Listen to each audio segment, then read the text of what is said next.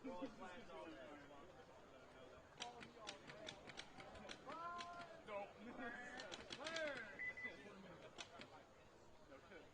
before the buzzer. Get him out! Get him out! That was a minor. Here's the fucking dick move. Front runner. Turn around. Nobody behind you. Last time, me and somebody shot you when you came around the scene. That was the guy.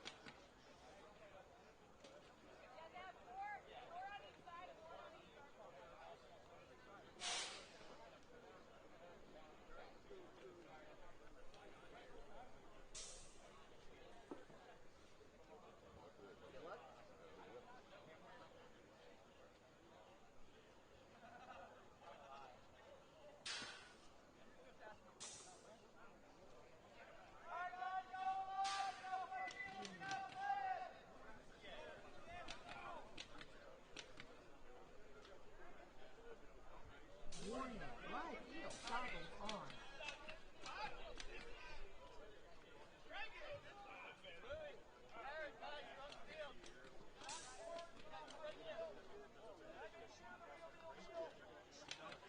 All right, it is live field. All right, on the field, X-Zone Prodigy, Keystone Ballistic. On deck, Dark Matter, Just Kidding Bill Killers. In the hole, Ripper Crew and PA Outlaws Deuce.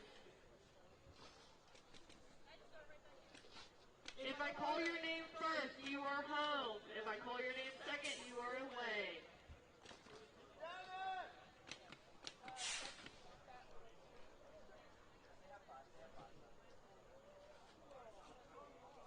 One minute.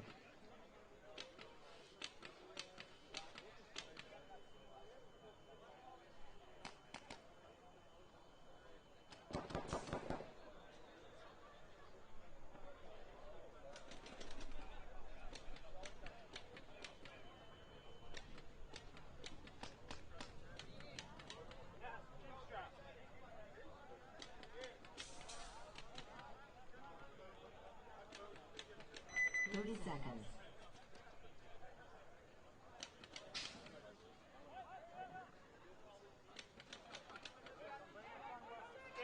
20 seconds.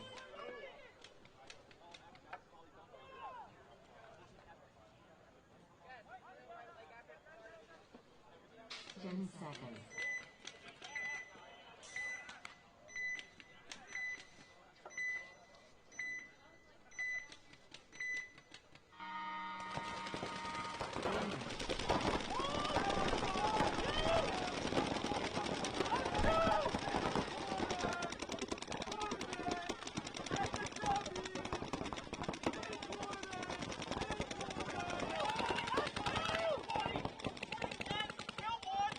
1.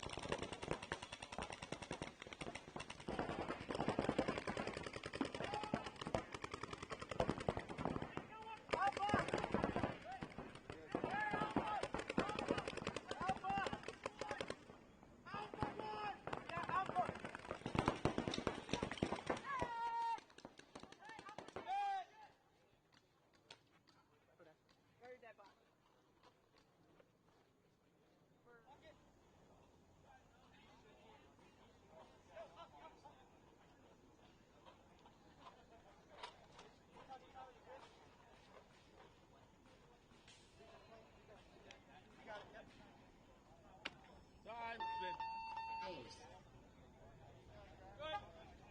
Hey, get pop. Point approved. Game finished. Hey, Craig, you say something about jerseys? Yeah, they gotta be top. All right. Just tell them that pass it. That's right. Not just so your jerseys are tucked underneath your pads. Oh, shit, my bad. You're good. On the field, Dark Matter, Just Kidding Bill's Killers. On deck, River Crew and VA Outlaws Deuce. In the hole, Intent and Nevermores.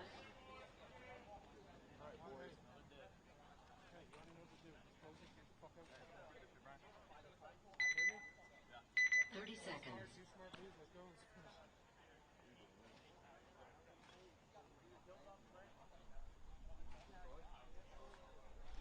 20 seconds.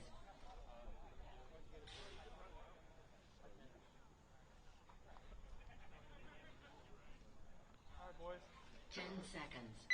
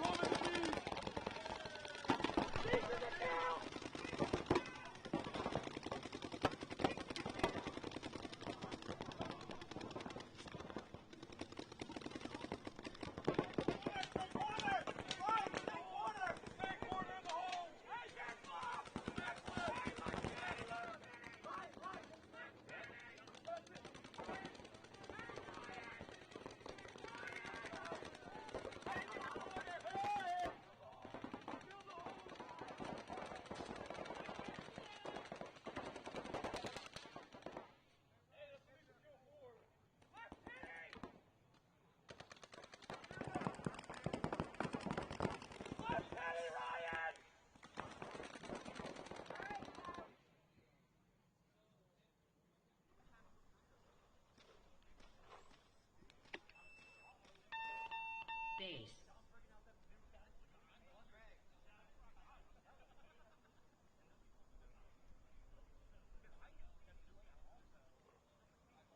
Point approved. Game finished.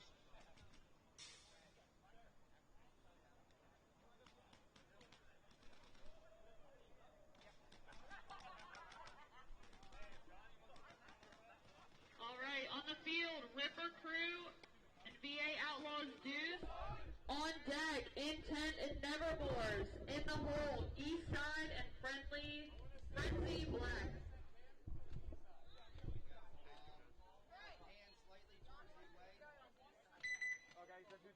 30 seconds. Corey, go to the east side. Come on. Yeah.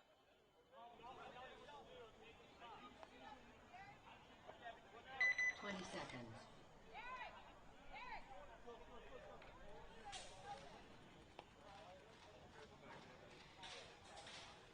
Ten seconds.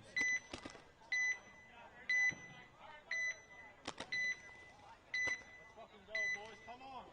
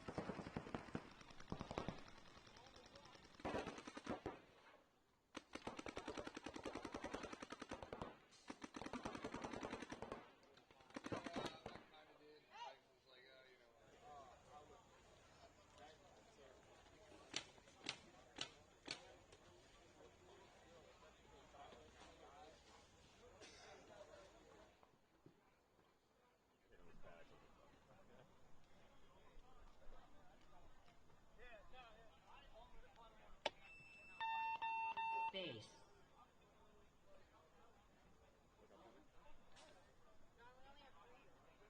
Point approved. Game finished.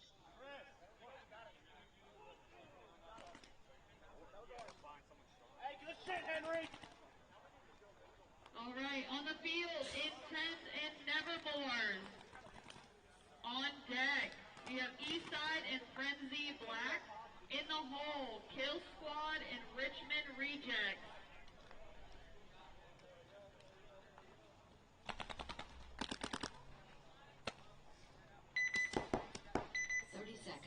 All right, you are looking live here at the 2026 Hooligan Cup.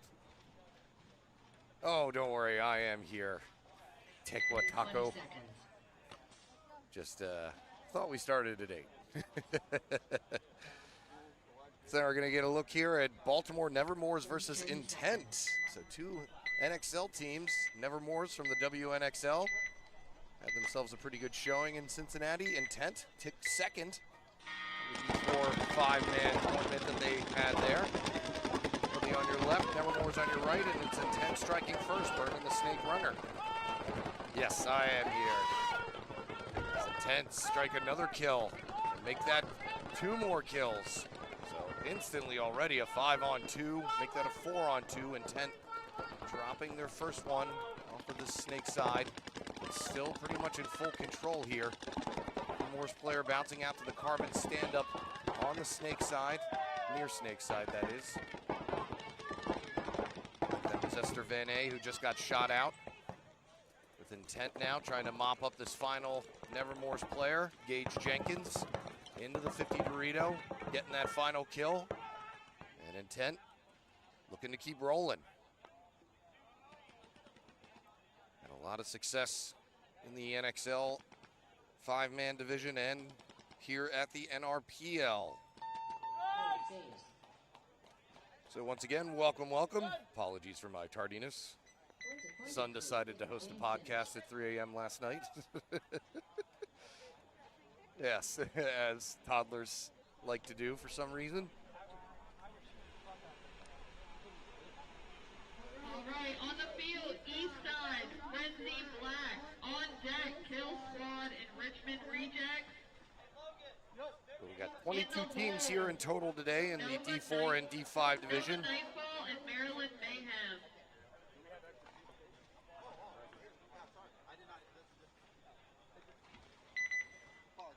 It was Intent who took the D4 Ultra Open. Got second in the SK Classic. 20 seconds. So they'll definitely be one of the squads to watch, along with this team here on your left, East Side, now going up against Frenzy Black. 10 seconds.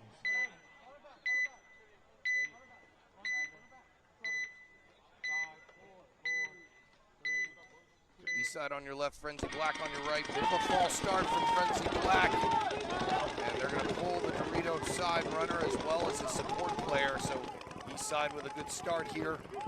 Both teams occupying the near side Snake, but 5-3 advantage going to East Side.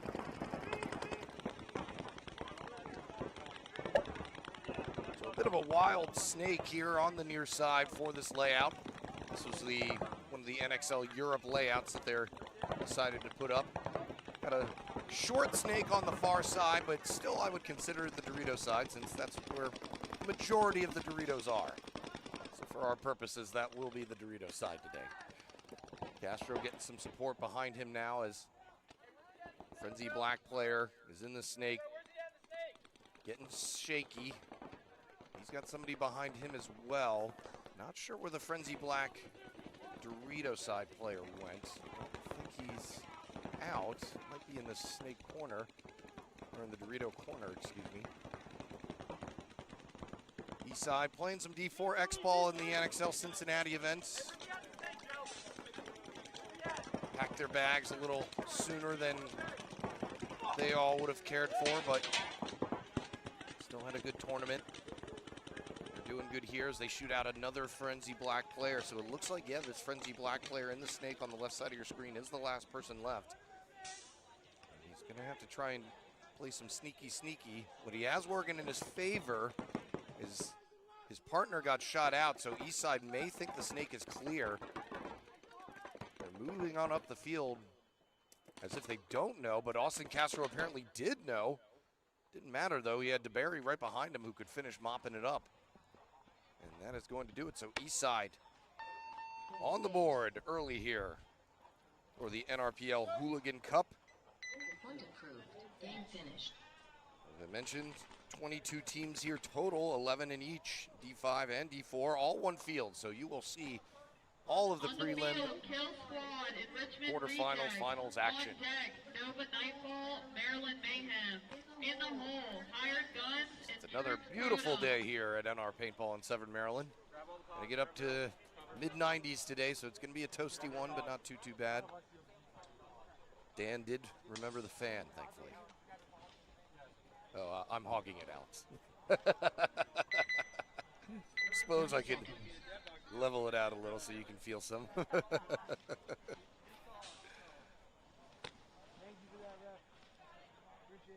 20 seconds.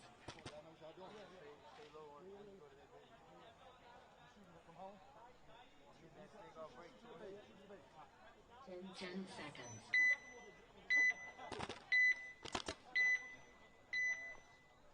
Now we get a chance to take a look at Kill Squad. Always a fun team to watch. Do a lot of different interesting things. We're going to strike first here on Richmond Rejects. As Cruz is now into the 50 snake. And he's going to get a wrap shot in on the Richmond Rejects player. And we're going to have our first penalty, at least that I've seen today. And that's going to pull out the last one as Kill Squad cruising along here. Don't forget about Kill Squad, people. They've had some success this season. They've won the SK Classic in our first tournament of the season. Took 7th at Ultra, but Point approved. Game finished. definitely have the skills to pay the bills. And they're a fast, aggressive team, so clearly this layout favors them. This is the mover field, man. A lot of ways to get up the field, particularly with both those snakes. A lot of bunkers in the center, the play blind spots. And the back is kind of barren back there. No real true snake corner. Why don't you come right off the loader? It's easy to make at least. 20 seconds. Other than that, you've got only about 3 or 4 bunkers to choose from. So, like I said, the incentive is definitely to get up the field. Sorry, Derek. I got a lot of runners to cover. All right. Moving right along here, Nova Nightfall taking on Maryland Mayhem. Maryland Mayhem, a NR PAP team. Kind of the NR Western Maryland side of things. Nova Nightfall, as you can guess, out of Albany, Virginia.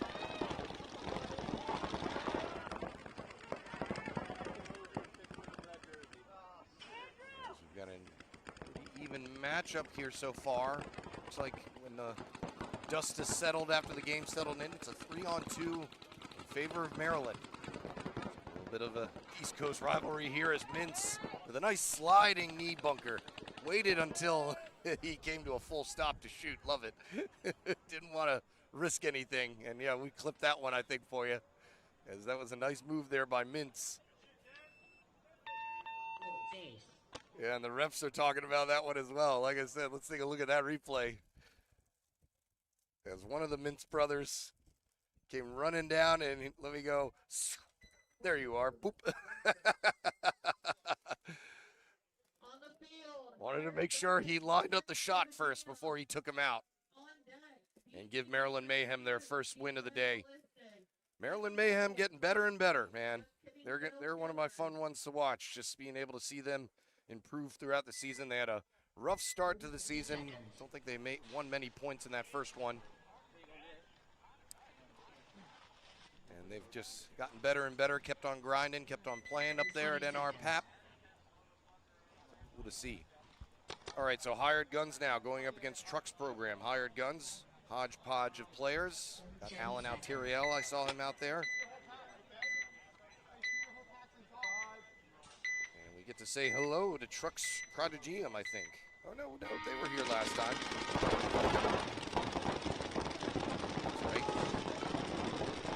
That's right. They just got new fresh jerseys, though, so that's the thing that was throwing me off. They're going to lose their first body off of the snake side. Hired Guns decided to run it back.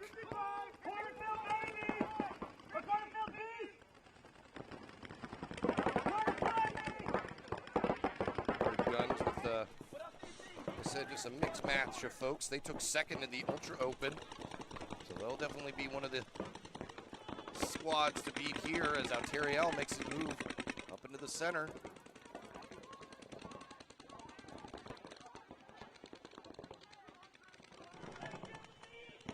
That's Campbell moving down the snake side, taking out another body.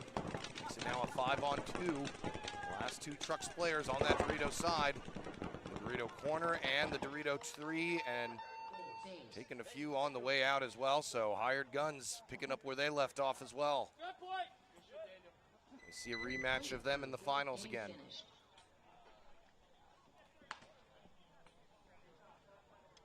Like I said, you're not afraid to move up the field. This is the layout for you.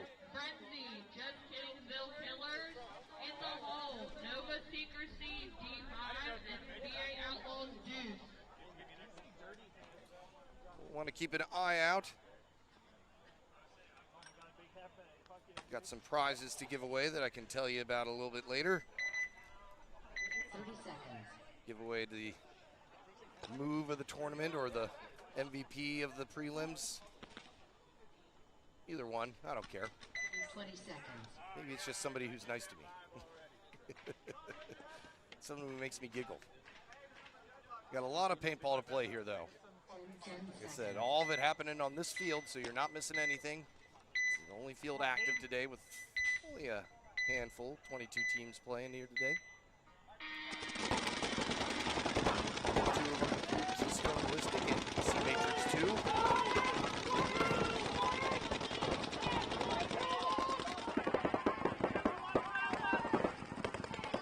DC Matrix playing some paintball there in the Midwest Open. Got 17th out there. It's not their best showing. Trying to stay active in the scene. Looking pretty good here as they get the first 2 kills. Make that the first 3 kills. 5-on-2 here. Got a 5-on-1. Keystone Ballistics, last player, backing up out of the carbon stand-up bunker to try and make a desperation run into the snake. It's going to work. He's into the propeller. And he gets himself a kill, so he's hanging in there. It's a 3-on-1 now. DC Matrix continue moving down the field, but not aware of the kill count, and so they're kind of getting stuck in their bunkers. Everybody on their knees right now just trying to take a look-see.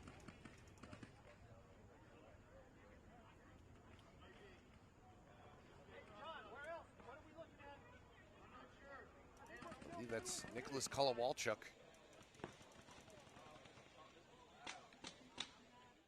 It's the last one in the back of the snake for Keystone Ballistic on the left side of your screen. Thank you, Castro crew. Appreciate the kind words. Certainly not necessary, but very appreciated. Looks like you're angling for one of the for a Castro to get these prizes that I've got. Like I said, 3-on-1 here. DC Matrix trying to figure out what's the situation is. Walchuk can go back and forth on the propeller. Like I said, it's not really a true snake corner. And not to mention, DC Matrix doesn't really have anyone over here. They're moving down now into the 50 Dorito side. See if that puts a scare into Kowalchuk or not. It does a little bit, so he's going to decide to just keep on moving. And pokes out a little bit too far. Bites off a little more than he can chew, and he's looks like he's a little tired from all that moving he had to do in the snake, and it came to nothing. So it'll be DC Matrix outlasting Keystone Ballistic. Probably one of our longer points so far of the morning. Gives us a chance to take a breath. And welcome you once again, those of you just joining us, seeing that number climb a little bit there. For making us part of your morning. We're out here live at beautiful NR Paintball in Severn, Maryland. The sun is shining and the guns are firing. D4 and D5 5-man Hooligan Cup. Third tournament of the season for the 5-man edition of the NRPL and NRXL.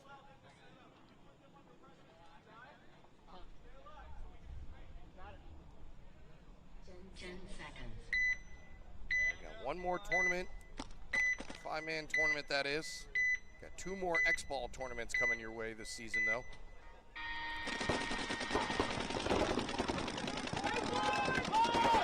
At the peak of the 2026 overall paintball season.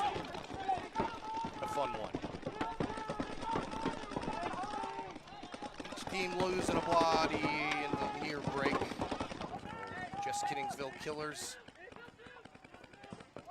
and Frenzy with a 4-on-4 here. Just Kiddingsville players out of Sykesville, Maryland, so their name is a play on that, the name of that town. Sykesville up in the Baltimore County area. Frenzy, I believe, a Virginia team. We're going to lose one of the back players, and I think this is what we're going to see a lot on this layout. At least you saw it in Europe as well, where the front players were the ones that actually had more protection. And if the back players lost focus and hung in the back too long, they ended up getting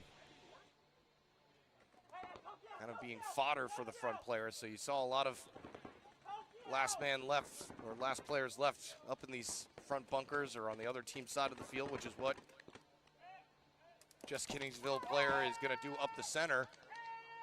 He loses one of his teammates, but just simply turns around to take out the last Frenzy player.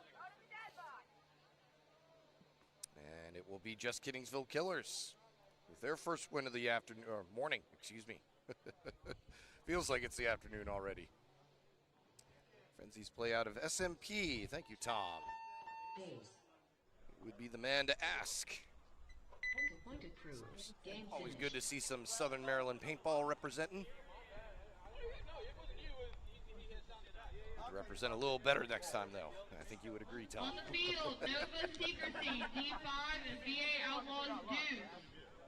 On deck, Squeaky Clean and Nevermores. In the hole, Virginia Irregulars and Frenzy Black. 30 seconds. What? These next 2 teams I definitely know come from the Virginia area. Nova Secrecy and VA Outlaws.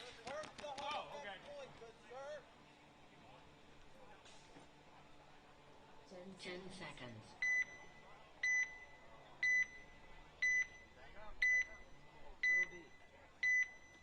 Nova Secrecy with some middle-of-the-road success this season. Falling right into the middle of the pack. Both tournaments that they've played so far.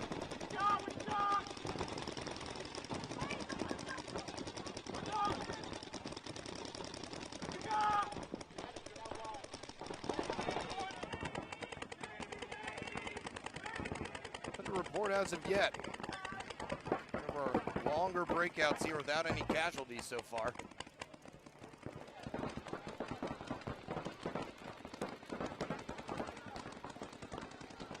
Secrecy asking most of the questions.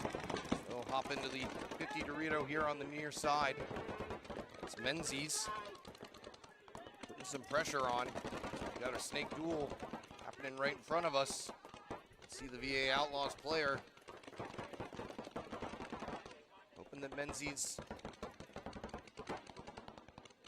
around that corner. There is a little bit of room on the inside between the Dorito and the snake beam. So if he wants, he could try and take that route, but he's got some pressure from the inside as well.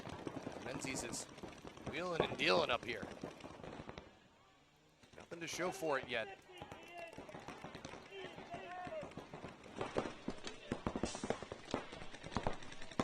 Outlaws did drop the first body off of the Dorito side, and it looks like they may have actually dropped 2 bodies, if I can count the dead box correctly, as Menzies finally gets flipped out from the inside. So that's going to even things back up to a 4-on-3 a little bit. Make that a 3-on-3. Another Nova Secrecy player walking off out of that back row on the Dorito side. Still a snake presence, though, for both squads.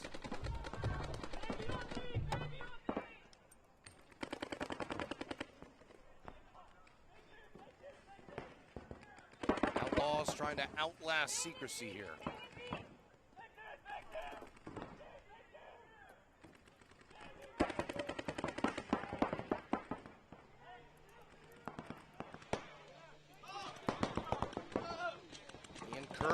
Snake for VA Outlaws holding his own here on the left side of your screen.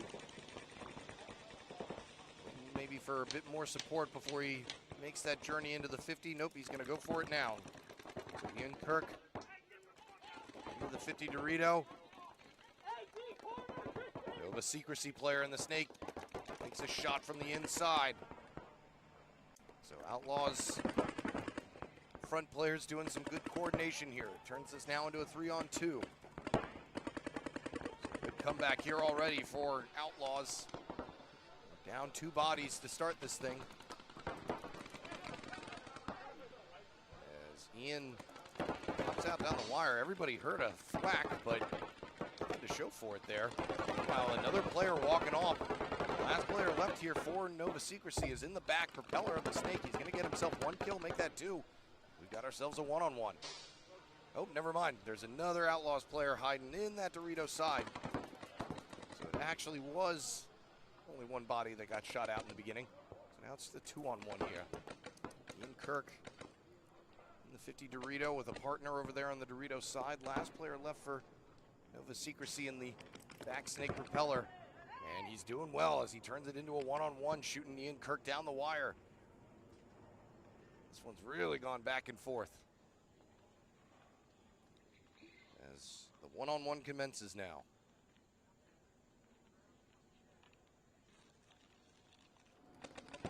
This propeller in the back of the Snake is shown to be a good Alamo bunker. 60 seconds. Get the 60-second call. Is this one gonna go the distance? Saw Kowalski in the last, or Kowalchuk in the last game. And Nova Secrecy player almost able to pull off the low body situation, but it is going to be VA Outlaws outlasting Nova Secrecy. That was a fun one. So that one went really back and forth, could have gone any way. If the Nova Secrecy player had pulled it off, I would have made him a candidate for our wonderful, wonderful prizes. Do we have a camera up here today, Alex? I don't know if we do. I don't see it on the screen there. Doesn't look like it. It's all right. Got 2 headbands. On the field, squeaky clean, courtesy of Slay. On deck, Virginia Irregular. Alex set up the camera for you so I can show you them off. War Dogs and Richmond Rejects. Let's say some bad things about cancer. Cancer sucks. 30 seconds. He was selling these to help out Carlton Morgan. So appreciate all. He sold out. He was sold out of them. I asked him if he had any more. He said nope. Everybody gobbled them up real quickly. So appreciate that from everybody. Really going a long way in helping them. Camera commentator camera. Yeah, we forgot the most important camera, Alex. Come on. So I'll show off these headbands in a minute once Alex gets that all set up. So keep an eye out there, folks. Some good moves or some good MVP-like play. It's up to us. We can really do whatever we want. Squeaky Clean, another Southern Maryland paintball team. Precious jerseys in the game. Coming on and out here back against Baltimore Nevermores, who got slaughtered by Intent in their first point of the day. Looking to back on the right side of things here. Nevermore's had a good run here at the WNXL Midwest Open. Yours truly had a front row seat to all of it. themselves a one-body advantage here with a 4-on-3. Had a decent little comeback there in the Sunday game, but weren't able to close the deal to make it into the top 4. Definitely seen a lot of improvement from them. Krista Gonzalez now in the snake with Esther Van A making a move out to the Dorito side corner. They've got themselves a 4-on-2 here. Martinez, one of the last squeaky clean players left in the 50 snake. Not sure if anyone's paying attention to him. Finally, Gonzalez is able to turn her attention and mutual with him at least. So now it's a 3-on-1. Last squeaky clean player. On the far side in the Dorito 3 at the back of the snake over there. Try to pinpoint who that is. And it's not really going to matter much because he turned right into a stream here. As perhaps Tyler Gonzalez is able to clean things up. So Nevermore's out here today with not a... I like slacking. Point approved. Game finished. Nevermore's out here today with not quite a true, what is it, XY chromosome? I think women are XY and boys are XX chromosome. I don't know. I'm wading into the territories here that I don't need to. There's a lot of discussion on this, so I'm gonna just leave it at that. Nevermore's with their first win of the day.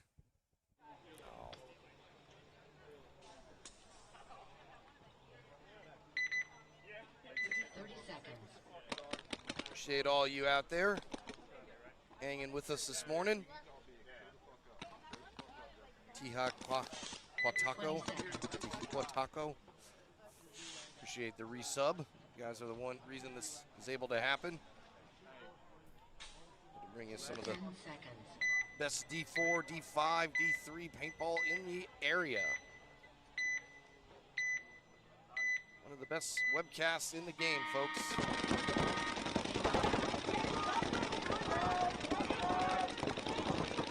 Virginia Regulars, our first true look at them. Good squad. This had a pretty good season. They have been playing some X-Ball in the NRXL this year as well. Some moderate success.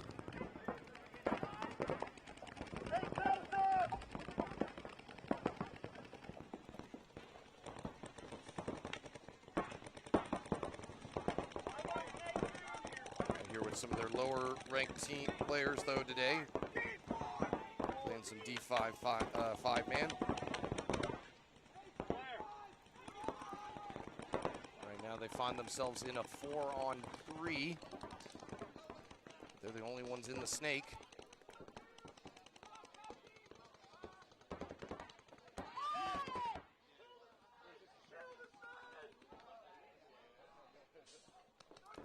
Regulars losing another body out of the snake.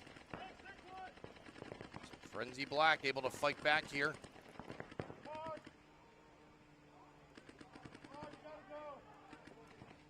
Turn this now into a 3-on-2.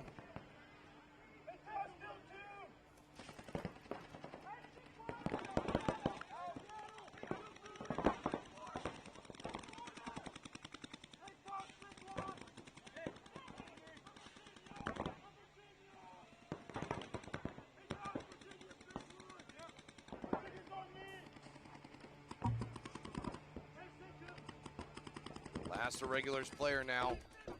Dorito on the far side at the back of the snake over there. Actually, no, there was another one. He was in the 50 and he was rapping, trying to get himself a kill. He may have gotten himself one. It's a 2-on-1 now here with Frenzy Black. Looking to finish the swarm on their side of the snake. Last Regulars player in that Dorito 3. And the angles proved to be too daunting, and Frenzy Black grabbed themselves a win.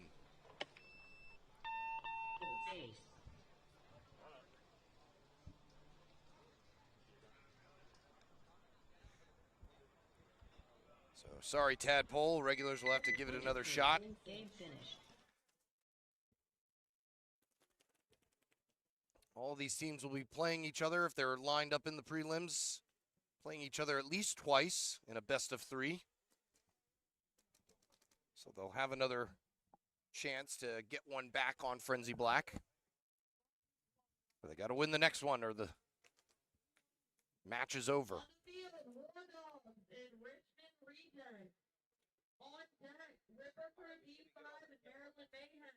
Oh, we got it working now. All right, cool.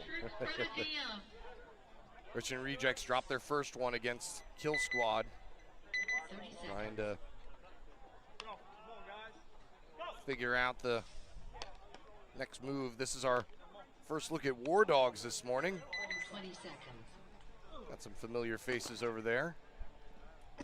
War Dogs, always a solid squad, just haven't been able to have any success in the later rounds of any of the tournaments.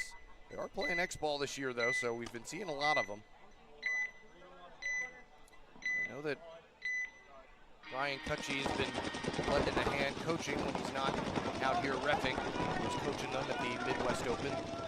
Saw him out there. Maybe that was somebody else.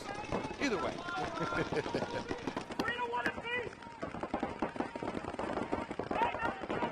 It's going to be Rejects dropping the first body out of the back center. They answer right away, though, with Bianco taking a shot and getting himself a minor. So now a one-body advantage to Richmond Rejects. So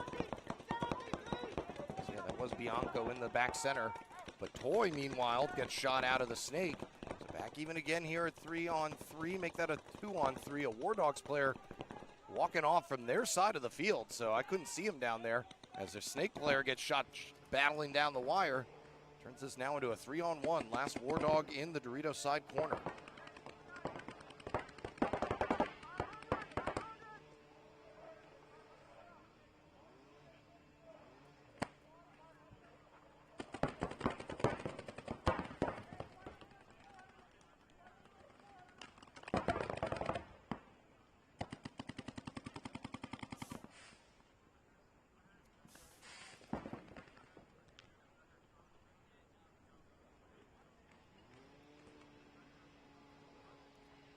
Last War Dogs player making a game of this. He's going to shift all the way to the back center. He's trying to sneak his way over to the snake. Because like I said, I guess everybody's been watching those points where you're able to kind of make a stand from these snake side propellers. But that is going to do it. This one going to go in Richmond Rejects' favor. Can of Death over there on the far side. Yeah, that looks like a tough bunker to live in, especially if they've got both sides of the field occupied. And really nothing blocking it. It's like if you wrap any of these bunkers on this snake side, you get a piece of them.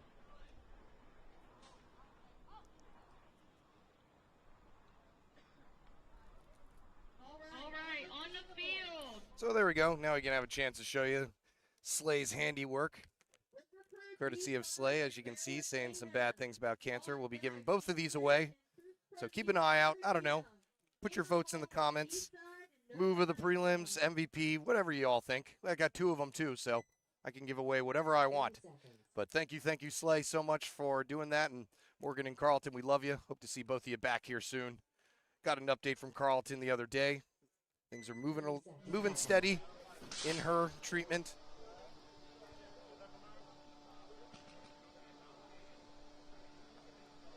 Our thoughts go out to you, both you guys. I expect to see you both out here again real soon.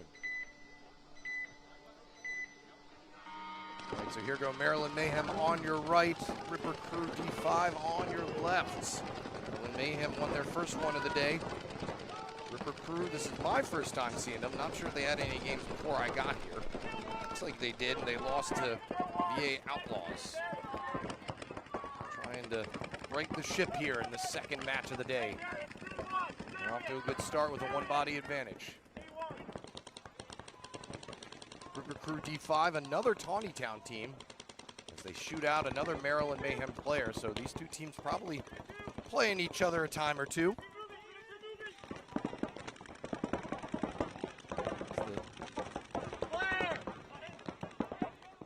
NRPL field continues to grow its talent base. Seeing a lot more tournament players coming out of there. So Ripper Crew, one of them.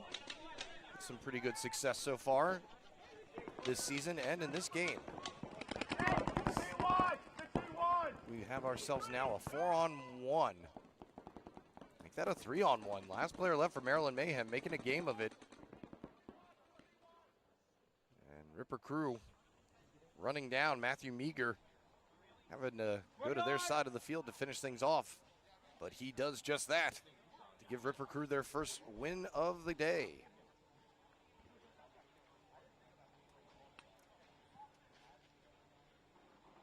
I might have some company up here.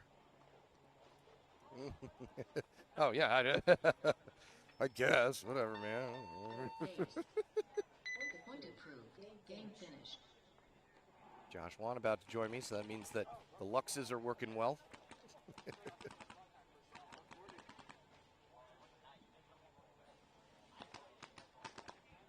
Good morning.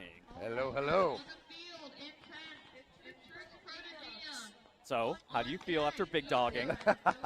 I'm going to talk about it. I don't know if you talked about it yet. So, if all the kids don't know, Yeah, Eric was on the pro broadcast during the WNXL during the quarter or the semifinals, right? Semifinals and finals. Yeah. I had to leave after semifinals because my team got knocked out. Ah.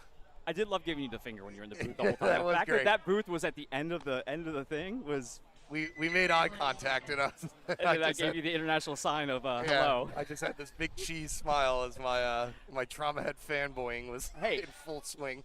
Hey, I did the same thing when I was up there. I felt the same damn way, dude. I was like a kid in a candy store. I was already drooling watching Thomas Taylor and Corey Fields going toe to toe. Oh, I love it. All right, intent trucks. Prodigium. Does that work? I don't know. I'm asking you part of the mix, so you'll know if Prodigium is a word. What is this guy doing here? Man, that's a rough crawl. Well, they know that Intent's probably the top man. team here today, so they're going to throw everything they have at them. This is a mover's field. Yes, it is. I saw my guys. I got to pull up just as they were playing, so it was like, I say my guys. I'm not coaching. I'm not doing anything with them today. They've got their own. Yeah, I saw Trent with the clipboard. No, everybody is. If you look, Trent, Chance, they've got a whole crew of coaching going on there. Something. They got to write that ship somehow. The Trucks here with a 4-on-3, losing one body off of the Dorito side. Intent. Okay, I'm going to stop making fun of Tran the man here. He's shooting a Lux, so, Yeah. I like that man already. It's actually a 4-on-4. I didn't see the other Intent player hiding in the back of the snake, and so now it turns into a 4-on-2 in favor of Intent. Intent hanging in there. Actually a 4-on-3. Trucks had both 50s, but now they only have one of them on the far Dorito side. They kind of threw that away, although they did take the body with them, but they did throw that snake side away here. You can get aggressive, but against some of the better squads, you've really got to be able to get aggressive and control yourself. I definitely am digging this beam from the propeller going into the center. It's like, God, could you imagine if we had a team like somebody like Maldonado out here in that center can move back and forth between those two? Well, yeah, I mean, snake center all day. It makes it so that if you're in the snake, you're also in the center. Yeah, exactly. So you're just able to go back and forth if you really want to. Yeah. I do like the fact we cannot see that 50 Dorito though. The Trucks players in the 50 Dorito, kind of probing, trying to find people. 3-on-3 here. Gage Jenkins in the snake, 4 Intent, trying to get a piece of that 50 Dorito. That 50 Dorito is probably the most important one right now in the field. I mean, look, he just peeled off the center here. Oh, and snake player's going to take the snake player out for Trucks. He's looking across. He can't see that 50 Dorito over there. So that was Justin Johnson for Trucks. Yep. Getting a shot across the way to make it a 3-on-2 for a hot second until Gage Jenkins put a stop to it. They also shoot out the far side Dorito player, and I think he was the last one left. One more left in the hiding in that Dorito. D2, yeah. I saw the Dorito move. I thought he got shot, actually. I thought somebody just shot the Dorito, but he was hiding well in there. He made a hero's run down that Dorito side, but all right, no Intent. avail. So Intent able to hang in there. You know you're going to get everybody's best game when you're the top dog. When you're the fave, yeah. When you're the top dog. And they're getting shout out in the chat, too. Let's go Intent, So good job from Intent, not losing their cool. The Trucks definitely pushed the issue on them a little bit there, but they didn't lose their composure. Like I said, they're probably used to it at this point, knowing that they're going to get everyone's best shake. Coming out of North Mountain Paintball, just had their 3-man tournament. Looked like a lot of fun. I missed 3-man. That was always fun.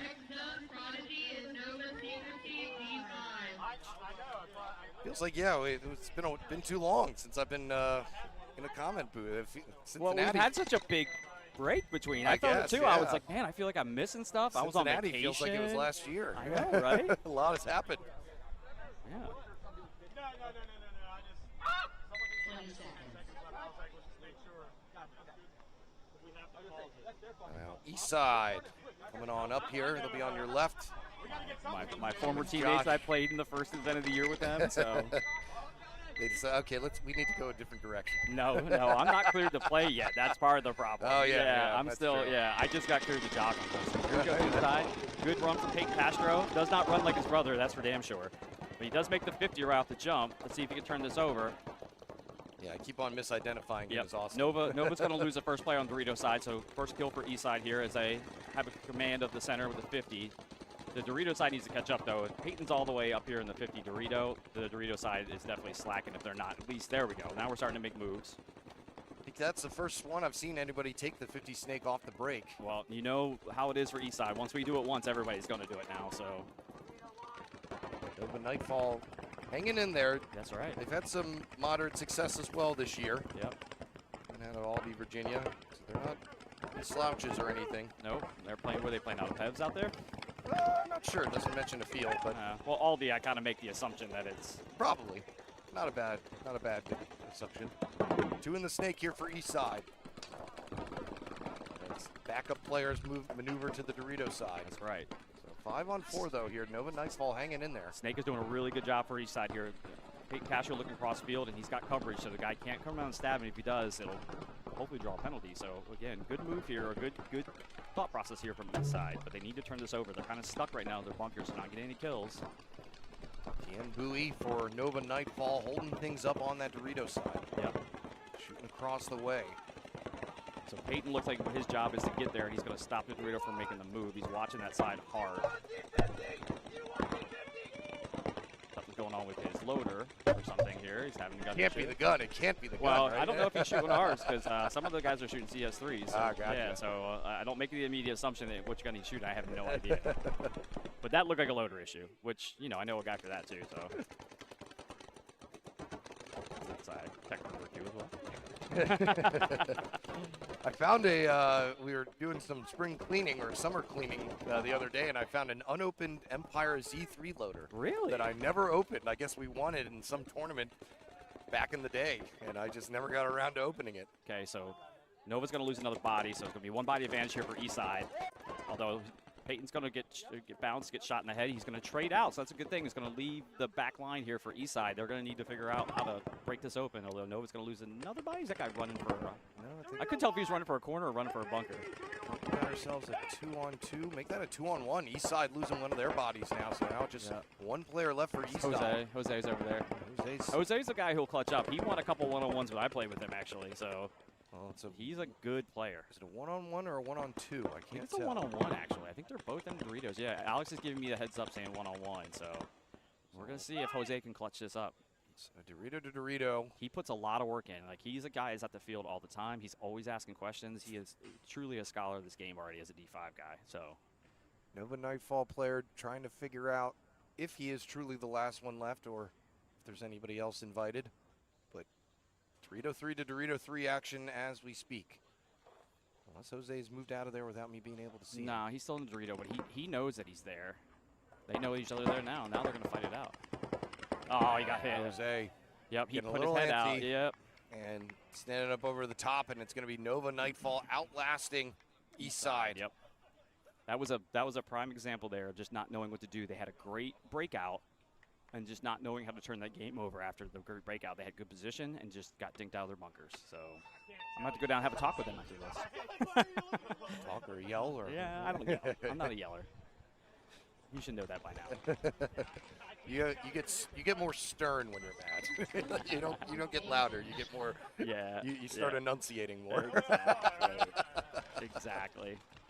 It gets yeah. The volume goes. I'll tell you what though, it's quiet out here for a paintball tournament today. Is it just me or does it just feel quiet? Yeah, it's a little bit of an earlier start. It's already heating up, so maybe that has something to do with it. But yeah. It just yeah. No, it's an August tournament. You know, I mean you're kind of at the midway of the season. It's the hottest point. Not my favorite time to play. You think it's the hottest point? I think it gets just as hot as September too. I really do. Sorry, Alex, I mean bump you there, but I don't know, maybe. I don't know. October and March, it's definitely spring and fall are definitely the more enjoyable times. You know what's more fun than playing paintball? Is standing in front of a fan just making fun of people playing paintball. Dan luckily did bring the fan today. Yes, I've got extras up there. Or I brought extras. Well, I today. told my wife, I was like, if he forgets, I'm gonna text you to bring this giant box fan that we have in our gym room. So we got Kill Squad and Hired Guns. Kill Squad were looking good in that first matchup. Yep. They were looking to move fast. Is that Cruisy Cruise there I see in the snake? Yes, it is. Yes, it is. This is going to be a good matchup. Oh, come on, man. You're going to wear that Sea Dog jersey. You got to put your gun on first, bro. Come on. You got to be better than that. I just saw him earlier and told him nice jersey. Look at you. You got in his head. I got to stop talking to everybody. I'm the curse, man. Whenever I talk to somebody or whatever, like, shit just breaks on them. So 5-on-5 still here. Like I said, these two teams could very well be teams that we see in the last match of the day. I do like the way they broke out. I like the fact that they got the center brick under control. I do think that that's a crucial piece in this field because you can move around from there. If you lose the snake guy, you can be in the snake right away. Yeah, you can fill right away, or you can go to their side. Definitely crucial one. Cruz is posted up here waiting for the snake player for Hired Guns to make a move, although he's checking to see if he can make a move. Really good move. He snuck in on that one. All right, and we get our first taste of it. There we go. Good job, Cruz. Good job. He's crawled in there, came up, and took the kill. Wins the race and shoots out good job. the Canuck out of this Dorito. Canuck. I like that for our Sea Dogs, the Canuck. They're my favorite pros, man. I love those dudes. Another shot down the wire takes out another one of Hired Guns, makes it now a 5-on-3. Kill Squad looking to mop things up on their side in the center. Cruz though the shot, but they still have the 50 brick though. Again, that's where that move came in. He hopped that beam and took the 50 over here. He's got the field cut down now, and he's able to wrap and just hold that person in the home. John Shelton, furthest player up for either side. Hired Guns with the Dorito 3 and 2 in the back, and that's it. Kill Squad is going to make the move to the Dorito snake, but gets shot out of there. So again, now they're going to take Dorito 50. Don't know this gentleman's name. I should. I see him every weekend. I've played with him. Terrence, yes. I couldn't remember his name. I know him. I'd say hi to him every weekend over here, you know. So I've even played a couple points with him. So it's a 3-on-3 now. That's Javon. He's like he could line that one up. Yeah, he looked and was like, oh, there's a guy there. I guess I should shoot him. You know. Javon, he had all day. Turned around and just saw a backside of the Hired Guns Dorito player, so now it's a 3-on-2. That was a huge pickup because that was the person that could have blown the game apart for Hired Guns, I think. Now Javon really on their side. Oh, yeah. Hopping up out of the center. Alteriel battling now with Terrence is going to take out Javon. Javon not able to get a piece of any of the can. Oh, no, he did. And that's going to be no minor needed as Alteriel gets shot out. And so it's going to be the old folk finishing things off, Terrence and Troy. The old folk running far, actually making good moves, you know? Is this field like a 7-man field where you can make little bumps, Eric? I mean, I'm thinking it is. I mean, well, you don't need to go fast. You can just get there. I called the backs. The backs are a little barren. Yeah. There's only really 3 or 4 options back there. Yeah. And as you move up the field, that's when you have the more choices to make. And so that's why it's a big incentive to get up the field and get up the field fast. Yeah. All right, on the field. I see Crump Daddy is up here in the chat checking things out. As we get a nice replay there of Cruz battling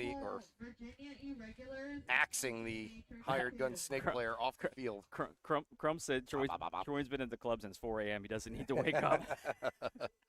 he just needs a little pick-me-up. That's all he needs, you know?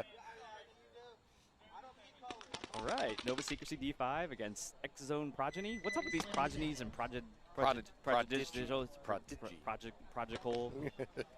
They won their first one against Keystone Ballistic. This is only their second one of the day. I like Keystone Ballistic. That's a good name, actually. I like that one. I know it's a sponsor I'd go after. Yeah, exactly. Keystone. So team's breaking out. Secrecy on your right. Secrecy D5, whoever the kid is in the can on the Dorito side, is the smallest person I've ever seen. I'm jealous, you know? He's the kind of kid that can live inside one of the lane blockers. All right, both teams are going to take the snake here, but X-Zone Prodigy is going to take the snake 50 Dorito. Going to move out here to the snake tape. Makes it clean. I'm not sure how he made it there. That was a really slow run, although they're going to lose Nova Secrecy is going to lose their first player, the little person in the can, or the little Once dude. again, yeah. Josh is I know. on fire I gotta today. stop, man. Gotta stop. Courtesy of your I'm commentator. gonna start making people pay me not to say their names. Oh, and then Secrecy D5 is gonna lose their snake player. He's gonna get shot from that cross field from that center. They're gonna quickly fill the snake in the propeller though. This is a very bad move. You don't ever want to jump in somewhere where someone got shot. You don't know where they got shot from. So. Oh, he made it. Scooting anyway, but Xavier going to try and go around. He got him, though. Oh, Yeah. Good job. As another big run from the Nova Secrecy player. He ends up taking out the X-Zone player. It turns this now into a 2-on-1 after all that chaos. Do you think the league did this and made this big car crash in front of us so we could just talk shit about people the whole time? Because like everything's happening right here. I love it. I'm all Good move for to it. the 50 to be able to wrap and get the angle. Well, this was gun issue. I believe this was the most recent NXL Europe layout, right? I don't remember. I didn't really watch. I didn't watch a whole lot. I was kind of like paintball out after Cincinnati, so I kind of like took a break. Yeah, that was the thing. That was a lot of paintball. That It was. they all It watched. was. And the funny thing is, Europe, they're asking me to come over there for the championships. I want to go. I just don't know if I can swing it right now. All right. So, X-Zone Prodigy grabbing another win.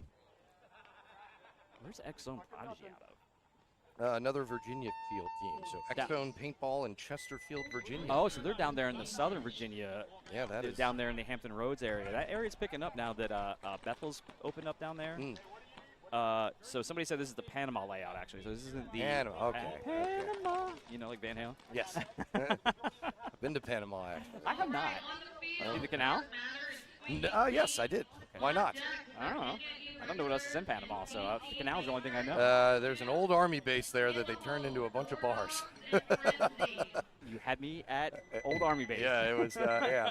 It was, well, after the U.S. left, they had a bunch of gated-in land that they had nothing to do with. And I'm sure there was no drinking going on in the U.S. installation. Oh, no, not at all. Yeah, not ever.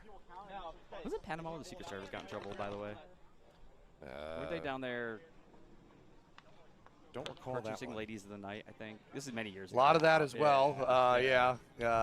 We went to a Hooters down there, actually, and man, oh, man. How do you say Hooters in Espanol? I don't know. I never found out. Alex, you know And it then all or no? Then we went to the Trump Casino, and I played some game that I've never seen anywhere else, and where I won every hand. I don't know. It was like 7-card draw or something, and I was the only one at I the want to table make a playing it. political comment right now about like, is it like Trump's life right now? Like every time you win, doesn't matter what happens, Yeah, right? not one of the finer casinos. Sorry, I couldn't resist The the slot joke, y'all. machines were on the stairs. Oh, look, they're kind of jumping early, man. You gotta watch that. I know these guys want to dump the buzzer, but is it worth losing a body and catching a penalty? You know, I never understood that. Dark Matter, one of our other good squads out here. They lost their first one against Just Kiddingsville, but looking good here. Squeaky Clean, known entity out here as well. Although they're losing bodies left and right here. They do have the Dorito juice box. 5-on-3 advantage now for Dark Matter coming out of the PA area. 5-on-4 or 5-on-3? Yeah, 5-on-4. No, 5-on-3. They lost 2. They lost 2?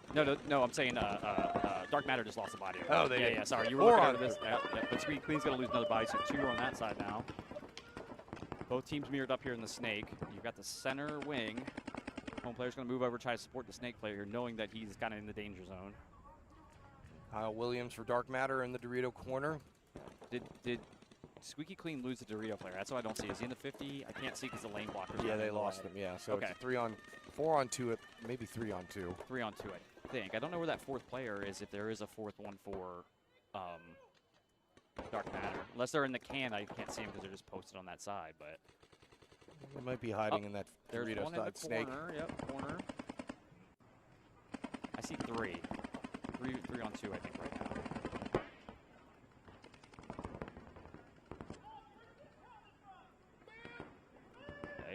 Good job on the Dark Matter side, trying to figure out where the bodies are. They're making the calls. I think it was one of those things that they got confused too. I mean, all the bodies walked off. They were in the middle of their moves. They have no idea where everybody's at. So, good job on their part, trying to find the bodies and work the problem out here. Rant for Dark Matter, trying to force the issue. Yeah, the thing is, like, they need to. The player from Dark Matter is drawing the guns. He is, but the corner player in the Dorito side has got to make the move. He's got the ball right now. He needs to wrap the outside of that corner. What's that? Or you could just walk through the Dorito 1. That works too. Kyle's taking some heat from See, Martinez. And this is the problem because all the focus was here. He's trying to make something happen, fighting 2 guns, and now it's a 2-on-2.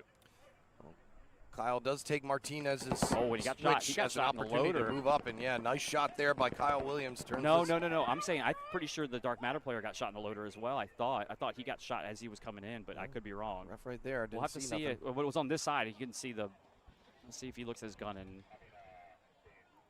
Well, here comes the ultimate test.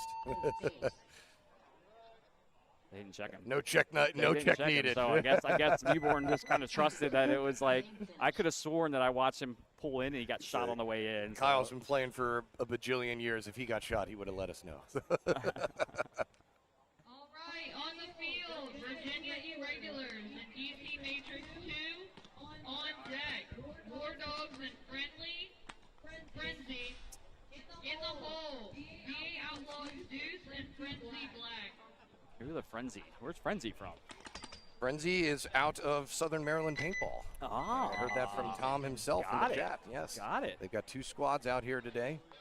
Dude, I love this, man. I love that the East Coast is coming back with paintball, man. Like the teams are like We're in it, baby. Yeah. 20 seconds. Especially when you're hearing teams like have multiple teams out here, you know, that's always a good sign. 10 seconds.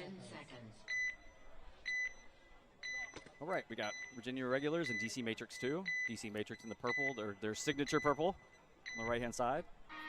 Virginia Regulars coming from the left side. Oh, and the Carpet stand-up player. Oh man, 2 for 1 there on the DC Sure, what Matrix. happens? Yeah, the irregular They snake shot- player dove a little too early. No, well they shot that lane and they got both of them basically. I mean, whatever they did, they had those shots dialed in, man. They took the whole snake side out off the break, so they got to make something of this now. Their snake player needs to wrap this thing and get moving. Well, Matrix lost one of their snake support players, so 4 on 3, only a 1 body advantage off the break, but they 4 do on 3 have now. They do have the snake. Yep, DC Matrix players having some gun issues there in the stand-up on the Dorito stand-up. They are occupying both sides of the field here, trying to get one of these last 3 remaining irregulars players who were furthest up are on the 30 Dorito. Snake players taking some heat here. Up, and then they're going to lose. Oh, and a penalty's going to be assessed here on Virginia Irregulars as well. So that's pretty much going to leave 1 person ahead of the snake there, the Dorito side. And he's He's unaware of his situation. Oh yeah, it and seems, they're at the bearing down on moment. him. Yeah. And I think he's doing a count here of the dead box. Oh yeah, he did. Yeah, that's the worst feeling when I you're might be sitting in- next to the dead box. You look and you go, "There's 4 people in there." He might be in some trouble here. Oh yeah, you got blasted. Yeah. So goes down the wire, ends up getting shot out by the Snake- 50 Dorito player, and that Snake is player going to do it. Yeah, they still don't know they have all the bodies. There were so many bodies that ran off on Matrix that they're trying to figure out if they got everybody or not. Body you know? count was an issue in their last point too. Yeah, so but is it an issue when you're shooting that many people off the break? I mean, it's a good problem to have, I well, guess. You know, I mean, it kind of messed them up in their first one because they had a 3-on-1, Oh, okay. and Yeah. it took them a long time to figure out that they had that 3-on-1. they just need to realize that their lanes are better than they think. They're shooting bodies, man. They really are. So Just gotta watch that dead box. Oh, we had a- Man, it's a lot easier to yeah, do we the had count. we had a whole discussion last night in our team meeting about that, and I made a joke about Trevor in his first term when I played with him. I was screaming at him one time because he was on that side. I'm like, "Can you count the dead boxes? What do you mean?" I'm like, "There's a box in the corner. All the guys we shot go there when they go. Can you count how many are there? Can you count to 5? You know?" So smart teams try to stay close, stuck together to try and throw off the count. Yeah. We used to do that, lay down, and yeah, just all the. The even smarter teams talk from it. Oh, did I say that? Okay. You're not supposed to do that? No wonder I kept getting those warnings at the 5-man. I get it now. Well, at 7-man, me and Stacy had many a conversation while he was still playing. Oh, yeah. Dude, the last 7-man event I played was a pro one. I had Chris Lasoya on the sidelines talking to me, like in the middle of the match in Chicago. Playing against Brimstone Smoke. I'm sure it happens a lot at the ICPL as well, Yeah. with those big woods fields. Well, the other thing was I was the last guy in for our team at the time, so I'm playing like last guy in. There's probably 5 Brimstone Smoke guys bearing down on me. So Frenzy striking first, burning War Dog runner on the Dorito side. Makes this a 5-on-4. Both teams occupying the near snake close to us, though. And another kill at the middle. I think that was Cole Cordell trying to move up in the center, get shot my out. man Cole. Either him or no, that was actually Bianco. So Bianco getting shot out. Gives a 1-body advantage now to Frenzy. I'm thinking that taking this center brick is probably a key piece to this. I think a lot of people need to lot of work and cut the field really well. Frenzy dropping their first one against Just Kidding Oh, Phil. he thought whoever that was that made that run to the carpet bunker, like one of those things, like thought he made it, and the person shot the overslide and got him in the goggles as soon as his goggle popped out. It's always it's always when you feel safest. Yeah, like you could see his body language too. He kind of like sighed, like, "Oh, I made it." And it's like, no, you didn't.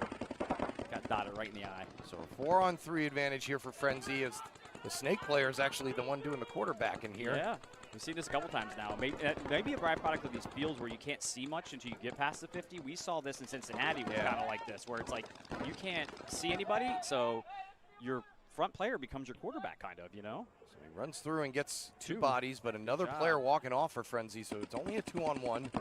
Last player left for War Dogs in the Dorito side corner. Nope, and that's it. As soon as he peeked out, the center brick player here for Frenzy had him dead to rights. Kyle Cost, or yeah. Coast. Coast. Either way, K squared, we'll call him. Samsonite, we were way off. You know what I picked up in that movie is at the end, when the bad guy comes out, he calls him Mr. Samsonite. Don't you love finding stuff like that years later? I've seen that movie a billion times, and it was actually just a couple months ago when I saw it. I was like, I never got that. Well, I keep catching little things on the video now. Like now they've done all those in high def, and you watch them in high def, you're like, I never saw that before. That's hilarious, though, you know? Says, I'm very sorry, Mr. Samsonite. Oh, it's funny. Those that don't know, we're talking about the movie. The classic movie didn't get nominated for an Oscar. Don't know why, but Dumb and Dumber, Jim Carrey, Jeff Daniels, right? Yeah. Well, I guess that's what you call this webcast, too. Yeah. Pretty much. So we are keeping an eye out, Josh. I need your help. Okay. And, you know, some good moves or is that from MVPs. Slay? This is from Slay. My man Slay, dude. I picked up these. I picked up one of the Pokemon straps, man. I'm so excited to build a mask around it. Slay puts out some really cool stuff. So Yep. Eric is holding the, I'm going to say the bad word on here, is the Fuck Cancer band. Absolutely. Pink, because we're heading towards October. Yeah, he made these for Morgan and Carlton. Morgan diagnosed with breast cancer a few months ago, going through treatment right now. So wanted to help out a little bit, and so we all bought some headbands. Yeah. And we are going to be giving them away here. All right. What are we doing? MVP, D4, D5? You know, I'm kind of just leaving it up, you know, just see what we whoever I think deserves it, kind of a thing. And, you know, maybe somebody has some good sportsmanship or something, you know? We'll see that out here. But could be, you know, just a good team playing well, and so I just grab one of their guys. Yeah, I like it. Girls, Yeah, exactly. I like it. So this is Frenzy Black. Yep, and VA Outlaws Deuce. I don't know if I like the term deuce. Definitely the polarizing term, I think. Split, yeah. It's a polarizing. Split down the middle on it. Yeah. Black, all rocking camo jersey. They are old school. That Don't do that. I still have nightmares of Company 1. Here, Company 1 in my nightmares from 7. Company 1! I'll wait till Tom Cole. Frenzy crawling around. Keister in the air. May want to get that down a little lower next time, but going to try and get him Frenzy's going to lose their Dorito player. Made all that work to get into D1, although the Snake player for Frenzy's going to kill the Dorito player too. It's going to fill into the bunker. He missed the move though. It's a 3-on-3 here. The Frenzy player and the Snake missed the move to the D1, so they filled in. He took that bunker again, so they held the ground. I don't understand the loader being out like this. The Snake player for Outlaws is loaded way out. That's a good way just to get shot. Well, D5 is where a lot of those little growing pains occur, and that's what you're witnessing. Yeah. As a move across the center there. Yep. For the Frenzy Black player up into the brick. Well, I think while we were watching that Snake. Yeah, while we were watching the Snake here, the VA Outlaws Deuce just lost everybody. The Snake player's like the only person left, although he's going to get shot. Yeah. Oh, no, they still have the Dorito guy. I'm sorry. Yeah. So that's a 3-on-2 here. Beauchamp is hanging on his head here. Good pickup nice there move from there by Outlaws as he bunkers him out. That was a great. Listening to him engage with that Dorito player over there, knowing he can make the move. So good heads up things play. all by himself. Beauchamp, definitely the MVP of that point. Able to help VA Outlaws hang in there. sure who this person is with the Houston Heat practice jersey. I like that. Uh-oh, did we lose the feed? Or is it just being slow? It's slow. Game finished. All right, with that, VA Outlaws are going to take this point. Yeah, nice clip here of Bechamp making his move to Yeah. close things out. Yep. Alrighty, well, I'm going to sneak out of here and go down and make sure the boot's not on fire. All right. I'll come back. I'm going to be here all day, so, you know. So VA Outlaws Deuce undefeated so far in the prelims. But thank you, Josh. Yep. We will see you Back in a little bit soon. Yep. Talk soon. Thanks for stopping by.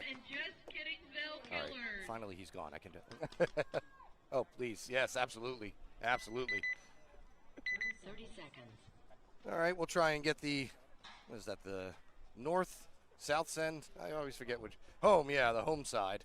Try and get that home side camera back up and going for y'all. Oh, yeah, that makes sense. Yeah, that's the second camera. Yeah, oh, that's our system alarm goes off. 10 seconds. So thanks for hanging with us, folks. Get another look here at Baltimore Nevermores going up against Richmond Rejects. These teams, I think, with the up and down start to the tournament so far, winning one and losing one. Nevermores killing the first body out of the snake side, makes it a 5-4 advantage for them.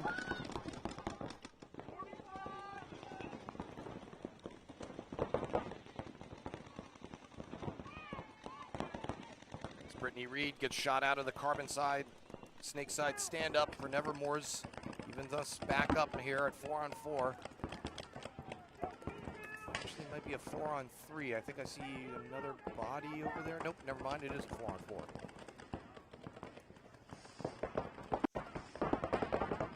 Actually, it might be a 4-on-3 in Reject's favor. Only see 3 Nevermores players, all of which are on the Dorito side.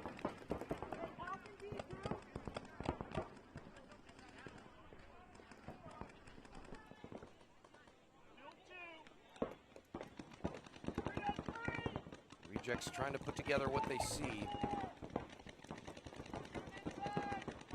Nevermores into the snake on the Dorito side. Taking the brunt of attention from Richmond Rejects. Trying to keep the comms up over there for Nevermores.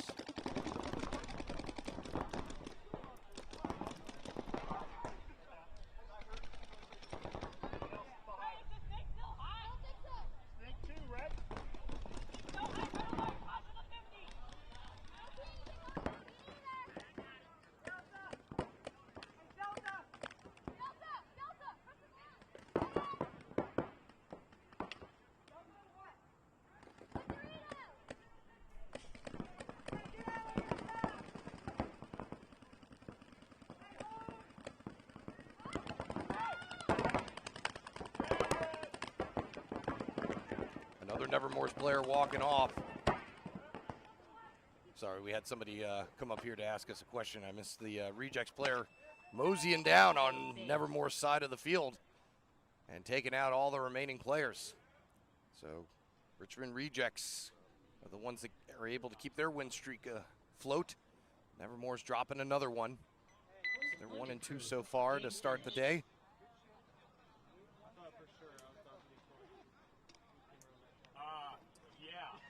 The Hooligan Cup is in full swing. So third event of the season. We've got one more coming up in October. Plenty of X-Ball action coming your way as well for the NRXL. 5-man though, a good spot for some of the younger teams to get their feet wet. In an X-Ball-like atmosphere, the way that they move these teams out and in quickly. Try to keep things moving, even though we're on one field today. Still should be a pretty early day, hopefully. See how many rubber matches we have.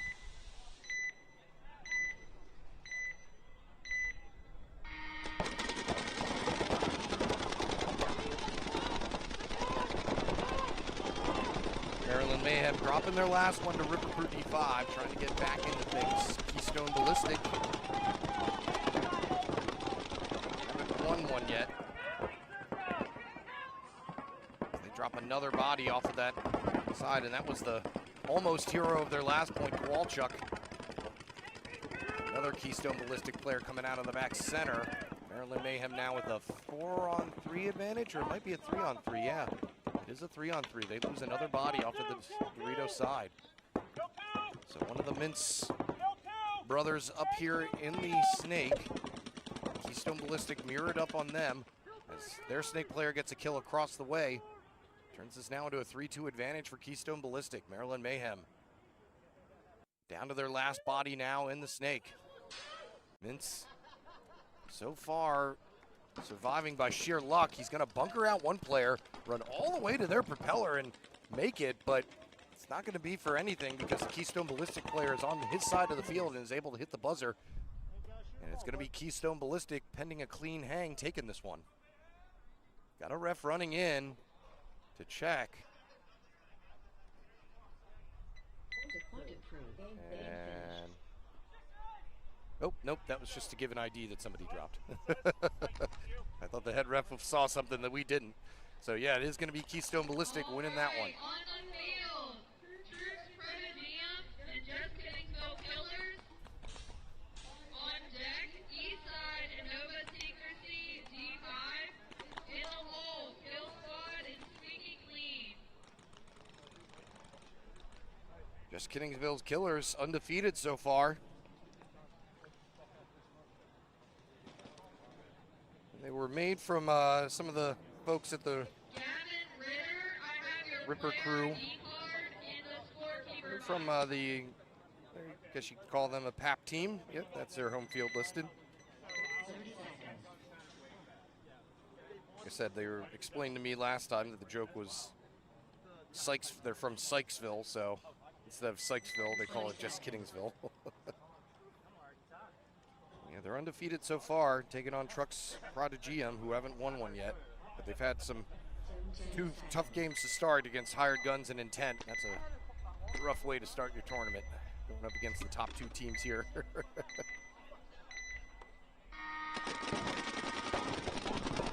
if they can move things in the right direction here.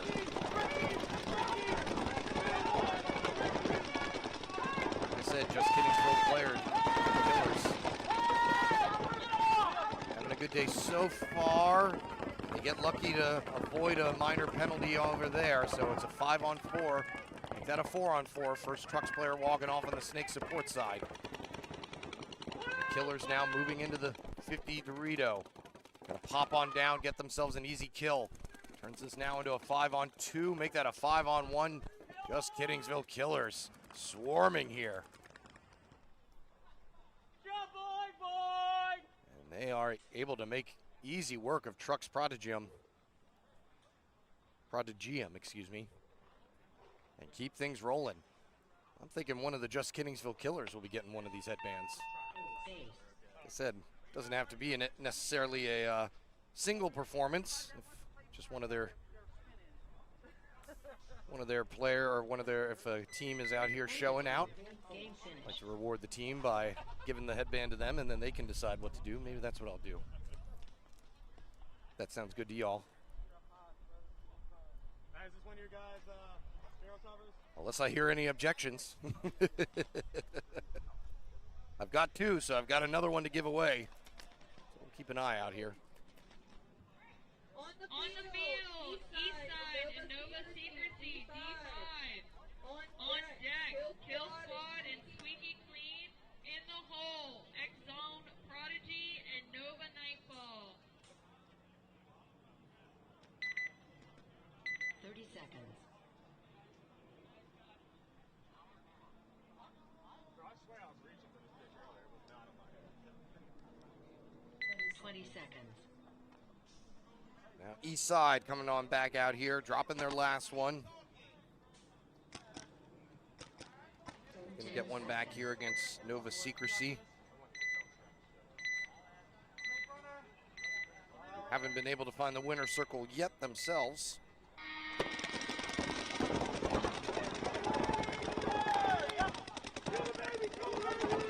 burn there from Eastside. Gets them 2 kills off the break. 5-3 advantage with Peyton Castro crawling on up into the 50 Dorito. He's going to have company, though. Menzies has been getting in there pretty quick, but it's Castro who wins the race this time. Eastside dropping a body out of the snake, just as Secrecy drop another one. So a 4-on-2 here with Eastside occupying both 50 Doritos. Menzies now, opposite side of Peyton Castro. Somehow, wasn't aware of his presence until he was. Now it's a 3-on-2. Menzies trying to rescue Secrecy here. He's going to be doing it alone now, as he is the last player left here for Secrecy, and he's going to get clipped wrapping that Dorito, and probably wouldn't have mattered, as Eastside had a player on their side of the field on the Doritos, and that is going to do it. So Eastside getting back into the swing of things here.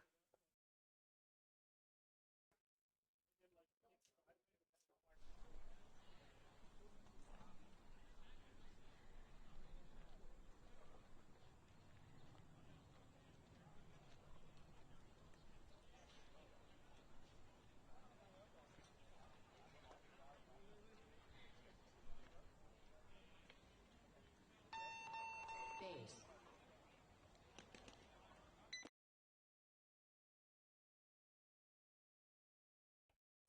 So you can see Menzies, like I said, I wasn't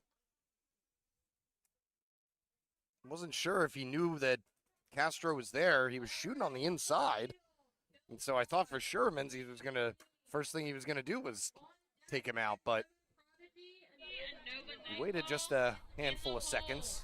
Finally did take him out, but it was to no avail, as Eastside had the bodies to match. Whoops.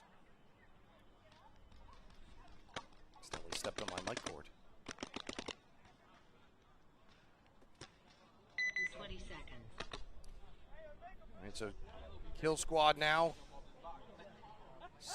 running steady, winning their first 2 games out of the gate. Squeaky clean. Lost all of their games so far. Lose the first body as well, burning out with that carbon stand-up. Smith and Cruz in for each of their respective teams, and it's Cruz getting into the Snake 50 first. And it's Cruz who's going to win the bottle. Down the wire to make this now a 5-on-3 Kill Squad. Looking to keep things moving here.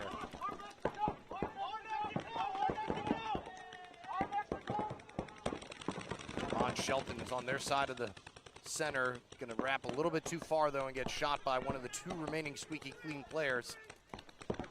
Now a 4-on-2, I believe. Make that a 3-on-2. So it's actually closer. Now it's a 3-on-1. And the Squeaky Clean player was shot beforehand. And we're going to have a minor penalty thrown on the last remaining Squeaky Clean player to give Kill Squad the automatic point. So no buzzer hit necessary. Base. So Cruz and Kill Squad, like I said, looking to get back into the winner's circle here. Squeaky Clean having a rough time getting started. They had a pretty tough schedule to start things, like I said, though, against Dark Matter and Nevermores.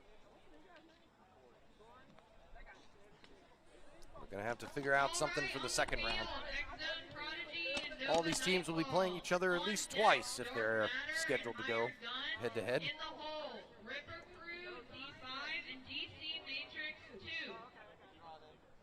Looks like we've got the home camera back up and running for y'all. 30 seconds.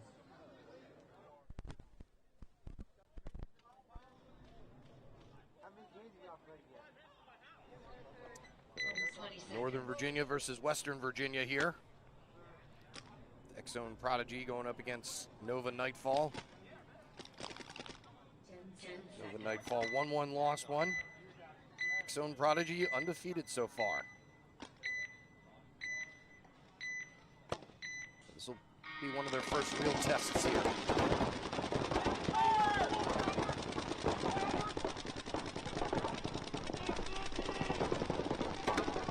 So Prodigy got second in both the Ultra and SK Classic, so one of the top D5 squads out here.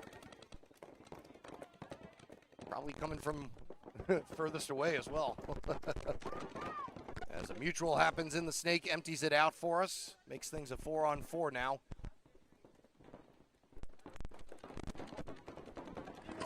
Nova Nightfall looking to fill the side, heading into the snake corner.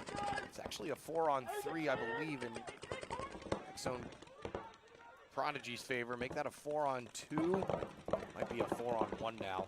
I think the last player left there for Nova Nightfall is in that can on the Dorito side, and X-Zone Prodigy making short work of him. Maybe not short enough.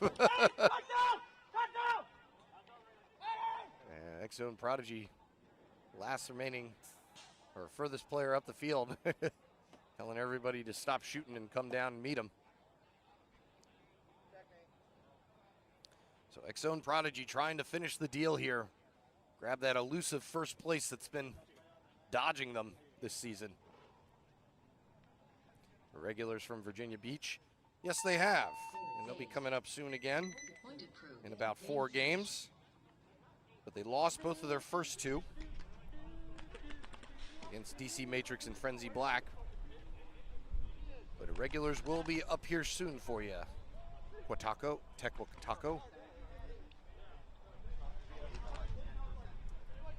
On the field, Dark Matter. You'll see every team out here today. The only one field operating so far, or not so far, 4 all today. 22 teams out here in total. Powers that be felt that one field was only necessary. Player ID card in the scorekeeper booth.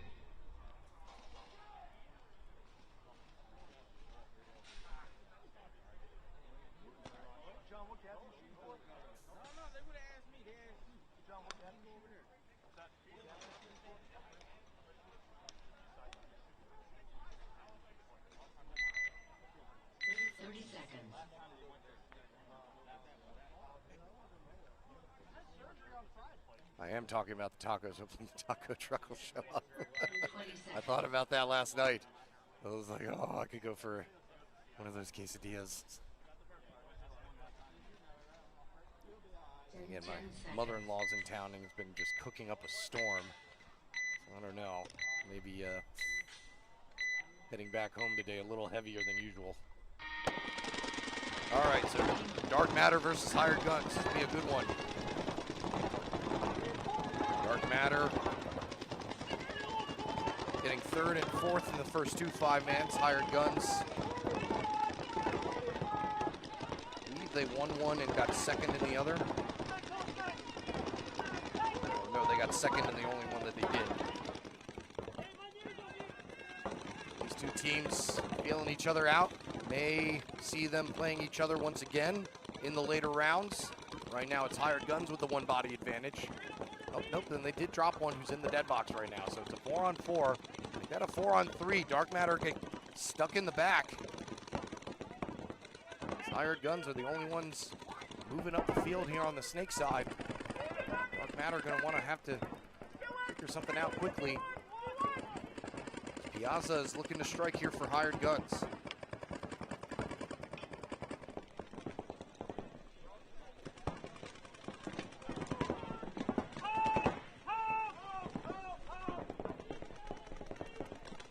Spreading things out a little better in the back.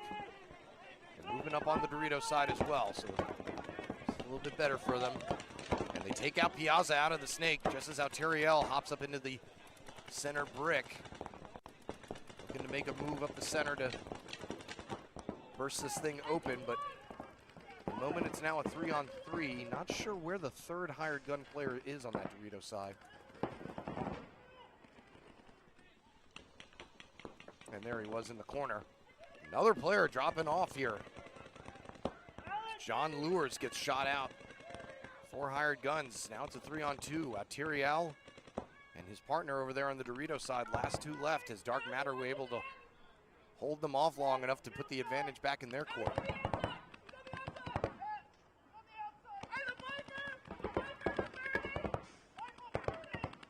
Kyle Williams for Dark Matter, keeping the comms alive. Turiel is now all by himself in the center brick. And he knows it too, watching his teammate walk off.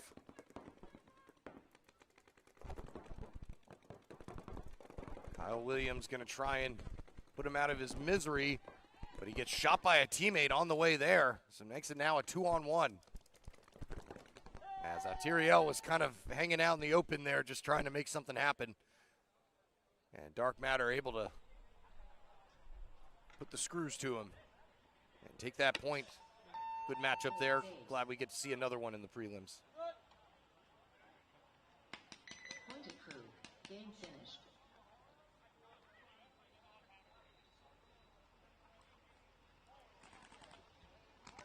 On the field, Ripper Crew, D5 and DC Matrix 2 on deck. The taco bar has arrived. What else can I speak of to have appear magically? I get some girls up here. Some paintball groupies. Do they exist anymore? Stacy, what's the paintball groupie scene like these days? 20 seconds. The same as it's always been. That's sad.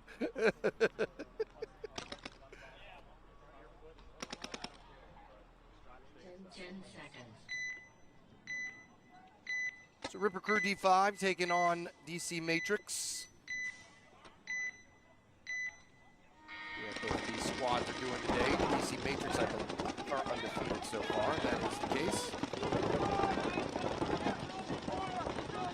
Ripper Crew D5 won one and lost one. They're going to strike first here. 5-4 advantage as they get the burn on the Dorito corner runner. York in the snake for Ripper Crew. Trying to get things started here.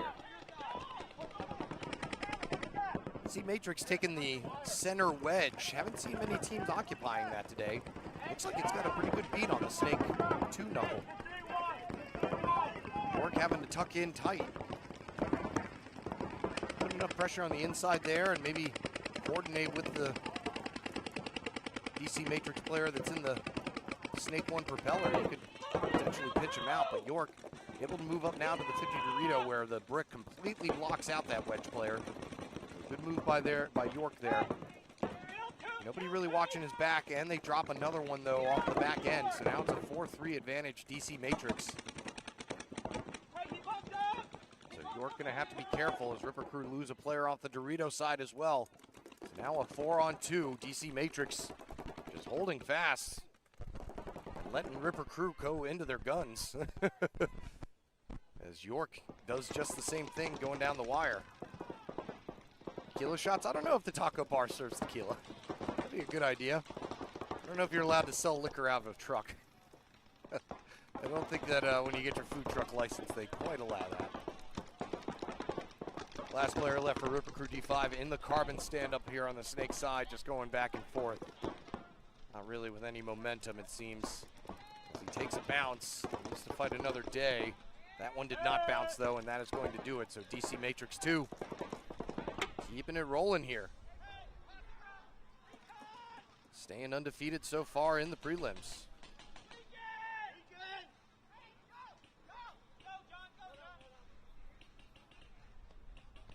Said had some good success here at the NRPL, some middle of the road finishes. Got 4th in the Mid-Atlantic Open, playing D5 5-man there. Point approved. Game finished. Also played at the Midwest Open where they got 17th.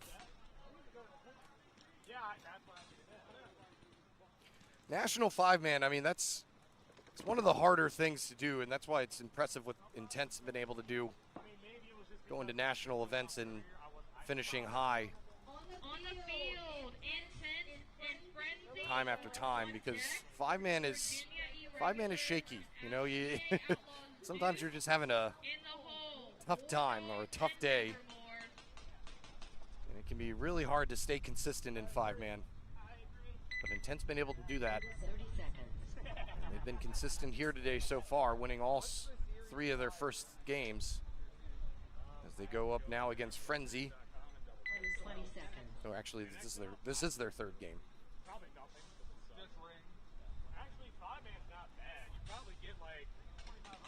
Yeah, probably 10 nothing. seconds. Taking on Frenzy now, who Yeah, have won one and lost one in their own sense. They'll be on your right side, Intent on your left. Intent with a heavy burn on that Dorito side with no net gain. So Frenzy will make the quick moves to get in there. Also the first one in the snake.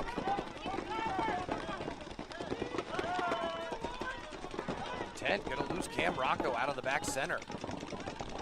Characteristic early death from Cam Rocco, but Frenzy gonna lose one out of the back center in their own right, so maybe they mutualed. So things still even here at 4-on-4.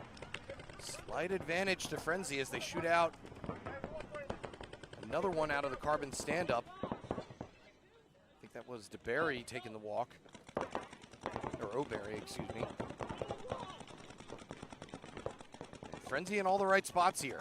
They've got both sides of the field and the center brick. Keeping an eye on Gage Jenkins, who's desperately trying to stay in touch with his two remaining teammates on the Dorito side.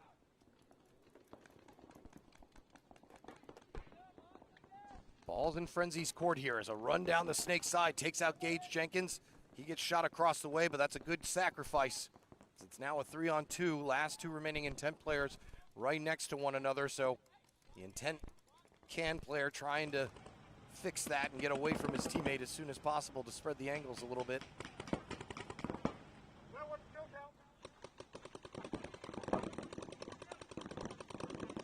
Cost for Frenzy, still alive here in the center brick, talking to his two remaining teammates. The advantage Intent might have here is that they're both standing up, so they're able to make any necessary moves a little bit quicker. Cost and his teammate in the snake are both kind of stuck where they are at the moment.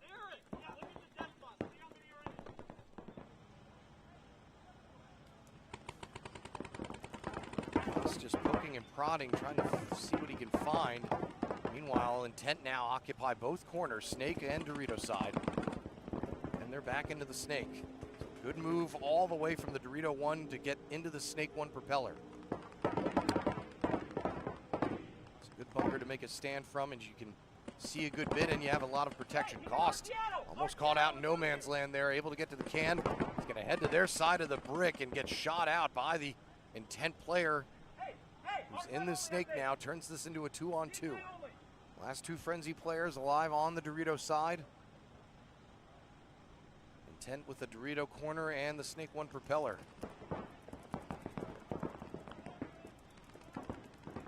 Intent know how to battle back, man. Game before this, they were down bodies as well and came roaring back. They're up in the 50 Dorito now. Really, really close to that Frenzy player right in front of them. On the right side of your screen there, keep an eye out. The Frenzy player backtracks now to the Dorito side can.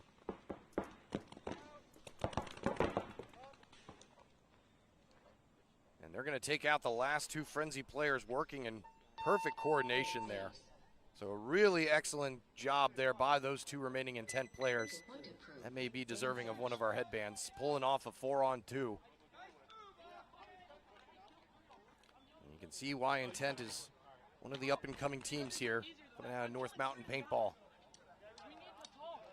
You can tell they're just constantly playing together. Not a lot of communication needed just because they're working with such good synergy. Yeah, bouncing back to that can of death, I'm not sure about that one either there, Taco.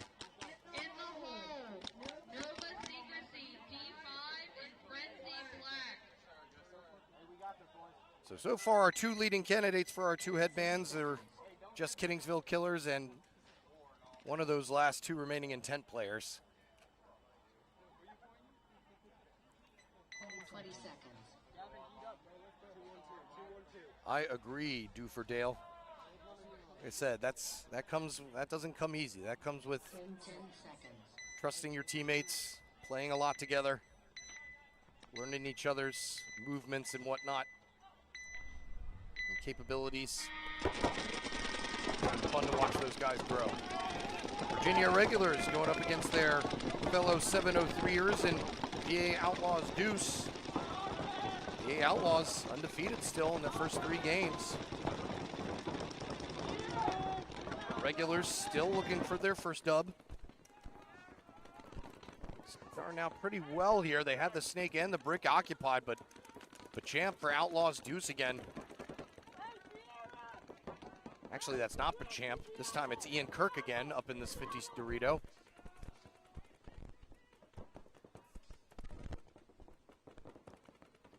Maybe one of the Outlaws Deuce players deserves the second headband. Intent, you know, they've gotten their recognition plenty.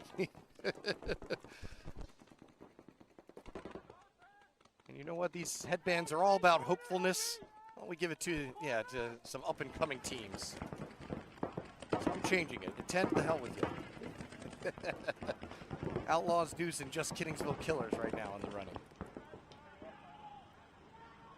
Hopefully they can make me look good here by finishing off our regulars who, like I said, have had a tough start to the tournament.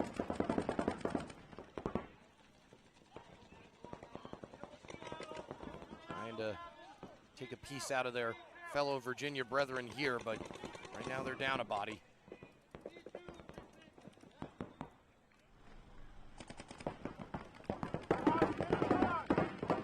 They're going to lose another one out of that crucial center brick. It's now a 5-on-3 here. VA Outlaws Deuce playing some slow, methodical paintball here, and it's working in their favor.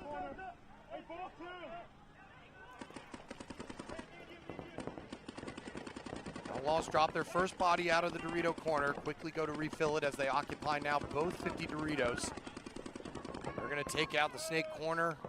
And another one coming out for irregulars out of the Dorito 3. Last player left now in that Dorito corner, facing down the 4 remaining Outlaws Deuce players. If they are able to finish this out, will be undefeated in their first round of the prelims. They got a long break until their second round starts. So hopefully that doesn't kill any of the momentum that they've built here, but looking like a team to beat here in the D5 division.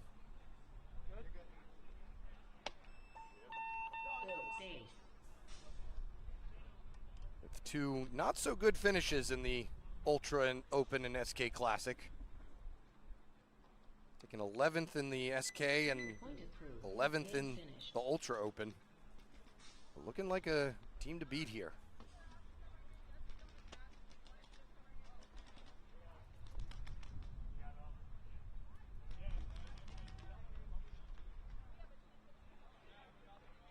So yeah, screw you, Intent. You guys get enough recognition. I'm going right now. The headbands are going to Just Kiddingsville Killers and VA Outlaws Deuce. But we'll see how the rest of the prelims go. Not quite into the second round yet. See how many games we've got left here in this first round.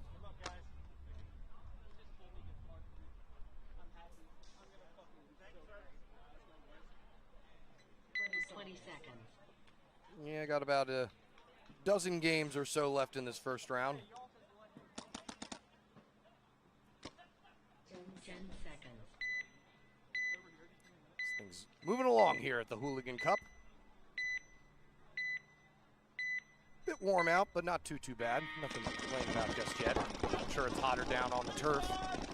This will be a good matchup here. War Dogs going up against Nevermores. I believe these two teams have shared personnel on and off the field, so both of them well aware of one another.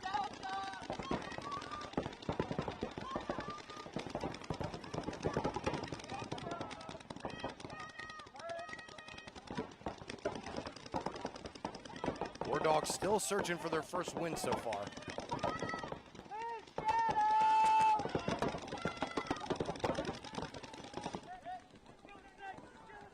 Nevermore's dropped the first body, trying to get around into that 50 snake.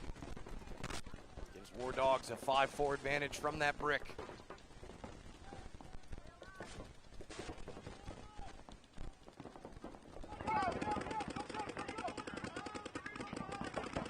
Brittany Reed hops into the snake now somehow. under the guys. I guess that can kind of blocks out that 50, that center brick. Cole Cordell hops up into the snake to mirror Brittany Reed. Not sure if Reed's aware that the brick was how her teammate got shot out first.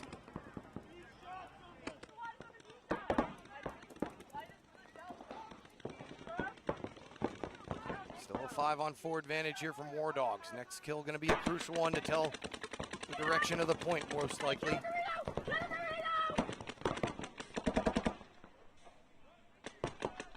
Tyler Gonzalez coming out to support Reed a little bit, shoots out Cole Cordell to even things back up at 4-on-4. Reed looking like she wasn't going to stop at the 50 Dorito. She chooses to backtrack now, though. Don't know if she knows that that center brick is hot or not. And a nice shot in the hand there by Brittany Reed. Takes out the center player, and she's called clean. So Brittany Reed able to turn things around here for Nevermore's as another War Dog player walks off on the Dorito side. That may be it. He may have been the last one left. Looks like that's the case. So Nevermore's grab their second win of the prelims, give themselves a 2-on-2 to start things off. War Dogs still in search of their first win of the morning. And they've got one more game coming up against Intent. So not going to get any easier for them. Point approved. Game finished.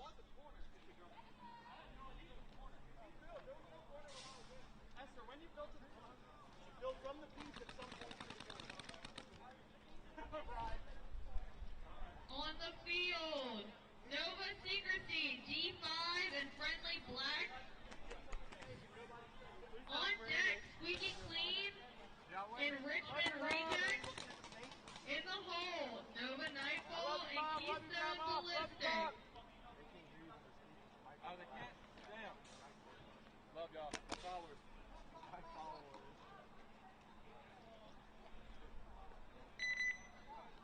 30 seconds.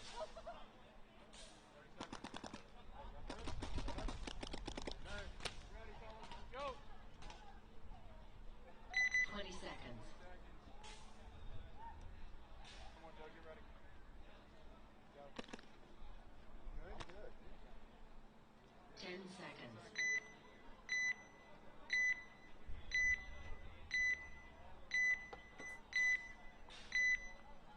Back at it again, it's Frenzy Black. Be on your right. Nova Secrecy on your left.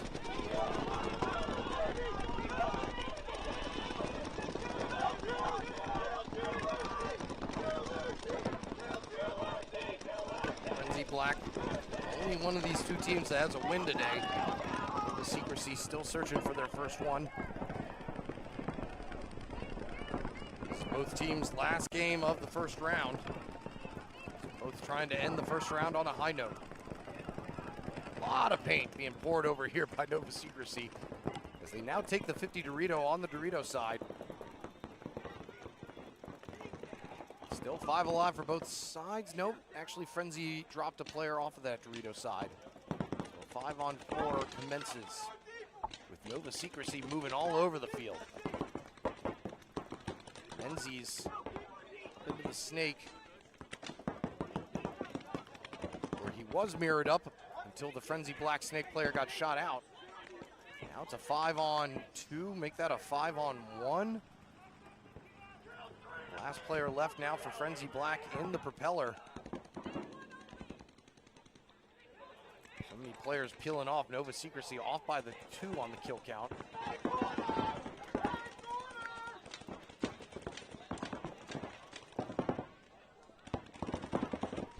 Last Frenzy Black player in this propeller battling down the wire with Menzies. And tries to make a desperation punch up to the Snake 2, but it's not going to cut it. And this will give Nova Secrecy their first win of the morning.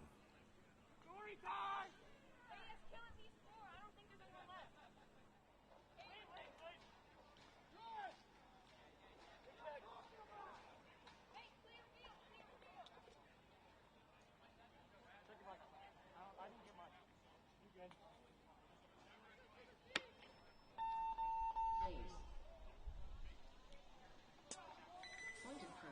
Game finished.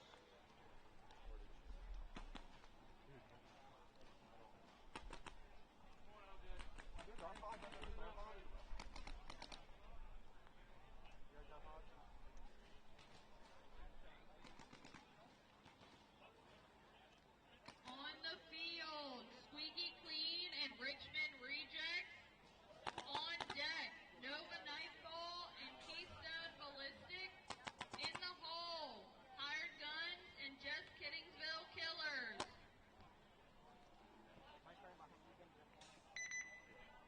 30 seconds.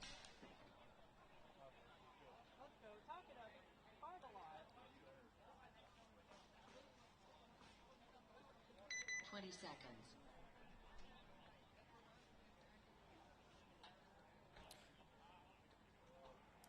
Squeaky Clean 10 seconds. trying to get their first win of the last game of their first round. Richmond Rejects going 2-1 so far in their first round, trying to end on a high note. First round coming to a close here at the prelims. Squeaky Clean looking to get a little bit more aggressive. I think they're fed up with all those losses. They sent Smith right to the 50 Dorito on the Snake side off the break, and they burned the Snake runner for Richmond Rejects. Smith already grabbing himself a kill off of that Dorito side out of the can of death. This is now a 5-on-3 advantage for Squeaky Clean. Like I said, I think I've had enough.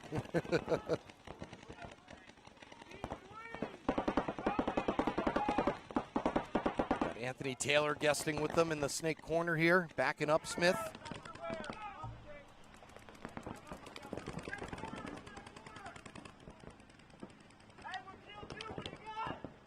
5-3 advantage here for Squeaky Clean as they assess the situation. Anthony Taylor getting shot out of that Snake corner, though. To be honest, I think Squeaky Clean lost another player. Nope, he was hiding that Dorito, so it's still a 4-on-3. Leland Smith trying to figure out where he should go next.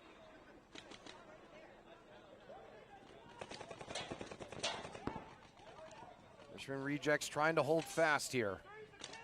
Got both the Mini Aztecs occupied along with the Dorito player up in the Dorito 3 on the far, far right side of your screen there. See Squeaky Clean. Let's find out what they can see.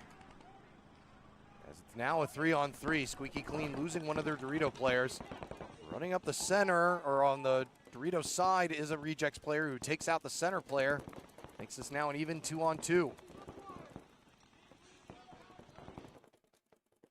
Leland Smith pounding the Snake corner. LJ, stay cross! Stay corner, somewhere in the Dorito!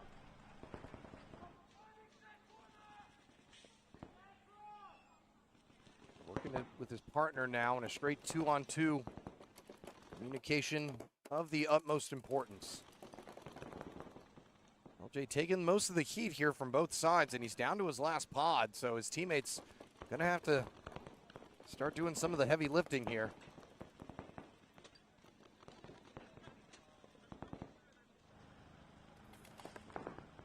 And a nice shot there by LJ down the wire. Turns this now into a 2-on-1. Last player left for Richmond Rejects on the back center. And he's not gonna last long, and that's gonna do it. So Squeaky Clean have their first win of the morning. Get up here! Come here, hurry up! You got something on your leg. Touch that bitch. Excuse my language, I'm sorry. Good! Base. Point approved. Game finished.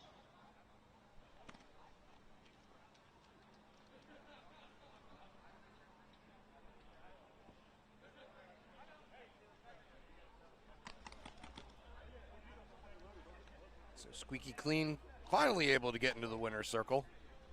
On the field, Nova Nightfall and Keystone Ballistic. On deck, Hired Guns and Just Kittingsville Been a rough season for them so far. in the hole. Only a 9th and 13th place finish for them in the first two tournaments. On sort of an upward trajectory from 2024, 2025. But I think they had some change in personnel as well, which is always tough. Maintain that consistency. 20 seconds. Enter into the final few games of this first round. 10 seconds. Got Nova Nightfall now taking on Keystone Ballistic. Nova Nightfall only with 1 win so far. Keystone Ballistic, I believe, have lost all of theirs. So I think they beat Maryland Mayhem. Yes, they did. So these squads with 1 win each.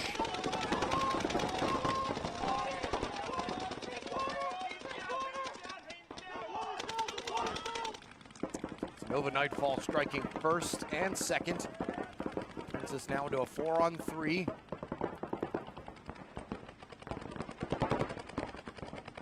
Tien Bui for Nightfall doing most of the heavy lifting here, getting himself another kill.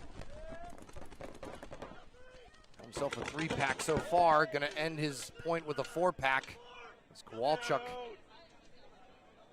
wasn't able to get a piece of him. Thought there was 1 more player left for Keystone, but not seeing any bodies out there. So Kowalchuk may have been the last one left again. So Nova Nightfall going 2-2 in the prelims. Like I said, Tien Bui doing most of the work in that last one.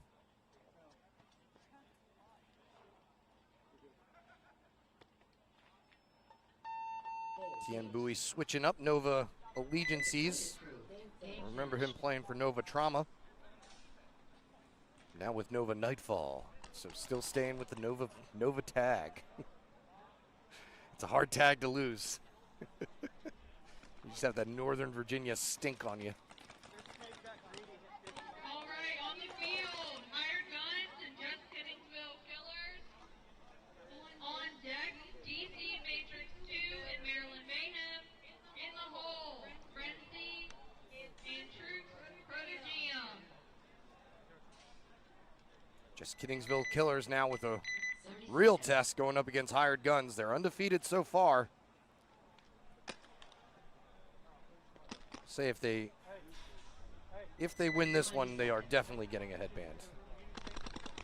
And then we can kind of let the chips fall where they may. But having a great first round.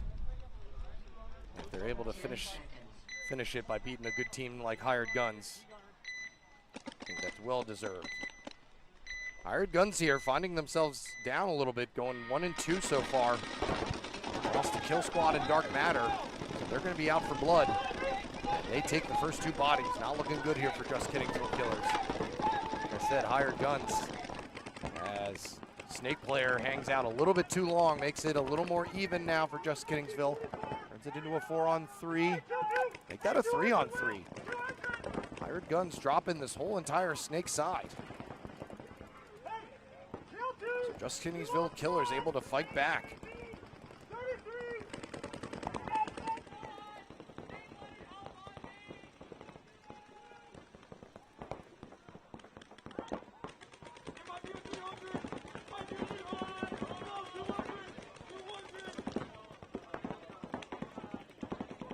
Snake Player working with his 2 remaining teammates, one of who is already up in the 50 Dorito on the Dorito side, and they're going to shoot another Hired Gun player out. So Alan Alteriel and his partner in the Dorito corner, the last ones left again. These Kittingsville Killers trying to finish the job. Snake Player gets shot out though, looking on the inside, so now it's straight 2-on-2.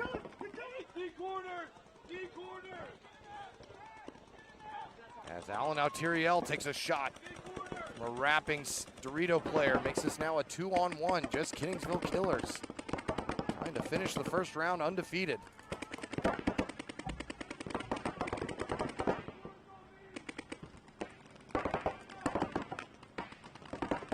This player left for Hired Guns, putting up a fight in that Dorito corner, but is going to be to no avail. So Just Kittingsville Killers going undefeated in the first round and securing their headband. Or mask strap, I should call it.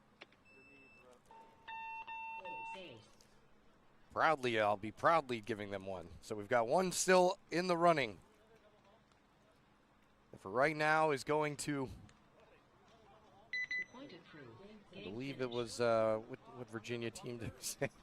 I can't remember now. I remember it was a Virginia team that I was agreeing to give this to.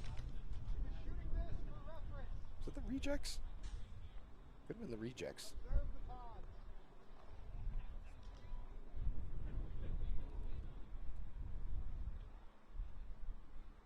On the field, DC Matrix 2 and Maryland Mayhem.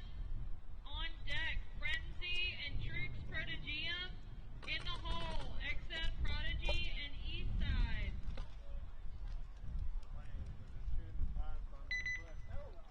30 seconds. Dude, I saw us looking fucking blown apart. All the fucking spikes and everything. 20 seconds. Oh, that's right. I agreed the second headband should go to VA Outlaws Deuce. We'll see if they finish the first round undefeated. They've got to work for it. Just Kittingsville Killers looking real good. Seconds. So I'm definitely giving them one. All right, DC Matrix 2. Looking good in their own right. Undefeated so far. Going to take down Maryland Mayhem, who still getting their feet wet in the tournament paintball scene. They're going to drop the first body as well. They've shown a lot of improvement since we first saw them at the beginning of the season, or last season, excuse me. They're going to drop the first 3 bodies.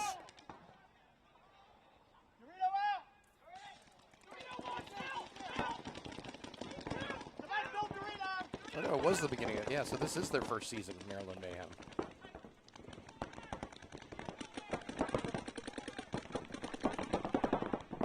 So far today, they are 1-2, taking down Nova Nightfall. Like I said, DC Matrix firing on all cylinders here. Got themselves into a 4-on-3 with them now. DC Matrix trying to finish off their first round with a bang.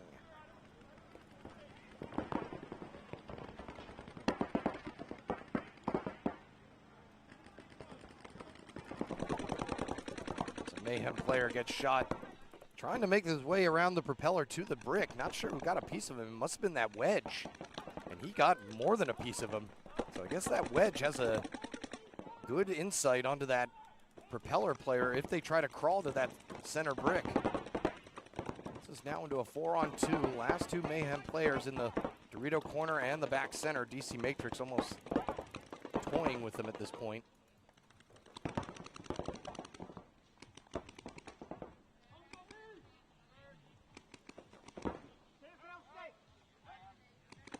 Matrix taking its time. They're going to drop a body off of the Dorito side, though. Now it's only a 3-on-2. Can't dilly-dally too much.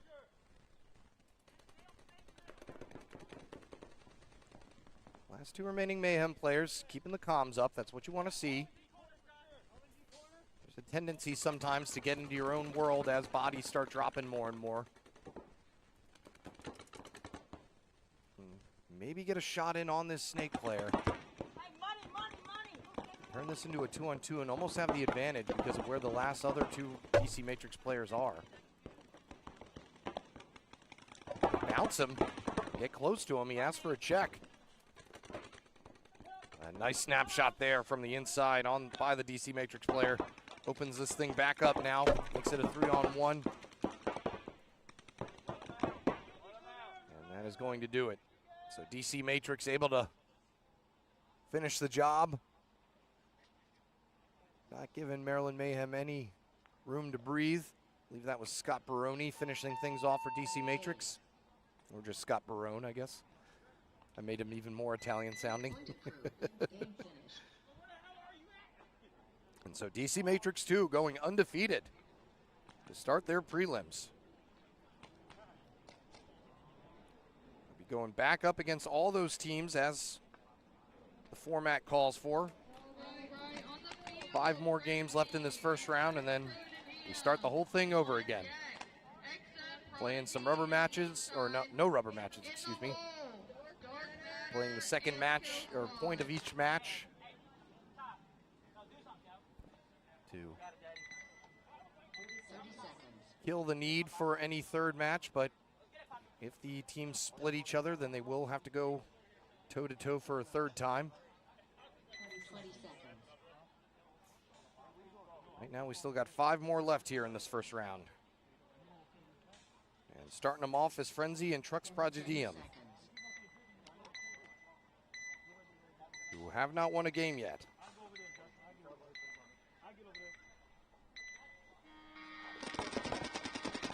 Frenzy were able to beat out War Dogs, but that's it. They've also lost their other ones. Both these teams in desperate need of a win for momentum's sake, as Trux Prodigium tries to make a big move up the center to start things, but a Frenzy player was waiting there for him. Now it's a 5-on-2 out of the gate. Trux Prodigium throwing kitchen sink here. And sometimes that's what you need to get things going, just to get your players getting some kills under their belt to build some confidence, but it has not turned out that way here so far. It's now a 5-on-1. Last player left for Prodigium in the Dorito side, Dorito 3, looking to try and crawl around, but he's got every single gun looking at him. And that ends up being his detriment.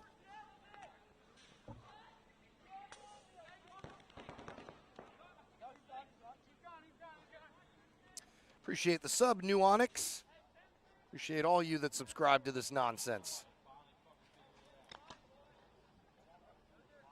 Making this a fantastic scene to commentate for. All the players and refs and the players themselves coming back out here again and again. So Frenzy gonna finish their first round going 2-2.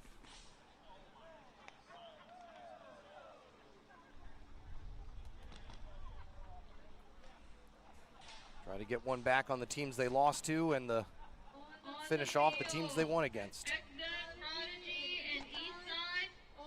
Be a good matchup here. X-Zone Prodigy taking on Eastside. X-Zone Prodigy undefeated so far. Eastside had an up and down prelims. Dropped 1 to Nova Nightfall. Could have easily gone either way. They find themselves with that one loss. 20 seconds. Is the PE Tech there today? Let me take a look for you. Yes, he is. I'm looking at him right now. And he doesn't look too busy at all. So, if you have something that needs servicing, by all means, head on up our way. Huns or Huns. Side losing the first body out to that Dorito corner. So X-Zone Prodigy firing on all cylinders here, already up at the 50 snake.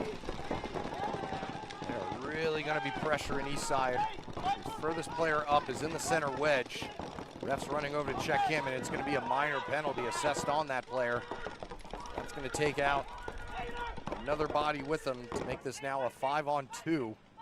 Last 2 remaining Eastside players.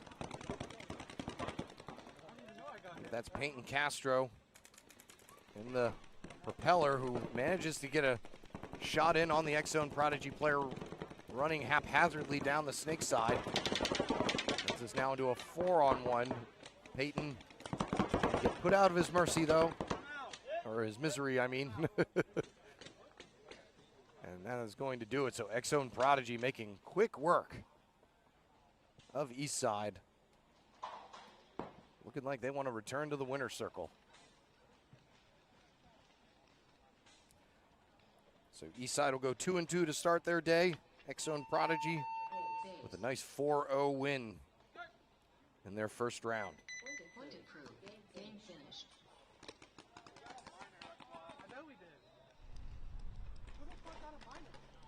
Hello.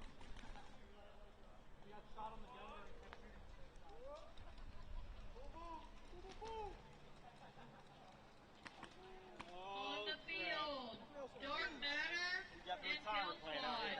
On deck, River Crew D5 and Virginia Irregulars. In the hole, Intent and War Dogs. So another good prelims match here. Not sure what happened with all the rankings, but we've gotten a lot of matchups here that could be potential finals games.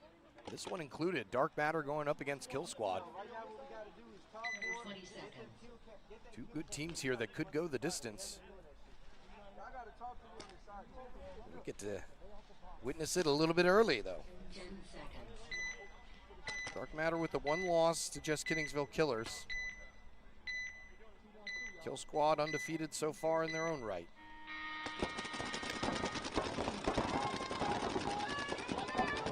Kill Squad striking first, burning one of the support snake players, occupying both snakes on the Dorito and snake side. Another player taking the walk out of the snake and back center and out of the can of death. Kill Squad with a 5-on-1 in under 30 seconds. And Cruz looking to finish things off quickly. The last player left gets run down by Little Troy. And Kill Squad making it look easy.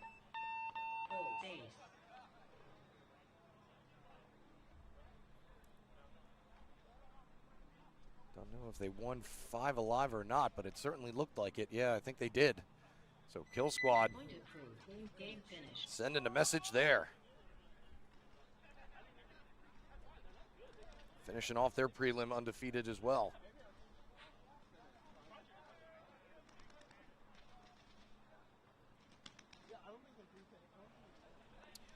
Two more games here to go for this first round. Ripper Crew D5 going up against Virginia Irregulars, and then Intent and War Dogs will finish things off.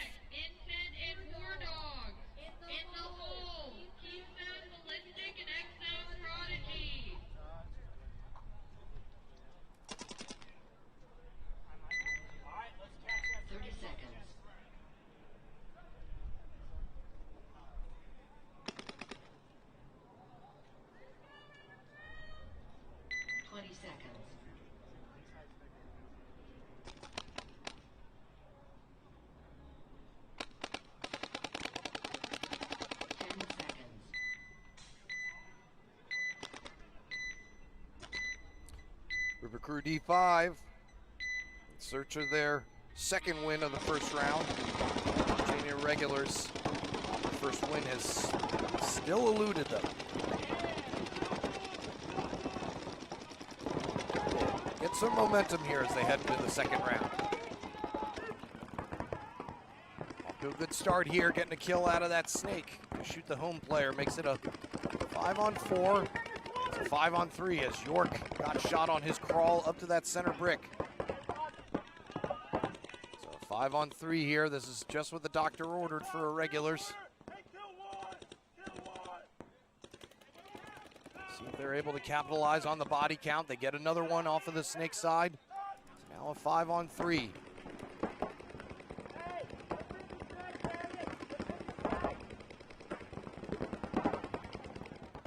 See who's in the snake for them this point. He's having himself a pretty good game.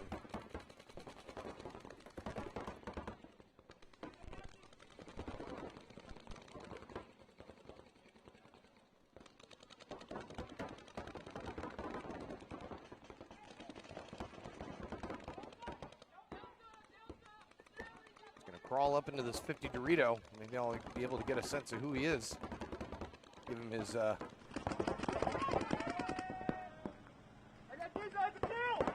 proper reward, but while he was doing that, his teammate was running down the center, taking out one of the last remaining Ripper Crew. And now the last remaining Ripper Crew player in that Dorito corner gets shot out, and that will do it.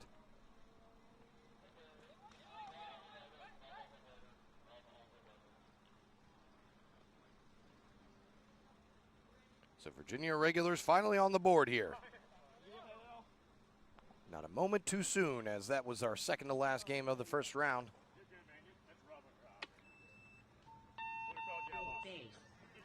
Intent and War Dogs going to finish things off for us.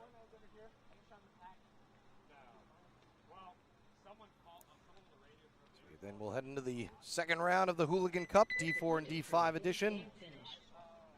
Live from Field 1 here at NR Paintball in Severn, Maryland. Things moving right along.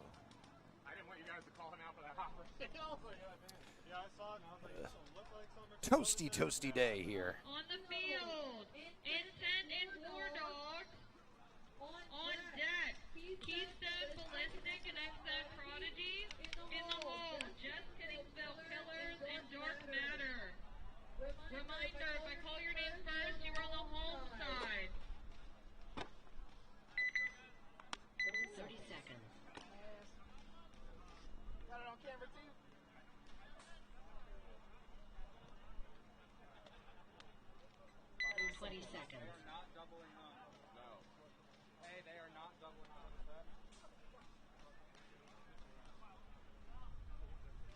10 seconds.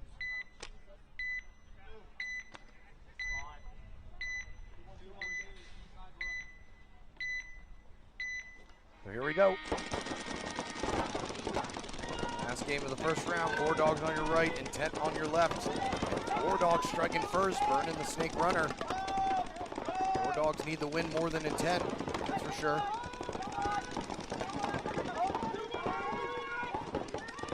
Lost all of their first 3 games. Intent have won all theirs. As O'Barry takes the walk out of the back center, and another player walking off on Intent's Dorito side. This is now into a 5-on-2. We've seen Intent here before, though. They've been able to pull off all of their low body scenarios. They find themselves into another one here. 4-on-2 here. Bianco up into the 50 Dorito on the Snake side. And it's going to be a 4-on-1 now, and 4-on-none as Gage Jenkins gets taken out. So War Dogs with a much needed win against one of the better teams out here this afternoon or this morning. So War Dogs with something to build on as they head into the second round.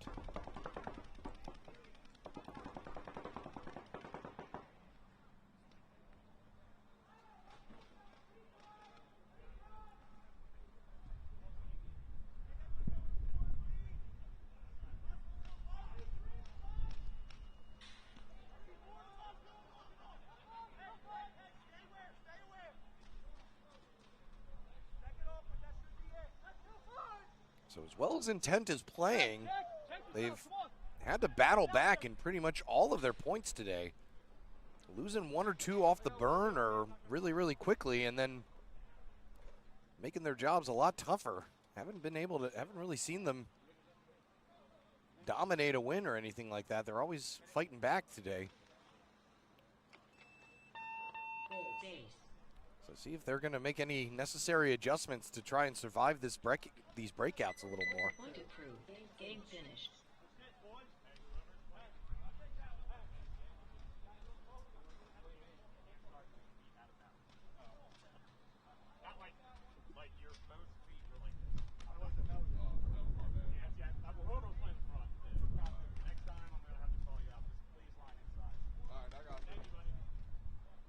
So we move on into the second round here, where the winners will try to close it out and the losers will try and force a third game.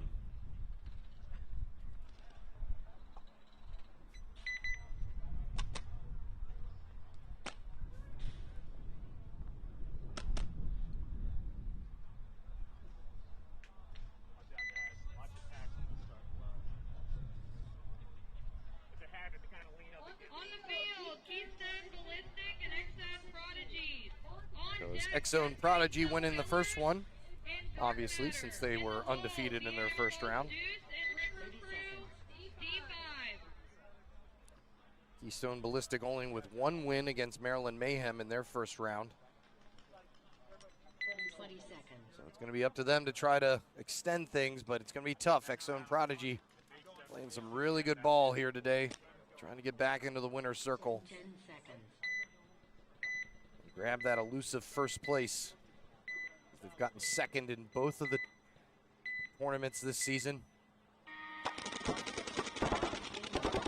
Take a look at Keystone Ballistic's breakout, and they're going to lose that back center burner. They do manage to burn one of the support players on the Snake side, but X-Zone Prodigy up in the center brick and in the Snake 50 right from the jump. They got themselves another kill out of that Dorito side, another one out of the can of death. Makes this a 5-on-2 or 4-on-2, excuse me, real quick. So X-Zone Prodigy trying to eliminate the need for a third game here. Keystone Ballistic in a tough spot. Last 2 remaining players right in front of one another on the Snake corner and Snake 1. And the Snake player going to get himself run down by the X-Zone Prodigy player, and that will do it. So X-Zone Prodigy able to get a quick and easy win to finish them off. Point approved. Game finished.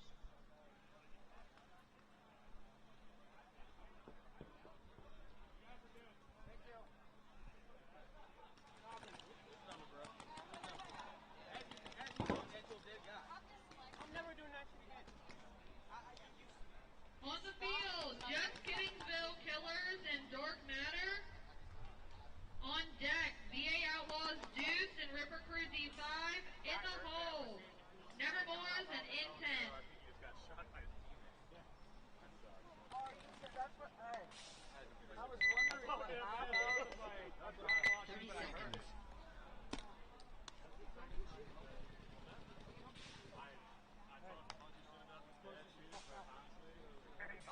20 seconds.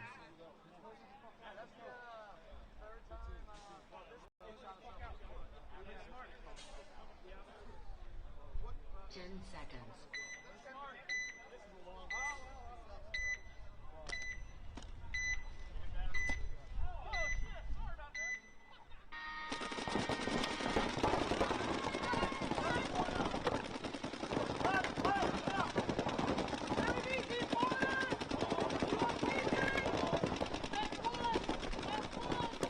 Dark Matter going to be taking on Just Kiddingsville Killers. Since they were undefeated, it was Just Kiddingsville Killers who won the first one. They dropped the first body this time, though. I think ref trying to check out the Dark Matter center player. He is out as Grant runs down the Just Kiddingsville Snake player. Takes a few extra out of the Snake. As when the dust settles, I think we have ourselves a 3-on-3. Though I can't see the third Just Kiddingsville player. I can see the back center and the Dorito 3.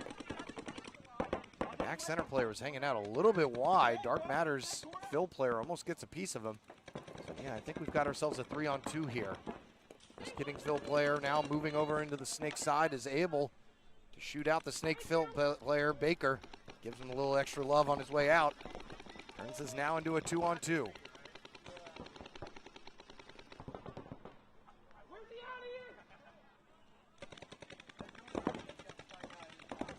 I believe the refs are talking about giving Just Kiddingsville player a warning after this game about his language. Using some salty terms for his opponents.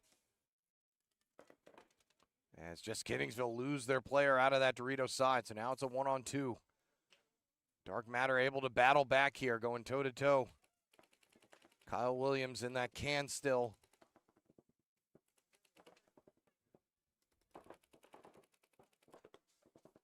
And he gets a shot in on Kyle. Now that turns this into a 1-on-1. He's in that center brick. Not sure if he's aware that the last remaining Dark Matter player is running down that Dorito side. He's still looking for him off that back side. Manages to get down in just the nick of time and shooting at the Dark Matter player. He takes a shot and is pointing at him, and I guess that is going to do it. So it's going to be Dark Matter. We're able to win that boxer's duel. Two teams going right at one another. Just Kiddingsville player thought that he had gotten a piece of the last Dark Matter player, but he did not. Point approved. Game finished.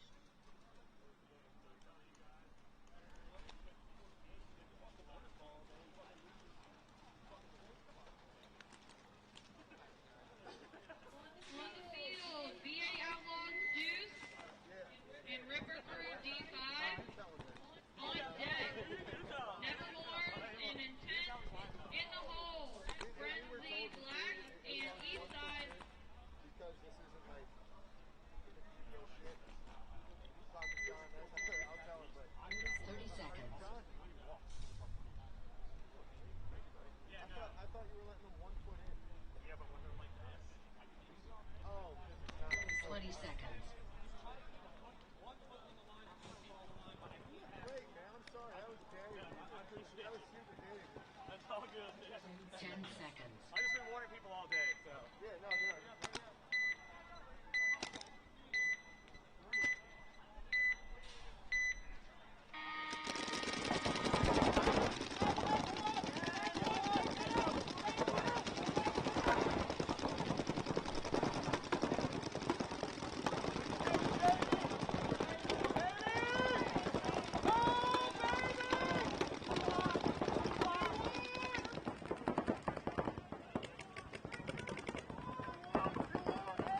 Now taking a look at Ripper Crew D5, taking on VA Outlaws Deuce. Went undefeated as well in the first round. They dropped the first 2 bodies here. 4-on-3 advantage here for Ripper Crew.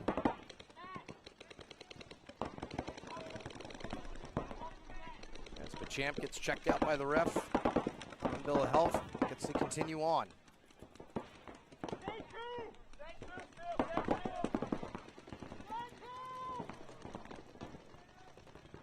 Still a 4-on-3 advantage here for Ripper Crew. Trying to get one back and force the rubber match. Nice move down the Snake side. I believe that was Meager. And I don't think he got a piece of Bachamp. And no, Bachamp stays in there to the surprise of everybody on the sideline. So now it is a 3-on-3. So Matthew Meager not able to finish the job on Bachamp.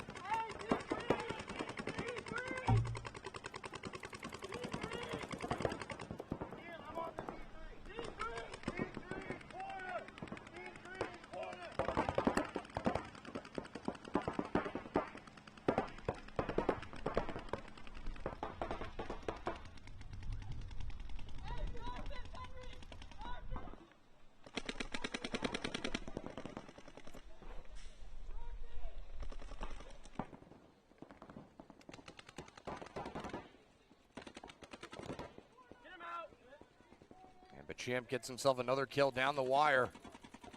So puts the advantage back into VA Outlaws' favor. Reno Corner takes the walk as well, and Bachamp looking to finish up the last player left for Ripper Crew in that Dorito 3. Just waiting on some support from his teammates.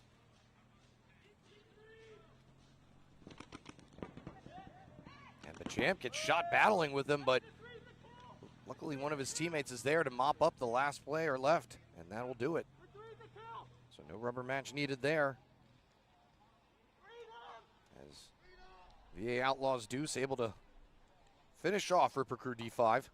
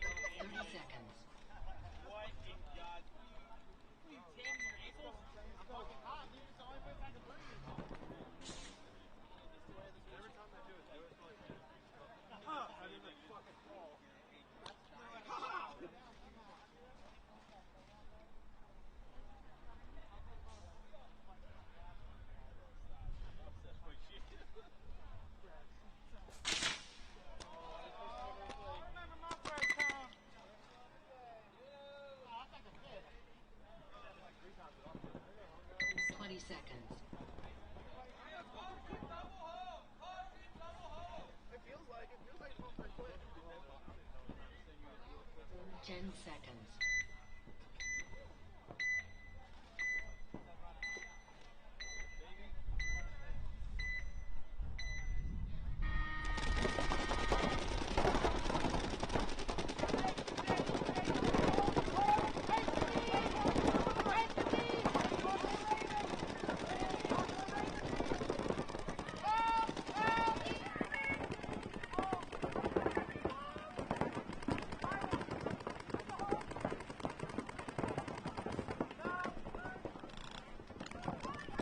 Here come Intent back against Nevermore's.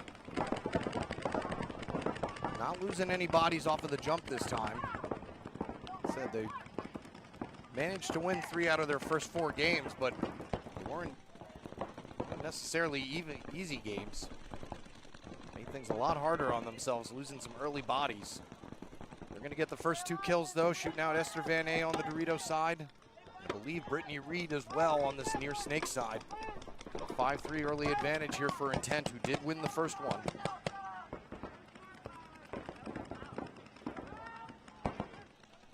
Break out to the Dorito corner.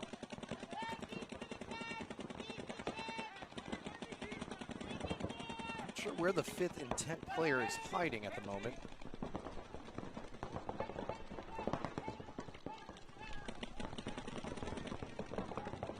I only see the 3 in the back and the 1 in the Snake 1 propeller, but not sure where that 5th body is. So they may have lost somebody who's hiding in that dead box on me. It doesn't look like there's anybody in the dead box. They start with 4? Not sure what happened.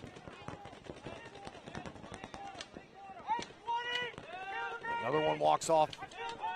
Tyler Gonzalez getting shot out for Nevermore, so now a 4 or 5 on 2. Looks like, I don't know.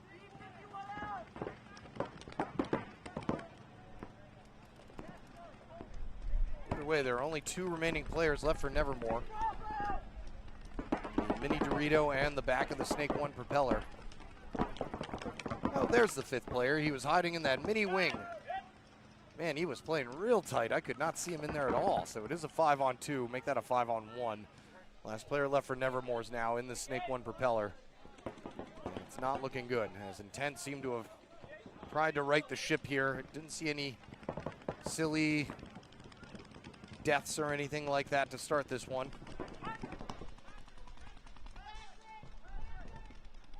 They're taking their time to finish off as Gage Jenkins runs down the last player left and may have either mutualed or taken one to the side of the head from one of his own teammates.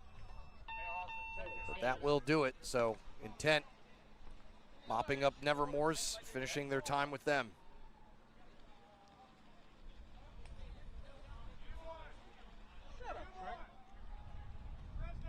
Point approved. Game finished.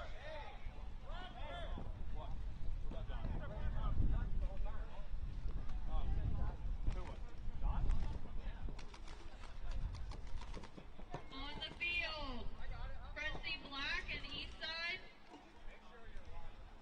On deck, Richmond Rejects and Kill Squad. In the hole, Maryland Mayhem and Nova Nightfall.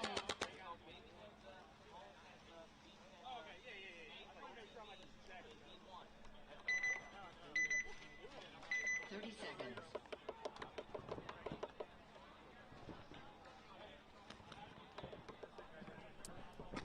Intent doing Intent thing. Yeah, that's 20 seconds. more of what we're used to seeing from them. Like I said, they've been losing some bodies early.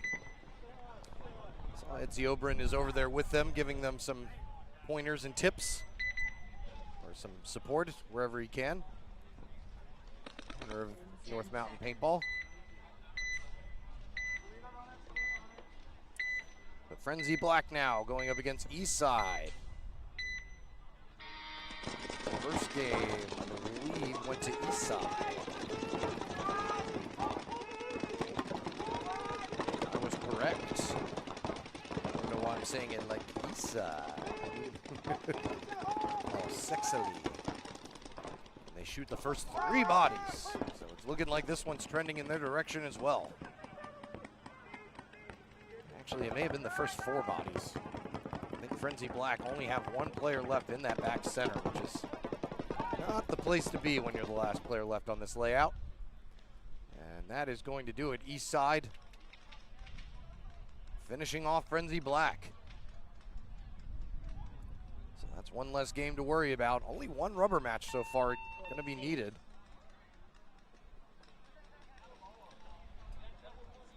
Still a long way to go here in the second round, though.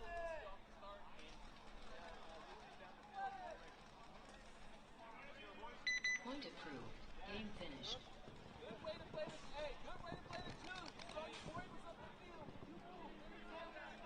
On the field, Richmond Rejects and Kill Squad. On deck, Maryland Mayhem and Nova Nightfall. In the hole, Troops Protegium and Hired Guns.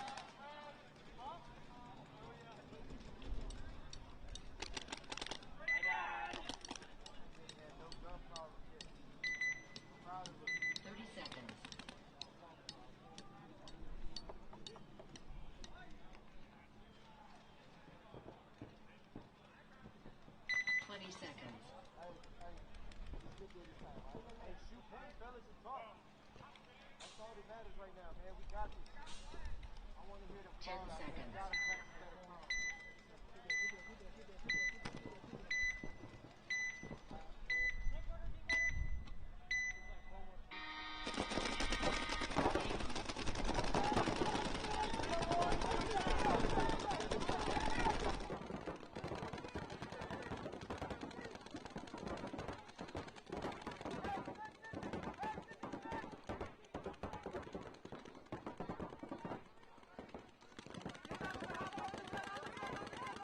And some firing under the Dorito.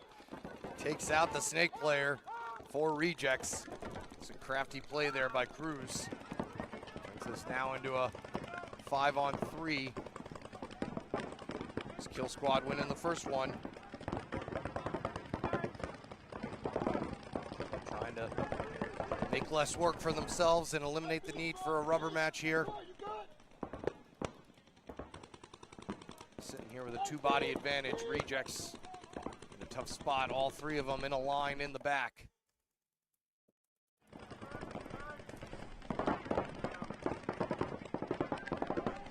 Cruz now up at the 50 Dorito. Little Troy in the 50 Dorito on the other side. Home player walking off. Running ref to come get a rejects player. Minor penalty going to be assessed. That is going to automatically kill the point. And that will do it. Base. Point approved. Game finished.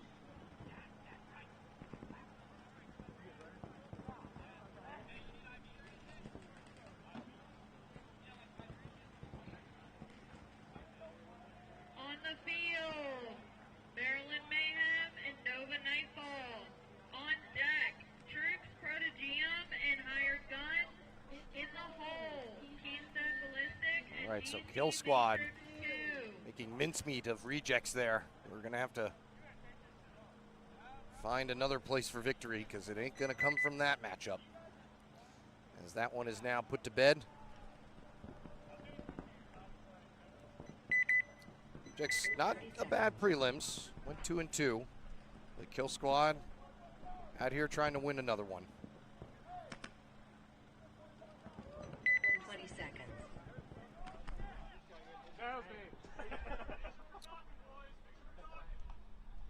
Maryland Mayhem's only win of the first round was against Nova Nightfall.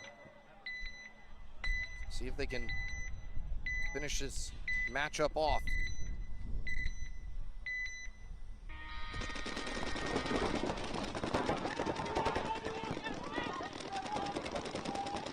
They're going to lose the first runner on the Dorito side. Nova Mayhem take the snake. There's another player coming out of the back center for Maryland Mayhem. So now a 5-on-3. Make that a 5-on-2. Maryland Mayhem not able to successfully crawl around the Snake 1 propeller. They're going to lose their Dorito 2 player as well. So last player left now for Maryland Mayhem. Bowie trying to get a piece of him. Kind of a smaller player there for Mayhem, though, in the back center, so it might take a little more real estate for them to get the angle on him.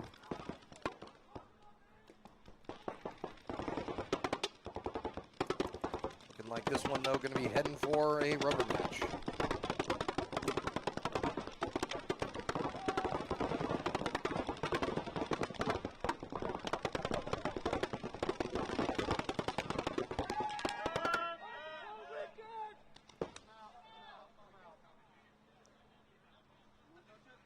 So Nova Nightfall with a slowish start. Went 2-2 in the prelims. Lost this one, lost the first one of this matchup against Maryland Mayhem. I didn't get to see that one, so not sure if there was a penalty or something. But they'll play them one more time.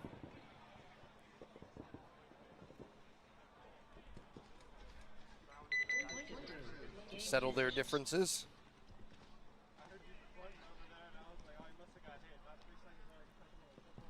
As we'll have Hired Guns go up against True Prodigium. Troops, Protogeum, This was their only win of the first round. So they're going to have to hope for some rubber matches in their other three games. They had a tough schedule, going up against Dark Matter, Kill Squad, and just Kittingsville Killers. So this was their one win of the first round. Trucks Prodigium, I don't think they had any wins in that first round. No, they did not. So they too are in a tough bracket here, going up against just Kittingsville Killers, Hired Guns, and Intent. Three names that, like I said, we could easily see winning the whole thing. And that was their first 3 games, so that's a tough way to start things. Don't know how we ended up with that bracket of death, but we did.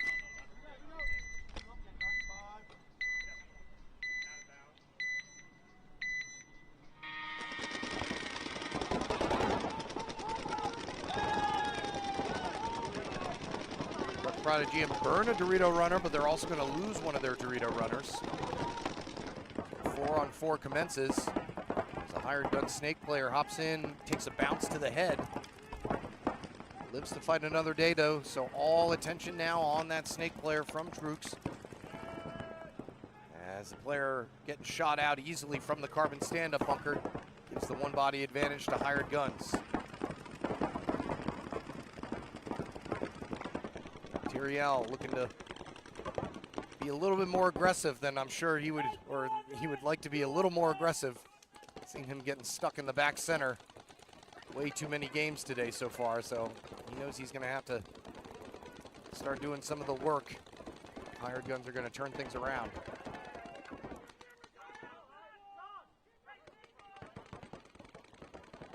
Truce Prodigium down one body, but still asking some questions of Hired Guns here, up in the Snake and the 50, or in the center brick. Also have the Dorito 3. They're not hanging back, but they're gonna lose their Snake player hanging out a little bit too long. And now Tyriel gonna go ahead and bunker out the center brick player. Gets him cleanly. Last Trooks player trying to make a desperation run down the Dorito side, gets taken out easily by Tyriel and a couple of his teammates. That is going to do it. Now Tyriel keeping his gun up in case there's any ghosts out there. So that finishes off that matchup. Like I said, that was Hired Guns' only win of the first round. So for all the other ones, they're going to need to win in order to make them go the distance.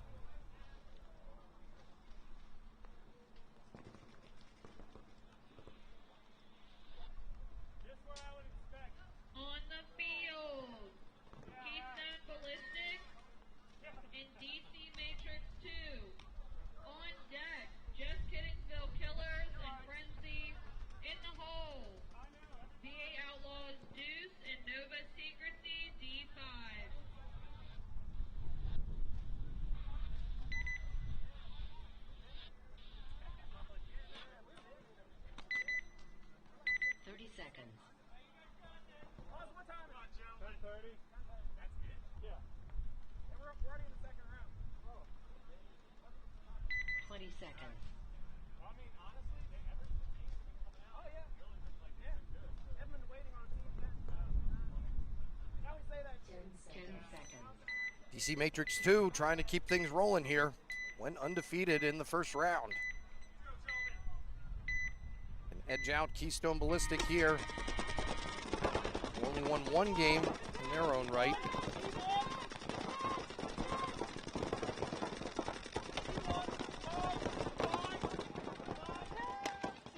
Keystone trying a more aggressive approach here on the Snake side, and they're getting some results. Kill out the back center and the Snake 1 for DC Matrix, so a 5-3 advantage here for Keystone.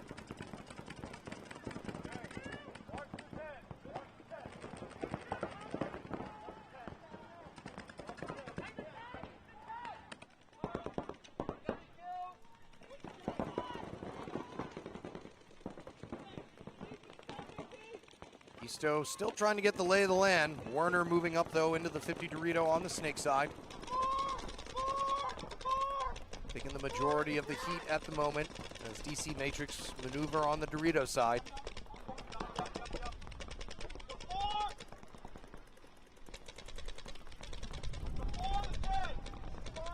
Matter wrapping this 50 Dorito, trying to get a taste of the DC Matrix Carbon stand-up player.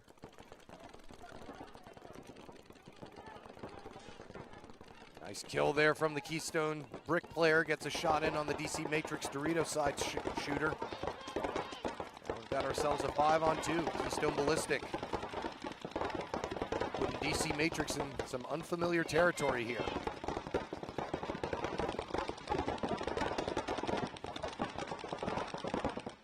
Last two players left in the can and Carbon stand-up. Just crossing it up and trying to get some desperate kills. They take one of the runners out of Keystone, but they're going to lose one of themselves. Last player left for DC Matrix gets stitched up by Warner, and that is going to do it and force the issue into a third matchup.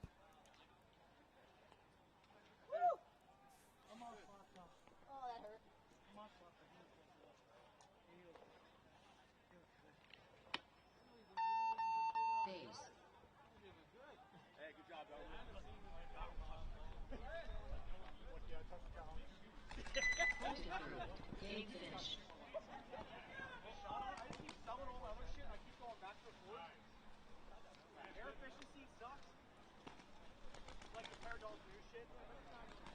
On the field, Just Kiddingville. And Frenzy on deck. VA Outlaws Deuce and Nova Secrecy, D5. Never breaks down. In the hole, never wars and squeaky clean. Sorry, brother. Okay, that's why I was. Last time you were like, I'm like, I'm starting to crack down. Okay, brother, you're good. He told me, and then I was like, 30 seconds. I just want to warn you before I. You're good. You're good. So I appreciate it.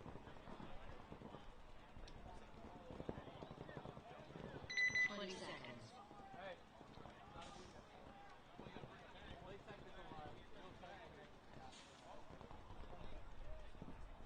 10 seconds.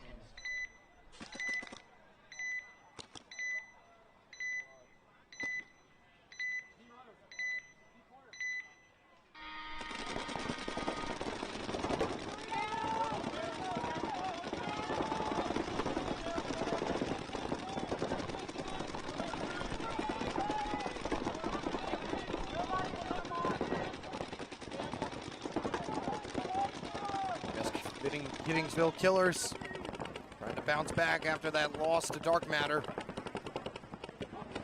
Taking on Frenzy now.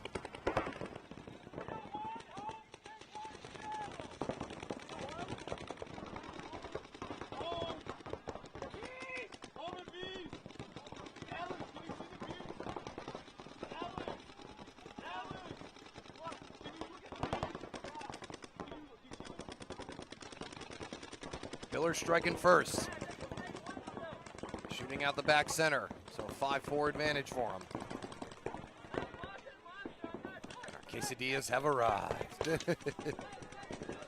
Yeah.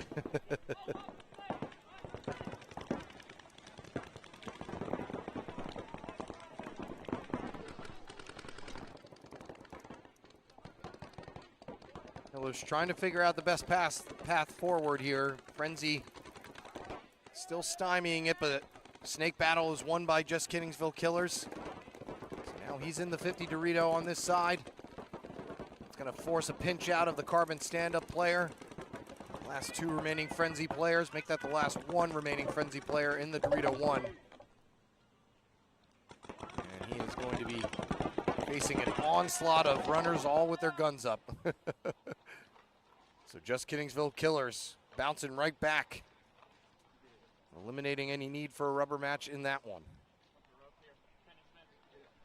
Nobody shot at me the entire point. I can take it.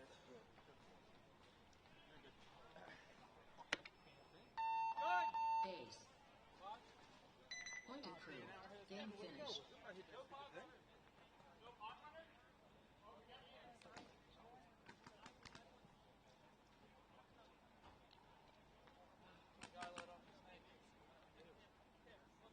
On the field, VA Outlaws Deuce and Nova Secrecy, D5. On deck, Never Wars and Squeaky Clean. In the hole,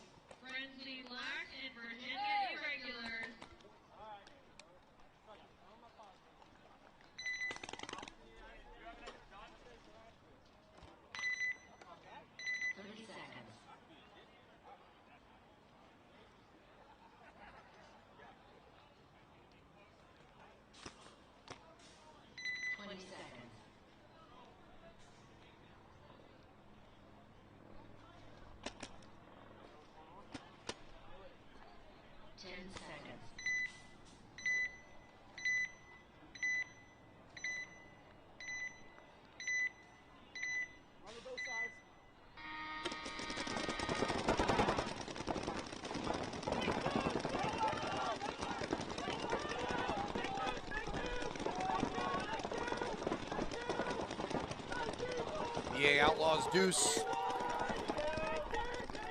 Down Nova Secrecy in the first go around. See what they can do in this next one. 4-on-4 battle here as Bachamp gets shot out. Nova Secrecy lost their Dorito corner runner.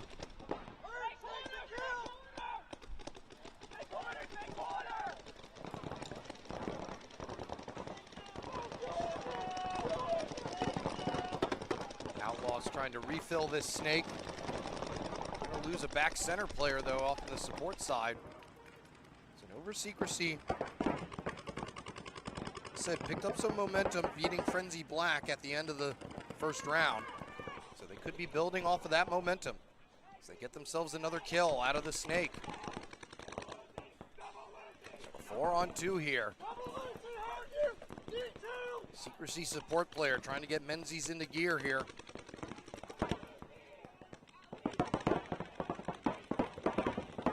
Letting him know that the snake is unoccupied now.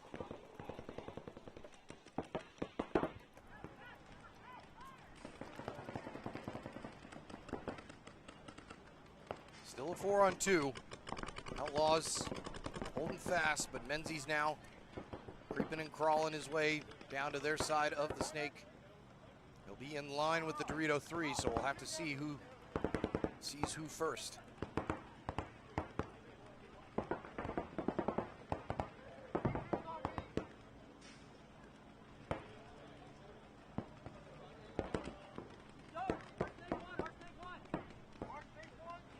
Menzies not able to get a shot in on him.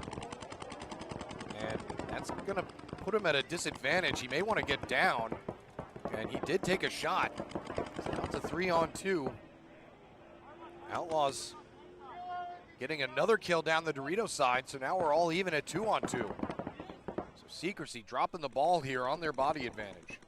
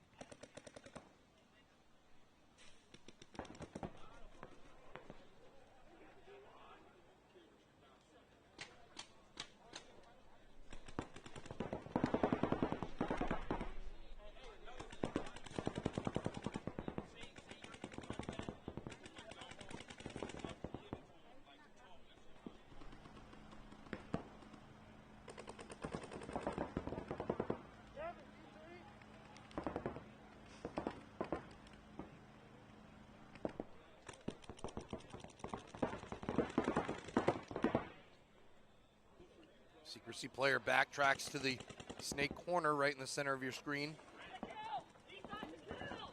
This 2-on-2 just became a 2-on-1. Secrecy nailing out the Outlaws Dorito side player.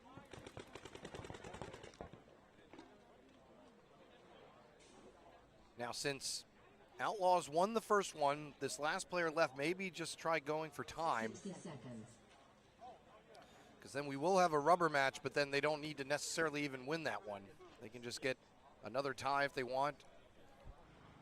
So it's going to be up to the Nova Secrecy players to try and close this one out.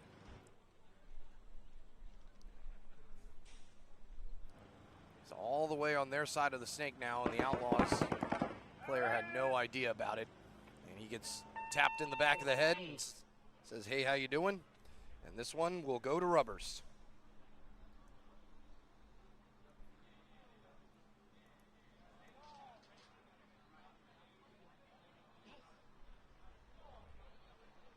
Point approved. Game finished.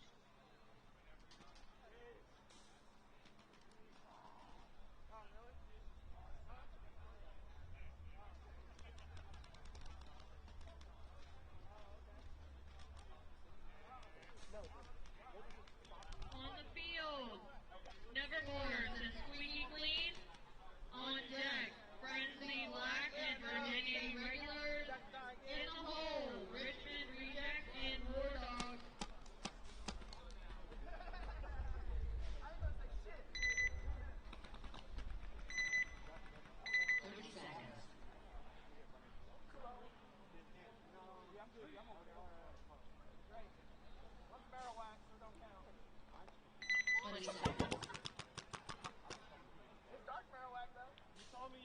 that too.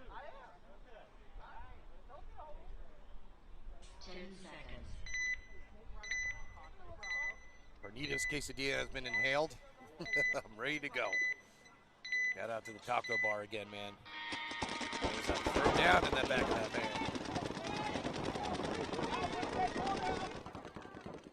LJ Smith sent to the 50 Dorito on the snake side again for Squeaky Clean. They got their first win of the tournament. That was what worked for them. Trying to copy that once again.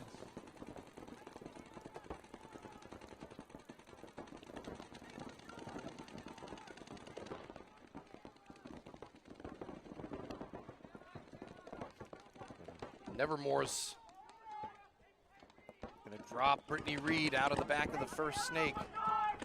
So Squeaky Clean strike first here.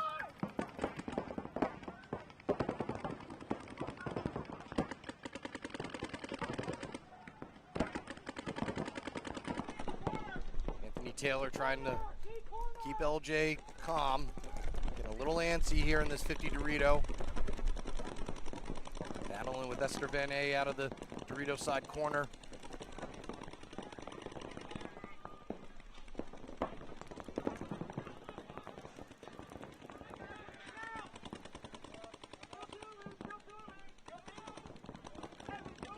Another more player walking off. I think that's Tyler Gonzalez getting shot out of the snake corner. So now a 5-on-3 here.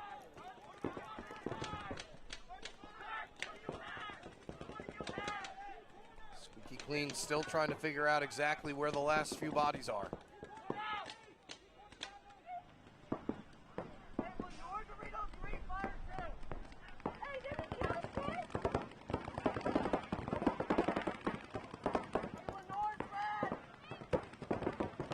Smith trying to get a read here in on Esther Van A. She's in that back Dorito corner, playing as tight as she can.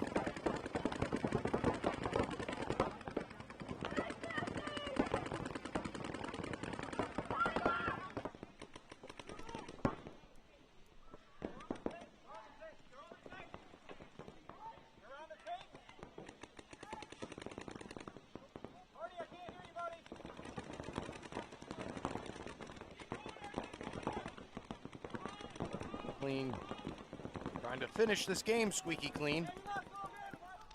They're going to lose their first body out of the center. This is the home player for Nevermore's walks off. Now a 4-on-2 here. Ooh, make that a 3-on-1 as Nevermore's and Squeaky Clean player mutual on the Dorito side. Anthony Taylor, let's see if he can finish off Esther Van A in that Dorito corner. She goes back and forth.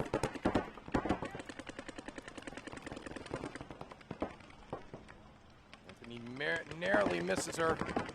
She's now just laying down anything she can down the center. She's going to get clipped in the backside next time she switches hands, and that is going to do it. So Squeaky Clean putting one up on Nevermore's. They'll see each other again here in the third round.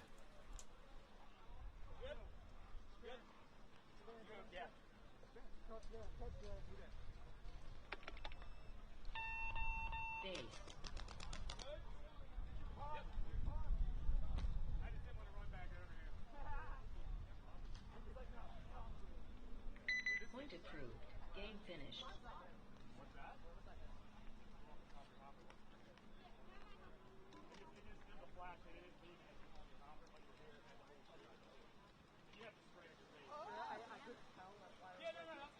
the field, Frenzy Black and Virginia Irregulars. On deck, Richmond Rejects and War Dogs. In the hole, Maryland Mayhem and River Cruise B5. I think it might have been off the bumper and then it went straight. There was nothing on the bumper. It sounded like the hot. Hit something like hard. Okay. It wasn't like a 30 seconds. Get the fucking victory. No, you're good. I mean, you're probably like, you might have shot him first, but I wasn't watching him. I'm just watching you. That's all. Thank you. Yep. 20 seconds.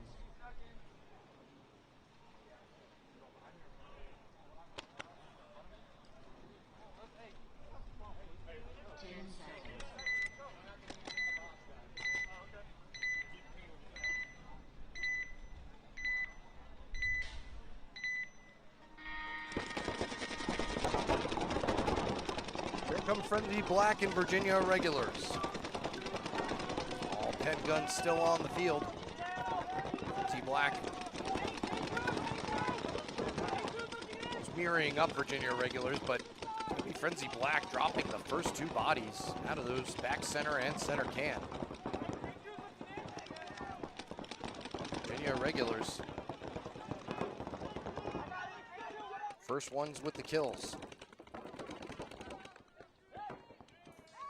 But they're going to lose their snake player. Looks like he made a mutual with the carbon stand-up though, so 4-on-2 commences.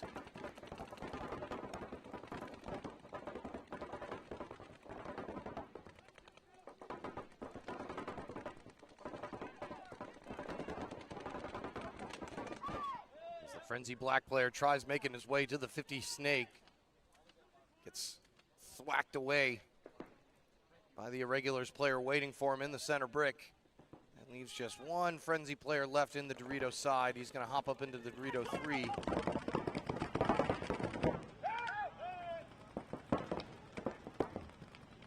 He is taken out by Sandu, who mutuals with him. That'll give Irregulars the win, which means we will see them play each other again in the 3rd round.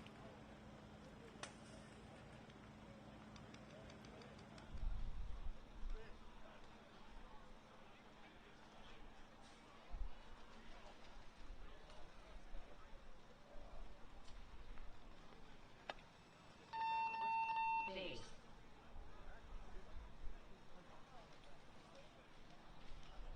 Point approved. Game finished.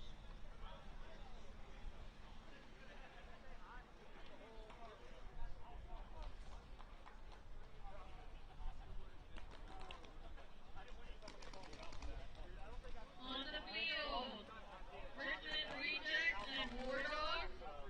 On deck, Maryland Mayhem, River Cruise 85. In the hole, Church for the GM and Intent. So when we get out this side, we go over here. Yes, sir. Yeah, you just go to the dead box. That's on the side that you're playing. Thank you. 30 seconds. Good morning.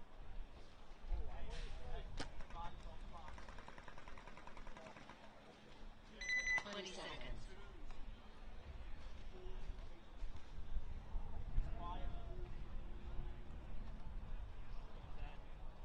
10 seconds.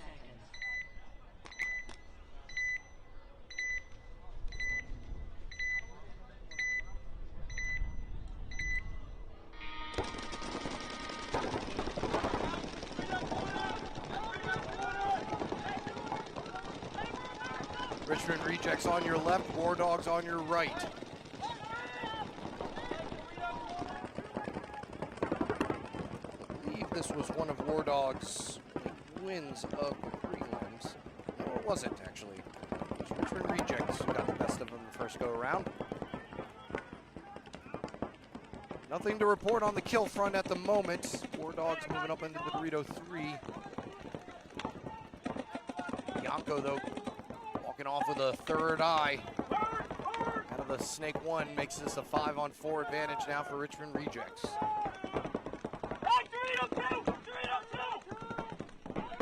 This actually was one of Richmond Rejects' only wins of the first round.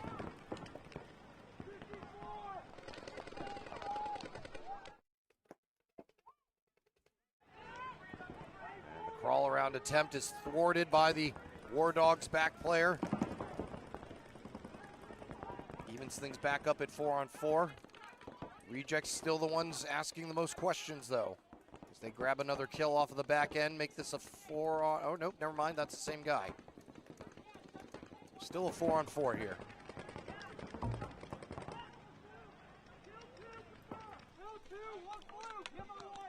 Got you. Come on, buddy. D3. Hey, what do you guys need? Get paint downfield.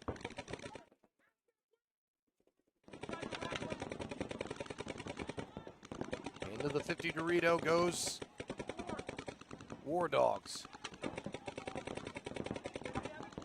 Can't really see much though, just because of how far up War Dogs players, all Rejects players are, but the center brick player wasn't up far enough, and he gets taken out. War Dog player launches, clean trade called. 3-on-2 advantage now for War Dogs. Toy and his partner trying to hold off the War Dogs. Send a player up to that center brick. As another one walks off on the Dorito side for Rejects, leaves Toy all by himself over here in the Snake 2. And War Dogs seem to know it. And that is going to be a quick, fast end there for Toy. With War Dogs sweeping up the rest. And forcing the third match.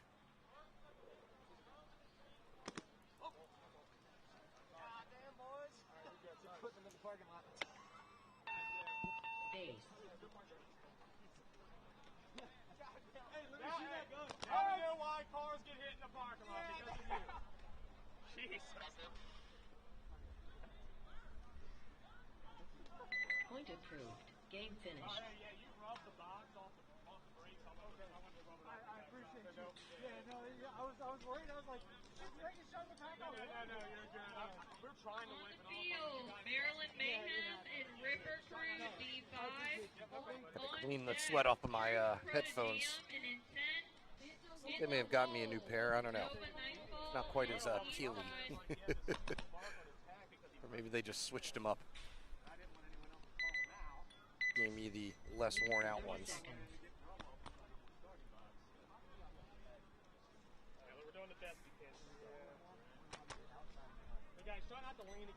So 2 NRPL teams gonna go head to head one more time. If Ripper Crew are able to beat them, that will be all she wrote, but Maryland Mayhem gonna try and force another one. They'll be on your left, Ripper Crew on your right. And an early exit, I believe, from a Mayhem player. Ref takes him out. Another player is eliminated the good old-fashioned way. This is now a 5-3 advantage for Ripper Crew. A lot of folks seem to be taking the formation of 4 in those back stand-ups and 1 snake runner.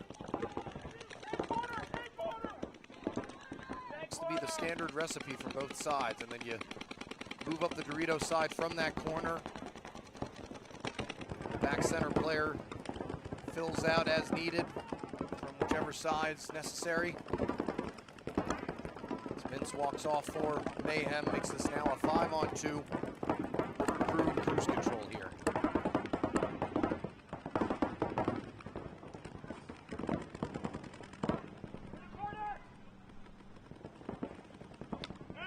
Haven't seen any games go down to or have time expire on them today. There's usually at least a couple here or there in the 5-man world, but today with this layout, with all the options you have to close, which is something Ripper Crew's struggling with right now. They had a 5-on-1. The Mayhem player in the back center shoots 2 of them. May have gotten another one on the Dorito side, did he? No, he didn't, so it's still a 3-on-1. Ripper Crew just trying to edge out this last home player. Problem is nobody's going wide over here on the snake side, and they're running directly at him, so they're making it easier for him. And some heavy shooting there by Toy to finish off the last Mayhem player, and he inadvertently runs out of bounds. Ripper Crew gonna finish with only 2 alive. I mean, I'll get the job done, but not the cleanest of closes. Ripper Crew will take it, along with any need for a third game.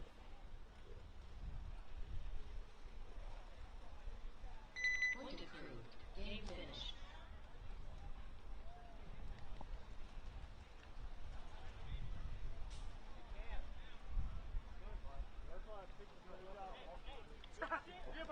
On the field, Troops, Protogeum, and Intent. On deck, Nova Nightfall and E-Side. In the hole,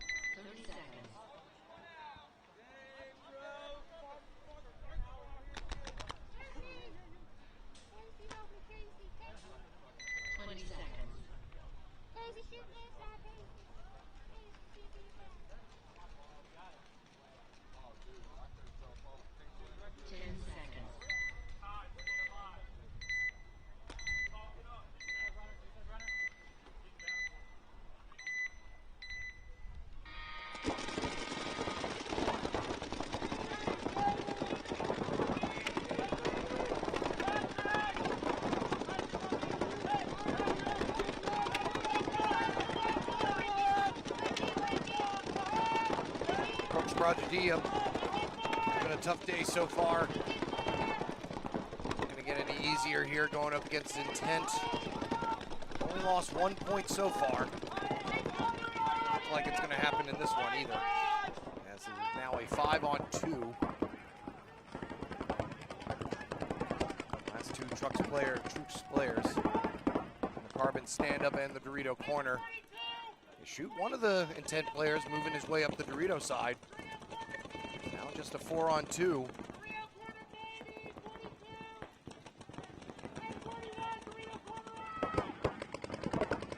As a minor penalty will pull out the last Trucks player. And that is going to do it. Intent. Gonna just walk through on this final one. Knock out any need there for a third one.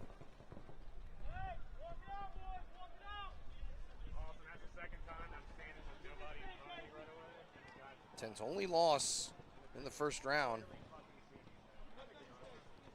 Coming at the hands of, I believe it was Dark Matter, was it not? Or no, it was the War Dogs, yeah.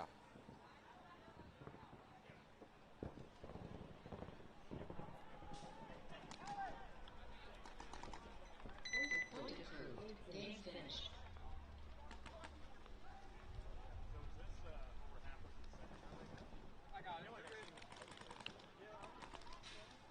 On the field, Nova, Nightfall, and Eastside. On deck, Higher Gun and Kill Squad. In the hole, Nova, Seeker, CT5, and XM Prodigy.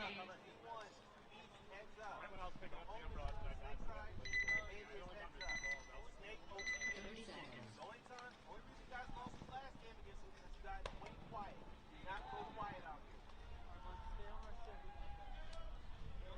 20 seconds.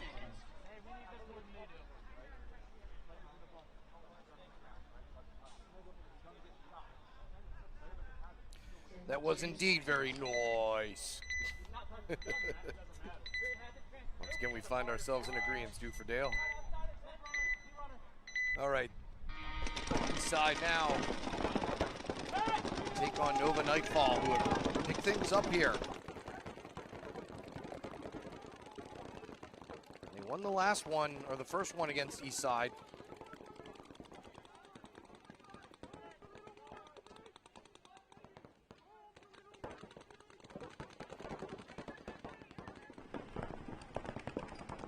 Trying to keep things going in that direction. Strike first, shooting out the first two bodies of Eastside's Dorito side. Then the Snake player is going to mutual, as that was Bowie again, who got shot down the wire. So now it's a 4-on-3, or it should have been. Can't quite see the fourth Mayhem player, so it may, or Nightfall player, excuse me, so it may be a 3-on-3.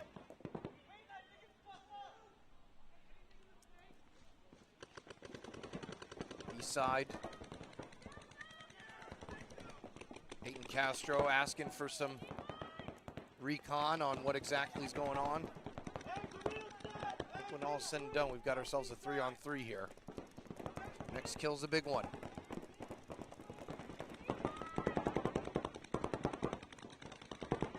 Nova Nightfall trying to get another one on Eastside.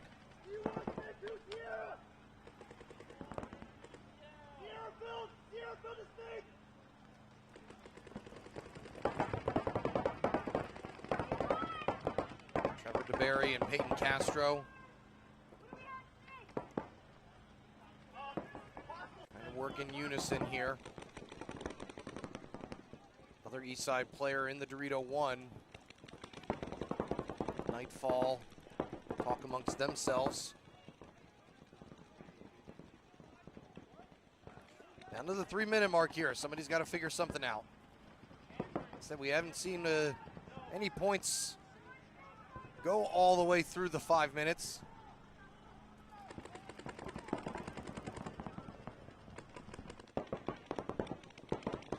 Nightfall looking to move through here.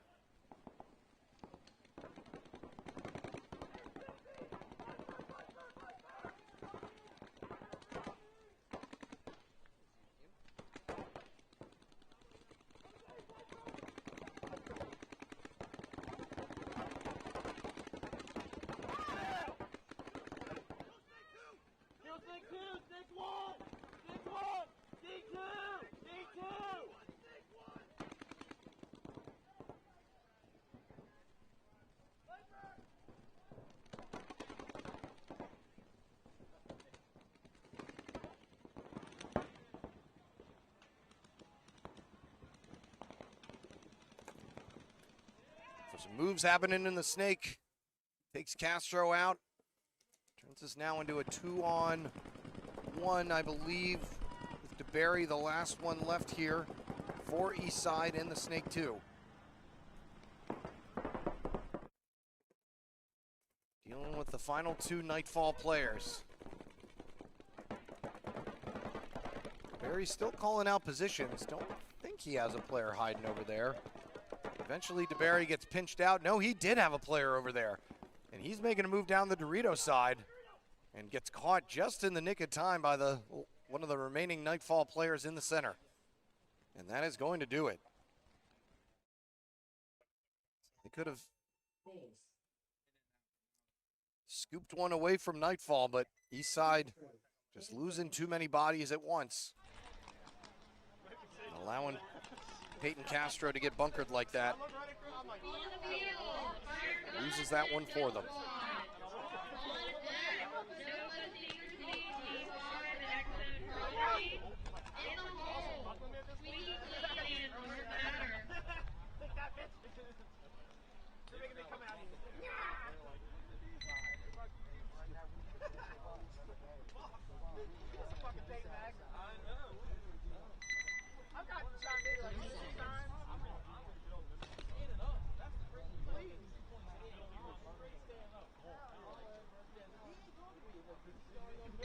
Seconds.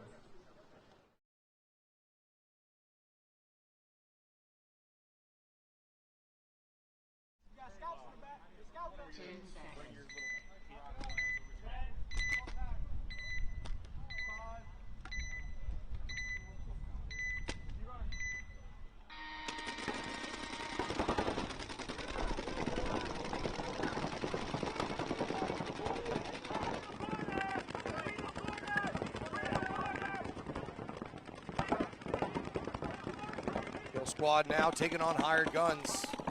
Set a potential finals matchup here. It was Kill Squad getting the best of Hired Guns. A little bit more reserved this time. They hold Cruz back. Little Troy's moving up on the Dorito side though, as Big Troy got burned. A 5-4 advantage here for Hired Guns. They need to start stacking some wins if they want to get back into the dance.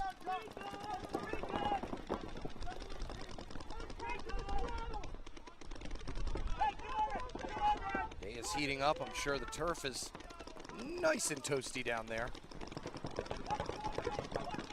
So if Kill Squad are slowing things up because of that possibility of fatigue or not.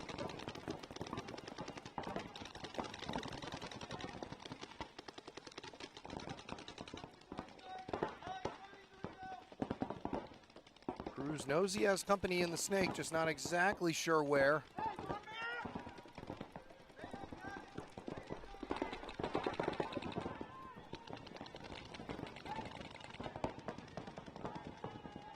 Shelton makes his move out to the Dorito side corner this time. So no center play for him. And Little Troy gets shot out of the 50 Dorito by the Hired Gun snake player across the way. Now it is a 5-on-3.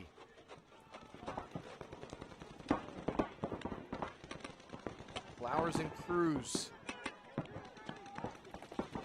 trying to keep in touch with Shelton as Cruz gets shot down the wire from the carbon stand-up. Now that turns this into either a 3-on-2 or a 4-on-2. Not sure where that 4th Hired Gun player is. He may have gotten shot out of that Dorito side when I wasn't looking. So Flowers and Shelton, the last 2 left here for Kill Squad.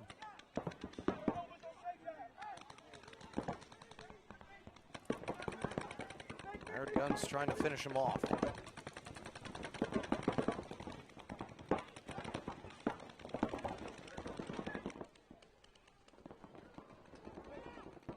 Shelton trying to see if there's a window that he can get up into that 50 brick or into the Dorito side 3.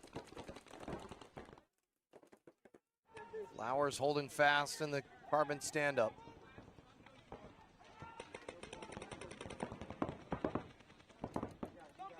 is going to mosey on over into the snake corner. And popping up on the inside, walking off with a Cyclops. Leaves Sheldon all by himself here to face the final 3 hired guns players. And as he makes his way down the Dorito side, Tiriel takes a piece of him, and that is going to do it and force the 3rd match between these 2 squads.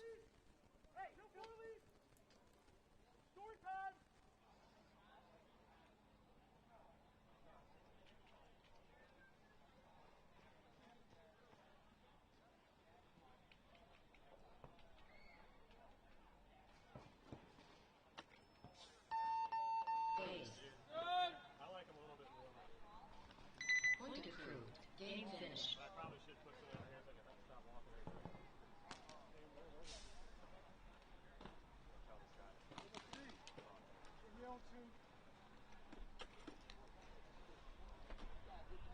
On the field, Nova Secrecy, G5 and X-Zone Prodigy.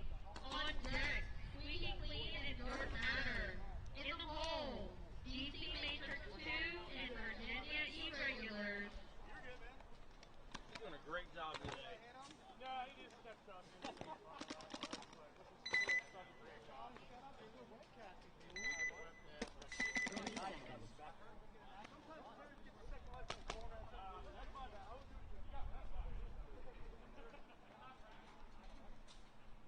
30 seconds. 20 seconds.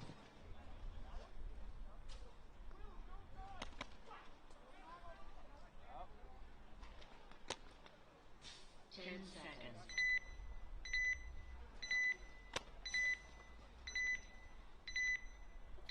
X-Zone Prodigy trying to stay in full swing here. Not lost a game today.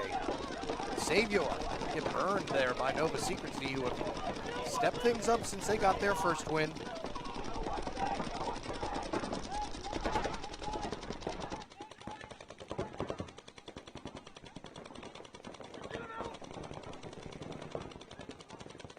Got a 3rd round matchup coming up against VA Outlaws Deuce. They also beat Frenzy Black in the 1st round. So they're on a little bit of a winning streak here. See if they can keep it going.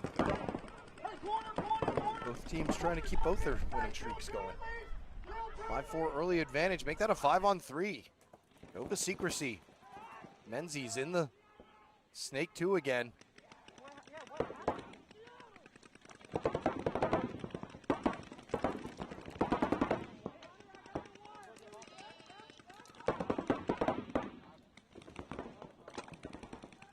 Tusick in the center brick for X-Zone Prodigy. He's the furthest one up the field now. He's going back and forth, seeing if he can poach a kill or 2 to make things a little more even, but at the moment, X-Zone Prodigy on the back heels. And Tusick getting taken out. And he may have actually been the last one left. I thought that he had a couple players behind him, but Nova Secrecy have gotten going here. Forcing the rubber match against X-Zone Prodigy.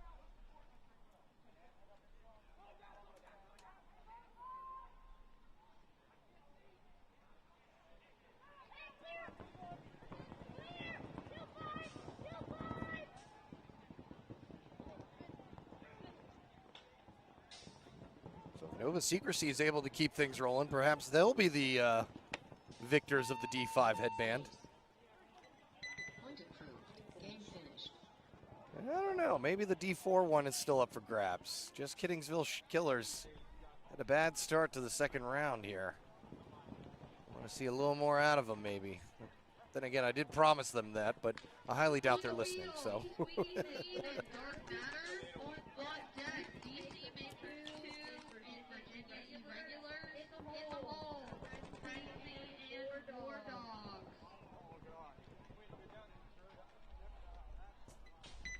Been a good tourney so far, though. Oop. Keep on stepping on that dang cord. This has been a fun layout. Like I said, this one incentivizes movement. No games have gone down to time expiring. I think we've only had a couple of games go get the 60-second call. So it's been some nice fast points.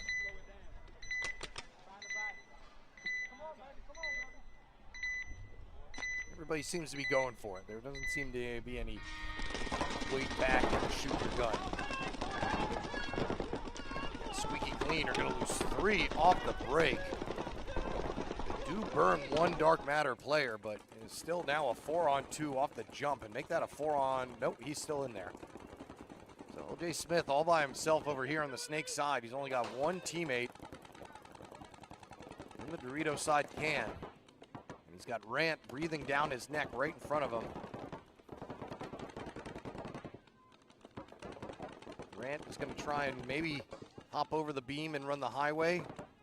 Trying to see if he can sneak one in there on LJ. Yep, Rant is going to go highway. Bunkers him out. Takes a few in the back from his teammate, but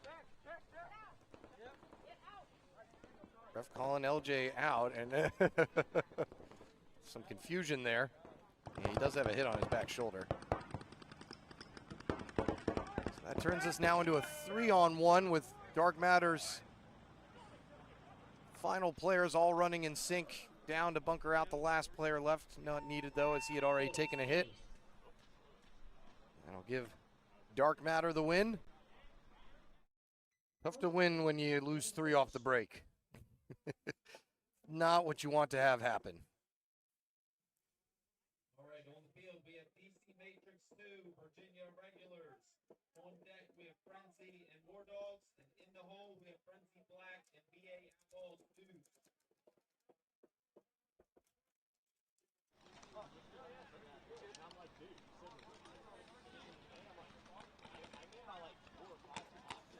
We're about halfway through the second round, I'd say.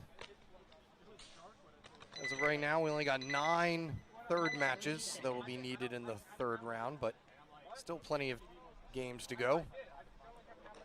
Games that were close in the first round, so I believe anything can happen in the second round. And this is one of them. DC Matrix, we're firing on all cylinders. The regulars, though, have picked things up and have won their last 2. So see if they can force yet another rubber match. They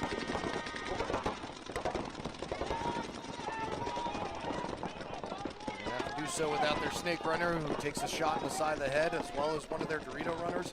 I think that both of their Dorito side runners. Not looking good here, as DC Matrix has only dropped 1 so far.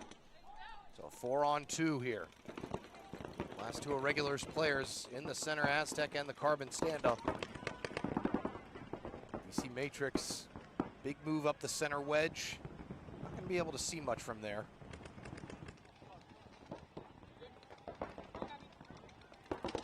One of the more prominent players, the DC Matrix player in the 50 Dorito on the far side.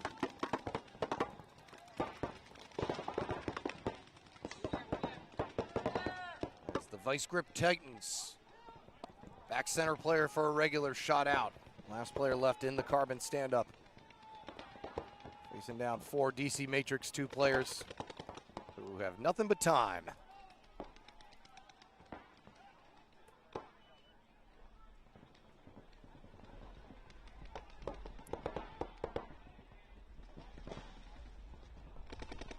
Get him out! Get him out!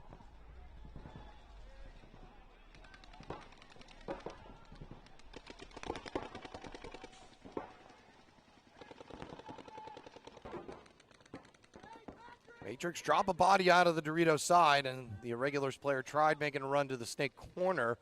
Got some refs checking out the DC Matrix Snake player. There's nobody left, but if they had called anything and pulled a penalty, it would have made things a little more interesting. They had the bodies to cover. But DC Matrix knocking off Virginia Irregulars. Won't be seeing them again.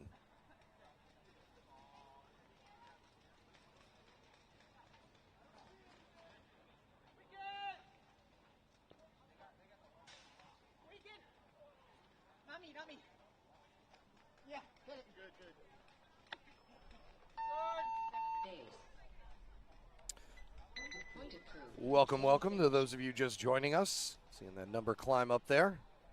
Looking live here at Field 1 in NR Paintball in Severn, Maryland for the Hooligan Cup D4 and D5 5-man event. We're about halfway through the second round of our best of 3s, or race to 2s, whatever you want to call them.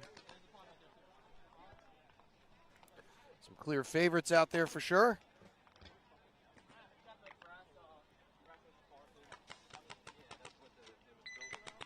30 seconds. Two teams right now that are trying to break into that final dance. War Dogs and Frenzy. In search of some consistency. Frenzy won the first one. War Dogs, though, have been playing a little bit better. Won their last two, including one against Intent. Already got a third round match coming up against Richmond Rejects. They'd like to grab another one here. War Dogs bite first. Having one of the Dorito side support players. Bianco getting checked out by a ref in the snake.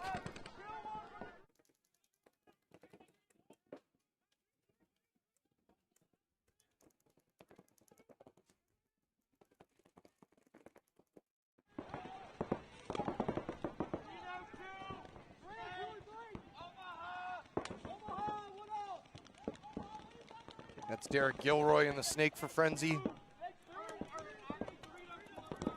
Rocking the NYX jersey.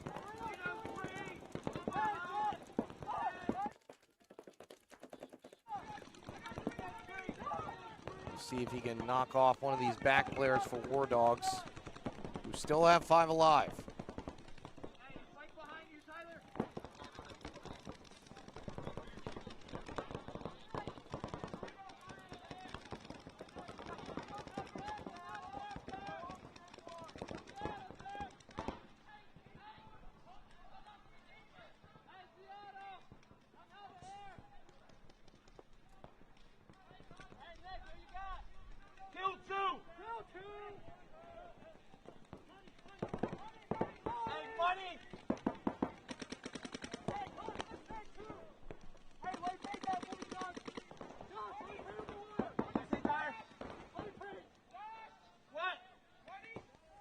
Team settling in. Like I said, it's only Frenzy dropping a body. Everybody else has pretty much stayed put. Derek's up to the 50 Dorito on this near snake side, but still can't see much as War Dogs are playing it tight. Nice snapshot there by Gilroy. Takes out the first War Dogs victim. That was Caleb Carruthers. Got shot for War Dogs, so now it's back even at 4-on-4. Looking for the fourth Frenzy player. Not sure if they're over there on the Dorito side or if they got shot somewhere along the line.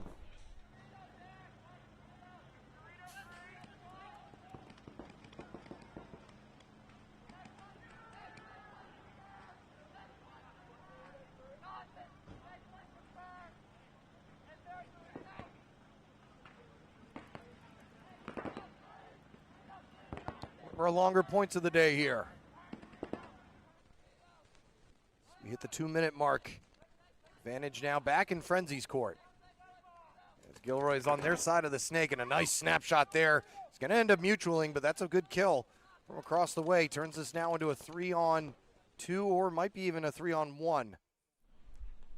Yeah, I think it's a 3-on-1 here. Bianco, the last player left for War Dogs.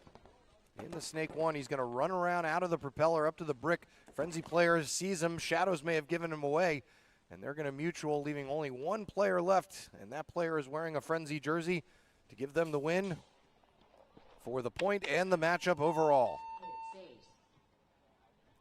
Nice controlled finish there from Frenzy after starting down a body.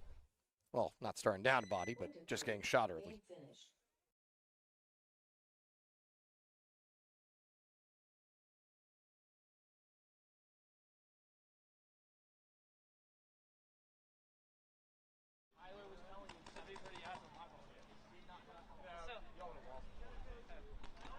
On the field, Frenzy Black and VA Deuce. On deck, Richmond Rejects and Evermore.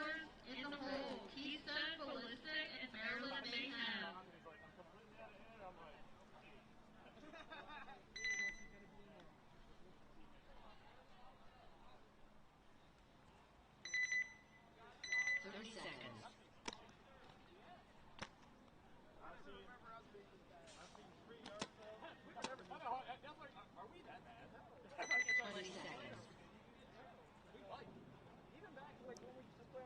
So the other Frenzy team going to try and repeat the success of their sister team.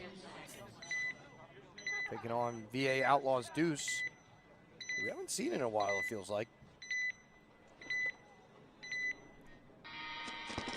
Got their second point of the second round against Nova Secrecy. They'll be looking to get one back here.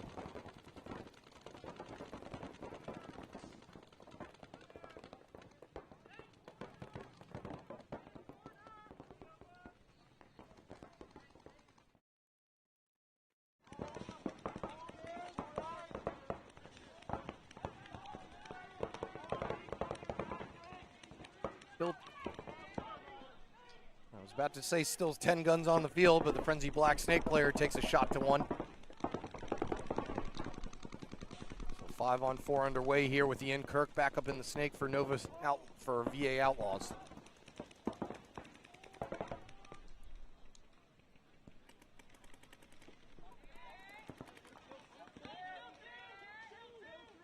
Grabs himself a couple more kills. Turns this now into a 5-on-2.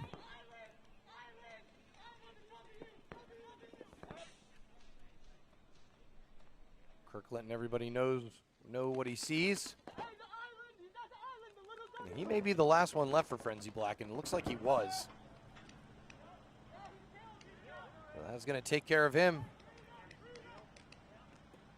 So VA Outlaws Deuce, VOD. Closing out another matchup.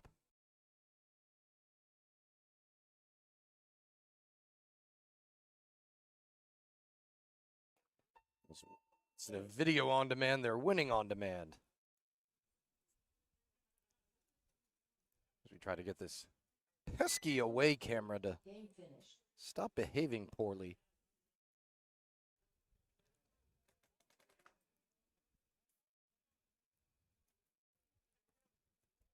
This is ridiculous. On the field, Richmond Region and the Nevermores. On deck, Keystone Ballistic and Maryland Mayhem. In the hole, Just Gettysburg Killers and Church Prodigy.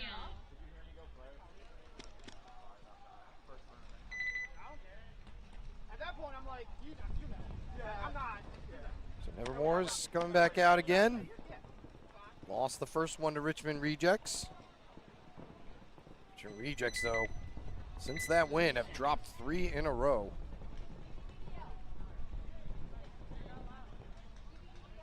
So in need of swinging things back in their favor.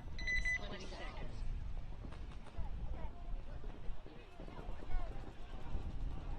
Nevermores have dropped their last 2.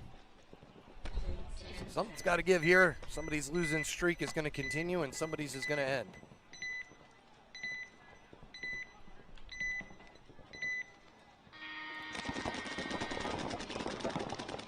Let's see who has what it takes. The Rejects Snake player is going to get taken out, but a big move up the center here by the Rejects player. Nobody sees him as he gets almost all the way down to their back line. Takes 2 more with him.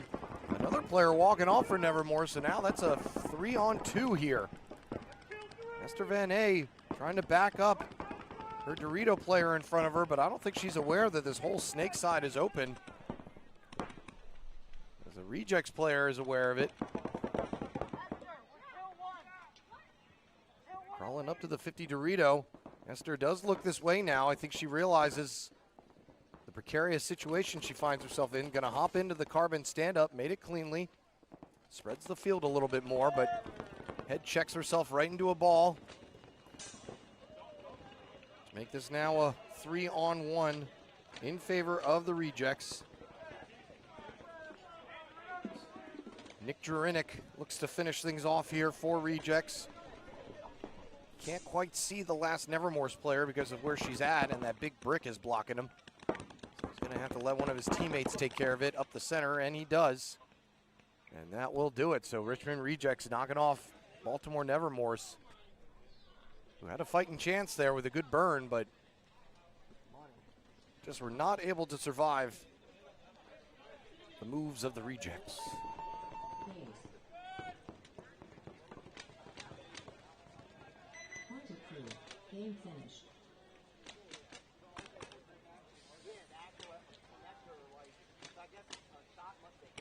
On the field, Keystone Ballistic and Maryland Mayhem. On deck, Just Kidding Phil Killers and Troops Protegium. In the hole, Nova Secrecy D5 and Eastside.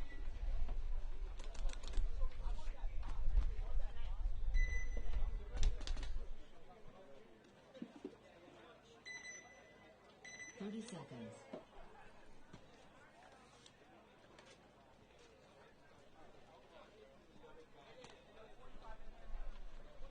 20 seconds.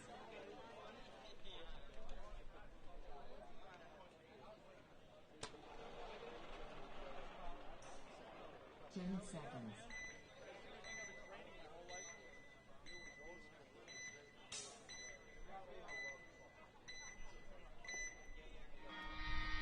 Keystone Ballistic.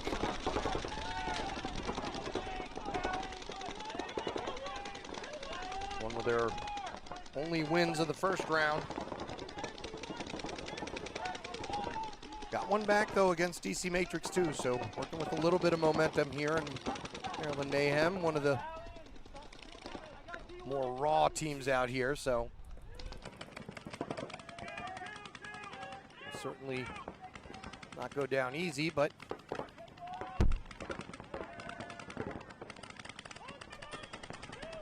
as another one walks off for Maryland Mayhem.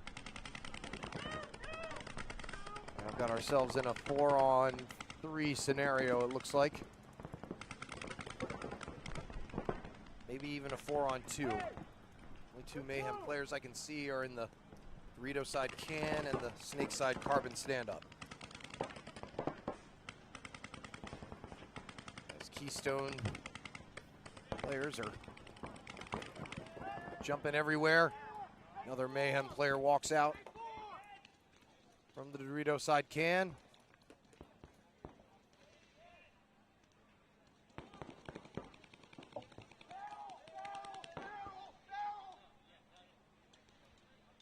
And the last Maryland Mayhem player taking the walk eliminates their chances against Keystone Ballistics. Or just Keystone Ballistic. So I guess they're going for the I want ballistic and not actual like ballistics. Or maybe they are, I don't know. Keystone Ballistic sounds like a good gun company. Why not?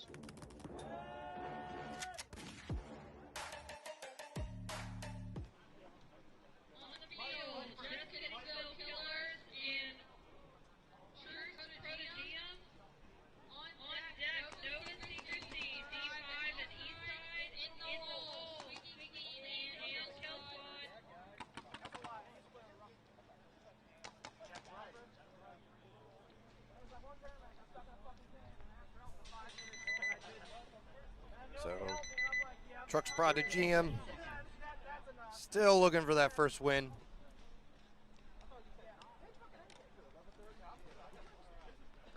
One of the younger teams out here today decided to throw their hat in the ring and get into the D4. 10 seconds. Don't know if that was just so that they could roster another player or two. Certainly been a tough shake. It's going the opposite direction for Just Kiddingsville. They're able to burn 2 off the break. The only 3 players left for Troops over here on this Snake side. All focusing on the Snake player. Not sure what happened to the 5th killer. Somewhere over there on the Dorito side, I believe.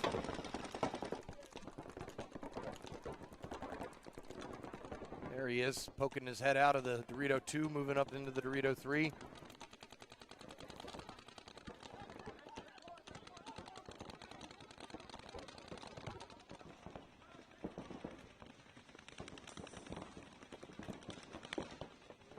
Killers now up in the 50 Dorito. Make short work of the snake player for Trooks in the propeller. Snap shoot out the center brick player. Yes, he does. As the Just Kidding's killer running down the center after noticing that the snake corner was out, and that was easy work there for Just Kidding'sville killers, who have continued to cruise. Well, they dropped their last one against Dark Matter. And able to win their next two. So they may only have one third-round game to have to worry about.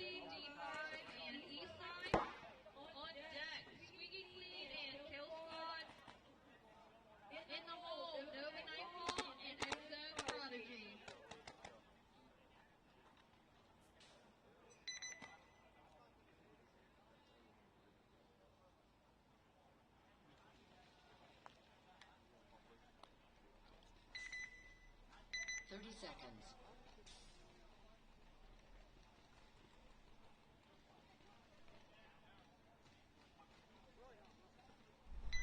20 seconds. What?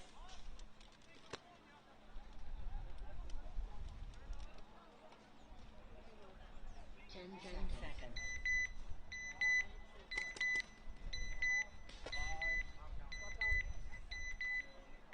Well, Eastside, we thought we were only starting with 4. He was hiding. Sending Castro to the snake side again. I said Nova Secrecy. We're all in their way back into things here.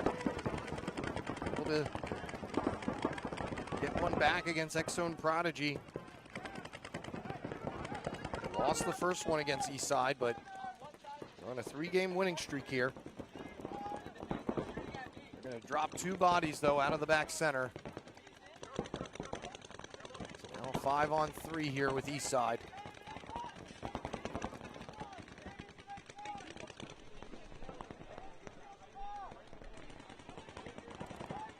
Eastside Dorito player angrily walking back to the dead box. So now 4-on-3 here. Castro back into his office in the snake.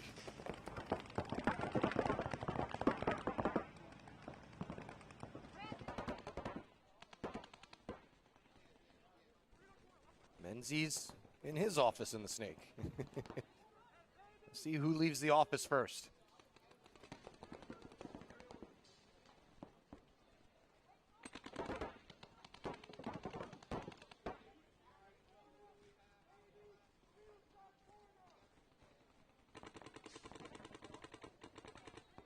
I think that was an attempted pod trick by the center east side player, who wasn't able to get it all the way there. Menzies fully rapid. Not sure if he's aware that Castro's in that 50 Dorito right in front of him. And he's losing one of his support players. Both able to dodge the first attempt at one another. I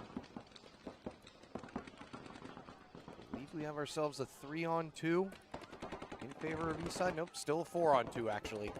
Player hiding over there in the back, Dorito 1. A lot riding on Menzies here. His only teammate is in the Dorito corner, and Menzies gets shot across the way. Turns this now into a 3-on-1 as one of the Eastside players gets shot down the wire.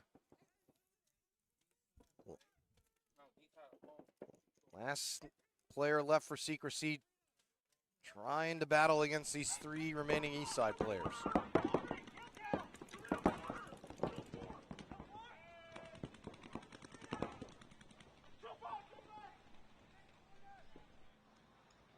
That's it. Don't touch this. Check me. Wait, no. So Eastside able to handle business against Secrecy. No chance for Secrecy to come back in that one now. Game finished. There's a yellow flag on the field, so not sure if that was dropped by a ref or actually thrown by him at the beginning.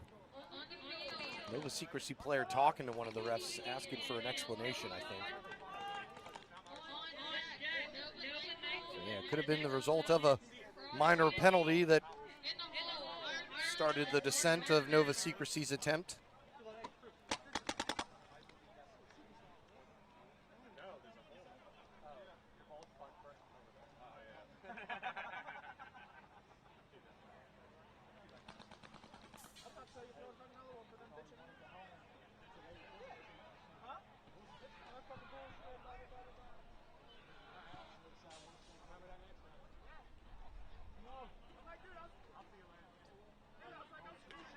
Surprised we haven't seen the pod trick, especially from Dorito to Snake 2.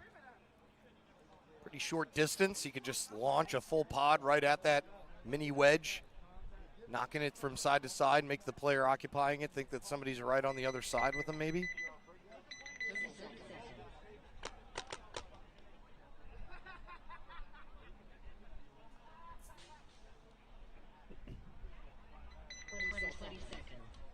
Just an idea. Who knows? Maybe.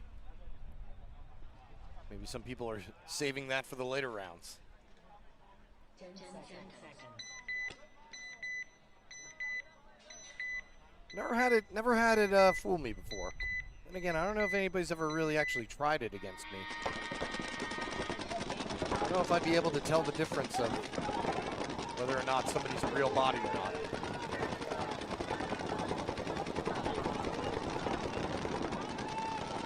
Heavy guns here over on the Snake side for both squads. Squeaky Clean took the 50 Dorito off the break. Cruz took the Snake 2 off the break.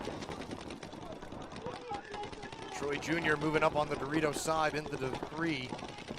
Not much attention being paid to him. LJ now in wait and see mode. Still 10 guns on the field.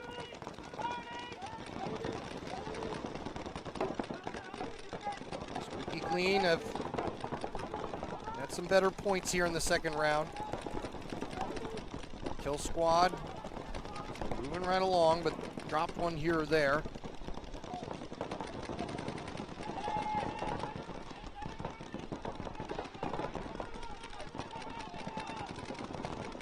Aaron's Flower is going to be the first one walking off for either side. And here comes Cruz. Run down LJ, but he doesn't get a piece of him and ends up getting the chocolate shot out of him. 5-on-3 here. Troy Jr. though now gonna shoot across the way, see if he can catch LJ slipping at all. Looks like he may have hit the top of his headband, didn't break. It's now Shelton over here in the Snake for Kill Squad.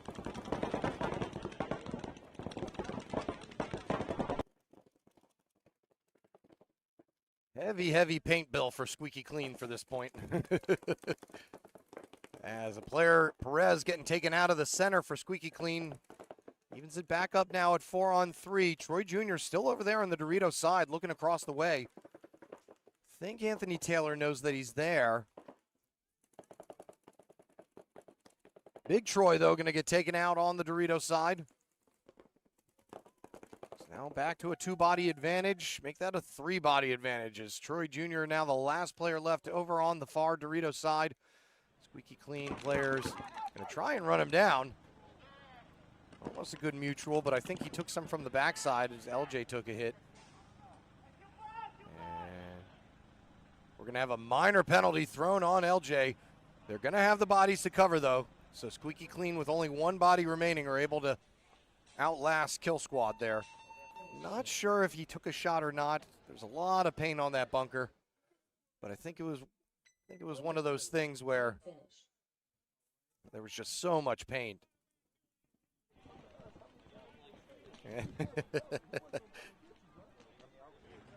Anthony Taylor plays for MK's Nasty Mob, who MK coaches, so they're saying you just wanted to try and pull me whenever you can, could you? He's explaining the penalty to LJ now, but like I said, not going to matter. Squeaky Clean had the points, or had the bodies to cover. And we'll have to see them all play each other one more time. So we're Sitting at 10 rubber matches needed so far. We continue down the second round here. I think we're quite anywhere close. I think we still got about, maybe about 15 games left in the second round here. Next one being X-Zone Prodigy taking on Nova Nightfall.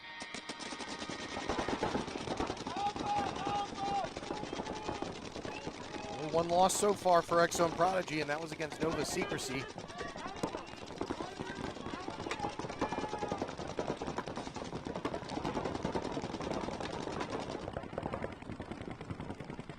It's getting a lot louder over here, so I don't know if teams are starting to shift entirety of their focus over here to the Snake side. Maybe, it's just part of that reacting. When you hear 50 Snake off the break, you instinctively look that direction. Savior taking a bounce off the top of the head, but he manages to get a kill on the Dorito side. 5-on-4 here as he tries to get his gun back up and running, so maybe he didn't get that kill because nothing's coming out of his gun at the moment.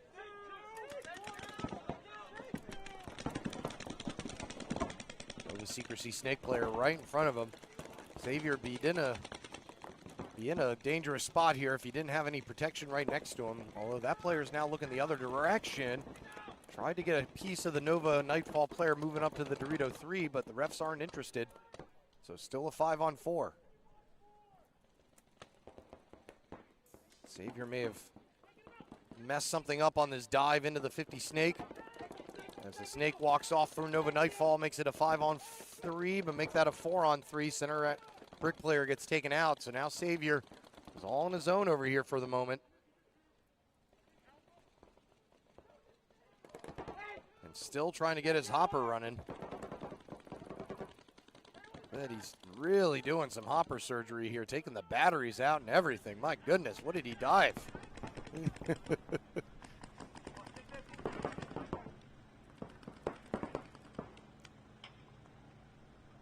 Another player walks off for Nightfall out of the Snake corner.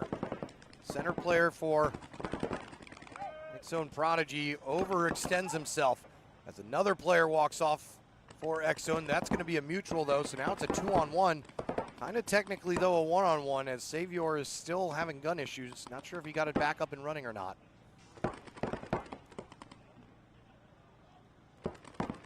Can't quite see the last player left, and he does.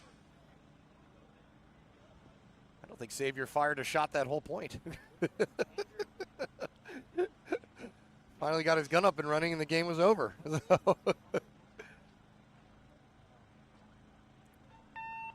So X-Zone Prodigy survived that one and knock off Nova Nightfall, so no rubber match going to be needed.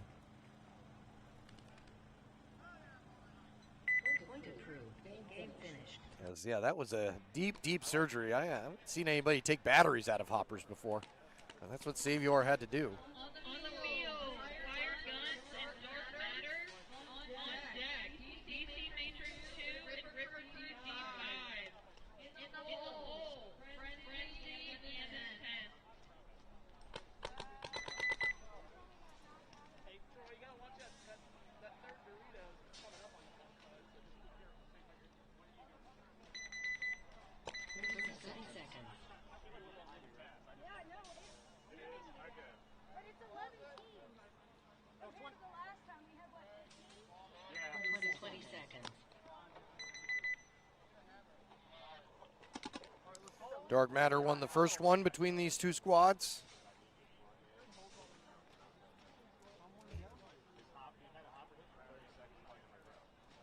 It's been a crazy bracket to have. That is the way it shook out. So like I said, we have this potential finals matchup right here. You need a special ref that says owner on the side. Like, I played professional paintball. I went for around 10 years. I'm down here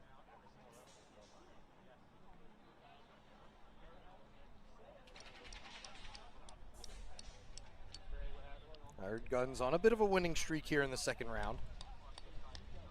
Beat out Kill Squad in their last one. Dark Matter, though, their own winning streak as well, taking out just Kiddingsville. Still a lot to play for here. Nobody's tournament just yet.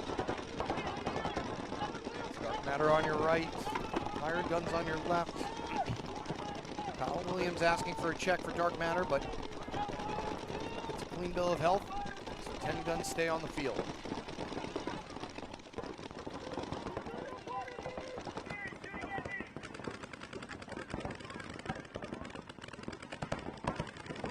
Both sides adhering to that 4 in the back line and sending one snake runner. Alteriel, the first one to break the mold, pops up into the center brick.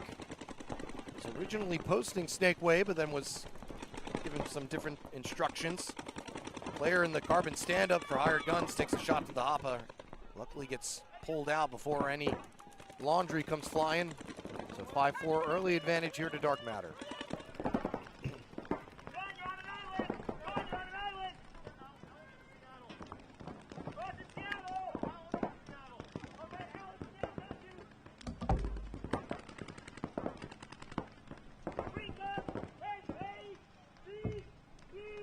Dark Matter spreading out now.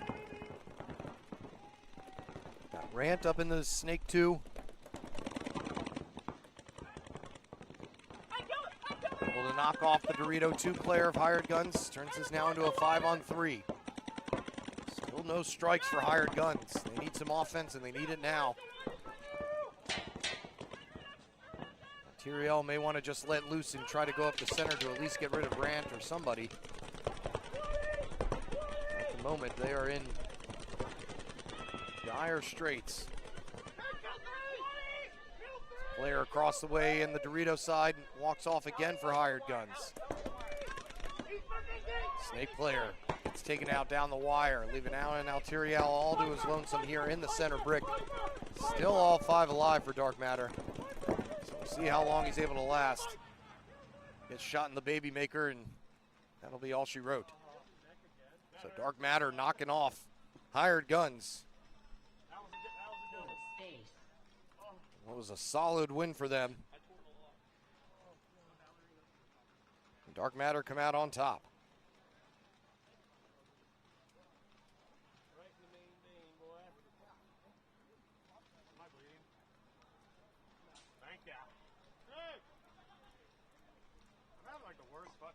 Point approved. Game finished. On the field, DC Matrix 2 and Ripper Crew G5. On deck, Frenzy and Intent. In the hole, VA Outlaws Deuce and Virginia Irregulars. It might be time for the channel to cover my butt. 30 seconds. Right here. 20 seconds.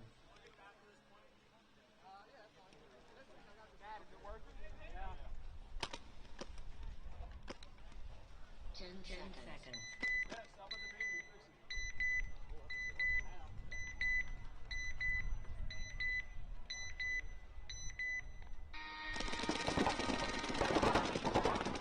DC Matrix suffering their first loss earlier. Roaring back though. Only one loss so far in the prelims, including their win against Ripper Crew. They strike first as well, nailing out a Ripper Crew home player. 5-on-4 here.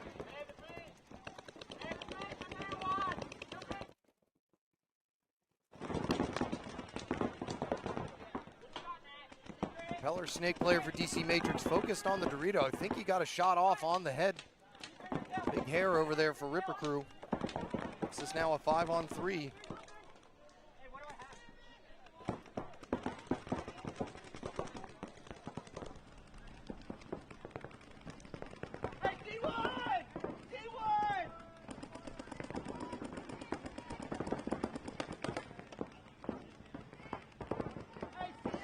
DC Matrix not trying to make any sudden moves. Still in their primaries. Just locking down lanes. Ripper Crew gonna try and find a way to punch through. Managed to get up to the center brick. See if he might be able to get a piece of the wedge center player. Ripper Crew gonna lose their snake primary. Now we're back to a 5-on-2. Oh, not back, we never left.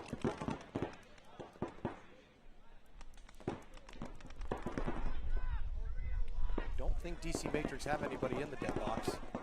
I only see 4 players at the moment. There could be another player hiding in those Doritos over there. Dorito player for Ripper Crew gets taken out, so that leaves York all by himself in the center brick. And he's going to get run down by the DC Matrix center player. He's going to check out his teammate and allow him to hit the buzzer. And another match concluded.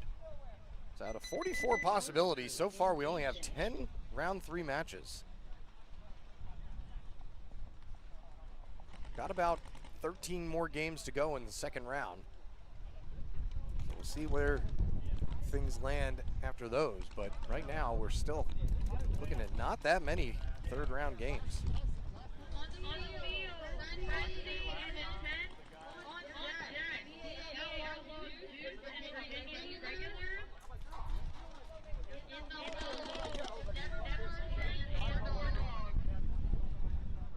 Coming here, as it was Frenzy who struck first against Intent and got him down to about 2 bodies or so.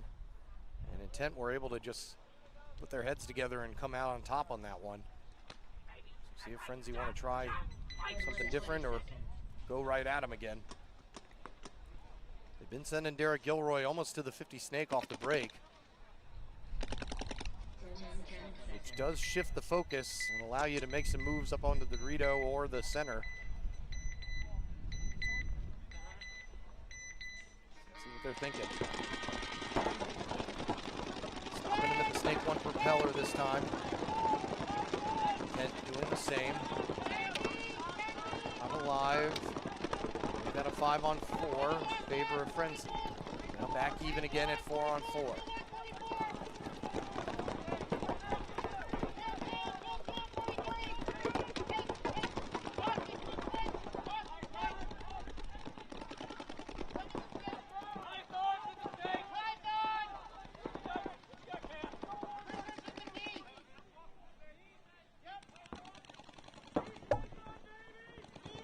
Getting the lay of the land from his center player.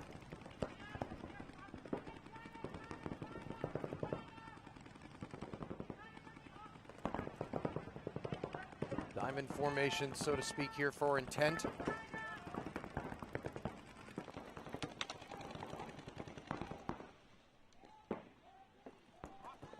Cam Rocco bouncing out to the Dorito side can.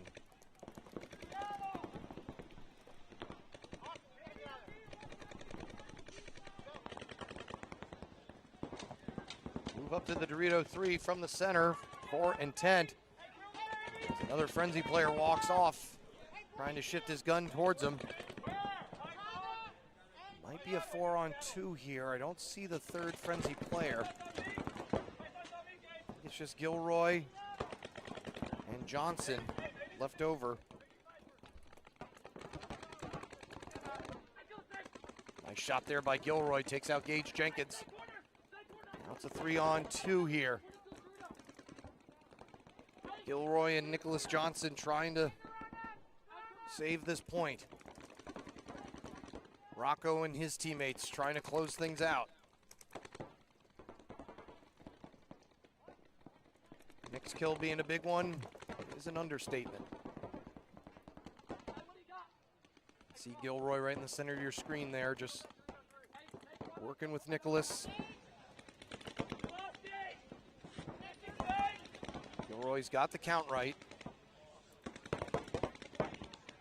Letting his partner know that they're in that 50 Dorito on the far side as he's able to get a piece of Johnson. Gilroy shooting parallel with him, got very, very close. Gilroy going to be off to the races here, as that was really the only option he may have had. And that is going to do it. Intent edging out Frenzy with a little more authority this go around. Ending the possibility of any rubber match between them.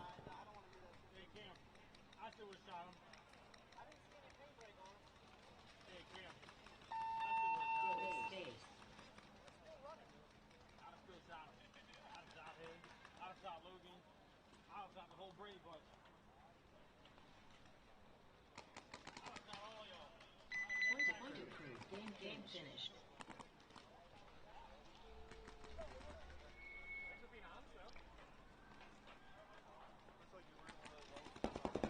I don't care much ball stuff.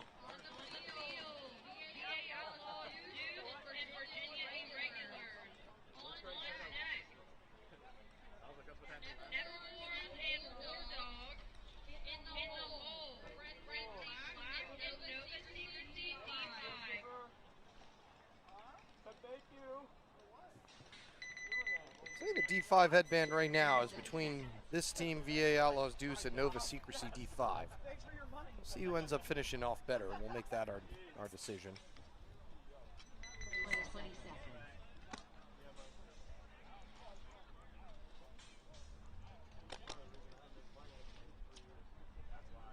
10 seconds.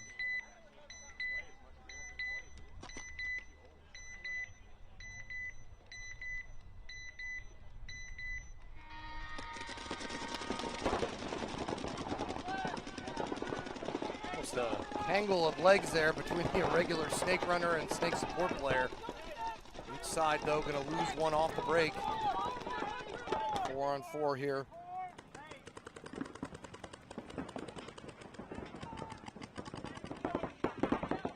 Snake presence now for VA Outlaws.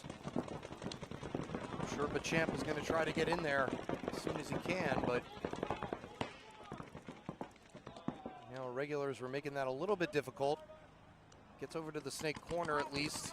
Try and keep an eye on the irregular snake player.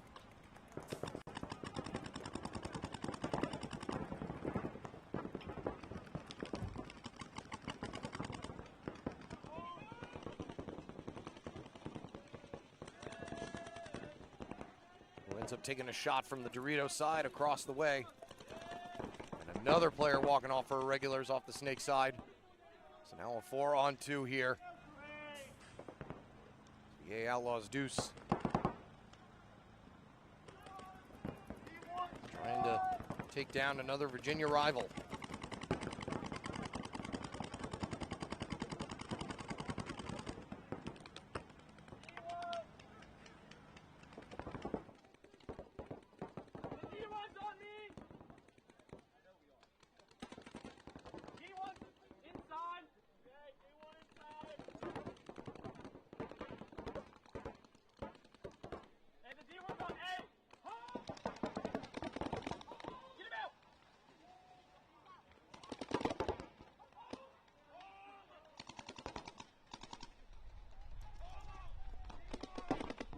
Outlaws know where the last two are.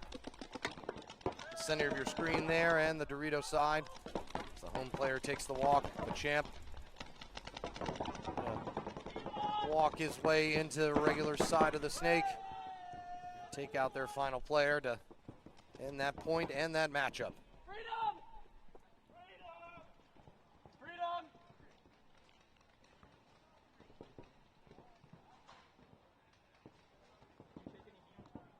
Not much.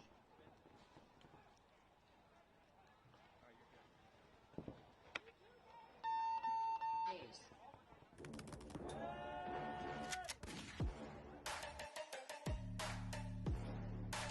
Check out Breakout now. Player position.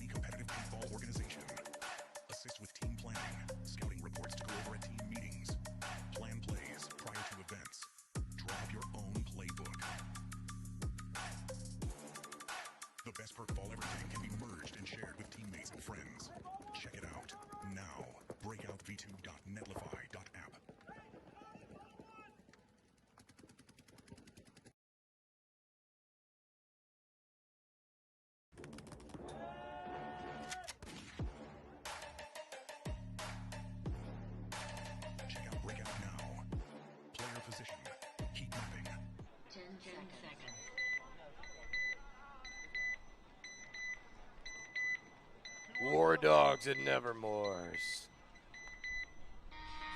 Taking each other down. War Dogs won the or no, actually they dropped the first one. Nevermore is going to drop the first body though, as Esther Van A takes the walk along with Gonzalez. So now it's a 5-on-3 in War Dogs' favor. Make that a 5-on-2. As Tyler Gonzalez gets taken out.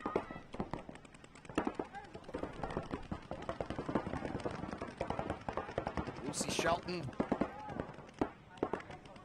I think Brittany Reed are the last two remaining now here on the Snake side.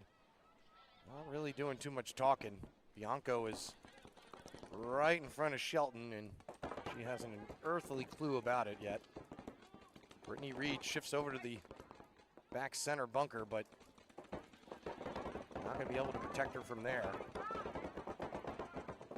Bianco is just trying to be as polite as possible and gets her in the pack. Like I said, these two teams very close-knit, sharing personnel from time to time. So as Brittany Reed is the last one left in the back center, Bianco able to get the angle in on her. And that one will force a rubber match. So that makes 11. Still a low amount number though, with the 44 that we had possible. Point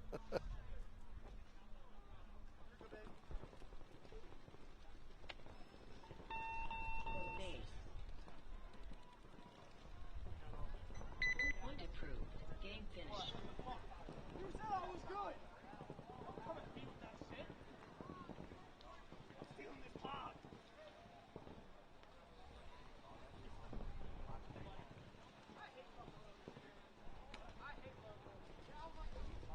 Alright, on the field, we have Brantley Black and Nova Secrecy D5. On deck, Richard Redax and Squeaky Clean. In the hole, Keith Ballistic and Nova Nightfall.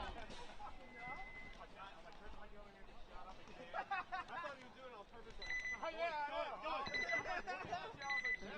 her head, I was like, all right. To be fair, though, he did tell Austin to go. I did. Yeah, it was on his fucking side. I was getting ready to move, and then she ran over, and I was I can't tell when she turns my way. I know. This logo's getting me. Yo, those are the infamous logos. 10 seconds. The infamous logos the worst. Yeah. The Pro DNA. Yep.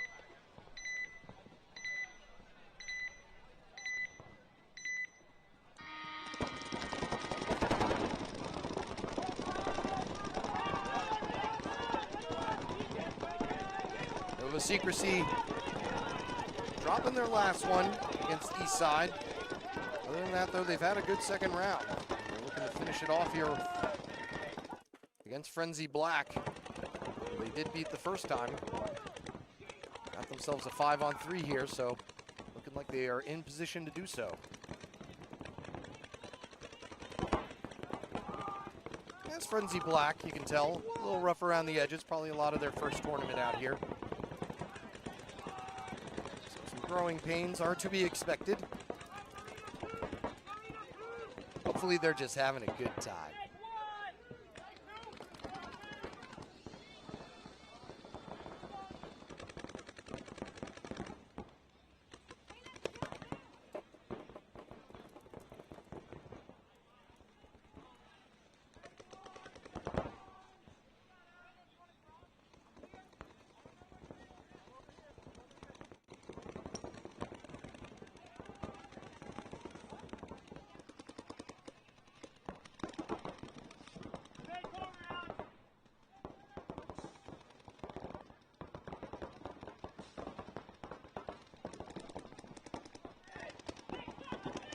Black player getting shot out of the back of the Snake. Takes a hit to the hopper across the way in the Doritos. See if the ref is in there in time to get it. Calls him clean. Oof. All right, I'll give him that one. Didn't look too rough around the edge. It looked like an experienced tournament player there. Maybe my eyes were just deceiving me. They do finally call the Dorito player out. So now it's a 5-on-1. Yeah, I don't even know if he cut the hit necessarily on purpose. Why would you want to It's a 5-on-2, and I'm one of the two that gets shot. I'm not necessarily wiping. So that is going to do it. So Nova Secrecy, like I said, having a good second round here. Only lost 1 to Eastside. But they're going to have a third round match coming up against VA Outlaws Deuce, as well as X-Zone Prodigy. They've got one match won and 1 match lost so far, so those two will be the determining factors. So what I will say is, I'll put it on the record here because they do end up playing them actually. If they beat VA Outlaws Deuce, they get the headband. They get the mask strap. So that's what's at stake there, people. So don't go anywhere. That'll be coming up here in our third round.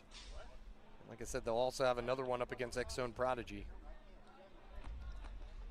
On the field, Richmond Rejects and Squeaky Clean. On deck, Keystone Ballistic and Nova Nightfall. In the hole, And our last handful of games here of the second round. More than likely, they'll be breaking for lunch after the second round, so the refs can get a much needed and much deserved break.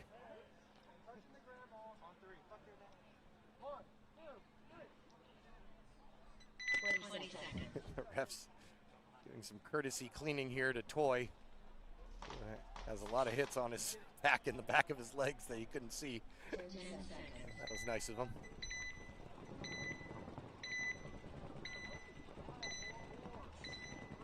All right, so Squeaky Clean now. This is one of their only wins of the first round. Their only win of the first round was against Richmond Rejects. Playing some pretty good ball in the second round. Only lost 1 so far to Dark Matter. Had a good game against Kill Squad, though, to win that one.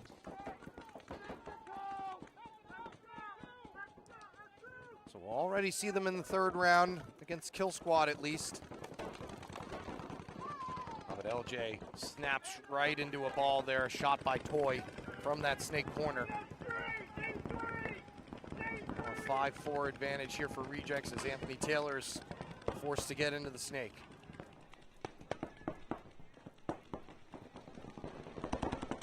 All the way back up to the 50 though already, so he's not waiting around. Boy now gonna follow suit, hop onto the snake propeller at the snake 1. Heavy snake presence over here for Richmond Rejects. As another Squeaky Clean player walks off. Now it's a 4-on-2 as Anthony Taylor shoots out another player, but he's going to mutual with the snake player who came and got him. And that leaves us now into a 3-on-1 here. With Rejects unsure where the last body is, and he's in the center, catches up 1 ball.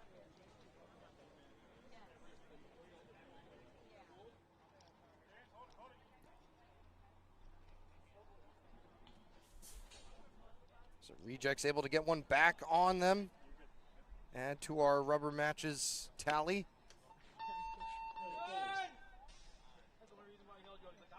As those two teams will have to go at it again.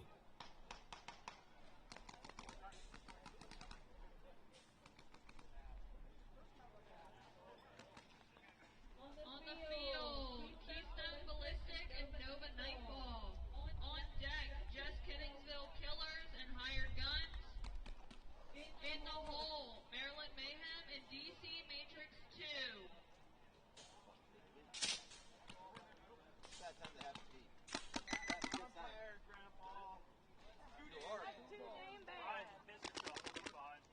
Probably wouldn't be able to tell. 30 seconds.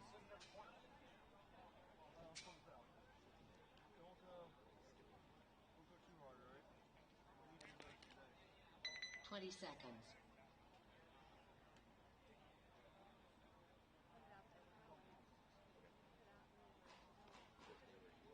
Ten seconds.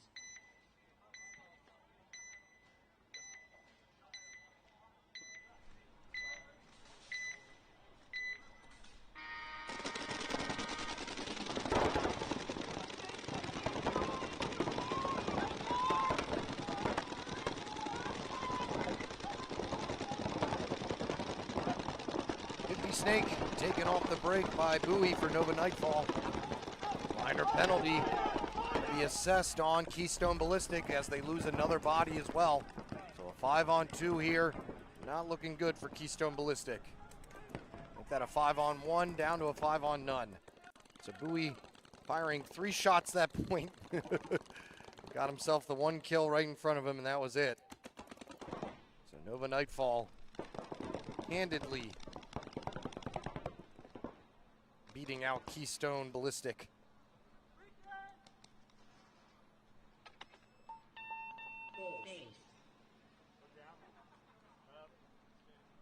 Nova Nightfall themselves, I believe, will be having a couple of third-round matches as well. One against Maryland Mayhem.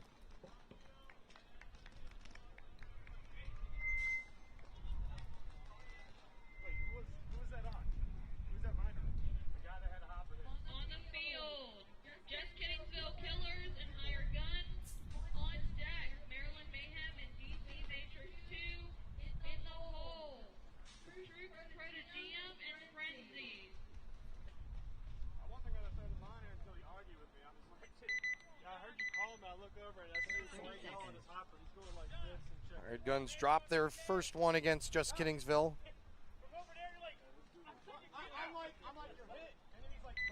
They lost their matchup against Dark Matter, but they've got a rubber match coming up against Kill Squad.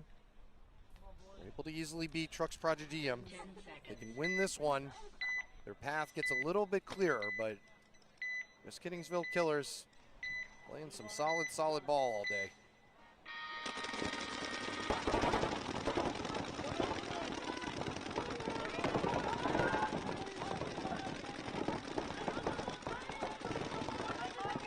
Killers do get the first kill. On the Dorito side.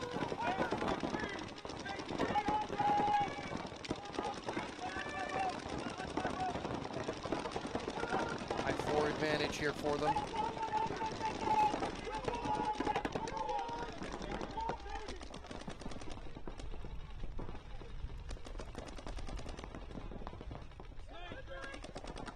Killers lose their first body.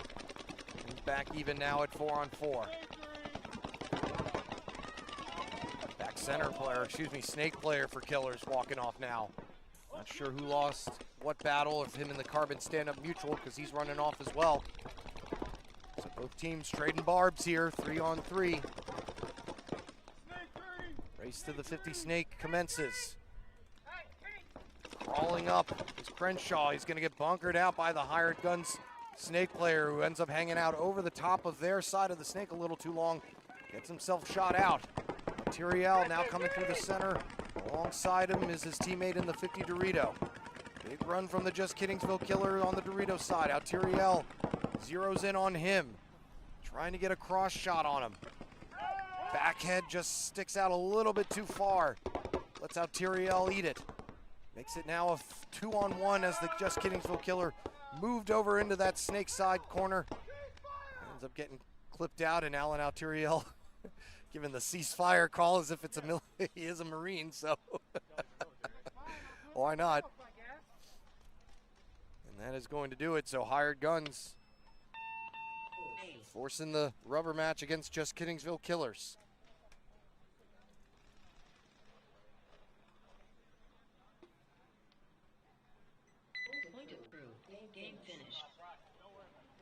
Which I'm not too mad about, because that was a good one. We'll get another taste of that. On the field, Maryland Mayhem and DC Matrix 2. On deck, Troops Prodigium and Frenzy. In the hole, Eastside and XM Prodigy.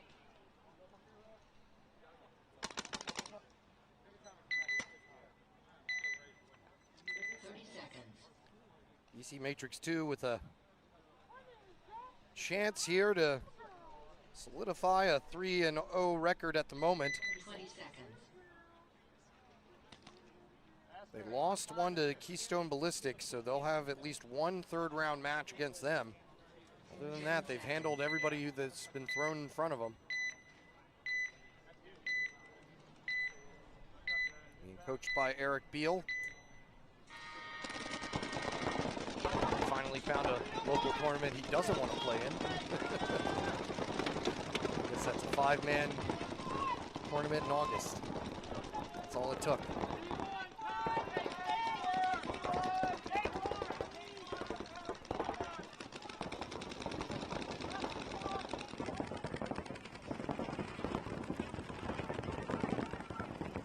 Maryland Mayhem copying the other teams here with their 4 in the back and 1 in the snake. DC Matrix taking the snake 2 and that center wedge, which center wedge I've been seeing, some good things. Keep an eye on the snake, keep them at bay, even shoot them like that player just did for DC Matrix. What I haven't seen really working too well is folks hiding in on the outside of the propeller in the Snake 1. For me, I'd probably forego that.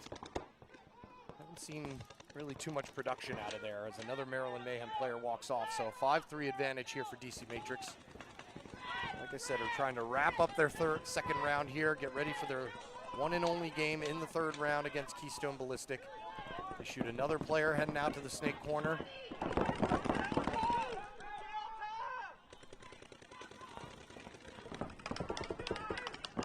It's the last player left here. All 5 remaining DC Matrix players getting some strong encouragement from their center player who ends up getting shot. Letting him know that there's only a couple players left. He had the kill count wrong,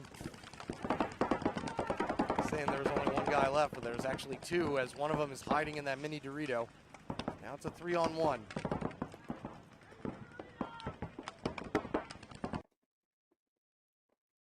DC Matrix just biding their time and end up mutualing with them to finish things off, and that will do it.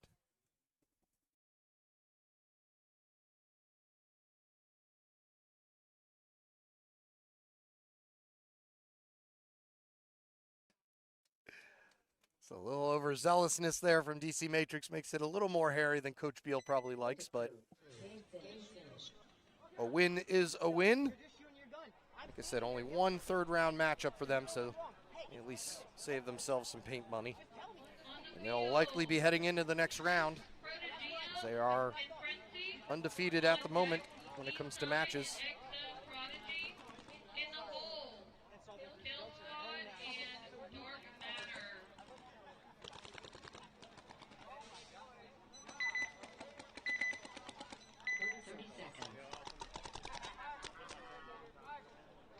Only 7 games left here in the second round. Like I said, likely will be a bit of an extended break after that, so the refs can get themselves some refueling done. 10 seconds.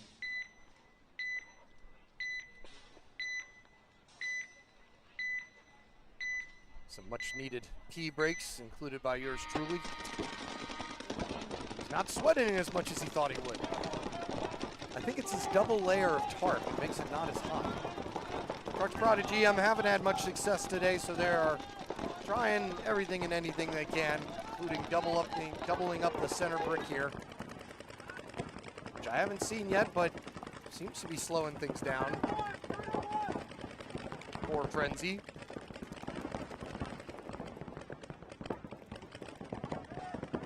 They take out Derek Gilroy as they're on their side of the snake here.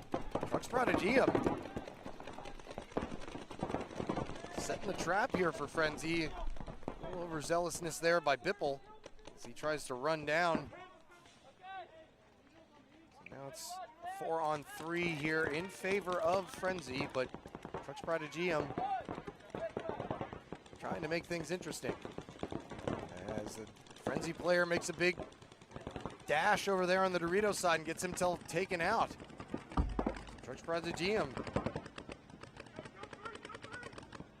said, giving Frenzy a game here. They actually have another body on that Dorito side. So it's 4-on-2, and that very, very likely should have been a major. The refs not in the, if one of them was up here, they probably would have thrown the red flag. The last player left for Frenzy in the carbon stand-up with Big Heffy running him down. And that is going to do it and give Trucks Prodigium their first win of the day. So it only took 8 games, but they finally got one. Against a good team in Frenzy too. So they'll have their one rubber match against Frenzy. That'll be it for them. Point approved. Game finished. Oh my gosh, he was... Dog, I'm done, bro. I'm done. He's literally on the fucking crawl. Why am I getting lit up in my back? Fucking shit.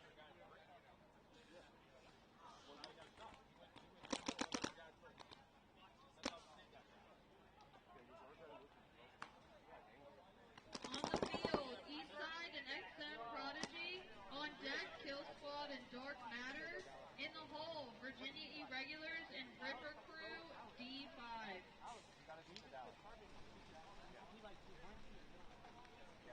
don't have the Dallas jam, so if he's there, I'm gonna hold. 30 seconds.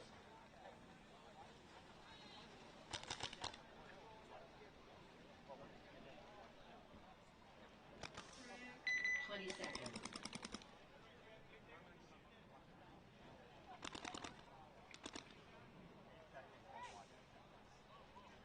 Seconds. Yes.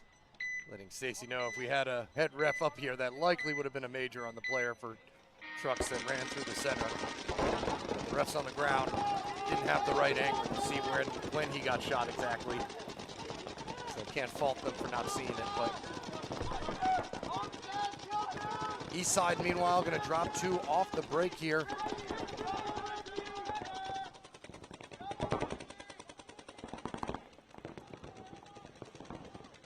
Zone Prodigy trying to finish off Eastside.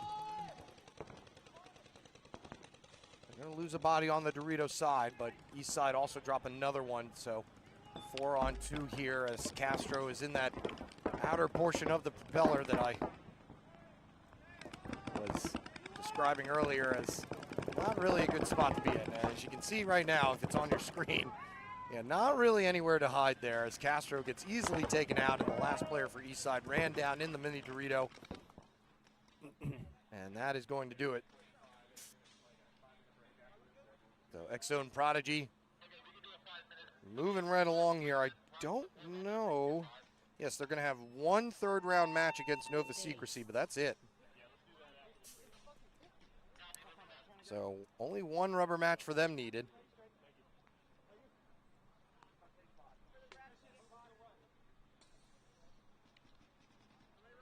Point approved.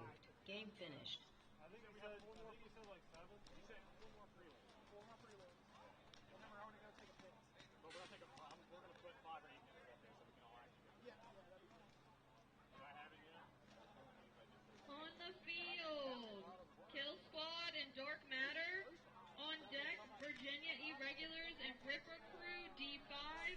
In the hole, War Dogs and Intent. Back, got each other's back.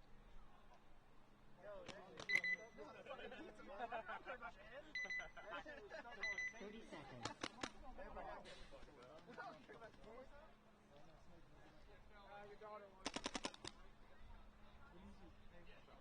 20 seconds.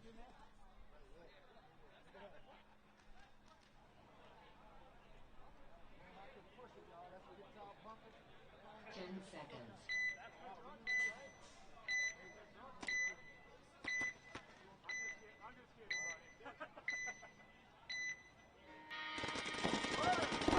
All right, Dark Matter versus Kill Squad.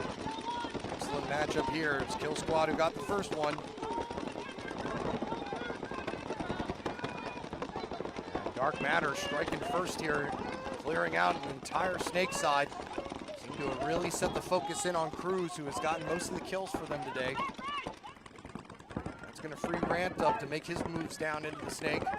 See if the Kill Squad can counter. Shelton looking like he wants to get on over here, and he does. Hop right into the Snake 1 propeller. Dark Matter are all over it. As Troy Peterson gets shot out of the Dorito side can by Rand. Dark Matter with an excellent burn here. Shelton getting shot out. Even little Troy all to his lonesome down over there in the Dorito corner with not really much hope. It's one of those 5-man points where if it was an X-ball match, probably would have hit the buzzer right after the burn or hit the towel button right after the burn, just because we're not going to be able to get anything started. As a long run from the Dark Matter Dorito player runs down Troy and forces our 15th rubber match. Which I knew Dark Matter weren't going to go out without something to say.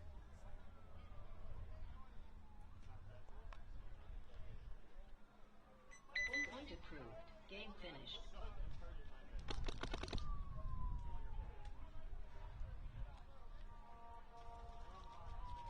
Final 3 games here of the second round. Then yeah, there is going to be about a 5-minute break or so to let the refs relieve themselves.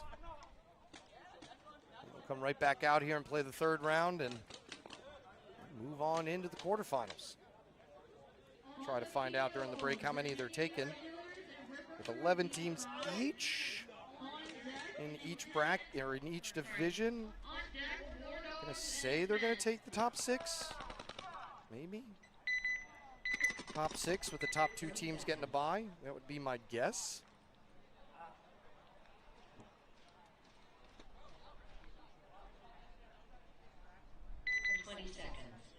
But we shall see.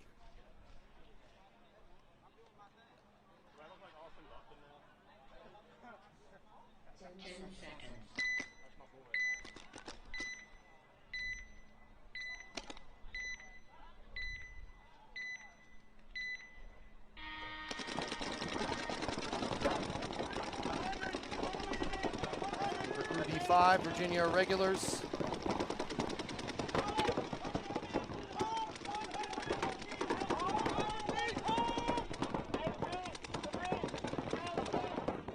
Ripper Crew who need to win it. They continue on. They take out the first irregular player, and they're in some pretty good spots here. Already moving down on the Dorito side. Taking out another irregular player out of the back center. 5-on-3 here for Ripper Crew.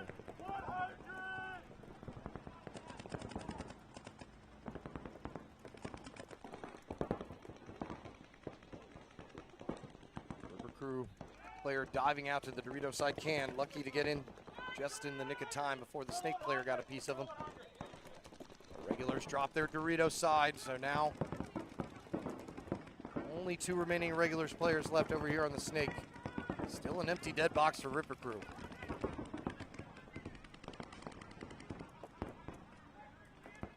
Not anymore though, as a Ripper Crew Dorito side player gets taken out. Bounce shot off of the Snake player of the regulars, who gets himself another kill. So now a 3-on-2 here. Not sure where that third player on their side went, but the regular Snake player has his keister a little bit too high in the air, and his pack gets decapitated there as the last irregular player walks off. So they gave themselves a semblance of a chance, but just lost too many bodies too early. So rubber match will be needed there.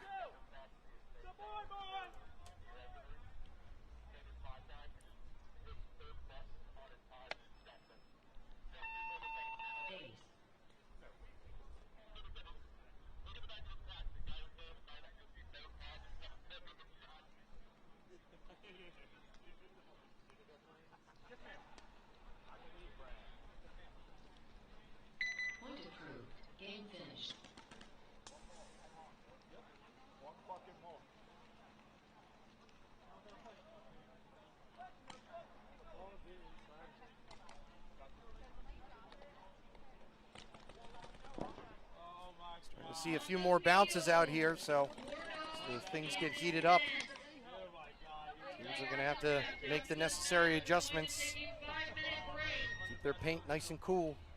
I don't know. I got it. 30 seconds. I don't know. 10 versus War Dogs up next. We're finishing things off with X-Zone Prodigy and Keystone Ballistic.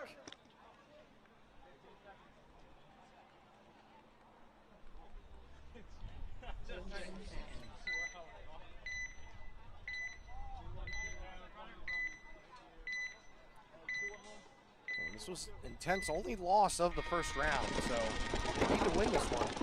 War Dogs game of the game. And looks like they're off to a good start here as Intent burns 2 and one of them gets a penalty, and Bianco taking the walk, and Cole Cordell is left all by himself here in the back center in the first 15 seconds of the point. So Intent really just trying to figure out what's going on. They burn highly successful. They see a cuff following Gage Jenkins down the snake side, just trying to find Cordell in that last home spot. Probably be a moment of time, a matter of time here as Cordell does make his way out to the Dorito corner, because got to try something. Again, that's another one where if this is X-Ball, this point doesn't go this long. As they easily handle War Dogs this go around. That'll force a rubber match between those two squads. Intent weren't gonna take that loss laying down. Point approved. Game finished. So, Intent.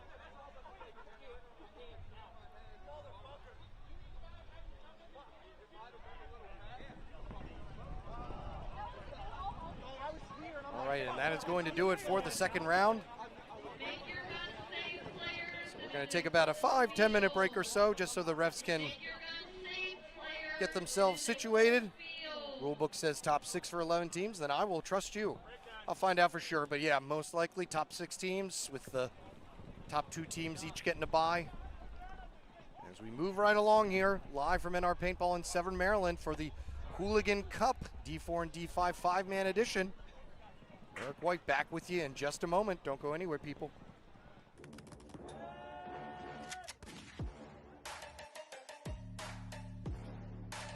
Check out Breakout now. Player position, heat mapping, multiple scouting report options. Breakouts, deaths, off-break, route mapping, St. Glennis, many more features.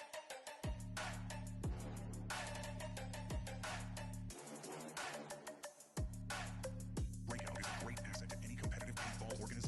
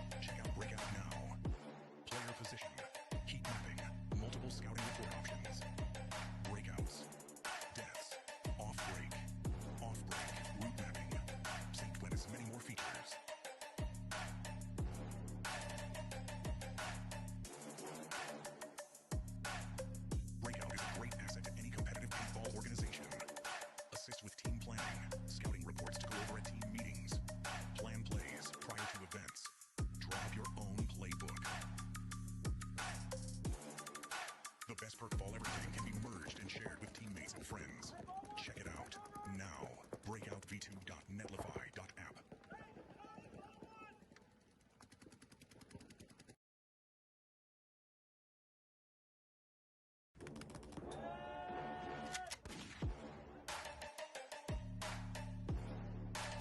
Check out Breakout now. Player position, heat mapping, multiple scouting report options, breakouts, deaths, off break, route mapping, synced Glennis, many more features.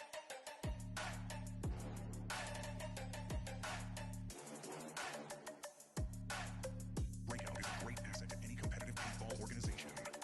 Assist with team planning, scouting reports to go over at team meetings, plan plays prior to events, draw up your own playbook. The best perk of all everything can be merged and shared with teammates and friends. Check it out now. Breakoutv2.netlify.app.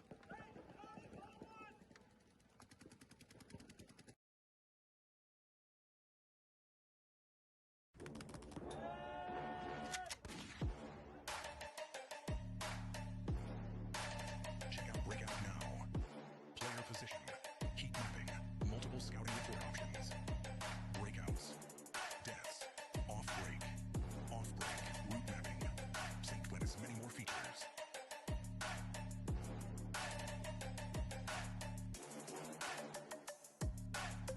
Breakout is a great asset to any competitive paintball organization. Assist with team planning, scouting reports to go over at team meetings, plan plays prior to events, draw up your own playbook. The best perk of all everything can be merged and shared with teammates and friends. Check it out now. Breakoutv2.netlify.app.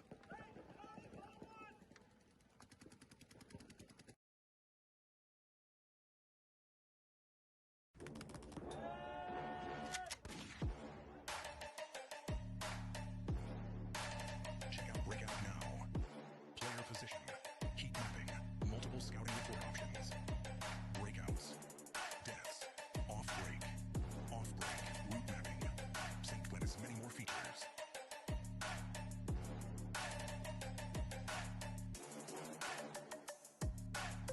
Breakout is a great asset to any competitive paintball organization. Assist with team planning, scouting reports to go over at team meetings, plan plays prior to events, draw up your own playbook. The best perk of all everything can be merged and shared with teammates and friends. Check it out now. Breakoutv2.netlify.app.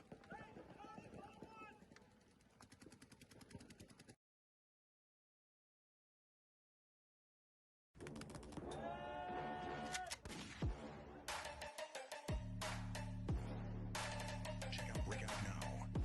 Player position, heat mapping, multiple scouting report options, breakouts, deaths, off break, route mapping, synced Glennis, many more features.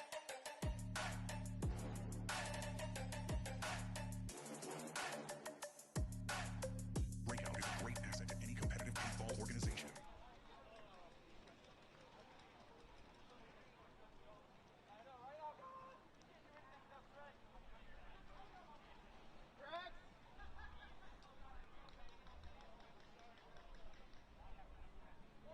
I'm in it! Warning, live field gobble on.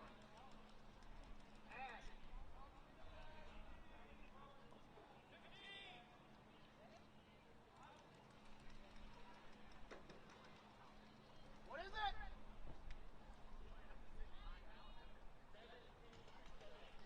What? Definitely more than normal. No, it's not really. No, it's not. It's D5 Indies. Yeah. No, the other ones are like fucking 20. Is it really? The other tournaments that we've had? I don't pay attention. Yeah, like 20, almost 30 one time. Well, I normally only have 10. Yeah.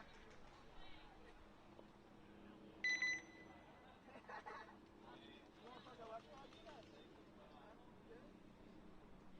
On the field, Dark Matter and Just Kidding Bill Killers. On deck, Nova Nightfall and Maryland Mayhem. In the hole, DC Matrix 2 and Keystone Ballistic. What? 1 minute. I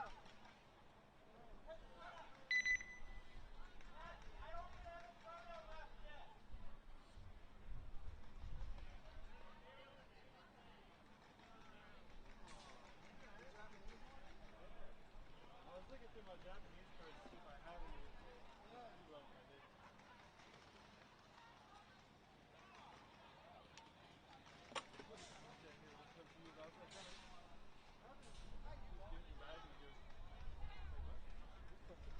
Looking through the bag, trying to figure out how it got in there. We have no idea.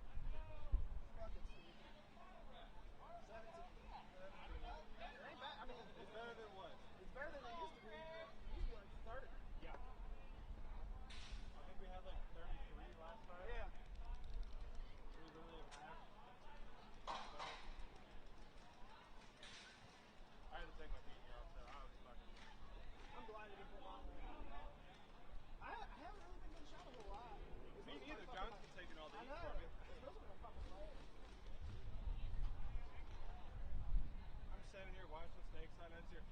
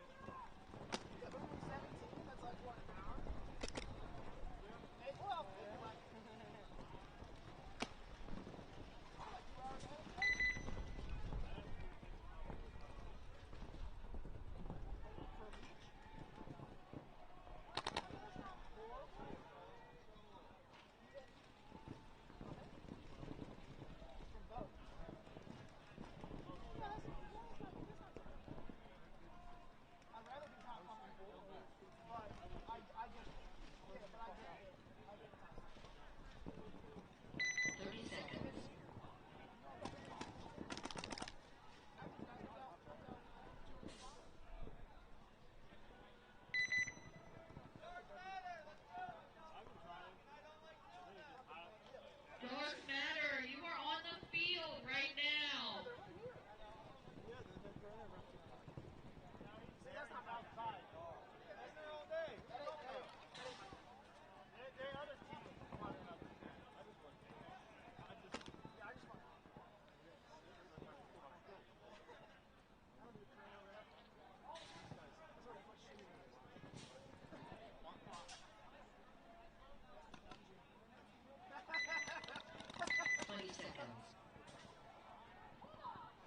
Welcome back to the Hooligan Cup, live from Field 1 at NR Paintball in Severn, Maryland. Eric White here with you for the remainder of the day as we conclude the prelims with the start of the third round. First up is going to be Dark Matter going up against Just Kiddingsville Killers.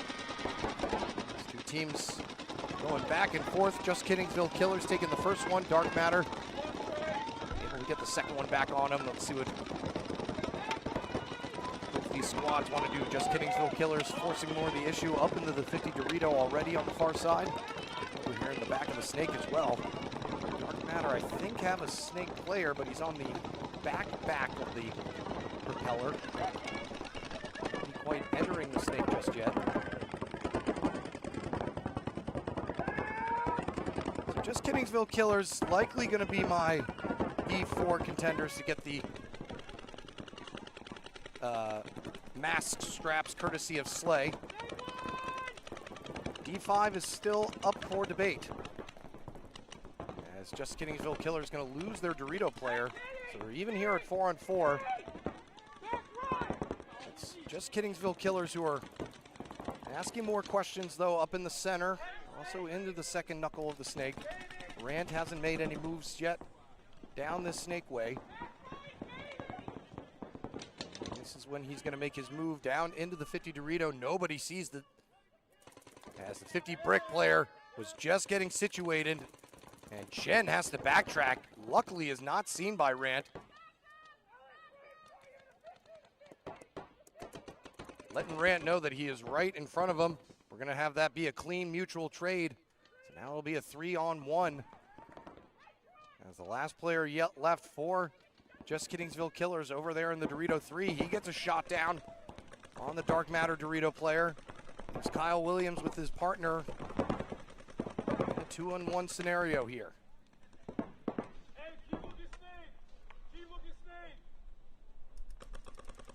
Is it a 2-on-2? He's talking to somebody, but maybe trying to do some Jedi mind tricks. Ends up getting shot wrapped around the way. And that is going to do it. So Dark Matter besting Just Kiddingsville Killers.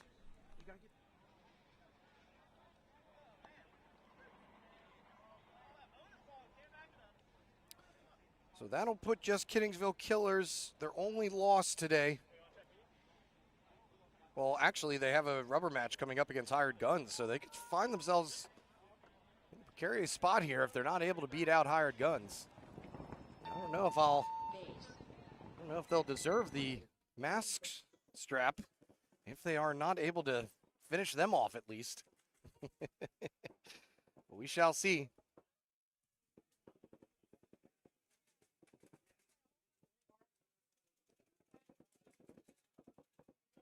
On the field, Nova Nightfall and Maryland Mayhem. On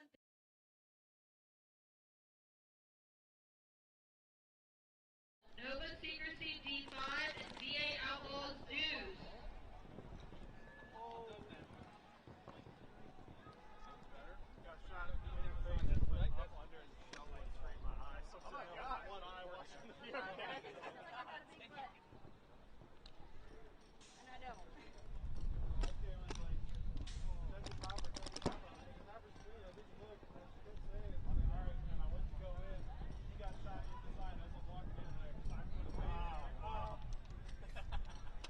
Just 17 or 15 rubber matches, it seems.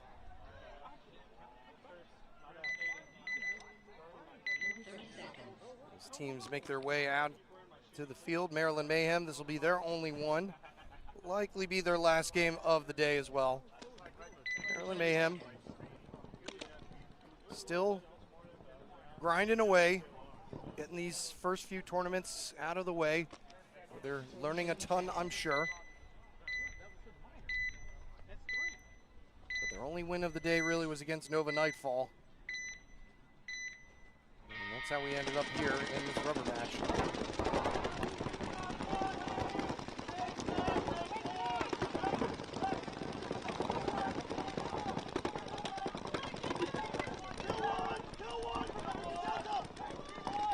Nova Nightfall have a good stance right now. They lost their match to X-Zone Prodigy, but if they win this one, they'll be 3-1. Their only loss coming at the hands of X-Zone Prodigy.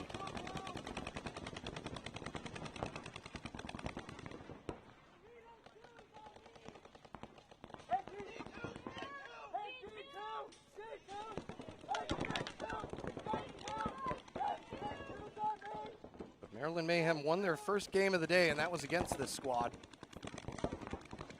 And it's not been a pleasant ride since then. But that's what these tournaments are for. A nice, easy access to some competitive paintball. Let you keep on learning, keep on going. Don't get discouraged. Everybody goes through it, whether they want to believe they don't or not. As Mintz gets a nice shot there in on Bowie. May have gotten a shot in on the carbon stand-up too, but Mintz standing up a little bit too long. Ends up getting clipped in the arm. Turns us now into a 3-on-3 as another Nova Nightfall player walks off out of the carbon stand-up.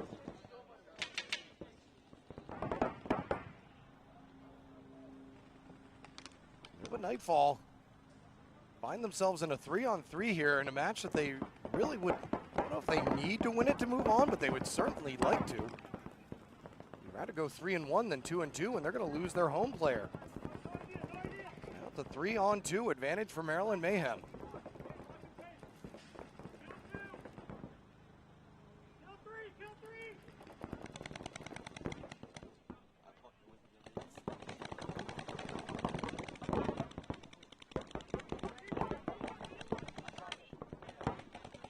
Mintz, though, Trying to lose his battle across the field with the Dorito. So now it's a straight up 2-on-2. Nightfall, first ones to move. Maryland Mayhem spreading things out as well.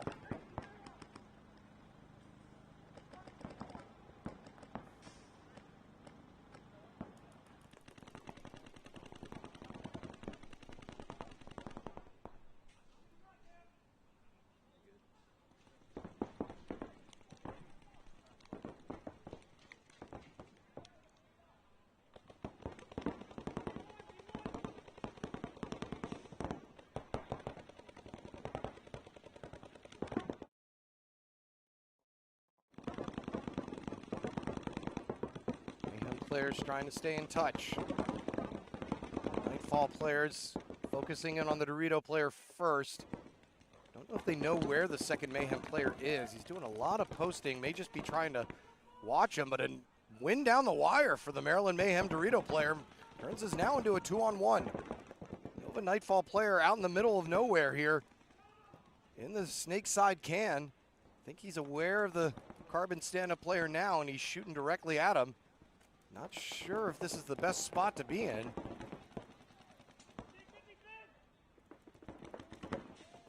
Now going to backtrack and hop on over and get into the center brick.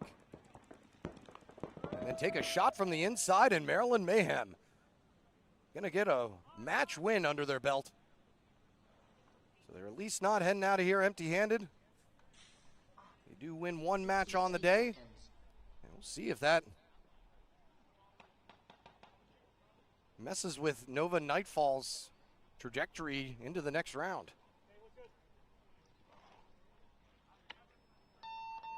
Base. Point approved.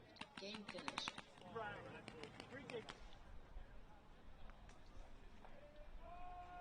On the field, DC Matrix 2 and Keystone Ballistic on deck. Nova Nightfall still sitting at fourth for the moment. The score hasn't been logged yet, I don't think.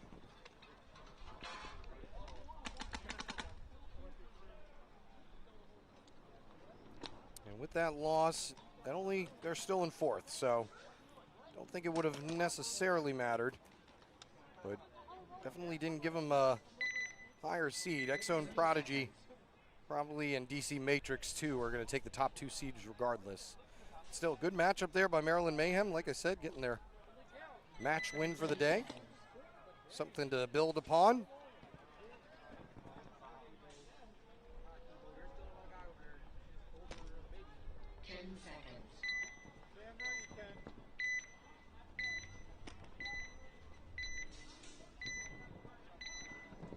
Speaking of DC Matrix, this is their only rubber match of the third round up against Keystone Ballistic.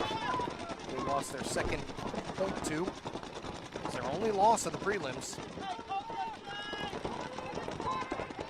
we're going to try and right that wrong right now. Because if VA Outlaws Deuce are able to beat Nova Secrecy, they could have the number 2 seed.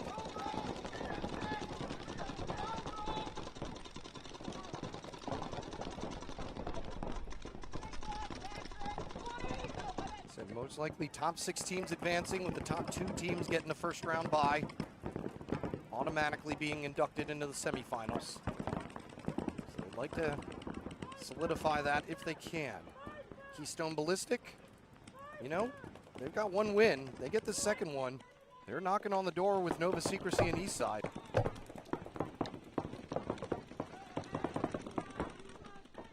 They're going to lose the first body off the Dorito side.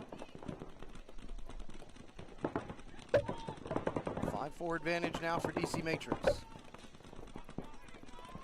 Make that a 5-3 advantage as Pietro gets shot out of the center brick. And ref coming in to check out the snake player. Give him the all good. Still a 5-on-3 though here with DC Matrix bearing down on him. Actually, I think it's a 4-on-3. DC Matrix lost one of their Dorito side players. Can't quite see where the 4th player is. Oh, he was hiding in that Dorito 50, it looks like. does get shot out eventually after taking one more Keystone player with him. I believe we have ourselves a 3-on-2. Yes, we do. He was hiding in the back of the snake. He almost gets a shot of Warner as well from hiding like that. Got the center wedge, the carbon stand up in the back of the snake. Keystone up in the center brick and the 50 Dorito on the snake side. He's going to bounce on over into the center. Big move here coming up. Keystone player trying to bunker out that center wedge player. Yeah, it was maybe a good idea. Don't know if it was executed well enough. As Werner gets a piece of the snake player trying to get wide on him. He's ran down by one of the last remaining DC Matrix players, and that is going to do it. DC Matrix going undefeated in the prelims, taking the number 1 or number 2 seed, depending on how X-Zone Prodigy goes. And Keystone Ballistic, that will probably be it for them, as they will only go 1 and 3 on the match count.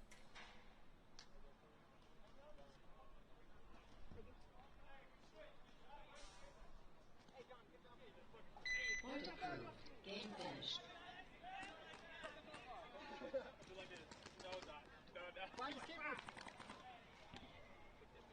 the field, Nova Secrecy, D5, VA Outlaws, Deuce. On deck, Squeaky Clean and Nevermores.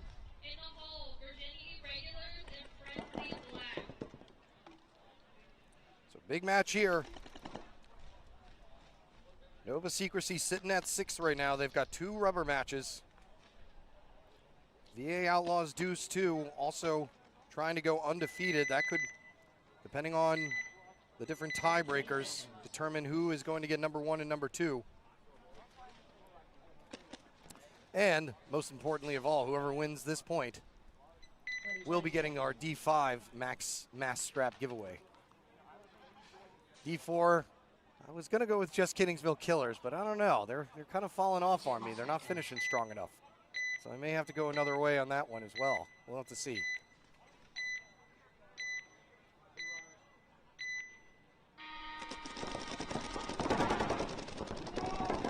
The Secrecy going to drop the first body, run into the Dorito 1.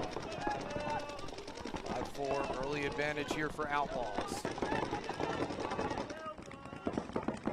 Secrecy find themselves in a better spot than it was looking in their first round. Dropped the first 3 and then were able to win 3 of the next 5, or 4 of the next 5, excuse me. So they've given themselves a chance here. They've got 2 rubber matches coming up, this being one of them.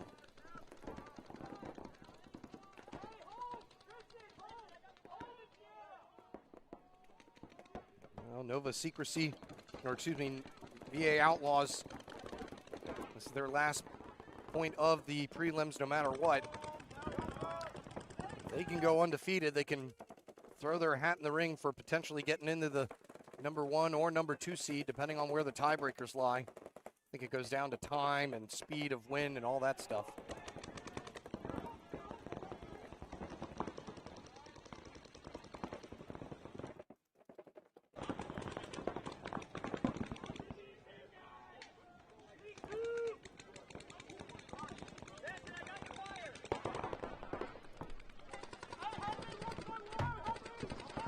Menzies in the snake 2 for Secrecy.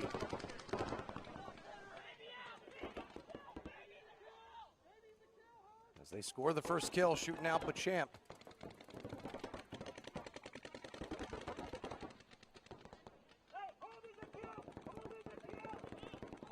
Menzies getting around, gonna head up into the 50 Dorito as they now have the 1 body advantage.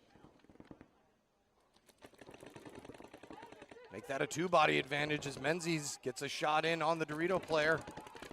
He's going to battle right down the wire, lose out to Ian Kirk, who's going to ask for a check. And we're going to get a penalty called on Menzies for talking after he said. Yelling at the ref to check him. And so now that's going to turn this into a 2-on-2. This is getting later in the day. The ref's leash is going to get a lot shorter. Can't talk after you're dead, especially when it's yelling at the ref.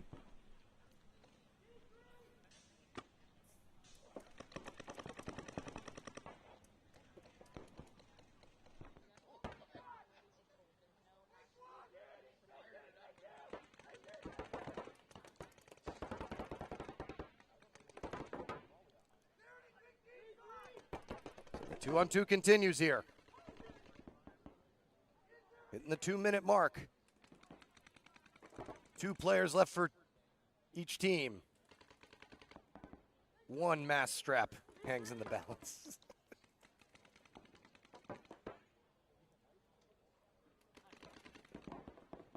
Secrecy player moves into the Snake 1. While his Dorito player gets a check. Outlaws player thinks that he got a piece of him. Snake player for Secrecy takes the walk. Outlaws player, and that's actually Ian Kirk. Is the last one left as we're now in a one-on-one here. 80 seconds left to go. It's probably Secrecy that need to win this one more than Outlaws. So the onus may be on him to try and make something happen here in these final few seconds. 60 seconds. Kirk is just hanging about. He may just be thinking, you know what, let's just do it in the quarterfinals and I'll just buzzer watch. As Kirk now is going to take a run. Don't think the Secrecy player knows that he made that move and he's going to be way out in the open. He gets out of the way just in the nick of time. Meanwhile, time is ticking away here. 30 seconds left to go. Secrecy player still looking for Kirk. Kirk's got him all day if he pops out a little bit further. I gotta try and keep my voice down here. He's one-handing it above the brick as Kirk moves into the laundrified Snake area.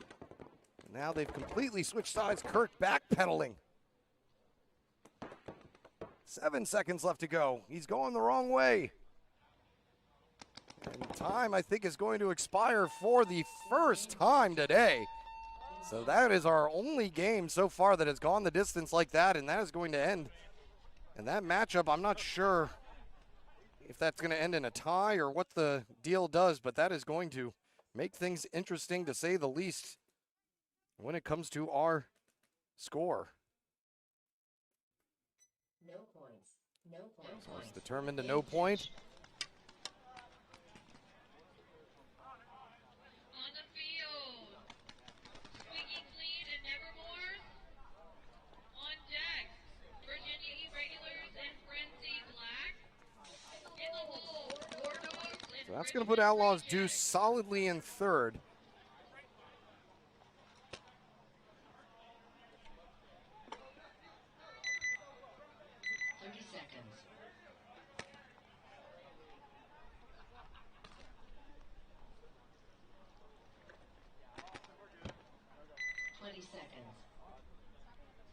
So who do I give the mask strap to here now?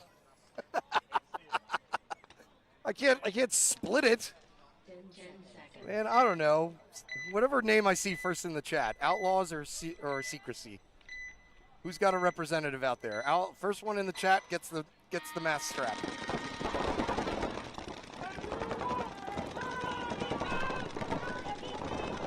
LJ not able to make it for Squeaky Clean up to the 50 Snake off the break. So the Nevermores start early.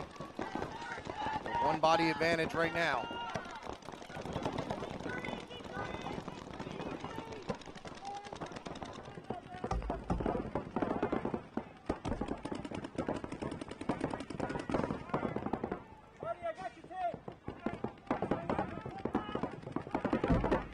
Nevermores have 2 rubber matches.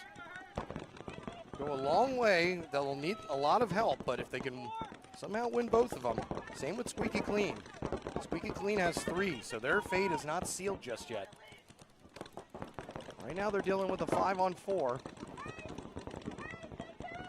The Nevermore's player leapfrogging with a J-hook up to this 3rd Dorito and ends up getting taken out. I didn't know if he or she was running out to the dead box or was actually trying to make a move. It turned out to be the latter. And that's going to even things back up at 4-on-4.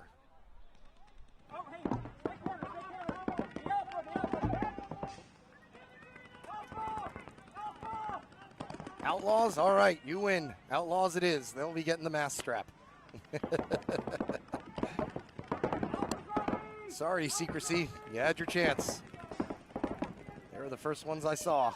Congrats to you, Robot13222146.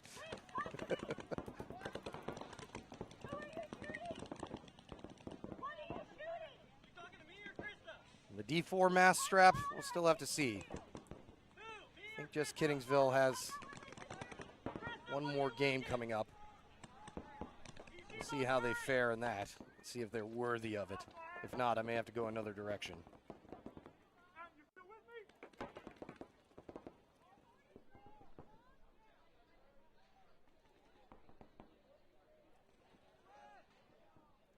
Meanwhile, we've got an interesting snake battle developing here. Ant Taylor is crawling his way all the way down.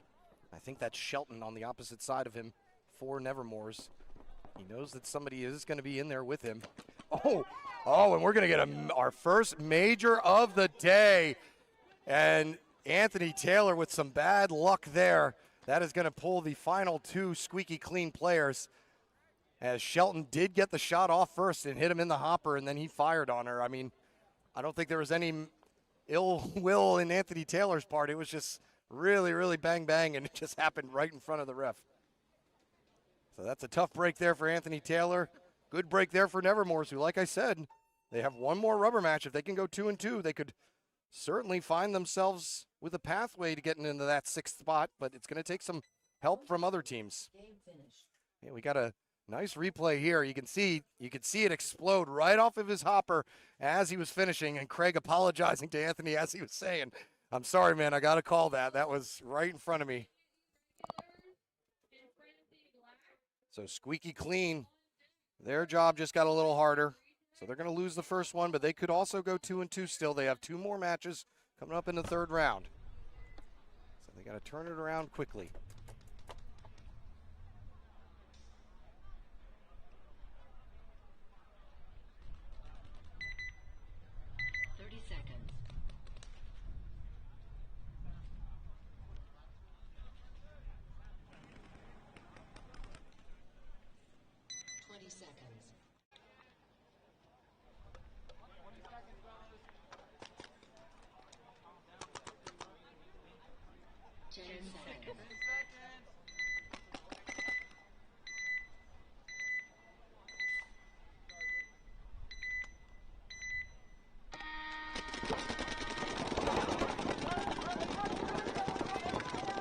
Virginia Regulars and Frenzy Black. Not really too much at stake for this one. Both these teams in the bottom rung. The Regulars do have another one coming up. I don't think even if they win both of them, there's going to be an easy way for them to get in.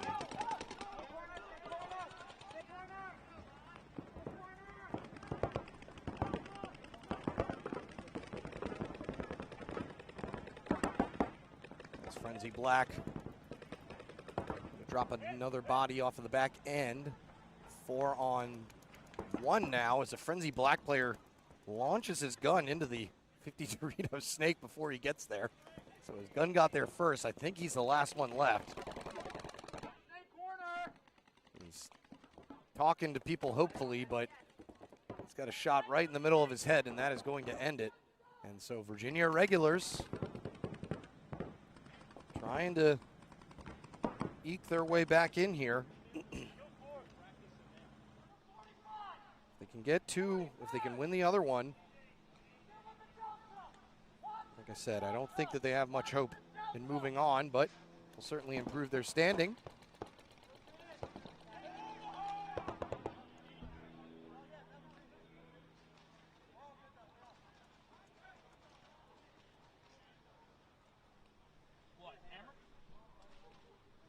And the beat goes on. I had one and then someone took it from me. I had one with a blue handle. Davis has one. He has a long one. I don't know what happened to mine. Like I said. Base. Point approved. Game finished.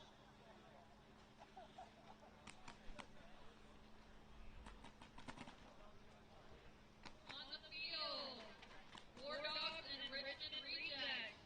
On attack, Kill Squad and Fire Gun. In the hole, Exxon Prodigy and Nova Secrecy, D5.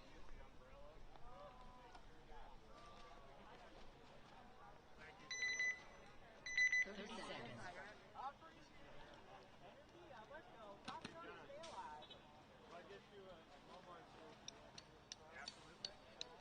20 seconds.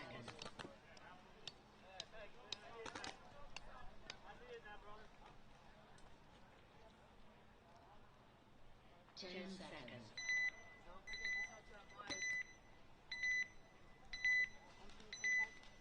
So War Dogs now taking on the Rejects.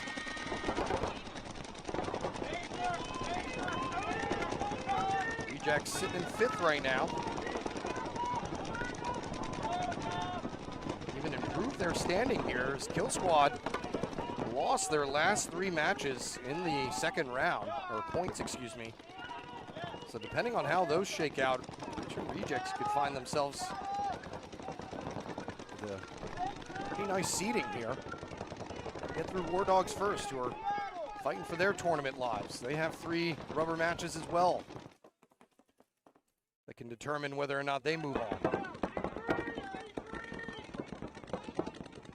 One of the neat things about the setup of this, or the setup of these events, keep on playing, keep on going, keep on surviving. It's a chance for you to make it there in the end. And it's 5-man, so it's all down to 1 point and anything can happen. Speaking of what's happening, 5-4 early advantage here for Rejects as the Dorito player for War Dogs takes the walk.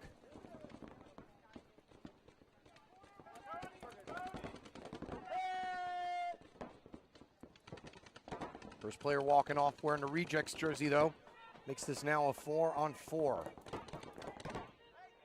And Bianco and the Reject Snake player, I think that was Sanders, going to go ahead and mutual one another.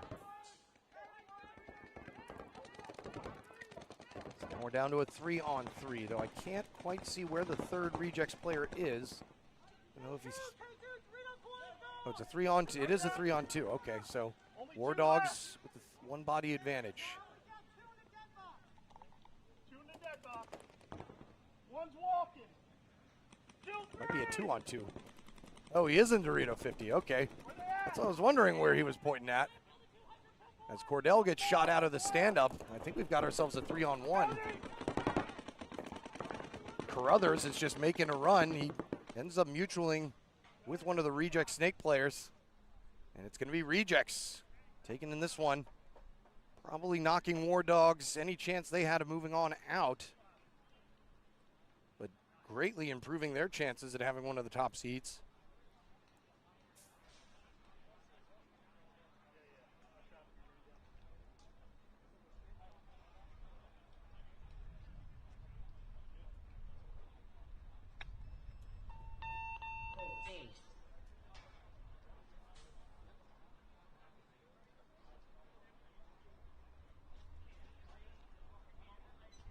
Point approved. Game finished. Yeah, bend over for me. On the field, Kill Squad and Hired Gun. On deck, XM Prodigy and Nova Secrecy D5. In the hole, Kill Squad and Squeaky Clean.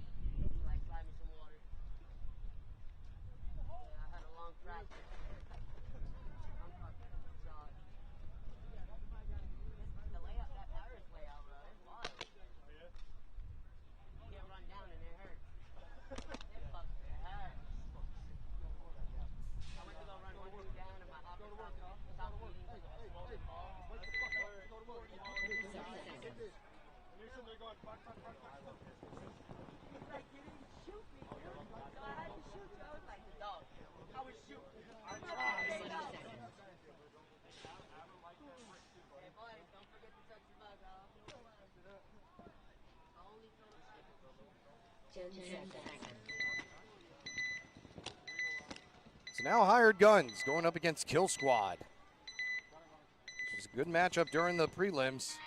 Kill Squad hold their fate in their hands here. They're going to lose the first body running after the Dorito corner. Hired Guns losing their first Snake Runner, though. So 4-on-4 here. Not much between these two squads. Both of them need to do some work here in the third round.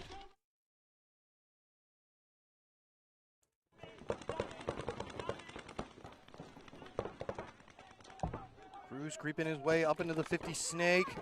Creeps a little bit too far and gets clipped out. 4 on 3 advantage now for Hired Guns. Unless they lost another player, they did. So we're back even again at 3 on 3. Troy Peterson on their side of the center. Bites off more than he can chew. Damn it. Bites off more than he can chew and gets shot out of the center. Now Tyriel now making his way. Him and Sheldon are going to have a face-to-face meeting here shortly, as that is going to hurt both of them as they're going to walk away. But Sheldon takes out one on the Dorito side on his way out, and it turns this into a one-on-one here.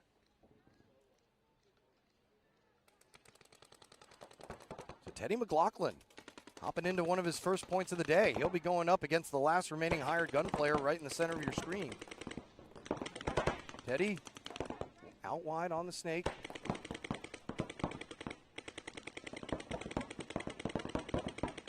Ref checking out the rub underneath his hopper. See both players right in a line there. Right in the center of your screen and on the left side of your screen.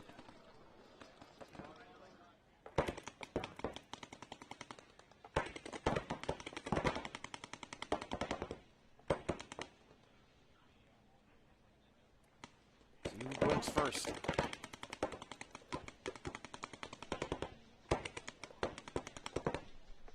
Big importance to the winner of this one-on-one. Potentially putting you ahead in the race for one of those final 6 spots.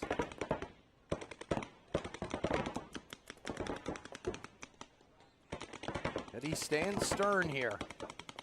Not giving the Hired Gun player any room to breathe.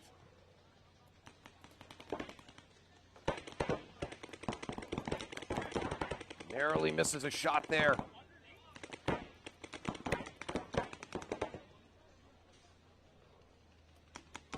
Back's got to start getting sore here. 2 minutes to go. See if anyone can get the leg up. The Hired Gun player who moves to make things closer, and he gets the best of Teddy McLaughlin, and that is going to do it for that match.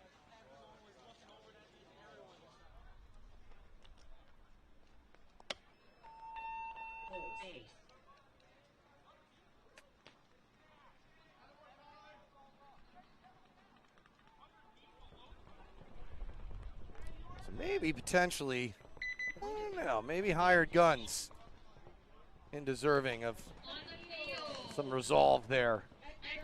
Potential mass strap winner.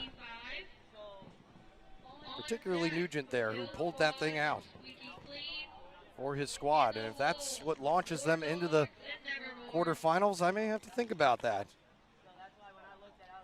Gonna need just Kittingsville Killers to show me something.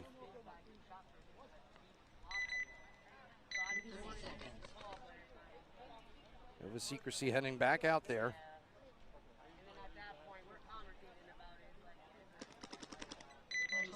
Taking on X-Zone Prodigy. This is their only game of the prelims. Or excuse me, of the third round. Nova Secrecy sitting at 6th right now. They can hold fast and win this one. They won't have to do any ball watching, but if they lose, Ripper Crew D5 have a chance to sneak in on them. Virginia Regulars are hanging in there as well.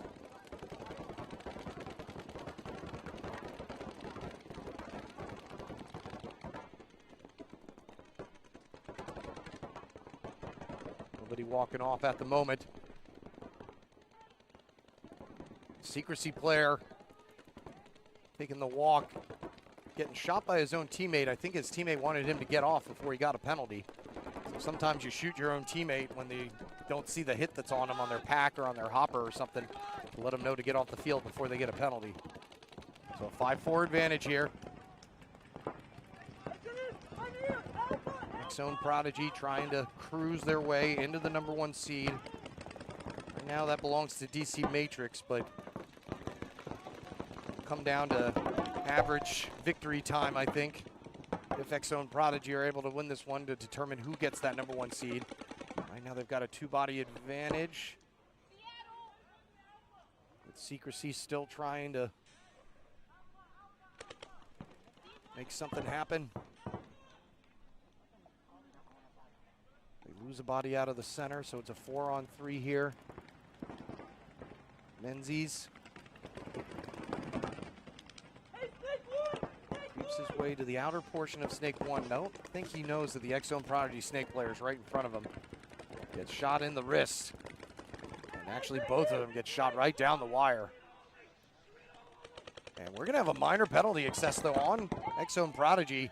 But it's not going to matter as the last Secrecy player gets shot out. And so X-Zone Prodigy trying to hit the buzzer as fast as they can so that they win that tiebreaker for the #1 seed. And Nova Secrecy are going to have to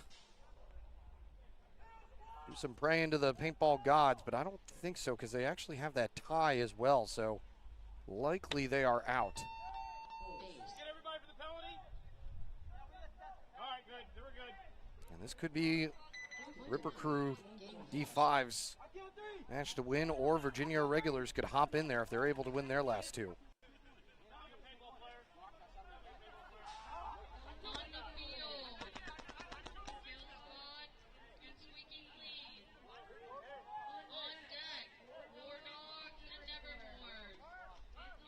Trying to reload here as fast as I can.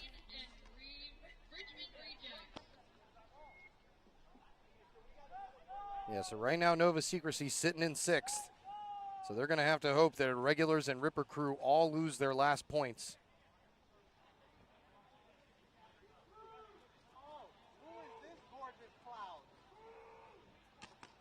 And they play each other once again.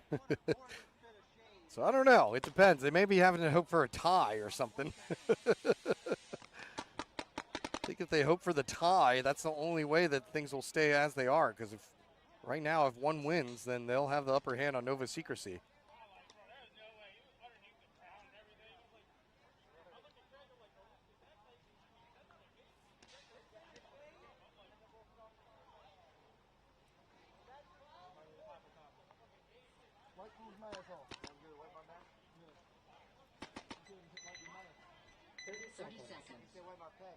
Come on, y'all, let's get it. Check the roster. I don't believe you can't look at the roster. 20 seconds. They like to go D3 and D4. One snake off the break. Go snake off the break. Check the roster. Check the roster. 10 seconds. Keep that snake quick. Get to that brick. Hey, 1, 3.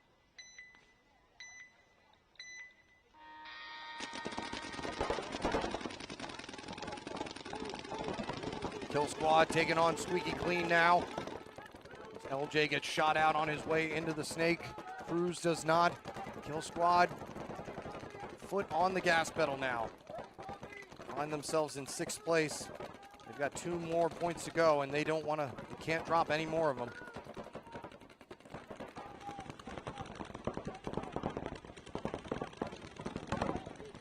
Squeaky Clean has some hope if they're able to win this one, but that first loss really put them back.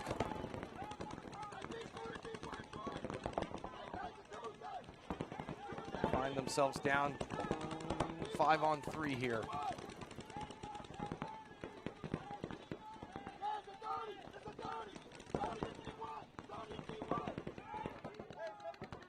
And Squeaky Clean lose another gun battle on the Dorito side.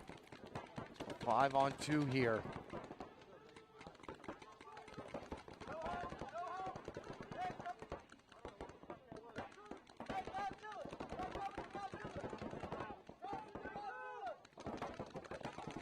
Sheldon through the center. He thought that brick was occupied. It was not.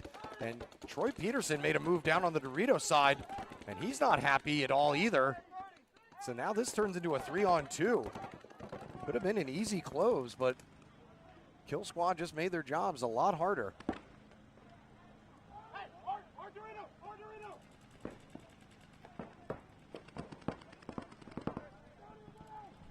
So Now Cruz and Teddy are trying to figure this out while Troy is all by himself in the 50 Dorito.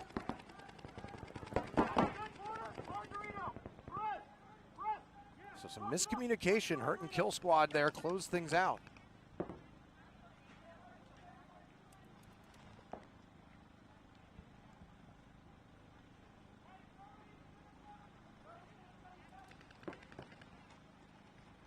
Big spot here, big spot.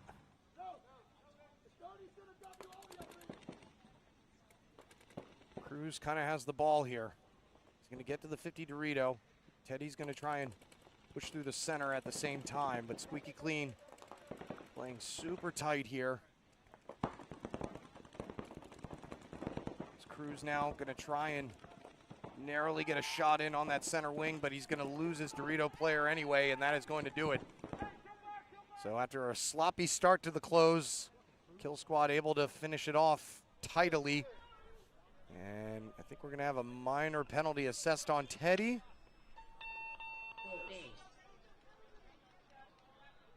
And we're going to have a gun check on Cruz's gun as well.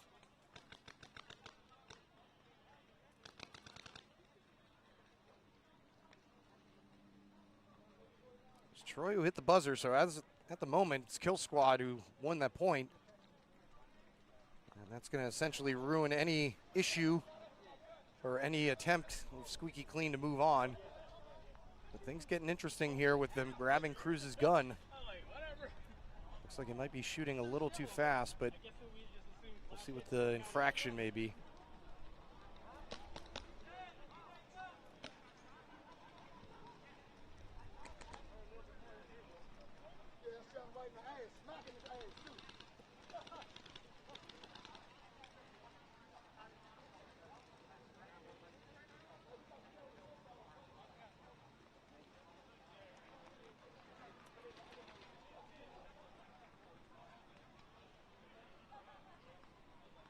So they're trying to determine here exactly. It doesn't seem like it's firing too fast, but I think they were saying it's.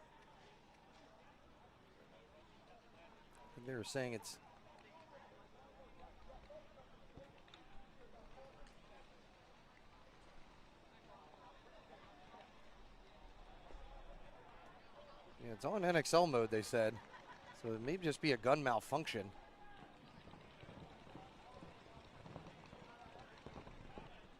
I don't know enough about this stuff.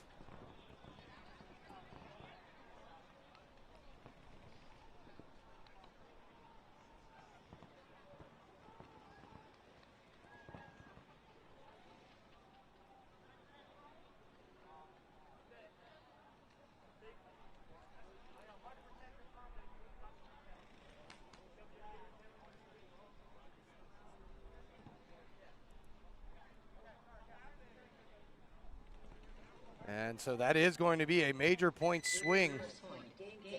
And that is going to give Squeaky Clean the win. So after some bad luck with penalties in the first one for Squeaky Clean, they get a break there in the second one. And that's going to keep their tournament hopes alive here as Kill Squad now find themselves down. All the way down to the 6th spot. Now Kill Squad have to win their last one.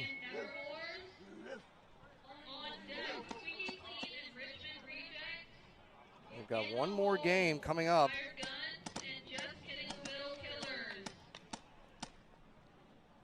Against Dark Matter. So Kill Squad could find themselves on the way out. All due to that gun. The head ref said that he confirmed it was not in NXL mode, so a tough break there. I don't know enough about guns to even know how that happens, but apparently it does. Shout out to the media there in the heat, absolutely. Please do continue to support your local photographers and videographers. See 3 or 4 of them out here today, all sweating to death with us.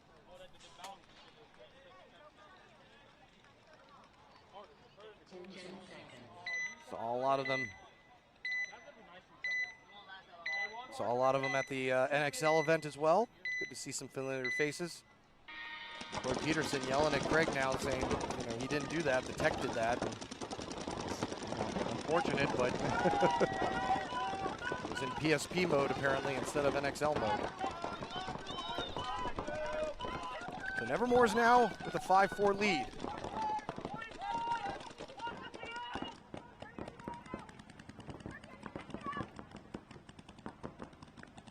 Nevermore's with one win. If they can get a second one, they might be themselves in the running here. War Dogs have 2 more matches themselves, so it's all going to come down to those tiebreakers because of that faulty gun. An interesting turn of events here.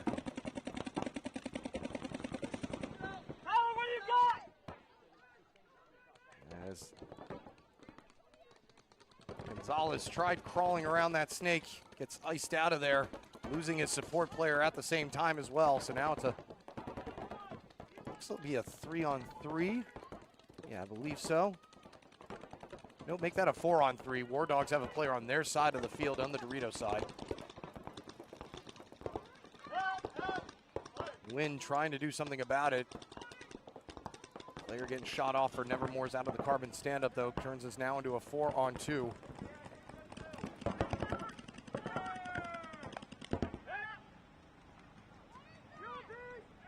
War Dogs trying to count the body as Brittany Reed angrily stomps back to the dead box. As this will likely knock them out of any contention for moving on. It's a 3-on-1 here.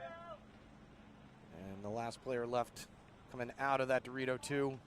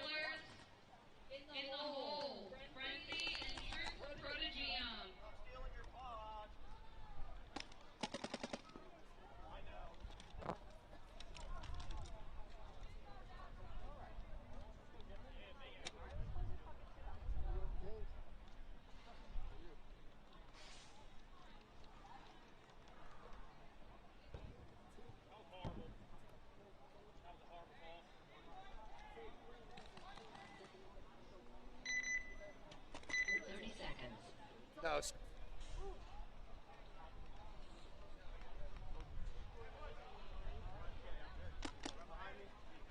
20 seconds. What?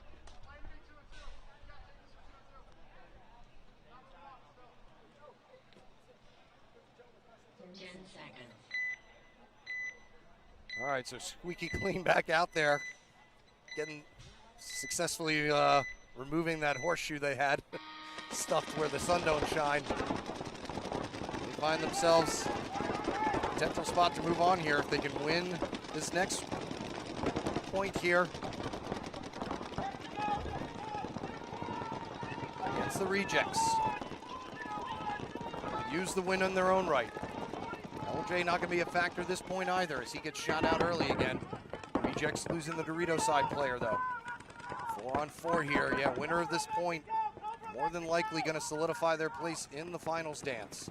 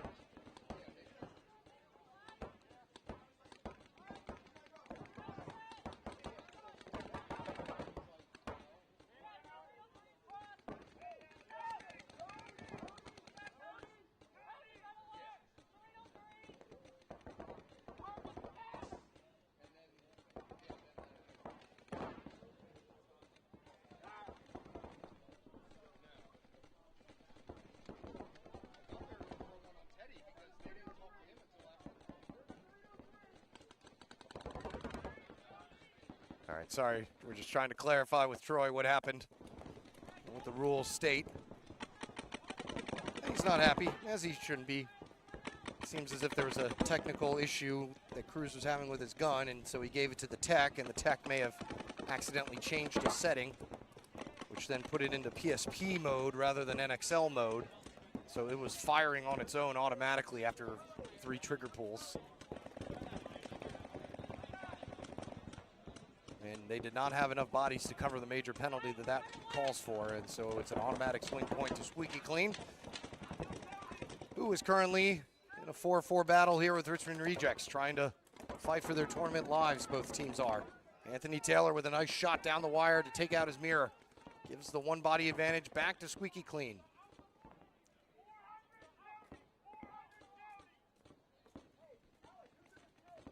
Richmond Rejects in some good spots though, so this isn't going to be the easiest close for Squeaky Clean to pull off. They're moving down on the Doritos side, putting some pressure on the Reject Snake player. Ref seeing enough to warrant a check over. And he is indeed hit. So a nice shot across the way by the Dorito player of Squeaky Clean. Makes this now a 4-on-1 as the Dorito corner player walks off. Squeaky Clean player trying to run through on the Dorito side. He's gonna have a hey, how you doing up the center with the Squeaky Clean player. And Anthony Taylor and the last remaining Squeaky Clean player will have them going 2-2 and possibly moving on here. We'll see what the score says as soon as we're able to update. Because at the moment it'll be coming down to tiebreakers, head-to-heads, time wins, all that good stuff. Just have to see what the algorithm calls for.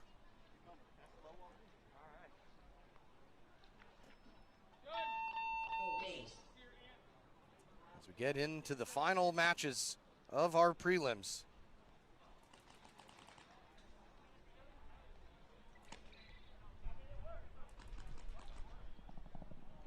Only have about 4 or 5 left. Not too many open spots remaining.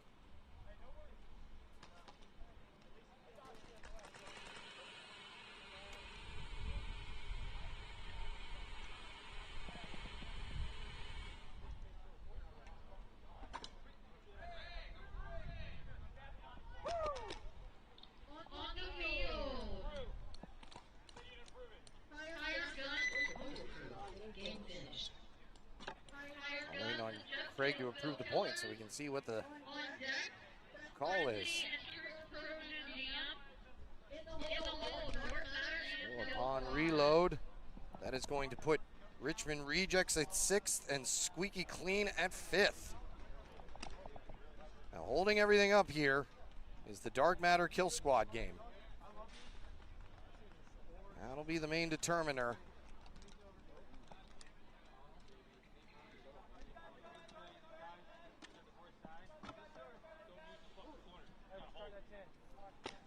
Just Kidding's Killers, though.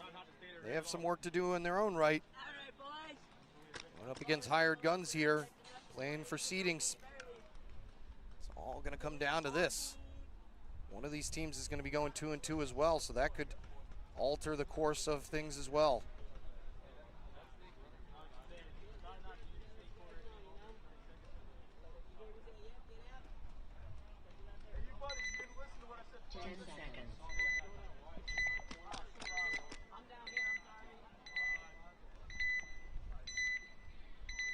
Here we go, Hired Guns on your left. Just Kiddingsville Killers on your right. Long deep run into the Snake for Killers, up to the Snake 2.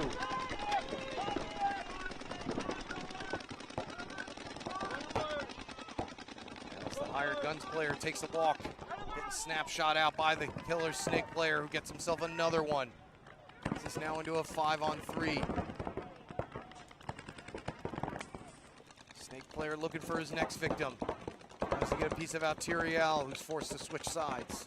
Killers moving up on the Dorito side as well.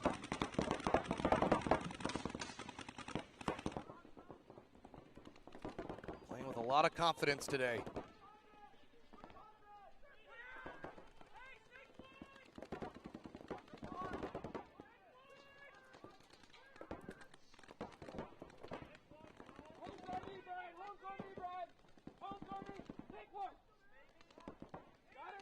Big move up into the Dorito 3 for the hired guns. Not sure if Maydan saw that or not.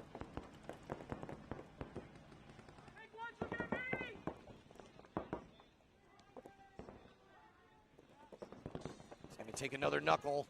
Have a shot at the backside of the Dorito player of hired guns, but not able to successfully grab him.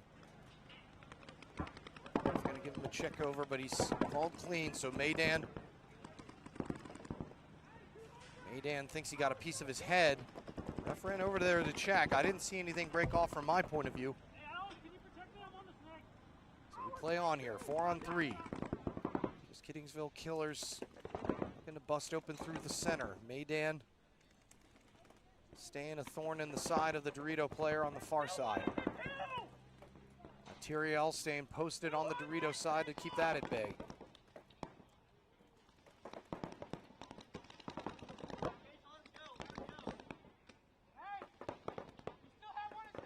That Dorito 3 is the thing holding everything up right now because they can't go through the center and they can't really go down the snake until he's gone.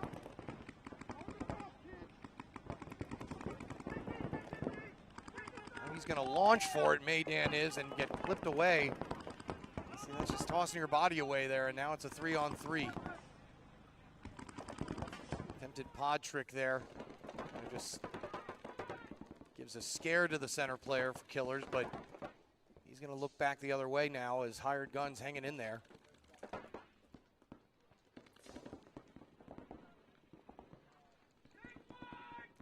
Crenshaw now hopping into the snake. Interesting move here is going to take him all the way down to their side of the propeller. So this will be interesting as soon as he's able to get down here. Dorito player seems to have seen him. He's trying to let his teammate know as he's going to attempt to dunk over the top in the center. Did he get a piece of him? He's got some paint on his hopper. And it's not going to matter because Crenshaw is going to get him. So now it's a 2-on-2. Nice move there to get over the top. Those bunkers are tall, man. Clip that. Awesome. We'll have to take a look at that as soon as things are over here. Meanwhile, the Dorito 3 still stymieing everything on the snake side as Crenshaw now is going to crawl down to their side of the snake. He's going to pop out of the snake one and have him all day, though. Did he get a piece of him or not? He did. And so now it turns into a 2-on-1 here without Tyriel making Logan's run down, and they're going to talk to one another in mutual, and that's going to leave one player left wearing a Just Kittingsville Killers jersey, and that is going to do it. And we're going to have, okay, so we're going to have Tyriel catch a major penalty as they're going to say that he got shot before he even had that run through with Crenshaw. And the Just Kidding, as the Just Kittingsville Killer may be getting another talking to. Let's take a look at the replay, though, on the left side of your screen. Oh, no, actually, it happened right in front of us. And see, I thought he got shot in the hopper there, and it looks like I was right. He had some paint on his hopper. But before the rest could run over and check him, he got shot anyway. But, yeah, you see right there, I thought he got him hit in the top of the hopper. But either way, good game by both teams. That's going to put Just Kittingsville Killers in the driver's seat. And we'll have to see where the chips fall for hired guns, as that's going to put them into 5th. Squeaky Clean now still in 6th. But Frenzy and Kill Squad still have games to play along with War Dogs and Trucks Prodigium. Don't forget the Intent and Dark Matter as well. So still some interesting dynamics to play with. Dark Matter and Intent may not need any help in the winner's circle. That would get Dark Matter into the 2nd seed and getting that bye if they can go undefeated. If not, they'll be tied with Just Kittingsville Killers, and then it'll come down to tiebreakers, so they'd rather not have that. Here come Frenzy and Trucks Prodigium, though. Frenzy's got 1 win. They can get another one and another fast one here. They'll be in the running for that coveted 6th spot as well. All going to come down to these tiebreakers, as we're going to have a lot of 2-2 teams, it looks like. War Dogs still in the running for it as well.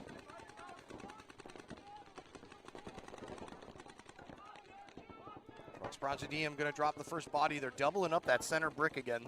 They're the only team I saw do that off the break today, and it worked out for them the first time. As they knocked Frenzy off. They're looking to try and do that again here, as Frenzy probably thought their prelims would be over at this point. 5-on-4 advantage for them. Roger Diem in the snake, taking some heat in that 50 Dorito.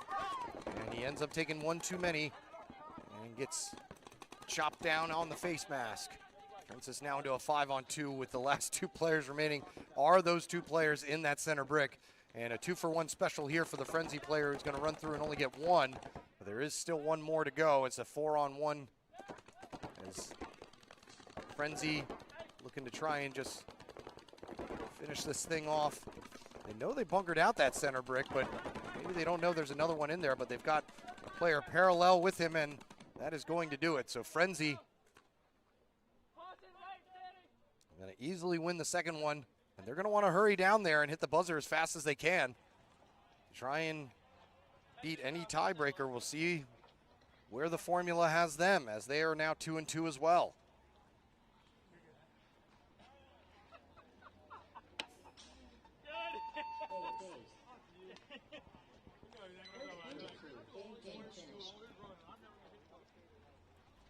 Give it a minute here to load. And Frenzy is still going to be out. So Frenzy just behind Squeaky Clean. But it's all going to come down to the games of Intent and War Dog and Kill Squad and Dark Matter. And then that'll be the final test to see if Squeaky Clean do make it in. Also got one more game between Virginia Irregulars and Ripper Crew.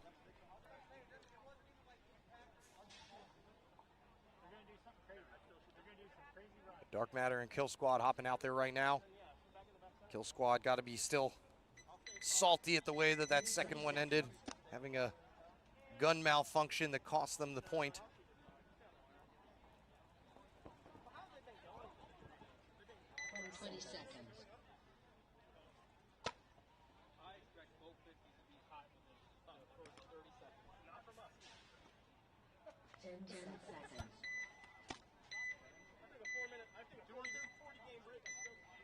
So no player penalty assessed to Cruz. He is back out there. Roy Jr. leads a little bit early, and so he has to stop over and hang out at Dad's place for a little bit. Now he makes his way into the Dorito one. As Cruz gonna try and redeem himself here.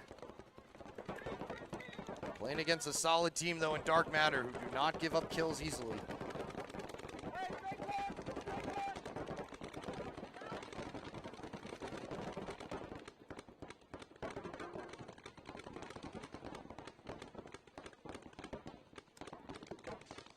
And first victim is the Dark Matter player, walking out of that Dorito corner. Now 5-on-4.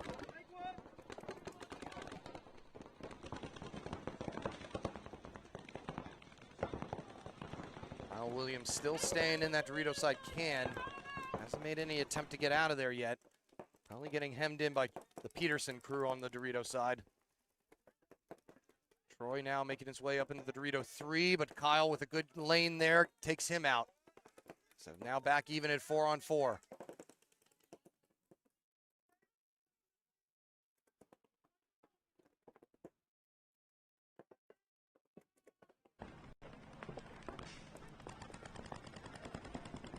Sheldon tries to break something open here in the center.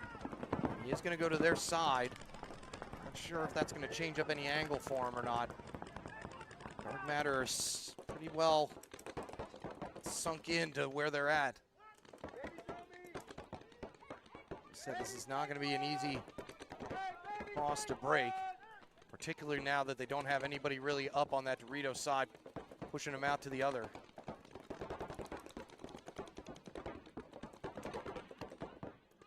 Troy's still jammed in that Dorito 2. He manages to get up to the Dorito 3 now.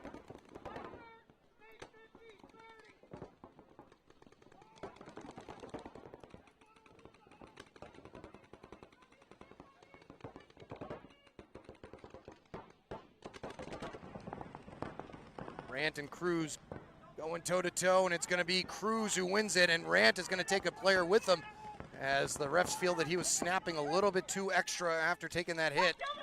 That's going to force the center player to come on out to the carbon stand-up. He's going to shoot Troy Peterson, but then get shot on his way. So that's a 3-on-1. Last player left, Kyle Williams, in the Dorito side corner. Sheldon and Cruz trying to get rid of him. He can play the side for the moment because Terrence Flowers hasn't made his way to the wire just yet. So Sheldon's going to take care of this up close and personal, and that's going to finish him off. So that'll make things interesting here. Where will Kill Squad land when everything settles? Let's find out in real time.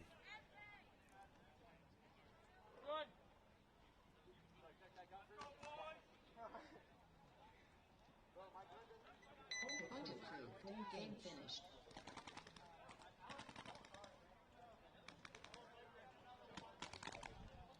Oh, man. And the refs are grabbing Terrence's gun this time. Man, wouldn't that be a shame if 2 gun penalties caused this? 30 seconds.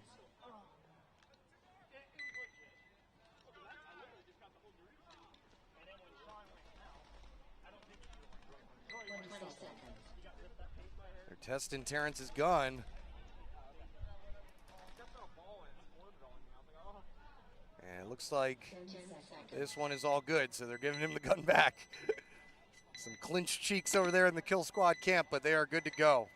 So we'll see where things fall. Meanwhile, Ripper Crew and Irregulars going at it now.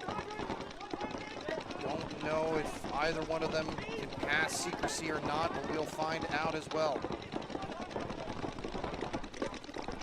Time, let me see if I can refresh the D4 scores.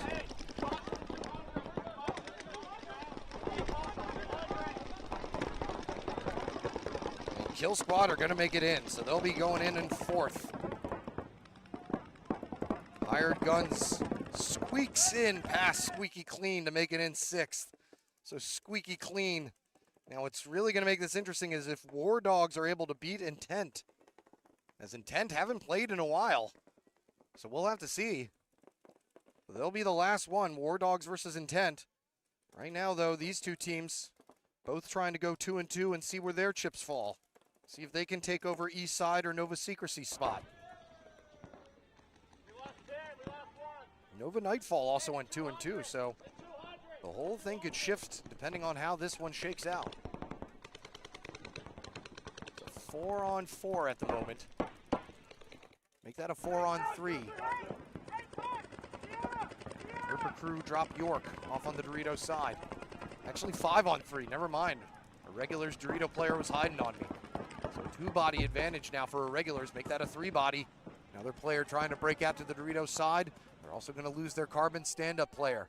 Last player left here for Ripper Crew in the center brick. Not aware at all that he is really swimming in it. As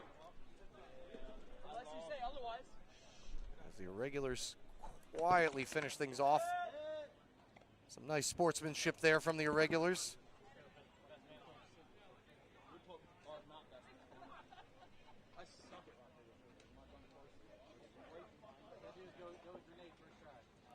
So let's see what that does to the things. It's going to come down to those tiebreakers. Virginia Irregulars would probably be a good idea to try and hit that buzzer as fast as they can. Appreciate the subscription, Huns. Subscribing with Prime. If you have an Amazon Prime account, you do have a free Twitch subscription that you can use on us if you so choose. Appreciate all of you that do. All right, let's find out here. Still loading, still loading. And it is going to be...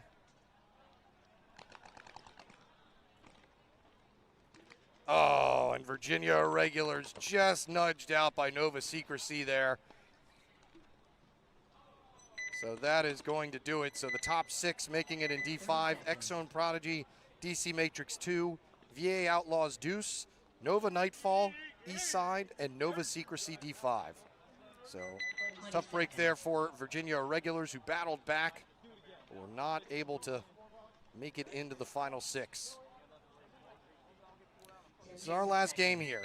So if War Dogs beats Intent, then things get interesting. But as it stands right now, it's Intent, Dark Matter, Just Kiddingsville Killers, Kill Squad, Richmond Rejects, and Hired Guns. Squeaky Clean is out. It's going to be whether War Dogs can take one of those final spots or not. Standing in their way, just the top team of the tournament right now.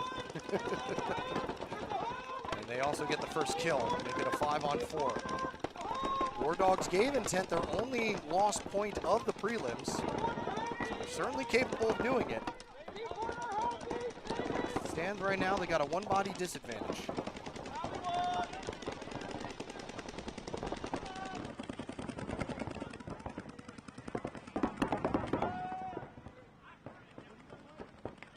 Into the Dorito 2. Those War Dogs. Got nothing left to lose here. They just got to somehow dig deep and eke another point out of Intent.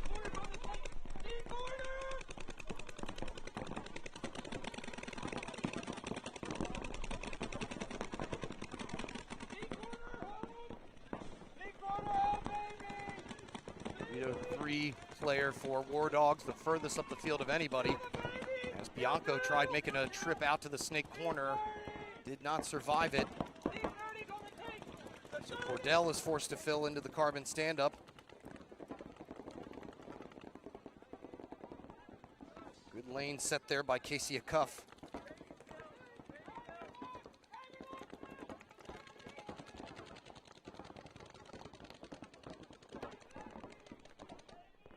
As O'Barry makes his way out to the Dorito corner.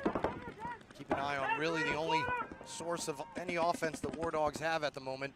Cordell takes the walk, though, as a Cuff gets himself another kill. This is now into a 5-on-2. Intent and on. Cruising their way into that number 1 seed.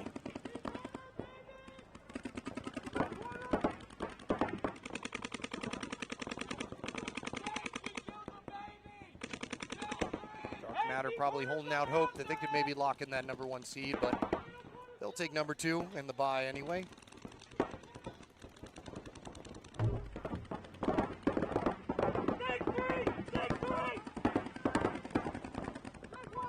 Gage Jenkins trying to finish things off for Intent. Last 2 players left on that Dorito side. Oh.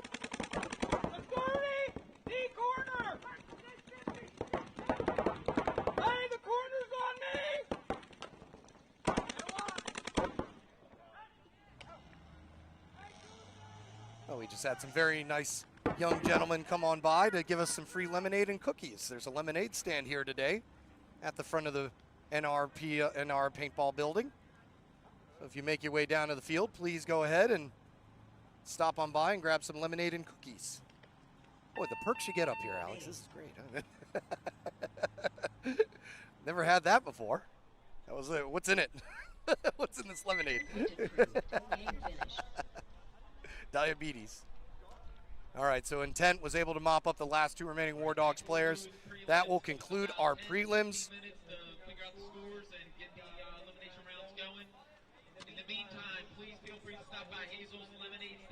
There we go. Yeah, Hazel's lemonade stand. Grab some lemonade and cookies if you're coming on up here. If not, though, we've got you covered, as we will be covering the quarterfinals coming up next. And like I said, top 6 for D4 is Intent, Dark Matter, Just Kiddingsville Killers, Kill Squad, Richmond Rejects, and Hired Guns. Top 6 for D5, X-Zone Prodigy, DC Matrix, VA Outlaws Deuce, Nova Nightfall, Eastside, and Nova Secrecy. We'll have the continuation of the Hooligan Cup live from Field 1 at NR Paintball in Severn, Maryland. Back in just a moment. Don't go anywhere.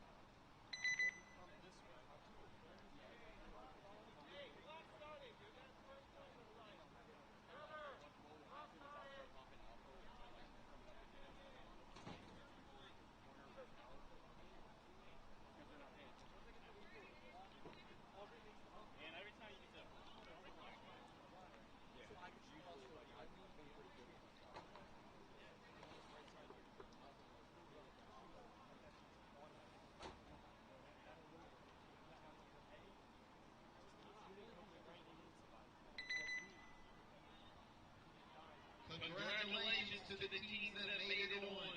Right now, teams that have a bye in the semifinals. You have X-Zone Prodigy, Intent, DC Matrix 2, and Dark Matter. Teams that have made it on to the quarterfinals. BA Outlaws Deuce, Nova Secrecy D5, Nova Nightfall, Eastside, Just Kiddingville Killers, Hired Guns, Kill Squad, and Richmond Rejects. Congratulations.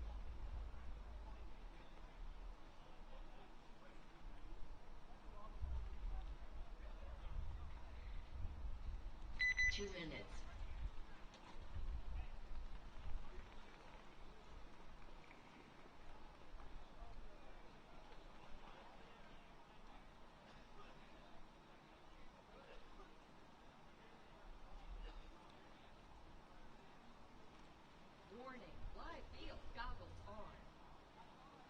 Warning, live field goggles on.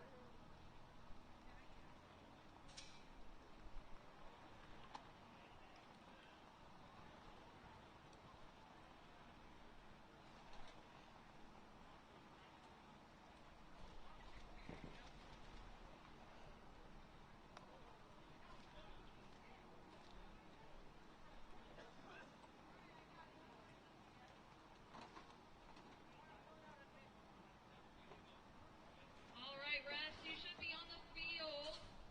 Please. 1 minute. On the field, we have Nova, Nightfall, and Eastside. On deck, VA Outlaws Deuce and Nova Secrecy D5.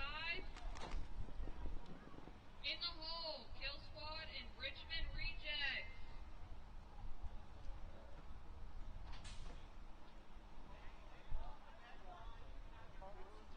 30 seconds.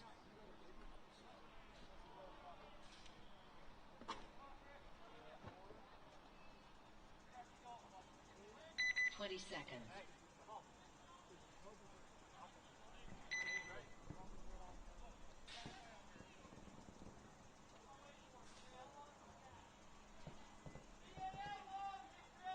Nova Nightfall. Nova Nightfall. Why are they getting out of line about changing jerseys? That's superstition, man. Don't change jerseys. You don't want to hear from you right now. Don't change jerseys. I keep on telling you. Shouldn't we still, shouldn't the point still go up? Where's Nightfall? I don't know. They're not up there. Look at his pod. He's never going to use. Yeah, I know. What is he doing? What's wrong with him? Bro, Team Image has got pods, baby. Team Image has got pods now. I have one? No, you can't have any of my pods. Get out of here. I keep trying to tell you, stop changing jerseys. You wear the jersey you got to here. You don't change the jersey. Yeah, let him live, Chris. Bro. Chuck, how old are you? 21.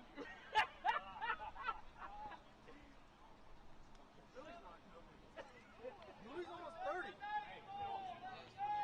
Nova Nightfall. You were supposed to be on the field, please. Start the clock. Yo, Greg, we're ready. Come on, just start it.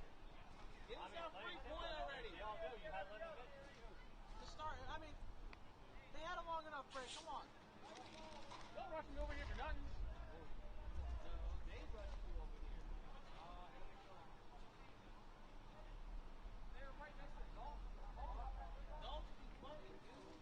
Hey, come on, fellas. Let's go. Wake up. Communicate, guys. Exactly. Hey, it's a whole new game right now. Let's go.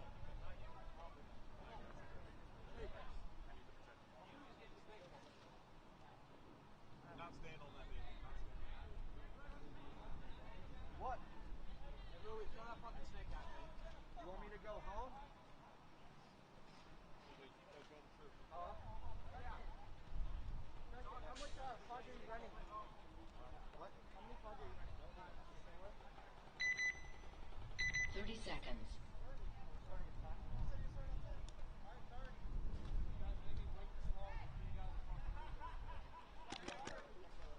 20 seconds. Hurry up, Kayla.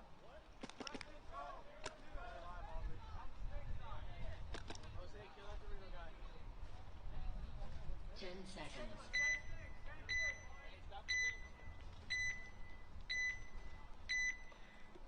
We are back for the start of the quarterfinals here at the Hooligan Cup. D5 is up first. East side taking on Nova Nightfall. Oh, the guy was really fast with Nova Nightfall, but he just wasn't fast enough to catch the Castro brother here. Yeah, Bowie's been doing pretty much what Castro's been doing for you all day, so this will be an interesting battle here. Both these teams kind of, didn't have the best of starts, but able to come together in the end. Yep. Well, Make a late round push. Again, we've got guys that haven't played tournaments before playing on East side right now, so, true D5 team. Yeah, so that's what it's all about, right? And how they're getting the experience of going quarterfinals and rocking the different jerseys. That's right. Hey, that's Sunday paintball, baby. We wear white jerseys. We wear white. So sometimes we used to wear red. Tiger Woods. still 5 alive for both teams. Nothing really between them. So yeah, taking the top 6 in each division. Top 2 in each division get to bye, an automatic seed into the semifinals. Yep, we already have people walking by, kind of talking smack that they had a bye. I don't like a bye, actually. I don't know how you feel about it, but like... For 5-man, I don't mind it. For X-Ball, that's a little different just because you really got to get warmed back up for X-Ball. Yeah, so Which, it sounds counterintuitive, but yeah, I don't know. Looks like Eastside just took the Dorito, so they're first into the Dorito snake structure, although it looks like Nova just built the propeller. Good counter move here on Eastside to take the tape. Good, the propeller's taken off. Yep. I was blowing minds at the NXL with it. Nope. It's going, if you hear it anywhere else, folks, you know where it coined originated. You Yeah. coined it. I like it. I'll give Eric White all credit on that. Matty Marshall was just like, oh, I've never heard that one. I was like, yeah, that's cool, Matty. That's an East Coast thing. Yeah, I'm just dropping names, no biggie. So again, we're definitely playing some Sunday paintball here because everything's slowed down. Yeah, not as much movement happening as we saw in the prelims. So both teams are mirrored up in the snake now, except for, Nova's got the 50. The hidden gem for this field for me is that center big wedge.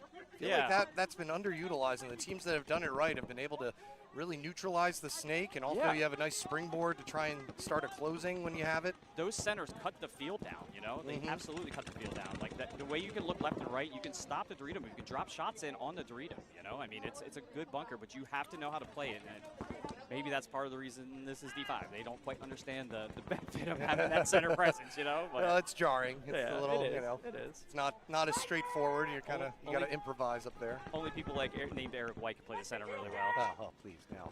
It's been years. So, snake standoff here. I mean, the game's in overall standoff mode for the moment. Bowie is trying to roll around. He's trying to alert Castro to start looking down the wire to give him some help.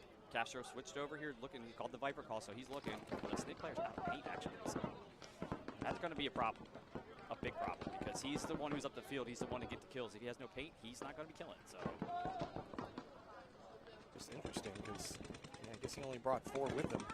But game's only been going for feels like a couple of minutes. Well, he's the point of attack. I mean, he really is the point of attack for this team. And the rest of them are up, and because Eastside moved up, they don't have a whole lot of shots. That's why there's not a lot of gunfighting going on right now.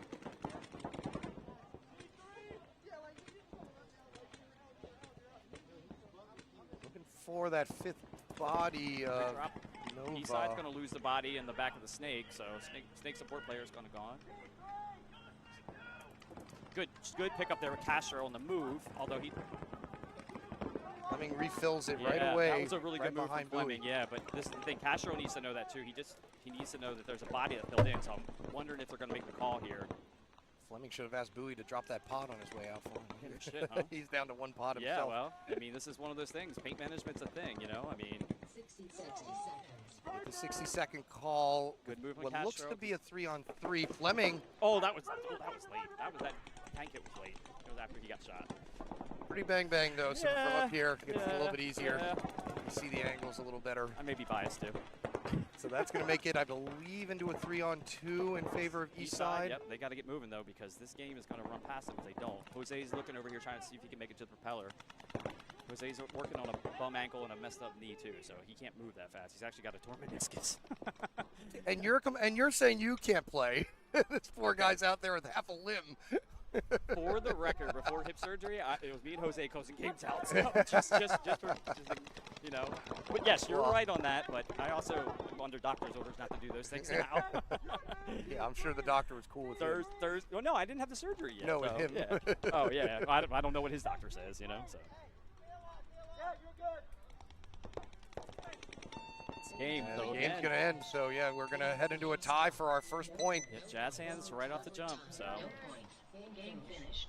That was what I like to call their gun shy. They were afraid to make the moves, and they were trying to work it out, just not enough time to do it. Yeah, I mean, I know things slow down usually when you get into the later stages, but I mean, that was a far. We didn't have any. We had 1 game during prelims go the distance. Yeah. Everything else ended, with quickly, 1 or 2 minutes yeah, on the clock. So, interesting. On deck, Kill Squad and Richmond Rejects. Well, we just pretty much verified that we're going to have a rubber match. Yeah, pretty much. EA Outlaws coming out. They were the victors of our D5 mask strap, courtesy of Slay. Oh, okay. And it actually worked out because their team mom, so to speak, is a cancer survivor as well and has the pink ribbon tattoo on her wrist, and they actually have the pink ribbon on their jersey, so it almost matches. I love it. I was like, that is Love fate. it, love That it, is love fate. it. Yep. 20 seconds. Kismet, right? And then the other one went to, I got a chance to talk to Slay, actually. He was here. yeah, they were playing some one-on-one ball behind us Yep, today. I was talking to him for a little while, told him the straps on. We talked about the straps on the webcast because they were dope. Yep. They are dope, Good. because there's more out there. Go find them. Go get them. Go see Slay.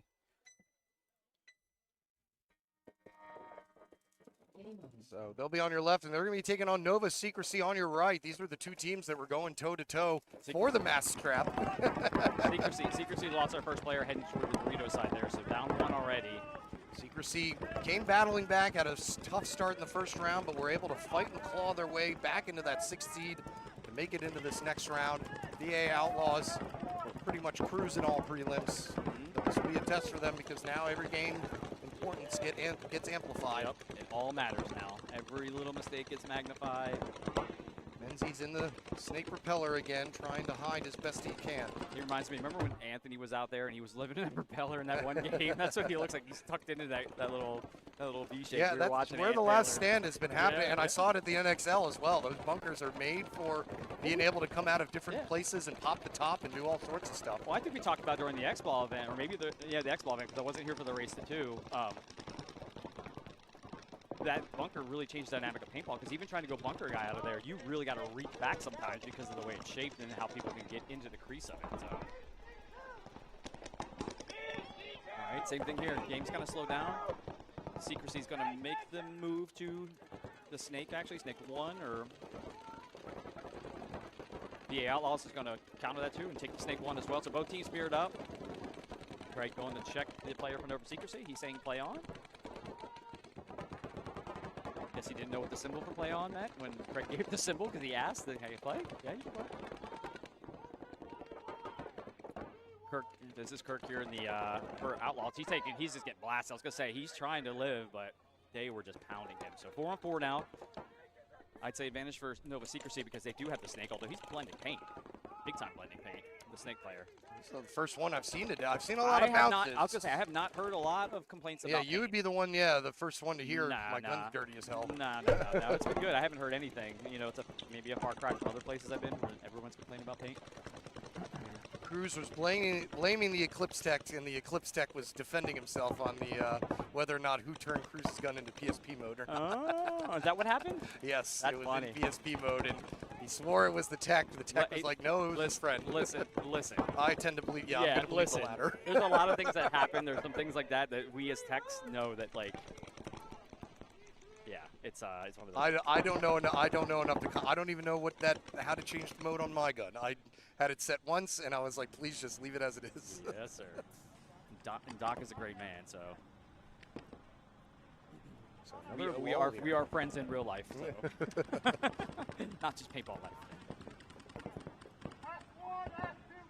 Another lull here as we reach a 4-on-4. Nova Secrecy furthest up on the snake side. Get him out, screaming to get him out. He must have hit the can, but ref's checking, says he's good, play on. Outlaws the furthest up on the Dorito side. Secrecy furthest up on the snake side. This is that was one of those things where the Secrecy player, man, don't sit with your gun on the edge of the bunker and look the other way. It's a real easy way to get shot. I think that's a remnants of like 10-man ball. Or like hyperball kind of thing. Yeah, when you used to be able to just rest your gun like that. In the corrugated pipe. Yeah. They were going to lose the snake support player, so now a 4-3 one-body advantage for VA Outlaws. Menzies. He needs to get down and Still crawl. alive. He can make that bump all the way down because no one has an angle. Yep, see, and he was too busy peeking around the corner and playing cute. All of them were looking at that. So 2 bodies left right now for Secrecy. 3-2 now, 3-1. I should have said 2 because here we go. Secrecy going to get blasted down the wire as we get the 60-second call. So it's going to be VA Outlaws closing things out. Almost shoot his teammate. Good job, though, just not losing their heads and letting the game play out.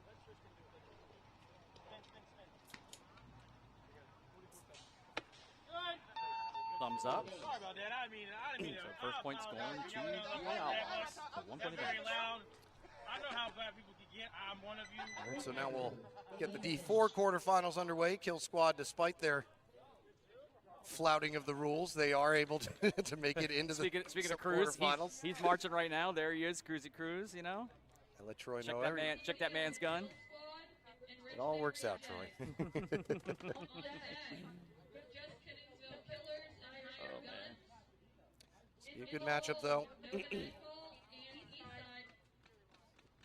Kill Squad and Richmond Rejects. So it's funny, I was kind of talking to the Richmond Rejects guys. They came by to get something, and we were reminiscing about playing down in Southern Virginia, down there at CSP when it was open and things like that, and Splat Brothers. Powerline. Powerline, yeah. That's an old one. Need to get down to Bethel. They're doing nightball down there. It looks really good. I've been talking to them. I guess got to find a time I can get down there and, you know, stay overnight because that's a shitty drive. So these two teams did play in the prelims. Kill Squad won both games. First one and second one.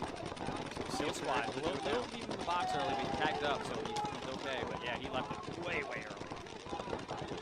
Shelton going to move on up into the center brick. To your point, Eric, the teams that know how to play this brick here, I think, are the ones that are going to do well because they just cut the field down and taking that center. Yeah, like I said, either the center brick or center wedge, one of them you can have in there to just kind of be a safety blanket and make sure that things don't go ham on the tapes. The other thing is this, where your snake players, you can get them in the back propeller like that. And you don't have to make the run. You can always crawl to the center and then have somebody else come fill the snake again. You know, I mean, cover down for them. There's a lot of options there. Another player walking off for Rejects. He's not happy. You can tell by his body language, and they got a couple bonus balls on the way out. This is a 5-on-3. The Peterson crew moving up on the Dorito side with Sheldon. Gonna hop into their side of the brick. He's been doing that a lot during the prelims. See if he's gonna make battle with the Dorito 2 over there. Oh, too far out. He should have cut back into that bunker a little bit more. They knew he was there now. He didn't need to. Have we seen anybody go from the brick and crawl down to the propeller yet? Just one, and that was the last game. Just Killingsville. Oh, okay. Or just Kittingsville did that, and yeah, that's how they actually broke the cross as Cruz takes the walk.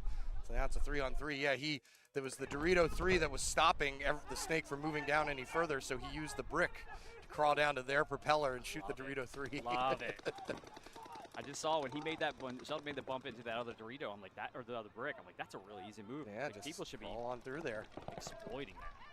And Terrence going to get shot on his way out to the snake corner. So now the Petersons left to their lonesome over there, but it's a 2-on-2 as a Rejects player walks out of the Dorito side. Now it's up to... Kill Squad still pushing the Doritos. I mean, no, looks like they lost one in Dorito 2. Player getting checked right now. Troy Sr. getting shot out, leaving little Troy all by himself now with a 1-on-2. That's two Rejects players over here on the snake. That's Toy, yeah, number 90, or 66, excuse me, in the 50 Dorito in the snake, going to go all the way down to their side. Troy seems to be aware of him. Oh yeah, he knows he's there. Good move on his part to move to the Dorito 3. I may have even gone up further just to get a little Yeah, more I think of this traffic between I think he was afraid if he made it past that Dorito, that the other Secrecy player was going to pop him in the head, or Reject player was going to pop him in the head, excuse me. Troy in a tight spot here, needs a quick kill to try and even this out, but right now it's looking like Rejects are going to just close him down. Toy is toying with Troy. Oh, he's out. Yeah, we didn't see him that is go going out, to do it. So actually, Richmond Rejects coming back from a 2-body deficit, able to nail down Kill Squad and get their first win against them in the tournament. And at a crucial time here in the quarterfinals. Seeing the difference between D5 and D4 right there. I'm not being mean. I'm just saying that, like, just that, you know, that level of experience and understanding. A little more confidence in the movements and all that holding jazz. Holding the lanes and just not losing their heads when they go down a body or something like that, you know. Game finished. But we talk to our guys a lot, the D5 guys, about what the difference is between D5, D4, D3, you know, and this is the kind of stuff we highlight to them to say, like, hey, when you can't turn over and close a point out, that's why you need that time in D5. Yeah, I mean, that's pretty easy. The jump from D2 to semi-pro is... That's a big one. That's a big one. Semi-pro to pro is big. I'm talking to the guys a pretty big about one that, too. you know, they're like, man, it's like people in the NFL talk about it. It's the same game, it's just faster, yeah. you know? A lot faster. Reaction times are And I mean, it's just the shots are just. Yeah, I don't know how they make you're those, running some of into these the, shots. You're running into the shots. Like they're putting the shots out there and timing, and you're running into them. Basically. Yeah. When you watch a pro game from the perspective of behind one of the teams and just see where the balls are actually going, that's when you're like, wow, that's pretty crazy. I get lost. Sometimes I get lost because I will be that guy. Like when I'm in the pits with them, I will start to like really get focused on the game as a big fan. Here we go. Just Kittingsville Killers and Hired Guns. Hired Guns were another team that wasn't easy for them to make it here, but they got in. Got my VM brother in here in the snake, the head of the snake, wearing his VM jersey. I love it. Those that don't know who VM is, Veteran Militia, Veteran Paintball team. Tyriel as well. Yeah, VM alumni. Around, Vet, or you're active duty or reservist or ever served in the military, you want to join, just look us up on Facebook. We take everybody. As long as you served. Don't be Eric White and try to steal ballots. I wasn't. They were you guys were trying to squeeze me in there just because my grandpa was in the Navy. Hey, every once in a while we like to bring somebody on. You know? I mean, it's just fair, right? Veteran adjacent. That's exactly. Veteran ally, you know? So, yeah, Alan Arturo, I forgot he's playing with them too, playing in the center, you know? Talk about a guy who can play anywhere, but you want him in that brick. I want him in that center brick, man. Well, he's been, the points where I can tell that he's getting antsy is when he gets into that brick really, really quickly after the burn. But exactly. First game of quarterfinals, not expecting it too much. Just Kittingsville Killers been playing really, really well today. This player for Hired Guns, man, he's being very disciplined. He knows he's got to control the snake, so he's staying on it. And Dan is. Do you think he's going to make the run down, run him down? He's waiting because he knows he's going to come here and try and just wait, and then. Well, I think Maydan is banking on there being a Dorito presence. There wasn't much of one before. Now they're in the Dorito too. But the thing is I haven't seen anybody in the snake win this battle against the snake today, and luckily some good protection there for Maydan. Really good protection. Great pickup there from the Takes center out player. Piazza, Yes. and he also gets that kill across the way on the Dorito 2 to make this now a 5-on-3. Hired Guns in a tight spot here. They got to try and get out of there. Tyriel is staying posted on Maydan, but it's really his teammate that needs to break out and try to get into the snake to cause him any problem. Somebody over to Dorito to get some pressure put on this guy over here in their snake too. So he's going to wrap here. Although they're posted, they're waiting. Three of them are almost. No, Alan switched over. They coordinated that for Alan to switch and take over Dorito's side and for him to cover. But now they're all looking because he knows he's trying to wrap. He tried to look for Alan, but Alan wasn't there. Yeah, I thought I heard a thwack as well. I thought I did too, but I could have been mistaken. May have been the cooler. Maydan now popping up over the top, gets out Tyriel, and he's going to bunker out Nugent, and that is going to do it. Did he shoot 4 people in that game? I think he did. He did, yeah. The only person he didn't shoot was the snake guy running him down. Yeah, and he was the cause of it. Yeah. So a nice play there by Maydan. Great move there. Oh, we got a little replay. Here we go. Replay action of the attempt. He's going to shoot Allen there in the center. I think that was crucial. He got him out of there first. Shot the next guy, and then, cleaned up. Just frog hopping it. Yep. Nice patience there for him. He was in their snake and just not losing his mind, hanging out and just waiting, you know? The paint out there getting hot on their backs. Yeah, I've seen a couple of bounces, more bounces as the day has gone on. We had to talk to one of our guys. He kept getting shot on the break, and he goes, I haven't changed my pods out yet. I was like, how about you do that? Because that paint's going to be really, really crappy. It's been on your back all day. Let's change that out for you. And also stop getting shot off. Well, he was our far runner. Yeah. I mean, again, like we were asking him to do some stuff, and like it's one of those ones where you get shot. Okay, it was a 50-50. You know, like a couple times you're like, you should have made that one, but stop it. Yeah, Be alive. faster. Stay alive. All right, we got Eastside and Nova Nightfall. They tied this last one, their first one they played together. So this one holds all the marbles. Well, not really. Yeah, I was going to say, they could go to one-on-ones, right? Because the fact that... Well, they'll go to a third one regardless, Well, I'm saying they'll do the third one. But let's say they tie, right? Is it a time thing then? It is an NXL, but I think here they go, let's just do one-on-ones because we're able to. And also because, why not? Yeah. One-on-one. Yep, Stacy just confirmed for us. The man who knows it all. But I do like the time thing too, because that does add a weird dynamic to 5-man when you go to NXL. I don't think a like lot of it. people know that, Oh, we though. stuck in a couple times on that one, yeah. Yeah, and out here, though, like, Yeah. there were some of the teams that were on the fence, and they were, you know, kind of dilly-dallying with the checks down at the box. I'm like, guys, hit the bus Yeah, or somebody. time is of the essence. Yeah, This like, is an X ball. I don't think that they were quite 100% aware of that. God, printed. First burn victim, Yep. 2 burn victims. They waited. Wearing Nova They knew Nightfall. he was going to do that. They waited for that. We talked about it in the kids section because they were scouting the team ahead of time. They know he's going to make that run, so they just posted up, body, and just waited for him to make that move, that like secondary kind of jump, and it worked out well. So Yeah, good job for the coaches and good job for the players executing. He's been getting into that 50 Dorito pretty fast. Man, he is fast. And now it's a 5-on-3 here. Peyton needs to stay on this carbon power. He came off of it, and he's going to let him establish. So he just needs to stay on it and then make the bump. An interesting battle watching that carbon tower and the snake player. Yep. Look at this. Look at this. I love my guys. Look, making the moves to the center. All up there. Yep. He's looking. I don't think. Do they know that they? I didn't hear them call the kill 1, so I don't even know if they know that. They called the kill 1. I didn't Yeah. hear the kill 2, so they may be No, off on. they're off on the kill by one. count. Yep. They know where the bodies are. They definitely are calling the bodies out. I'm not sure what Trevor's doing over there in the Doritos. He needs to go. I don't think he's taking that much pressure down the tape, right? Where's the third body for Nova Nightfall? Do we know? Have you seen the Dorito? He's in the Dorito corner, yeah. Dorito corner, okay. Or one of those Dorito. He may have gotten out. Alex is shaking his head. Alex, you know where he's at? Is he in the dead box? Did he die? Yeah, I don't see him. So maybe he did die. All right.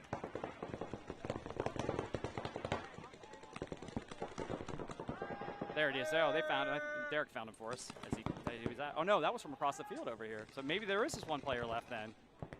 Up to. Okay, Alex found him. Yep. Yep, that was just the home. That was dirty. Who was that? I was going to do it. Who was that? I can't read There's, the name. Medina. Ah, one of our new pickups.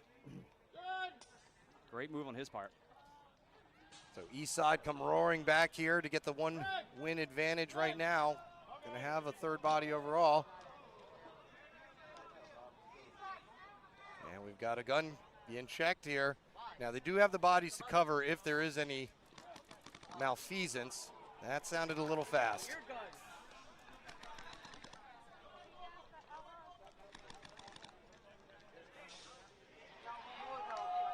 Oh, and a major penalty thrown on East Side. But it looks like they're going to have the bodies to cover. Reverse point, game finished. Well, they're going to say reverse point, but there should have been enough bodies to cover the major.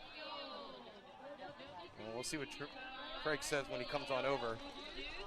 It's not like X-Ball where it's automatic. Hey, I want to note it for the record. That's a CS.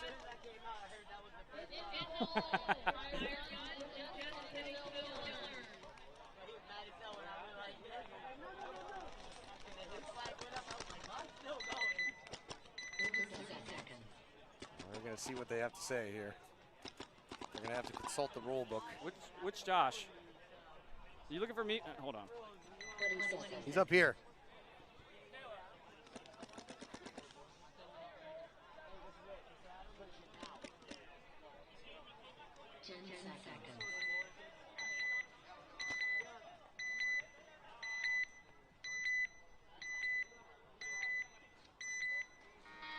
Looking for you.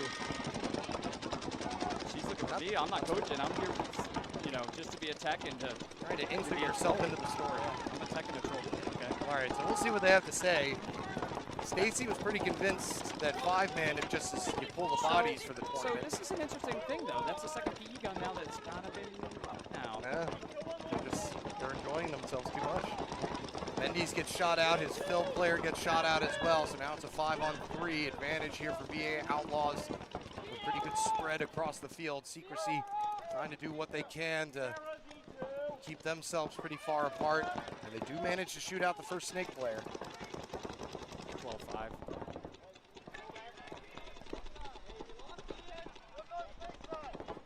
So it is an automatic swing point. So East Side going to lose that one to Nova Nightfall.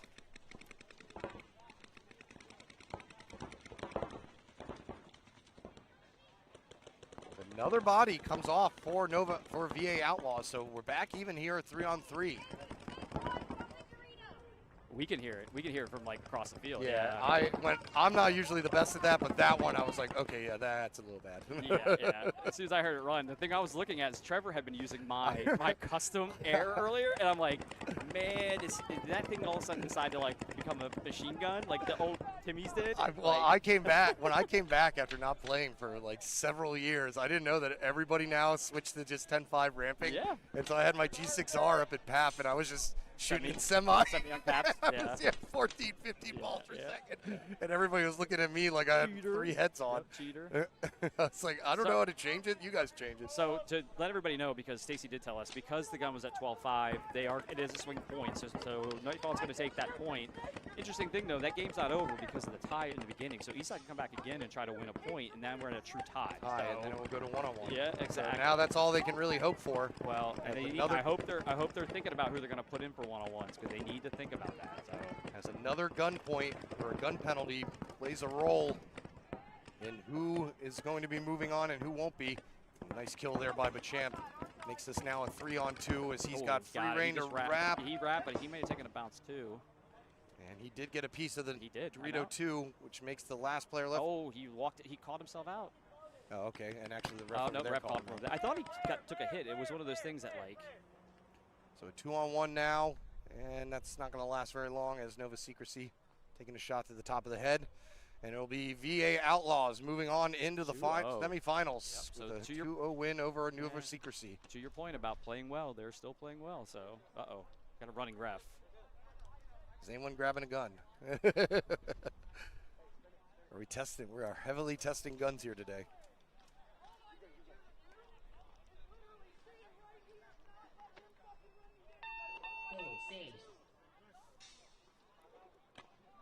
So we have, how many teams are on bye for each division? Just one? 2. 2 teams, okay. 2 teams each. 2 D5, 2 D4, so we still got a lot of paintball to play. Yep.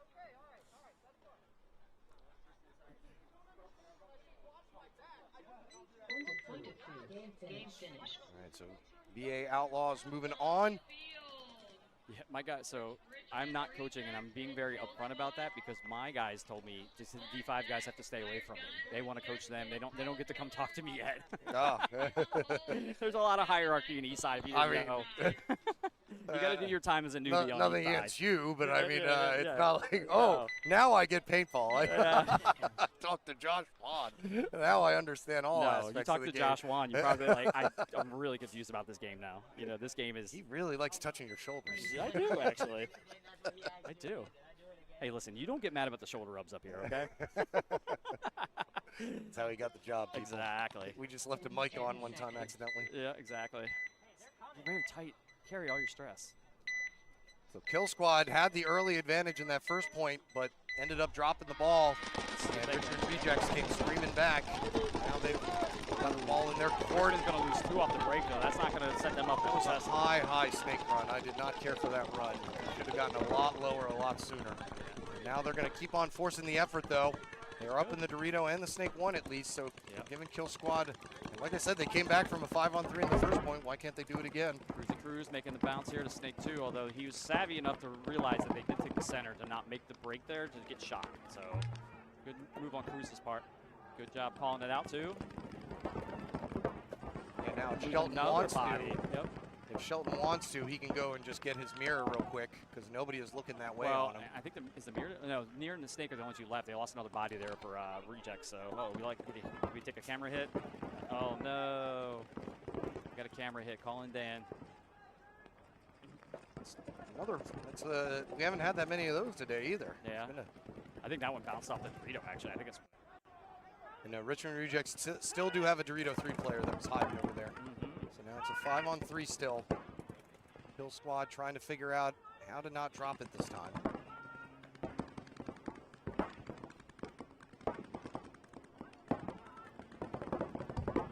The Dorito's definitely the push side. I know the Snake is probably looking cross field at him, but he's going on his belly and start crawling. Who is that over there? I can't tell. That is Teddy. Is it Teddy? It is Teddy. I'm not sure if it was. I can't see from here. And he gets himself a kill down the wire. Teddy's getting ready to go ham here. Yep. So there were 3 players. I misspoke then. I thought there was only 2 there. Good call from Cruz. Good communication coming from Cruz here in the Snake. Calling the Ricky out of the 40. For those that don't know, the Ricky means somebody from the right. Now Sheldon, yep, Gonna go ahead and bunker out the last player left and take a shot in the back, it looks like, from one of his team teammates. player? Yeah, I was going to say, where did he get shot from? Yeah, the hit right there in his back. Who was that? Was it, look who's standing back there right now. Terrence, probably. Yeah. That's what I was going to say. Terrence shot him in the back. That fits. Look, somebody's telling him right now, too. Say, Terrence, you shot him. Pending clean hang and clean guns. Clean guns, yeah. We gotta make that distinction. Everybody's gonna be checking. Yeah, since Cruzy Cruz was the checking all their stuff. Yeah. He got the party started. He did. He did. He did. But in his defense, he was just in the wrong mode. 12-5. That's a significant advantage. Teddy's smart. He's out there with his, Lux X Ace Virtue. You know? You don't got to worry about that if you got the mech gun or something out there. Yeah, no. He's just got an older gun, so.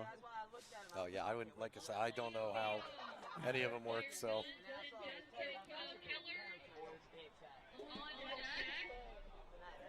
Hired Guns last chance. Just Kiddingsville Killers. Looking to finish them off here. Dude, focus on the finals. It was funny. Those first two games were super slow, and then everything else just started to speed up again. Like everybody's like, "Oh, never mind. Let's just play." Yeah, it's too hot. It's too hot to be sitting out here. Well, I mean, you can't really just sit and post on this field. I mean, they were sitting out here. They weren't even shooting at each other. You can sit and post, but you better be at the 50. I mean, they were laning. They were laning for stuff that wasn't going to happen ever. Yeah.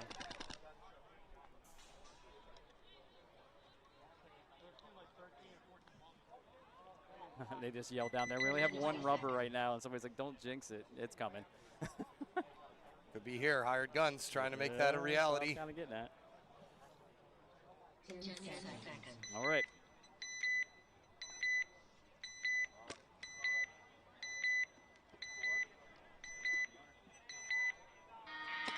Alrighty. Big run here for Hired Guns, taking the snake. Alan Turner's going to release and go to his office in the center. Yeah. See, like I said, you can tell when he's like, I'm very, very. He needs to be there the whole time. Like, I don't know. I know he's just on a throw together team kind of, but like, if you've seen Alan play once, you've seen him play 1,000 times. He needs to be right there. That is his spot. He plays very well. He plays every tournament. Bro, I'm building a roster out here for a D3 squad. I'm putting him as my center player. I mean, seriously. So I have played with him. I have put him in the center. So 5-on-4 advantage now for Hired Guns. Good move there to the snake to mirror the snake too. Allen's going to need to turn around. They know he's there, so the counter move here from who is that? Hey, Dan. Duong. Yeah, Dan Duong. Oh, Duong. No, I'm saying who is that in the snake for? Just kidding, Phil. Oh, I can get that as well. I had the wrong roster up. Yeah.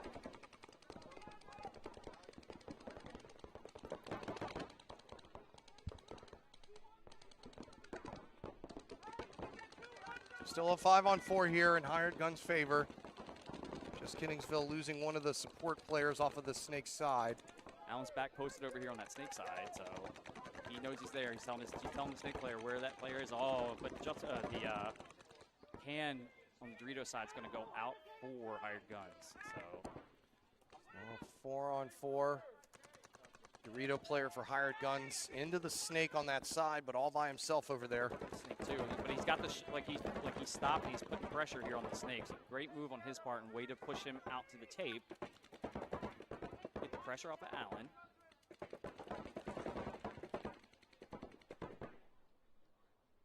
Wow, not a shot fired in anger.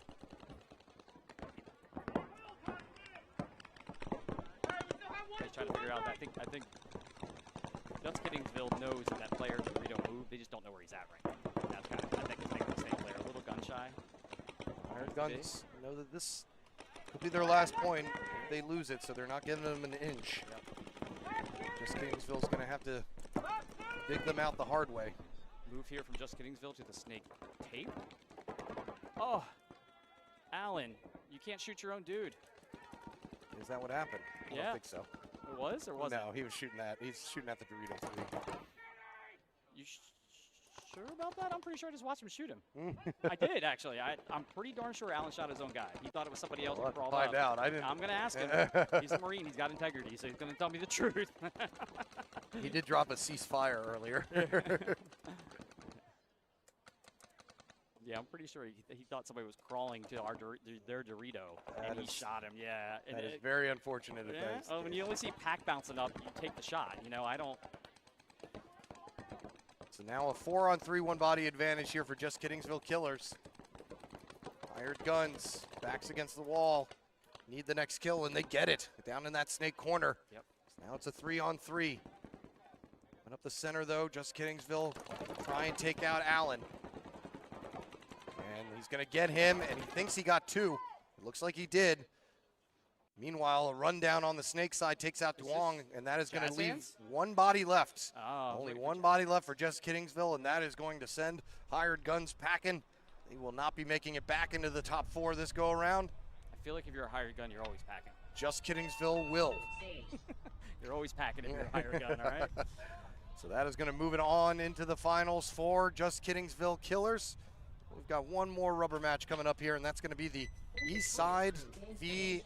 Nova Nightfall, which has been an interesting one to say the least, with a tie, a scorekeeper's dream, a tie, and then a swing point. Swing point, yep. So I'm just thinking of old people that keep score at a baseball game, the symbols they have to write down. Yeah, I never understood that. Like, I know how to do it, but I just never understood why people would sit there and just do that all day. I guess it makes the game more interesting. But I guess, yeah. I don't know. My old anchor did it, and my new anchor does it as well. Yeah, And so when we go to those office days at the ballpark, it's always very interesting. Oh, you're one of those people. Okay. Listen, I'm gonna go grab another beer. Yeah. Hey, I guess did I you guess see I could that just on get the jumbotron. Nope, I'm too busy. I was like, okay, let me. I guess I can get an update from you when I get back on what happened. Yeah, exactly. Yep. 20 seconds. Until he starts saying, like, starts giving you numbers on the double play, and you got to remember what position was which. He ran the 4th. Yeah, I struggle with that sometimes too. too. I used to play baseball, and I even still, I'm like, yeah, wait, who's 5? Here we go. So here we go, East Side, Nightfall. Both teams breaking out. East Side need to win. Nightfall just need to go the distance at least. Interesting changes here. Notice Peyton Castro actually stopped at the Dorito, bounced forward here. 2 Nightfall players taking the walk on the Dorito and Snake side. That's going to be a big deal. 5-on-3 here. Jose and Peyton both shot that side. Peyton stood up there at the Maya behind the Snake and actually just shot the lane, and I think he got the guy. So great job on his part. Great plan, whoever put that together for Eastside who's coaching tonight. You got the coaching collective, although it looks like Trevor DeBerry's going to take a walk actually from the Dorito side, so he got shot. 4-on-2 as another Nova player walks out of the Dorito corner. Bit of a square formation here for Eastside, trying to close out these last 2 bodies, which are pretty close together. One of them may want to try and either get out to the Dorito side or into the Snake or Peyton, some sort of yeah, Peyton's something taking together. a lot of hits from the home here, so to me that means that center person needs to move, you know? He's just going to edge his way underneath, Well, utilize the 50 Dorito to block things out. Yeah, his oldest brother had to give him a little tutelage down there because he kept putting his butt up in the air. He's like, no, you need to keep your butt down if you're going to make that move, because if you don't, you're in the gonna dirt. get shot. Yep. Yep. You can see right now, he's doing a good job, but he's in the Dorito a little too much, it might show. That's one of those ones he might still think it's the win, but he's got to not kick stuff. Eastside in no rush. Nova Nightfall now know they're down on body, so they're just going to try and stretch this thing as far as they can. Peyton's going to get up, get set. He's going to try to take that home player out first because he can wrap and or look in the inside here and take him out. First shot is He looks not like a he hit. missed it, yep. So the home player is still alive, letting his teammate know, hey, we're going to have company. Peyton doing a good job settling down here. He doesn't want to do too much. Kill this momentum. Good move here from the east side player, making the move to the center brick on their side and posting up. He saw the move to the Snake corner here for Nova Nightfall.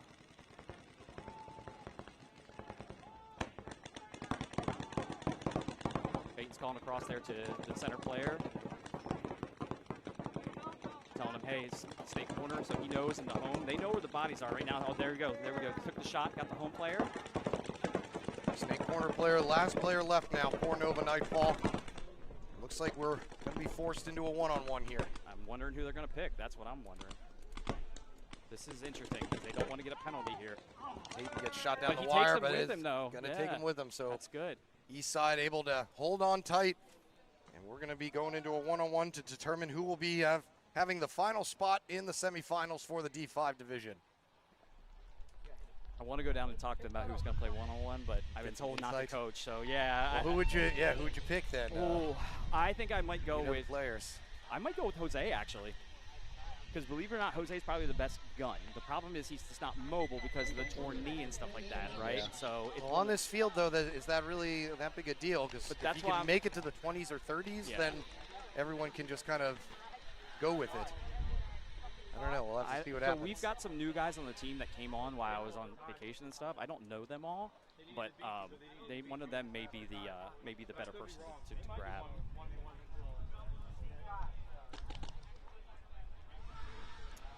Kill Squad coming back out here for their rubber match against Richmond Rejects. And then I imagine we'll be going to the one-on-one between Eastside and Nova Nightfall. So pressure will be on whoever they pick. Well, the pressure is on both of these teams. Winner moves on here.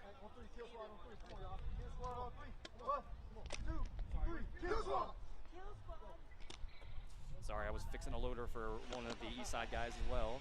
He put an in charge in his Spire 5, so. Oh, what an idiot. No, he's not. It's just, no, you want the in charge. Oh, okay. Oh, good idea. According to Virtue, that's the best way to do it. Now, granted, it's their product, but it does have a little higher voltage and runs their discussion. And they told us this. They said it has a little higher voltage and it's a little more reliable, runs loader better. So if you need in charge, come see me. What does that mean? What is in charge? It's the rechargeable batteries for the. Oh, it just takes out the AAAs, you know. Oh, okay. So, I didn't know what that meant. I thought it was some techie Yeah, I know. adjustment or something that you. Come on, Eric, stay with me, man. I'm older than you. I'm old at heart. Yes, you are. I'm old school. Old school. The best school. So just one rubber match and then one-on-ones. We'll see who will be moving on. Waiting in tow.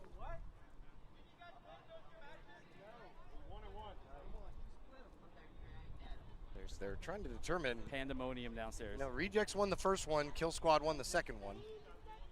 So there is indeed a rubber match needed. They're trying to figure out if they should do the rubber match before the one-on-ones. I kind of say do the rubber match just because it gives the teams a chance to catch, you know?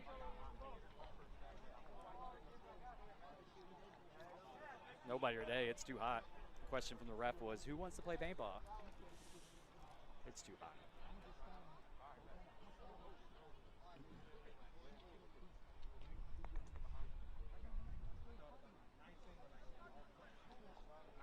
So we got Kill Squad and Richmond Rejects getting their rubber match in here. Or no, is this the rubber match yet, right? Yes. Okay. Rejects won the first one. Kill Squad won the second. Okay. We're gonna have to do the old 10-second countdown, so. No buzzer. Yep. Scoreboard's wrong. You can tell it's getting tired. It's been a long day. It is, man. Clay and Carlton are down there walking. Look down. They're doing $1 bets. Yeah, I like it. I think that's why the East Side game had them both chirping at each other. Because after a hot gun swing point, I think that one went back in Carlton's favor. Yeah, it did. I don't know if I would take $1 on that. That's kind of, you know. Hey, win's a win. Win's a win. Win's Yeah, a win. right. I would have said double or nothing on the final match. That's what I would have done, just to make it fair. Cruz up into the 50 Dorito on the Snake side. Cruz has been Nice and cruising fast. all day. Trying to make that first win or loss against this team look like a fluke. Cruz thinks he got a shot in on the home player or on the Snake corner player, and he did. Cruz is just destroying people right now. He just took out the can over the Dorito side can. 5-on-3 here as Rejects break out to the Snake side. Carbon stand up.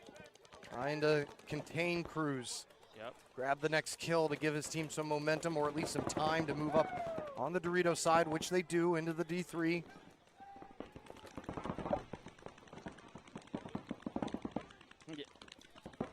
Talking about Richie's golf game real quick here. He said the front nine, great. Back nine, shitty. Probably it. I can hear Papa Castro down there giving the pep talk. I don't know who he's talking to, but he's talking to somebody, getting them hyped up for the one-on-one. To those that aren't familiar, we have 3 Castro brothers that play on the east side. And they Papa all wear sock hats. Yeah, maybe. To confuse your commentator. Exactly. With Castro on the end, no initial. That's why I call by their birth name, because you can't just say Castro. And then, you know, the dad's here too, and then, you know, they got other family here. It's a true family affair for the Castro family. Cruz is just telling everybody, oh, rejects are going to lose the Dorito player kill. There, yep, and then 5 on 2 here. As Kill Squad try to finish this off. Kill Squad's got the 50 Dorito. Now they're going to make the break here to the 50 brick on their side. Their side brick. And here comes the hammer. Yeah, Cruz gets the shot in. Drilled that guy. A great shot on the shoulder. And last Rejects player left in the back of the snake. Cruz gives him a peace sign as he walks off. And that is going to do it. Kill Squad jumping back into the Final Four here for the Hooligan Cup. All right, let's see how this one-on-one goes. Let's see who they pick. This is one of those ones where, again, experience is going to carry the day. I think, you know, just because I know the guys, Nightfall may have the more experienced players. So it'll be interesting to see how this pans out. They've been out here as well. I think this may be their first season with us at least. They've got a couple guys that look like they played a little bit. That's what I'm kind of, you know what I mean? I'm going to guess that they're going to send Bowie out because he's been their quickest guy, biggest killer today. But that's just my guess. I don't know them that well. I'm thinking it's either going to be Peyton, maybe Jose. Don't know. Trent may suit up for this. They didn't have a D4 player. I could have suited up. 2-minute one-on-one here. 2-minute one-on-one.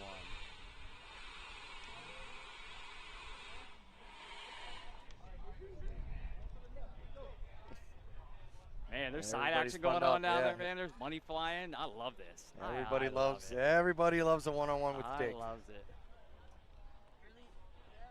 It looks like Nightfall is sending out Fleming. So it'll be Fleming for Nightfall. Heading out for Eastside. Haven't seen anybody yet. Right here. Nope, he just walked past you. I can't. Oh, Medina. Yep. Okay, so it'll be Medina v. Fleming for this one-on-one here to determine who will move on into the finals. I don't know him well. I've just met him for the first time today. I've been chatting with him on chat, but you know I haven't had a chance. What's his chat game like? Good chat game? Okay. No. Just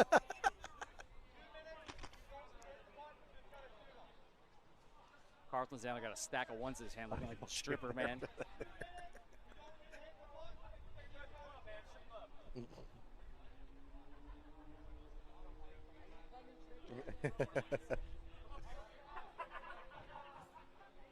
Carlton couldn't find me. He's looking down below. Voices. Yeah, he's like. 30 seconds. he said because gambling is legal in Maryland. All right, so Fleming will be on your right, Medina on your left.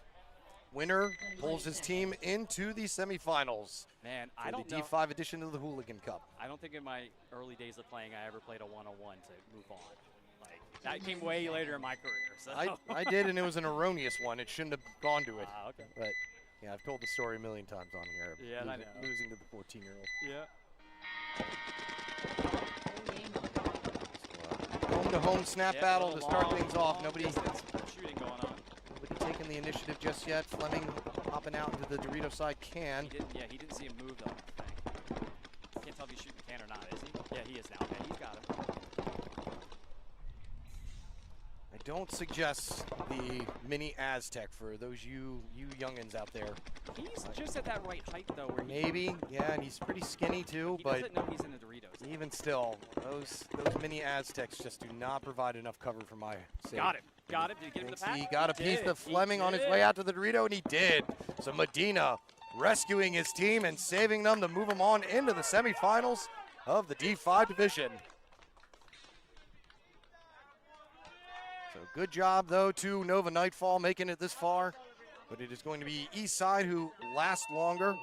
And so they'll be heading into the D5 semifinals. I don't know if that was a good thing to do because you may just gave them a big boost of confidence here to move in. You know, you squeak in, but you win something like that. Sometimes that can rally a team together. You know? They got their work cut out for them because they'll be taking on either DC Matrix 2 or X-Zone Prodigy. VA Outlaws Deuce also moving on in the D5. D4 is going to include Intent and Dark Matter, along with Just Kiddingsville Killers and Kill Squad. As we'll get the semifinal started here from NR Paintball in Severn, Maryland. As the Hooligan Cup continues, D4 and D5 5-man action. Back with you in a moment. Don't go anywhere.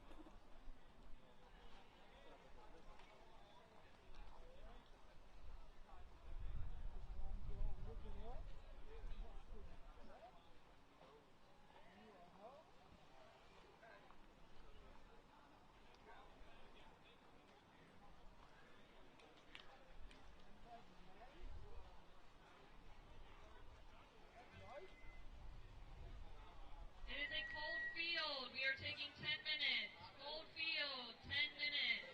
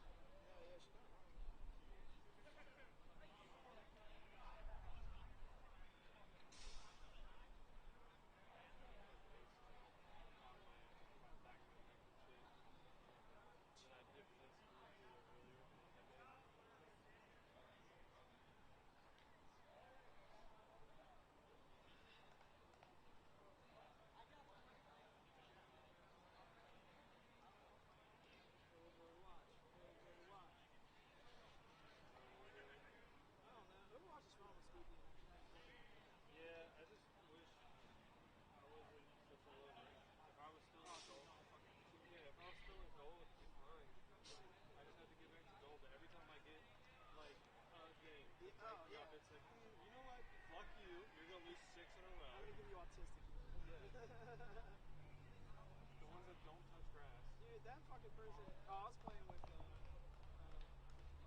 McLovin. That one game that we played.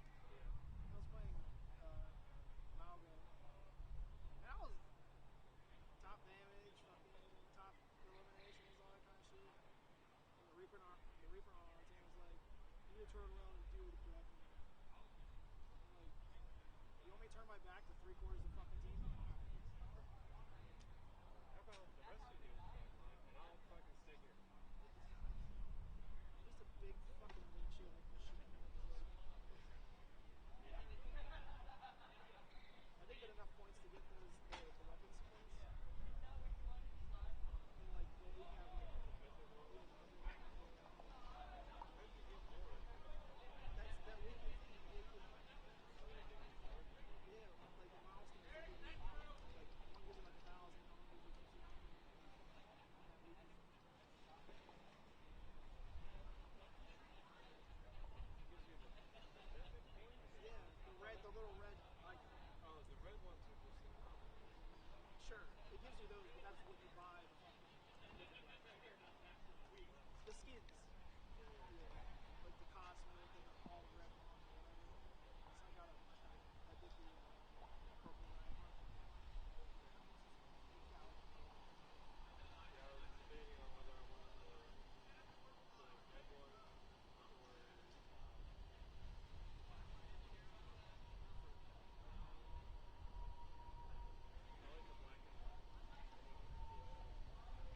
The colorway that he had, like what he used.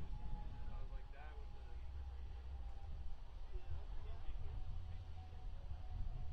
And I'm trying to like play other healers and shit, because it's not like I'm always completely playing Thresh. She's not banned a whole lot. No.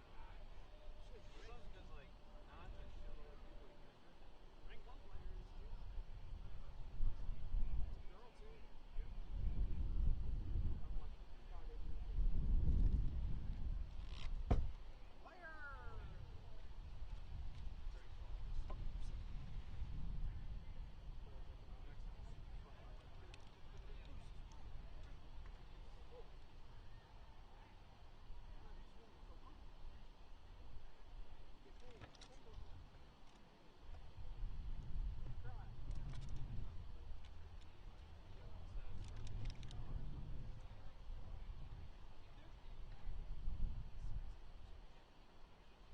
Just sitting down, just Sometimes doesn't even get hard.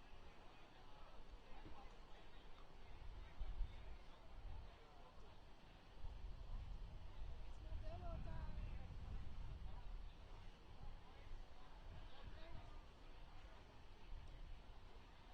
Players and refs, we have 5 minutes. 5 minutes.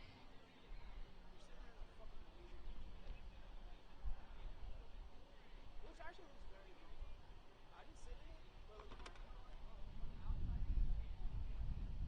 I like the rocks and shit.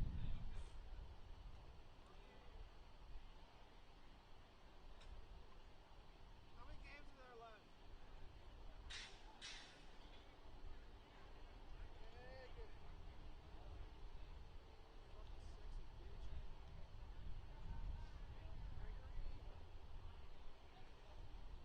yeah, right by the nose. It came up here, went into the frame, and then underneath where the vents are, it shelled straight in my fucking eye, and I'm thinking like, 5 minutes. don't push the hole.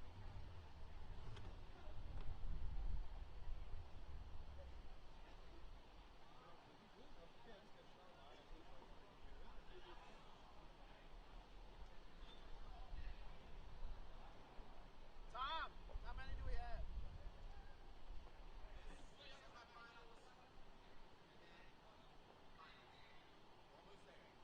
So, how many games is it?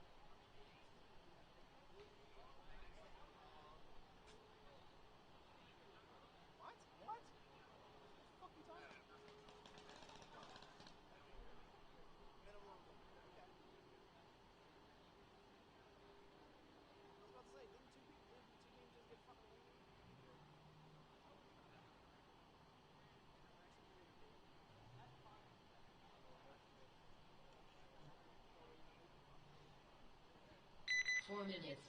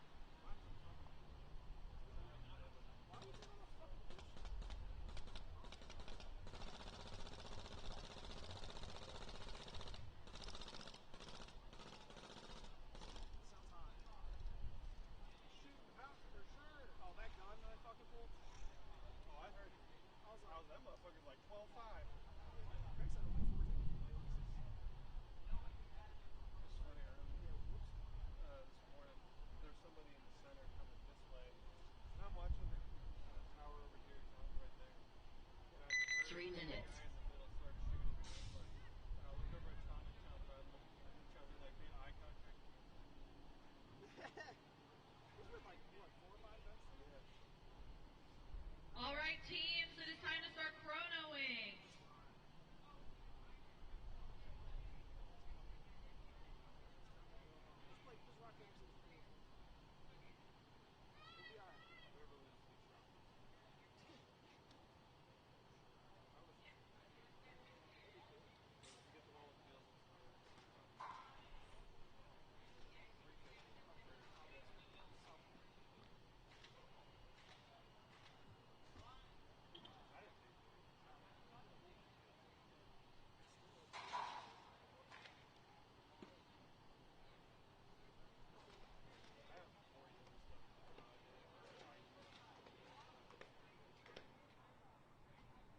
Two minutes.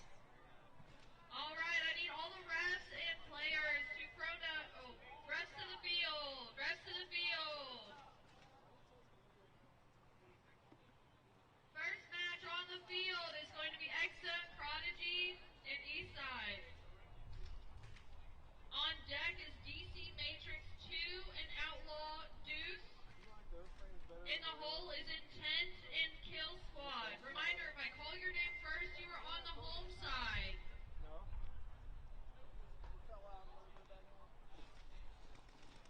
I don't really notice it because it sits on my fucking my band.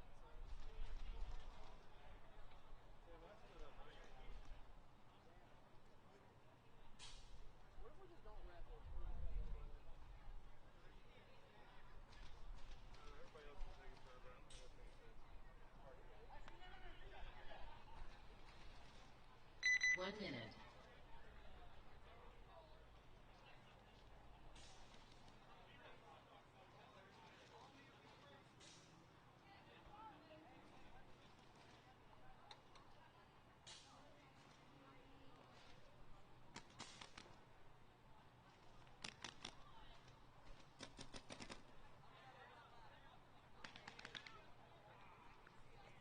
All right.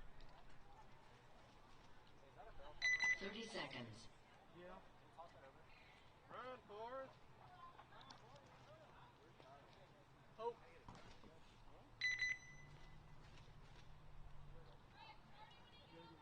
Let's go, Lewis.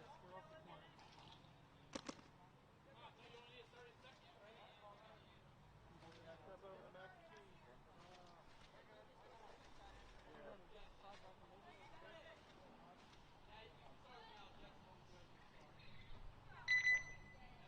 20 seconds. All right, jumping back in here. We've got our first match of the quarter or the semifinals, excuse me. So we've got 10 Extreme seconds. Prodigy and Eastside. Eastside just coming off that big 101 win to make the move. Prodigy had the bye, so they're a little cold. We'll see how they come out here. They're fast teams, so expect them to move. On the Eastside before we started, they were very aware of the moving and stuff like that. And look at that. Peyton Castro made a big move to the 50. They also take the snake player out, so again, great move there, great pickup. Still 5 alive for Eastside. Louis, the winner of the big 101, making the bump to the propeller for Eastside. He's going to take the snake beam highway to the 50 to cover down for Peyton.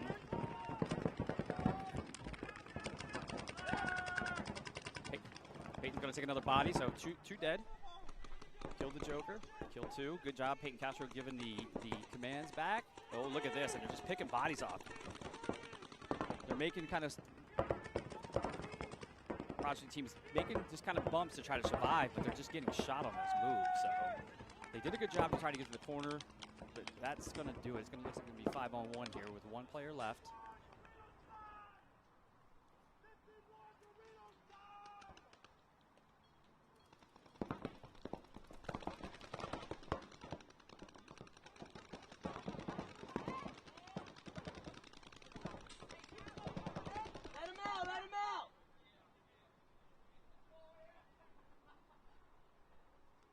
Little exchange there at the end. Louis was walking down, and the XY player looks like they got shot and didn't believe they got shot because they were kind of jaw-jacking Michaela. Michaela saw it hit and skip, so that's why she called him out. Again, good job there by Eastside, riding that high of that one-on-one and just coming out here and making a statement game. I like it. I like it. I was sitting there cutting it up with a few tournament officials thinking, surely if the tournament starts again, they'll be out of here. Don't worry. I subbed in. I came up here and I was like, oh, I got to actually be professional like Erica. Listen, I'm Tell people where I am. Well, yeah. Reset. Yeah, like welcome back, you know. Like give him a little All right, so Eastside winning their first one there. Eastside does not want to take third this time. They've taken third the last 2 times. They want to get up in that first and second. So well, that's funny because I believe it's kind of the same deal for D4. X-Zone Prodigy. Oh, okay. I think that they've gotten second the past few times. Let me see here if I'm confusing them with another squad or not. That, but then again, I wasn't doing as much commentary, so it's like I wasn't paying attention to yeah, so they got second at Ultra and second at SK, so they're also got a chip on their shoulder trying to finish the deal. It's good, man. Steel sharp steel, man. Let's get some of these guys do D5 and make D4 more fun. DC Matrix is looking like a stronger and stronger squad here. They've on an upward trajectory, yeah. Yeah, they come over to the booth a lot. A couple of guys can shoot DLX and shotgun guns. So Matrix going to make the move to the Dorito. Now up to that center wedge. Center wedge. You got the Dorito 3, the head of the snake. So if he wants to, he can make a crawl to that brick, which he's going to do. So VA Outlaws made their way into the semifinals here, and they're going to lose the first body on the snake side, but they take out the DC Matrix snake player as well. So back even at 4-on-4. Not sure where their fourth body is. Oh, he's over there in the he's in the Dorito. Yeah, into the 50 Dorito on the far side, battling down the wire with a Outlaws player who was going to try and run him down. He did successfully, but throws his body out as well. So now back even at 3-on-3. Outlaws have the back 3 bunkers, so not great to be when it feels like Matrix has got a little bit better control of the field with that center wing. He definitely cut down the snake move. Yeah, but he's kind of lost up there. He's not exactly sure where his next move should come. Well, and that's the problem because these guys are playing tight. They're, being disciplined. But it doesn't leave a lot, but he should be making the move. I mean, the power's there, and he can make the move to the inside brick. There's a lot of moves there instead of just posting up and gunfighting from afar. That's what I would do. Even down bodies, nobody's shooting at him. I mean, he's probing. He needs to move forward. I mean, I think what's going on here is maybe DC Matrix lost the kill count, and that's why they're a little hesitant to make the bump. Yeah, another body going to go off for VA Outlaws. Out to the Dorito 1, so now it's a 3-on-2. Now things should really open up for him. He could potentially even just shoot off right now to their side of the field and hit to their wedge.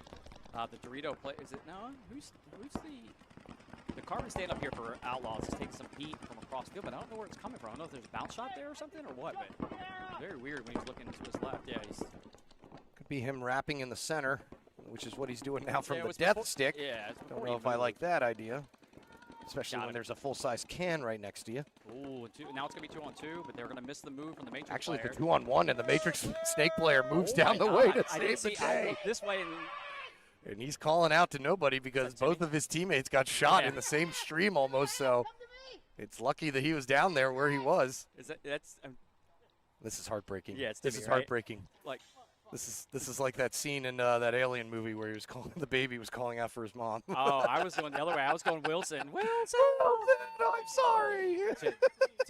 I'm going to make fun of Timmy for a second after he just had this great match, but anybody wants to go see a really good smash job and core sample and a gun, go look at my @TechLife on Instagram. Oh, is that the one? Is he the one? He mangled that beautiful purple. I was wondering how you were on a first name basis with him. Yeah, we are friends. Yep. So.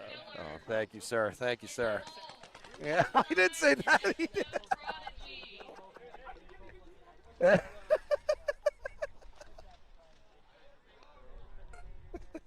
Damn, I just got stood up by Papa Castro. He brought a beer up here for somebody and didn't bring one for me, and then said I'm not allowed to have them. So that's a shame. I've been given. He wants you on your game, dude. In Well, case what if a gun goes down right now? You got to be on top of that.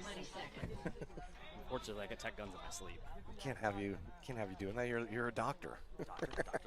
Now we can't say that because we have a doctor here. Okay, we have Doc. Oh, he's a thoracic surgeon. You know. So for all that they don't know, the PE tech is named Doc. All right, so Intent, after a long wait, to get back out there now, taking on Kill Squad, who have fought and scraped their entire way here to get back into the top 4. They're going to lose Big Troy off of the Dorito side to make it a 5-on-4. Intent. They're trying to contain Cruz here. They know he's going to make the move, so they're just trying to keep him contained.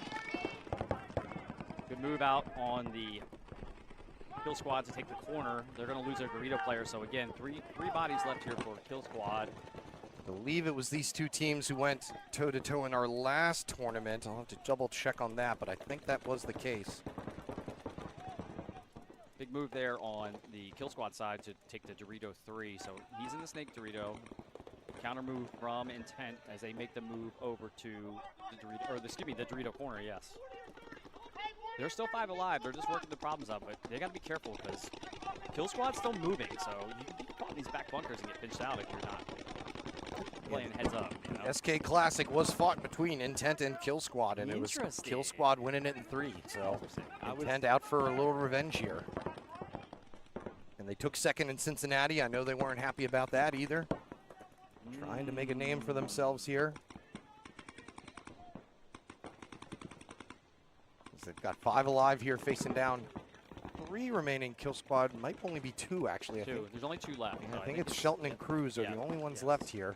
The good thing is the Intent doesn't have a center presence yet, so they can't really blow open as they look at these tapes and trying to protect themselves because they're in tough bunkers to cover each other from across. Jenkins back into the Snake now.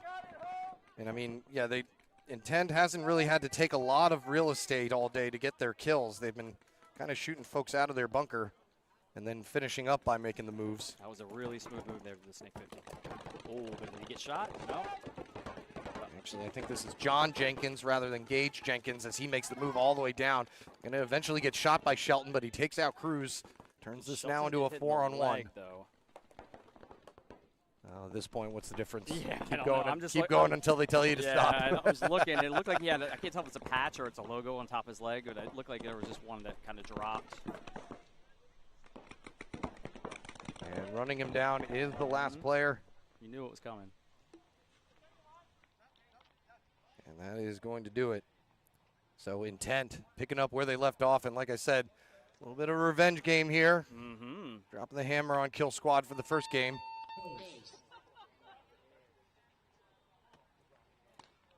Trying to finish the job this time.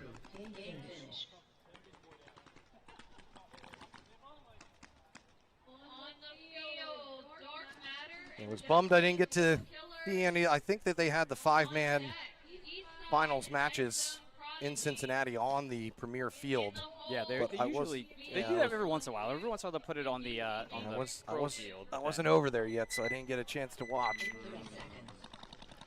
Before you had your foray. Before I had my 15 minutes of flum. I haven't been up there in a couple of years. I don't know what their I got one. like, I got one bat pack from Maddie when I guess I was talking too much or something. Okay. I got the tap. Yeah. He almost pulled out the Harlem Theater hook on me. Yeah. Go. So just Kiddingsville now going up against Dark Matter. Dark Matter, who've been waiting all this time. It's going to be just Kiddingsville dropping the first body, two bodies. Both are and I mean, that's just, it's crazy how, for some reason, that just keeps on happening where if they burn the snake, for some reason, they're also burning the Dorito. Not dark matter, I'm talking about anybody.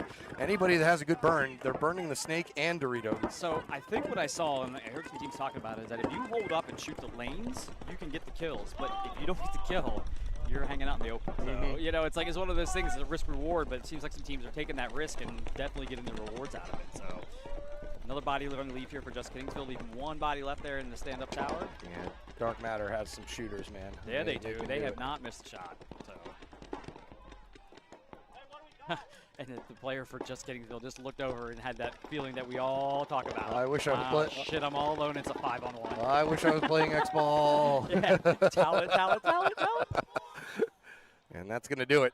So, Kyle Williams and company finishing things off for Dark Matter. And they'll take the first one against Just Kiddingsville. I just love the body language. He looked over and you could see his shoulder slump like, son of a bitch. No.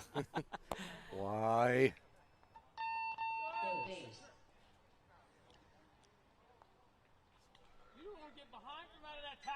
I always forget about the concession stuff with 5-man and things like that, just because, I don't know, a lot of 5-man games, when I played, it was always quick. Yeah.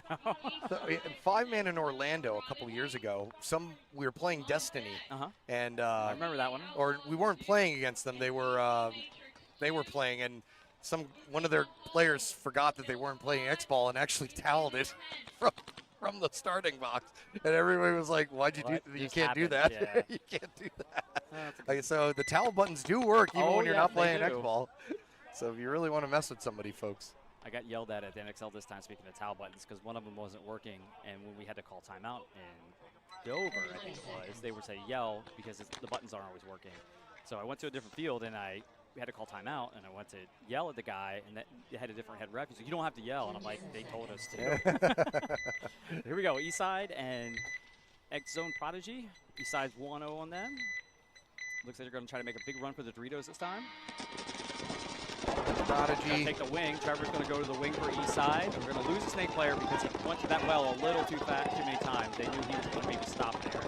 So Prodigy zeroing in on Castro, making that run. Makes it a 5-on-4 here. Louis going to make the bump to the snake and take it over for Eastside, so they have pressure there.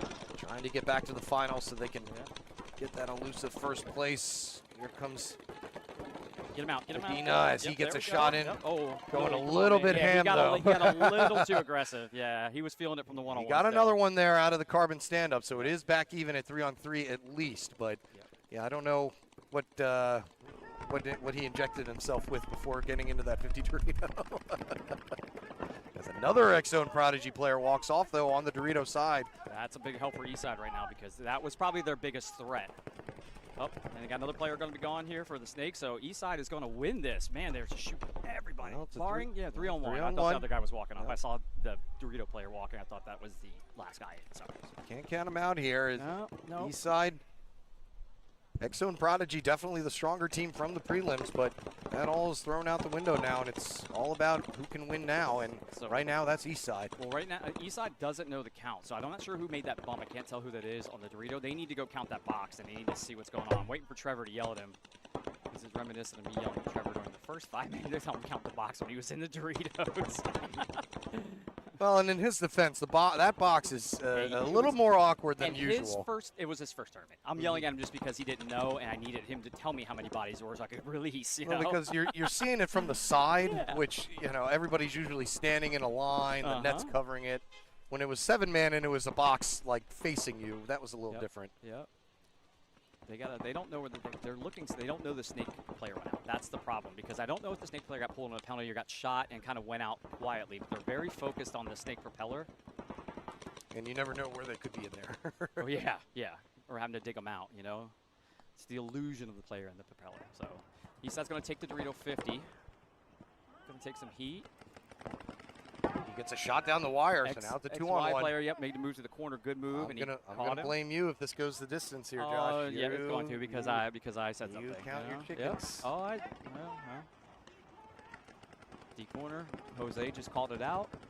Trevor knows. I think they're waiting to see if there's a Snake. They really are. I keep seeing Trevor look. He looks and he looks. Oh, Jose, come on, man. Be careful there. Almost fell when he made the move to the carbon. Good move to move out and get wide on this player for X Zone. 2 minutes left. Plenty of time left to figure the problem out. They're really just talking to each other, knowing that they can take their time here.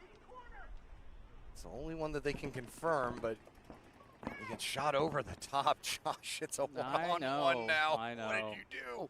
What did you do? These guys are going to kill me, man. I'm going to Omal B with this.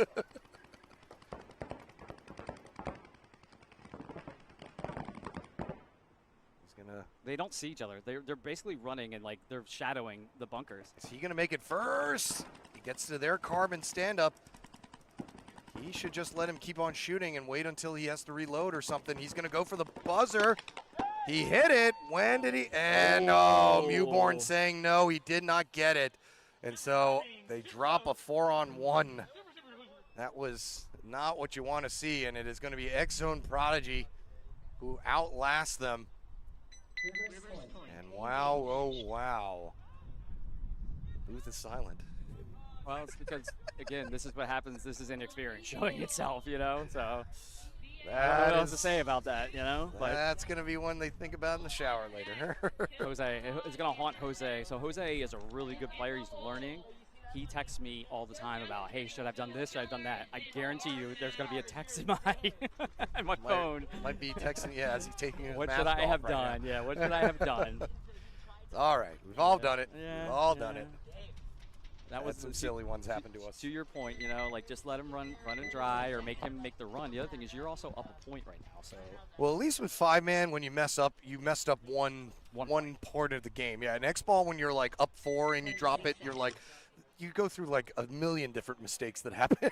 Whereas this one, all right, we just had one. Yeah. We screwed it up. And it's D5. Yeah, mistakes are going to happen. Yeah. This is part of the learning process of coming to tournament paintball.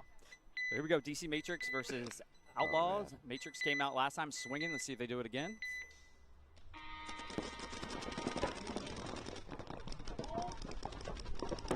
DC Matrix is very, very direct with their running. Like they're running very good routes, like around the corners and stuff, and trying to shadow. So yeah, Outlaws holding up this time, trying to survive the burn at least, but they're going to lose one, and the Dorito side can. And it looks like whoever the Dorito player is having some gun problems. He's looking at that gun way too long. Good. So, yep, he's shaking it. That's never a good sign.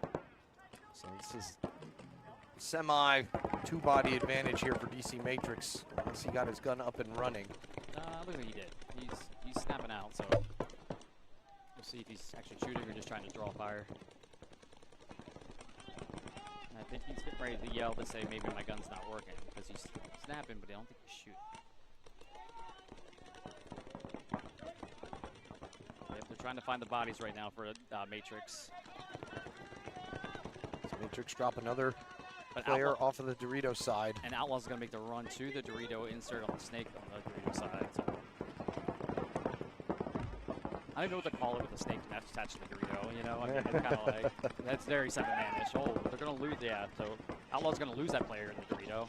Good move there for DC Matrix to make the move to the corner to shoot him down the tape. So it should be a 4-on-3, but I can't see the fourth. Oh, there he is. Yeah. He was hiding in the propeller on me.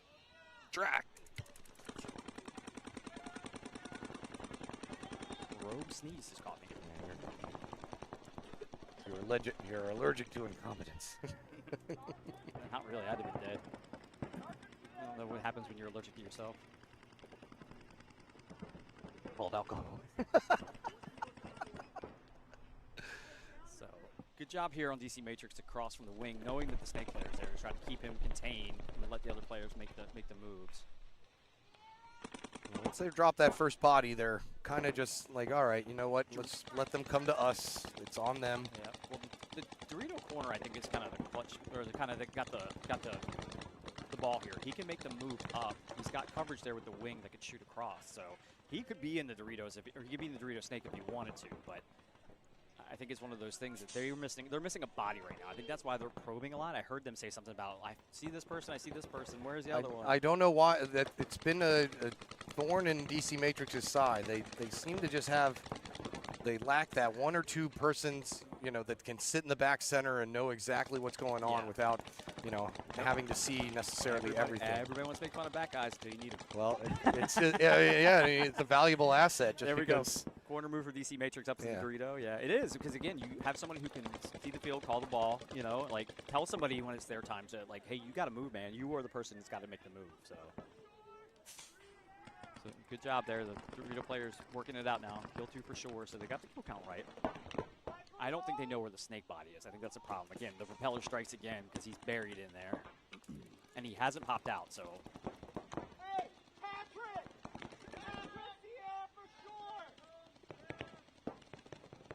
Did they say tantric? No, I think they said Patrick because it's a starfish. Oh, okay. That's an interesting one. I heard tantric. No, I think it was Patrick, rather than Patrick Starfish from SpongeBob. Yes. So that's an interesting one. SpongeBob SquarePants. I like that one. Actually. Yeah, that's a good one. That's a way to not make it sound clunky on the field. Yeah, propeller's just a little big to stay on the field. Good job there from Timmy. I didn't advocate for it for an on-field call. I did it for me up here. It worked. Yeah, great, you know? But on the field, I would never say a 4-syllable word. What are you doing? DC Matrix lose another Dorito player though, so a 3-on-3 here, evened up as VA Outlaws are holding tight. Matrix kind of looking a little lost right now. They aren't exactly sure what they should do. They did a good job picking that center, but I think the snake person needs to move now. They need to get moving. And nobody's talking, and Ian Kirk narrowly gets shot going into that 50 Dorito. Did they lose the kill count? Did they think, or just the 60 seconds made him make the run then? Could have been that. It's a 3-on-2 now. Gun lost. That's gangster. Yeah, one-handed inning over. Upside down. And now Bachamp is going to run through on Timmy, and all he has to do is turn around, and he's going to mutual with the other player. No, he doesn't get a shot on him. Yep. So now it's a 1-on-1. How much time do we got left? About 25 seconds. 25 seconds. Running ref going to give away his position here as he checks him out. Well, he stood up too, so. But I think this one is probably going to end in a no point, and we're going to have a rubber match. And maybe a 1-on-1 again. Maybe.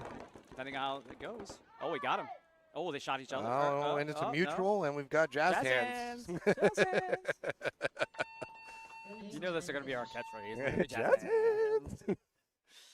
Yeah, look. Replay here, the mutual of the gun of the. Oh no, the gun drop. Oh god! Look, oh god! Upside down, he's shooting with his pinky. No, I wonder if he got a ramp going on. That was like cop movie, RoboCop. He gets shot in the beginning. It's just shooting out of desperation. That's great. I hope I hit something. That is not how deuce is spelled. No, it isn't. You know what's funny? Dweezy. I think that gets populated from APBA, so they may have put it in there wrong. Could have happened. Yeah. I don't know that for sure. I wouldn't fault them. But again, I don't know how the program interacts, but I have this feeling that it might be. VA Outlaws, Dweezy. Yeah.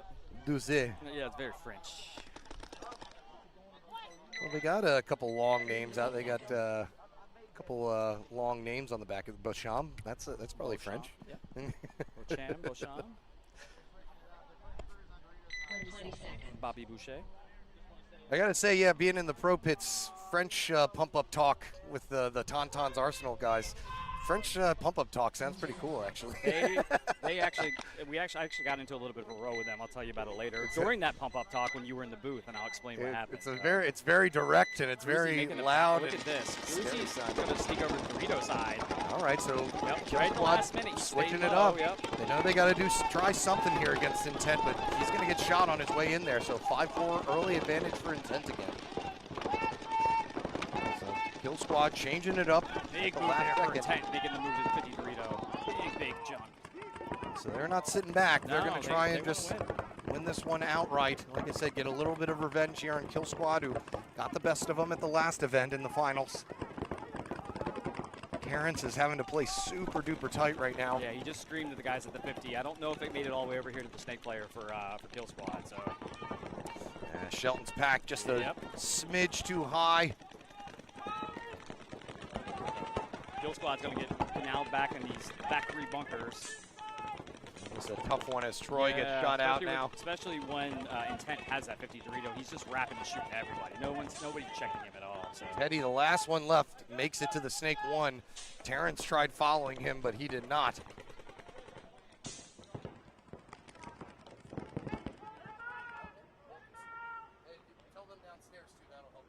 Yep. Just had a They're visit from still, Cookie Fairy. yes, they're still making cookies and lemonade here. Love it. So come on out and support. I think they're trying to fund a baseball trip or something. I saw some baseball shirts. So Intent winning that one heavy-handedly and moving on into the finals. Kill Squad will have to settle for third or fourth this time, as Intent able to best them. Just Kiddingville Killers and Dark Matter. On deck. Exxon Prodigy and Eastside. And in the hole, DC Matrix 2 and VA Outlaws Deuce. You saw my head peek out of there? I said, fuck, you saw me.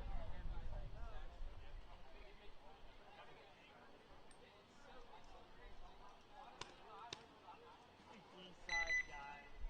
30 seconds. I think Josh had to deal with a gun emergency. 20 seconds. Paintball players. You know, it's stereotypes like that that have kept us paintball players down. Not all of us are dumb, mister, but a lot of us. All right, so Dark Matter here on your right, Just Kidding Killers on your left. Dark Matter get the first kill again out of the back center and the Snake Runner. So a 5-on-3, make that a 4-on-3. Dark Matter losing one of their center players in support role. They have one in the Dorito 3 and the Snake and the center brick as well. So not a bad spot here when you're down a body. But they're going to lose their Dorito 3 player as he mutuals with the Carbon stand-up across the way to make it a 3-on-2.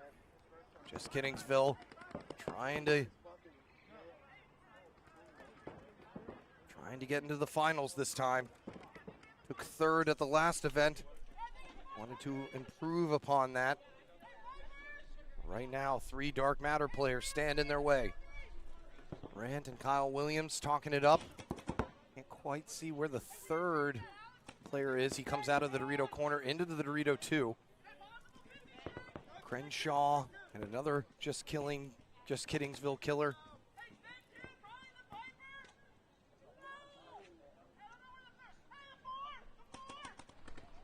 Only 2 left for them.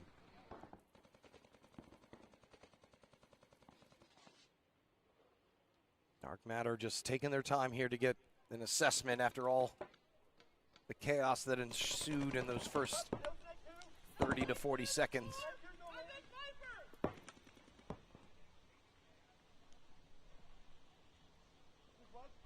Crenshaw just desperate to try and find something. He's going to lose his partner. Leaves him all by himself here. That's Killer's last hope of moving into the finals, and he's going to get shot out down the wire by Rant, and that is going to do it. So Dark Matter will be meeting Intent in the finals to determine first and second. Kill Squad will be playing Just Kiddingsville Killers. Just taking Dark Matter a little bit of time to confirm the lack of players. Trying to count the dead box to figure out exactly what the count is.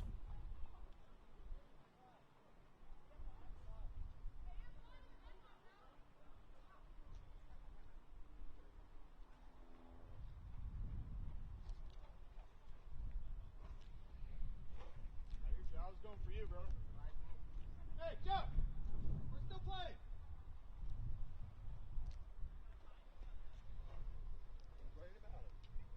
I'm not going to stay in front of him. Base.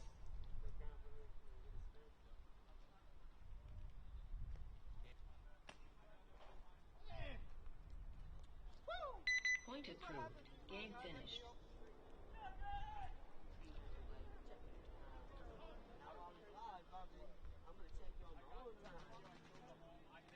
On the field, Exxon Prodigy and Eastside, and on deck, DC Matrix 2 and VA Outlaws Deuce.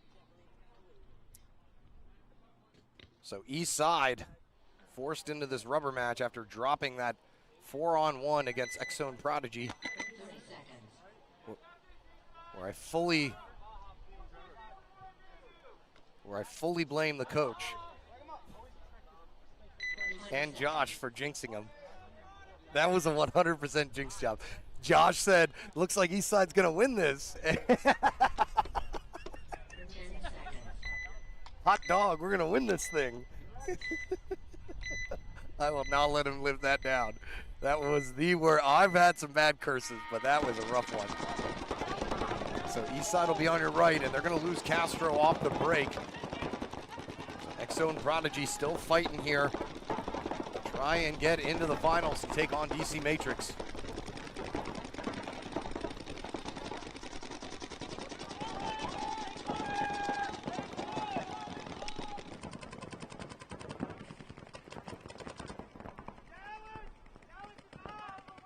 Still a 5-on-4.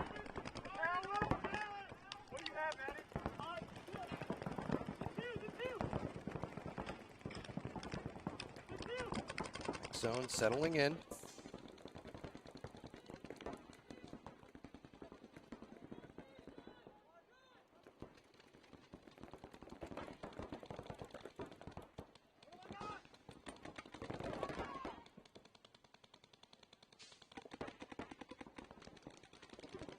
Shootout.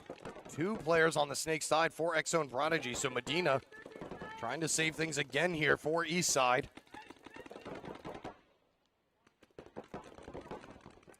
Excuse me, I spoke too soon. DC Matrix hasn't locked in their final position yet.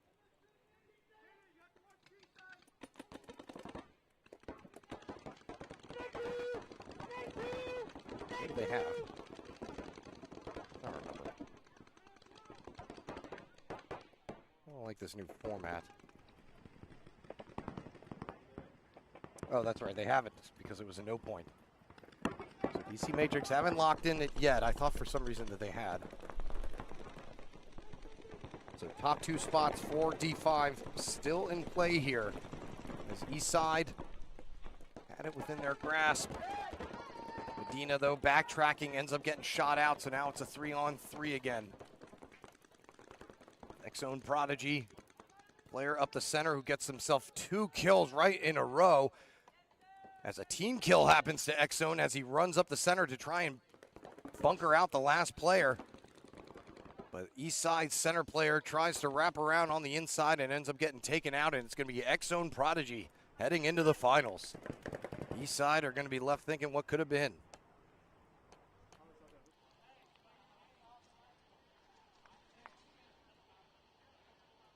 Brutal stuff.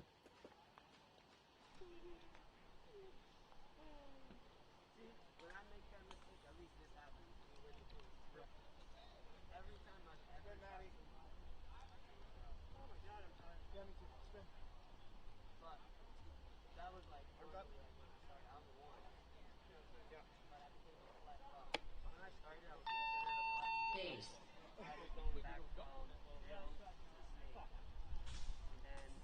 Point approved. Game finished.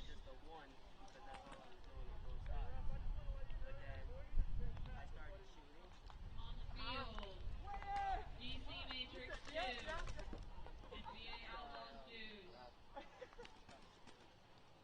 I heard player and then, sorry, John.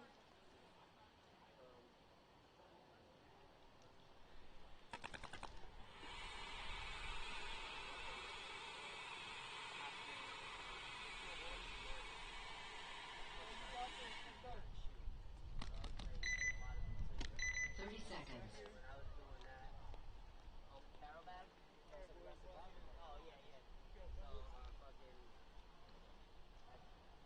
20 seconds.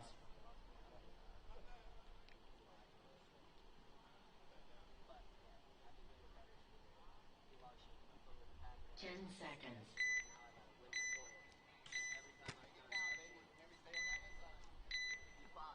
X-Zone Prodigy waiting to see the outcome of this game to see who they will be playing. The Outlaws Deuce or DC Matrix. DC Matrix winning the first one, second one going to a no point. The onus really on VA Outlaws to force the one-on-ones. We're started in the right direction. 5-4 early advantage here.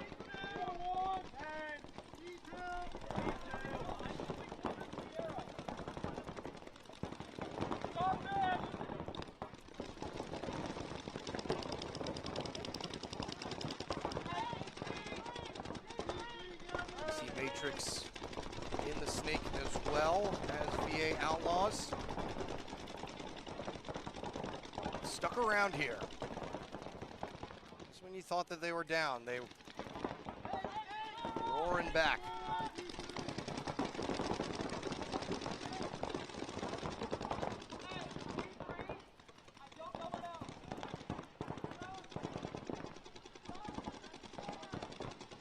See Matrix would love to get into that first or second spot. Their first time doing so.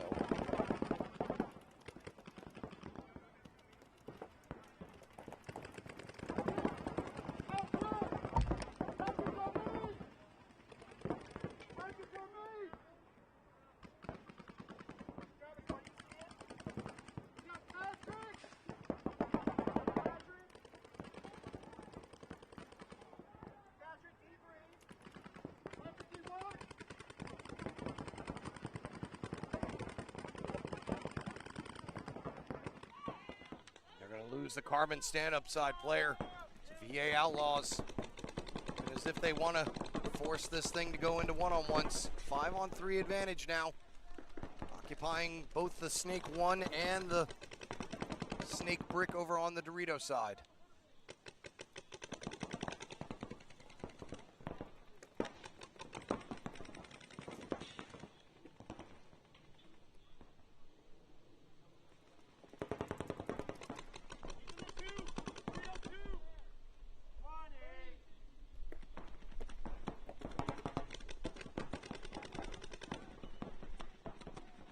Outlaws looking methodical here. Taking too much too early. They take a shot from the inside though for their Snake player. See Matrix hanging in there. 4-on-3 now. Furthest player up for any team is at the 50 Dorito on the Dorito side. See if any Matrix player wants to try and dig him out. Doesn't have to. They shoot him out. Now we're back even at 3-on-3 with Machamp running into the center brick for VA Outlaws. Takes a bounce in the arm, keeps on going.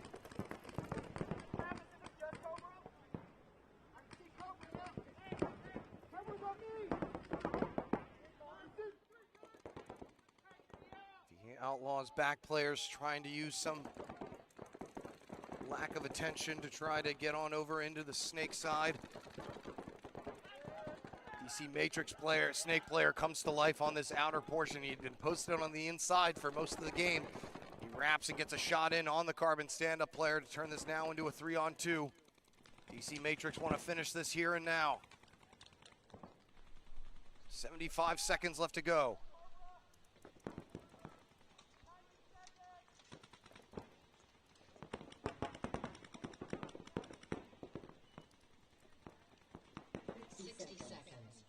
Get the 60-second call. Last two remaining VA Outlaws players. Gotta make something happen here. They dropped the first one, so they can't just let this one go down to time. DC Matrix have that luxury.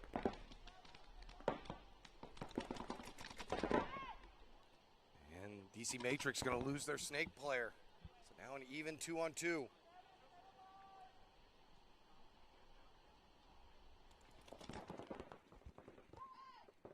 Another DC Matrix player walking off on the back end, and the 50 player out of DC Matrix gets shot out, but Champ is trying to make the run. He's got plenty of time, doesn't need to stumble. He is going to hit the buzzer with 13 seconds left to go and force us into one-on-ones.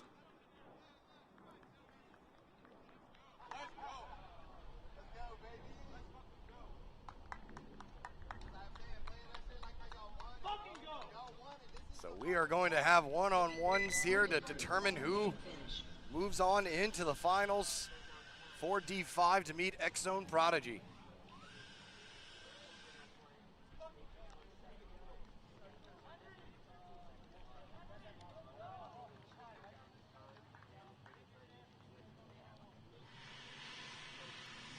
Yeah, Outlaws, man, have just been survivors all day. So many. Paintball guns. And then we have a 7 to 10 minute break.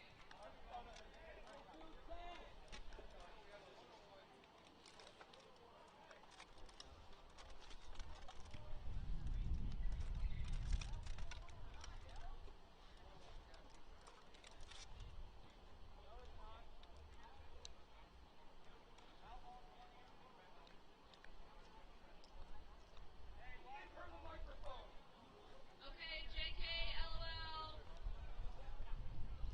The announcers needed to be reminded that we have a one-on-one to settle things here.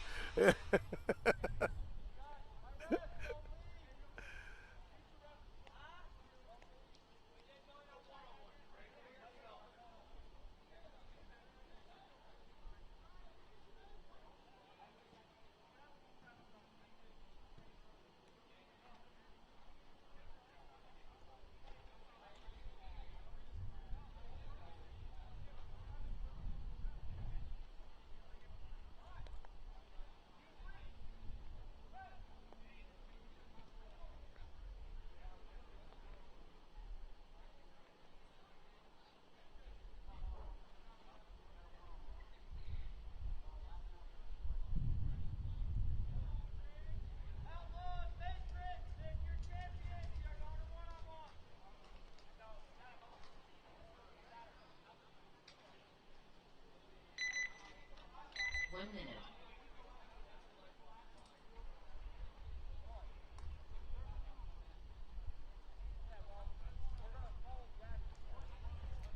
Yeah, she did drop the JK, yes, because we have a one-on-one coming up here. So DC Matrix and Outlaws gonna have to send out their representative. Send your best singular person out. Best singular person out. Looks like VA Outlaws. Don't know who they're gearing up. 30 seconds. Gotta get somebody out there.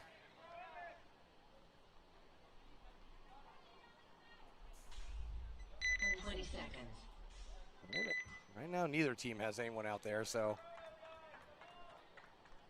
ref's trying to get things a-moving.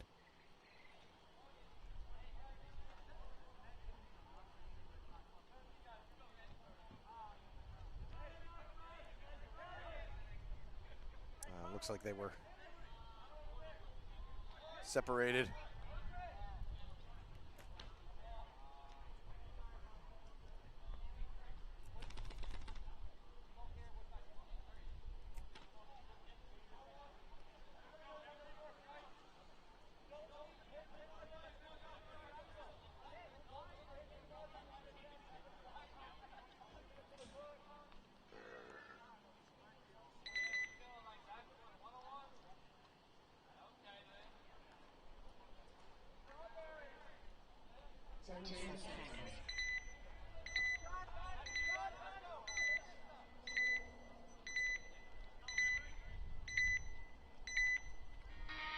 All right, here we go. On your left is DC Matrix's player. VA Outlaws player starts with his gun off. That's never a good sign.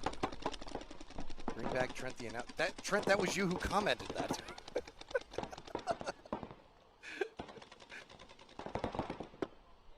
VA Outlaws now moving up. I think that's Bachamp for Outlaws. Can't quite see who that is for DC Matrix. Might be Dagladis.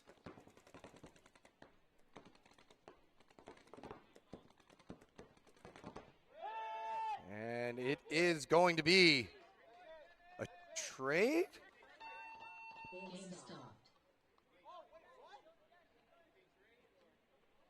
All right, let's see who won it. It was a trade, so we got to do it again. And so we got to do it again. Everybody thought that it is a no point. Each ref was calling out for their respective player that they were watching, not realizing that they had shot each other. So now they got to send another one out. Here we go, baby.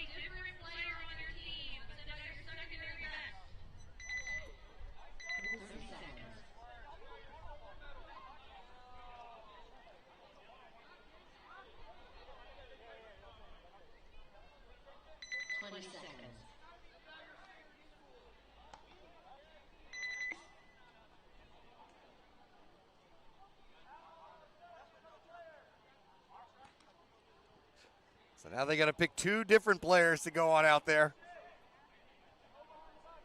See who they're going to have in mind. Some rock, paper, scissors happening, I think, in the DC Matrix pit.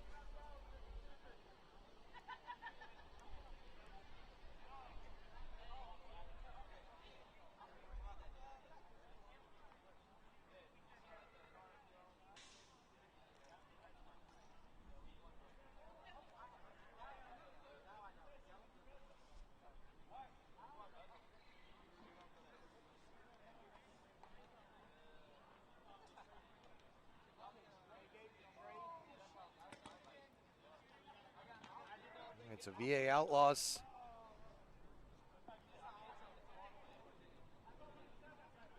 Sending out theirs. They're in the same pit, so.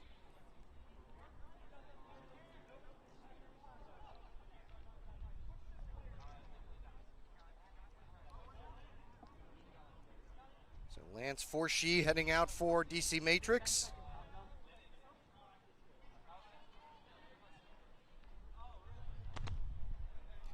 Ian Kirk heading out for VA Outlaws Duese.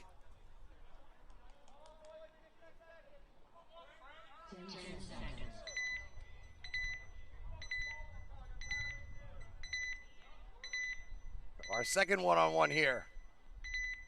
This time Outlaws on your right, Matrix on your left. Snap battle from back center commences. Get out of there. They gotta both get out of there somehow. Kirk now matching up with him into the carbon stand-up. And it's gonna be Kirk who wins out. So Ian Kirk propelling his team into the finals, where they'll be taking on X-Zone Prodigy. DC Matrix will be taking on East Side for third and fourth. So the finals, will be starting after a quick 5-minute break here so they can get paint and get all the scores settled.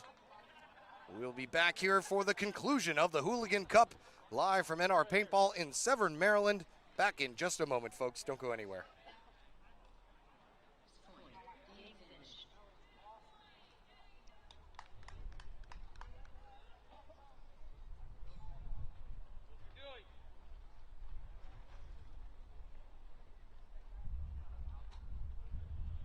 We're about to take a 7 to 10 minute break. Get the score sheets, get yourself some air, some paint, wipe yourself off.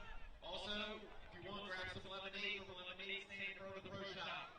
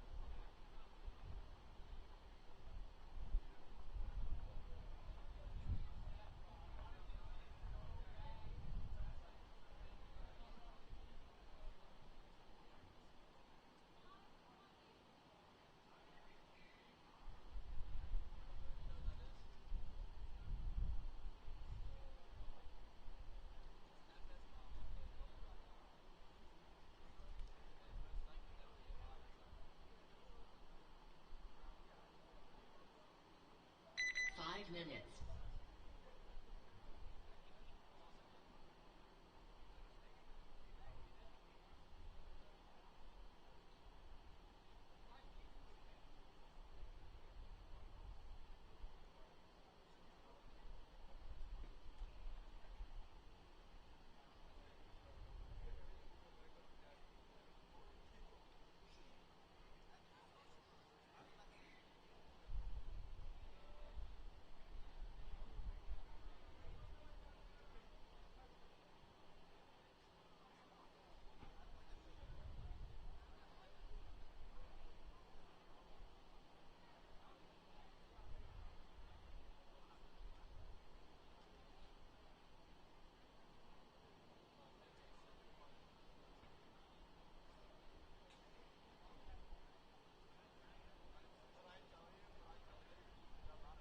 Four minutes.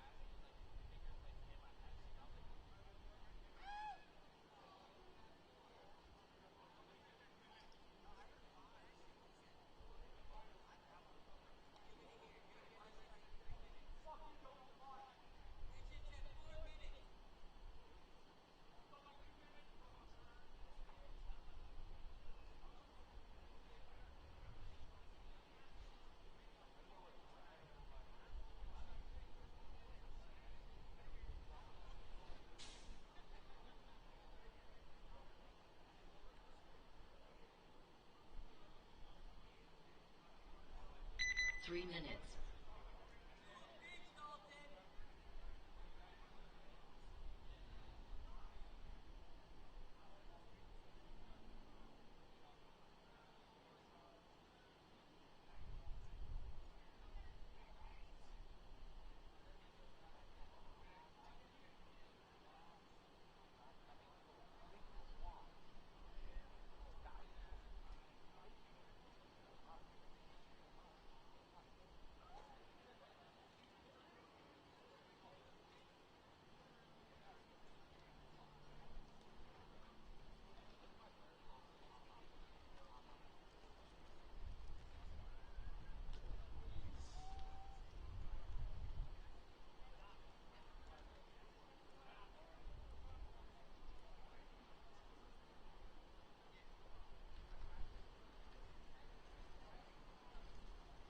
Two minutes.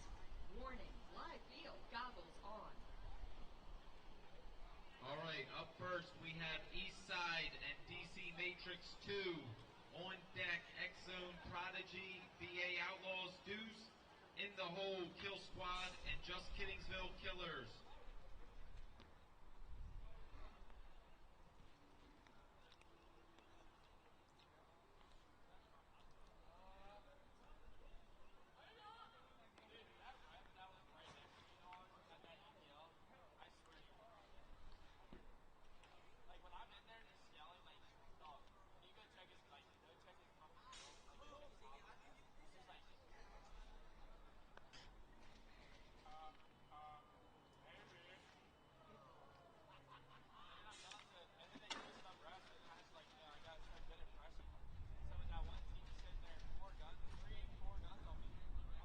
One minute.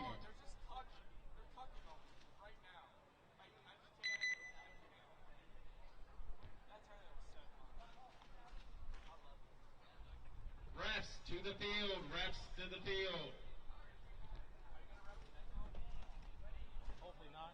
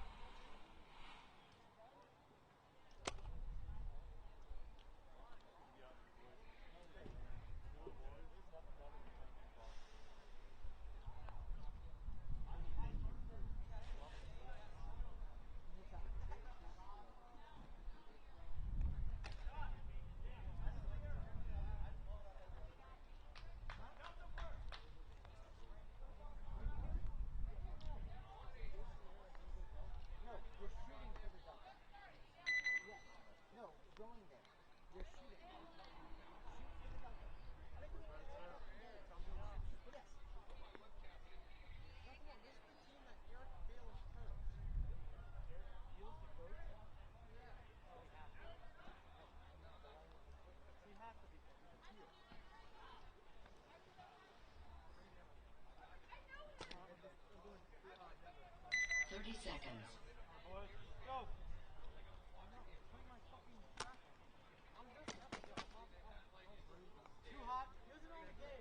20 seconds.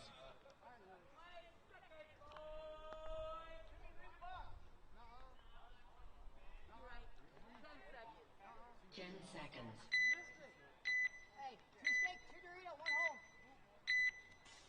So here we are, start of the finals. East Side and DC Matrix 2 taking off for third place in the D5 division. And it's going to be DC Matrix losing the first body, running out to the Dorito corner.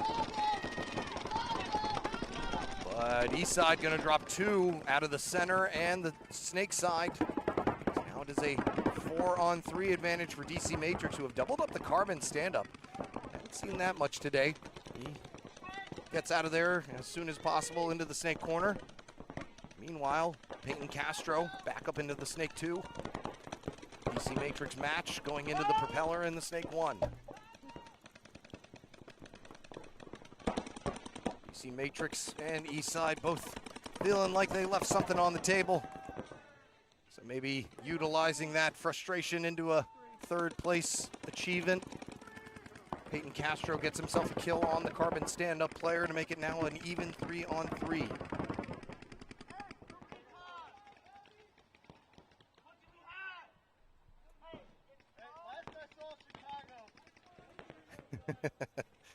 Deeg setting in for both squads. Questions going unanswered. Everybody trying to not go home empty-handed right now.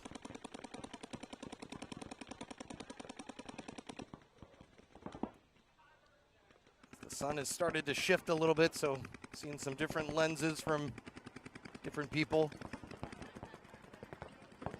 They're on the home side. They're going to put a visor on maybe.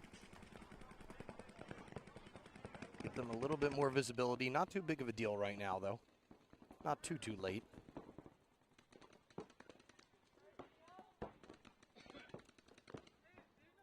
No, an even 3-on-3. Castro taking a little bit of heat. DC Matrix, I believe, still have a player in the Snake. Yeah, he's in the propeller there, hiding on me. There he is.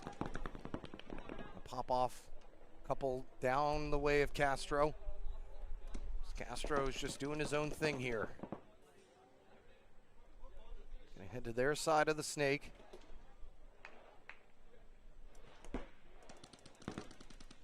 DC Matrix player backtracking to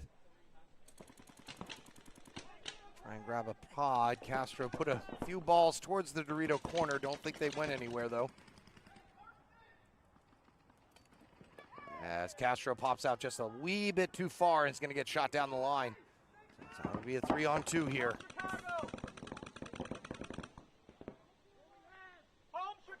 And East Side, well, not in a position where they can properly respond to losing Castro that far up the field.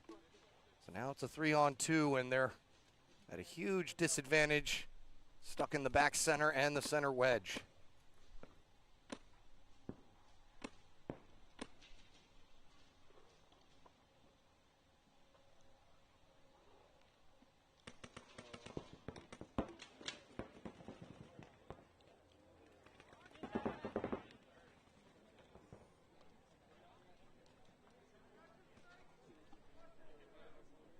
Matrix moving now up to the D3.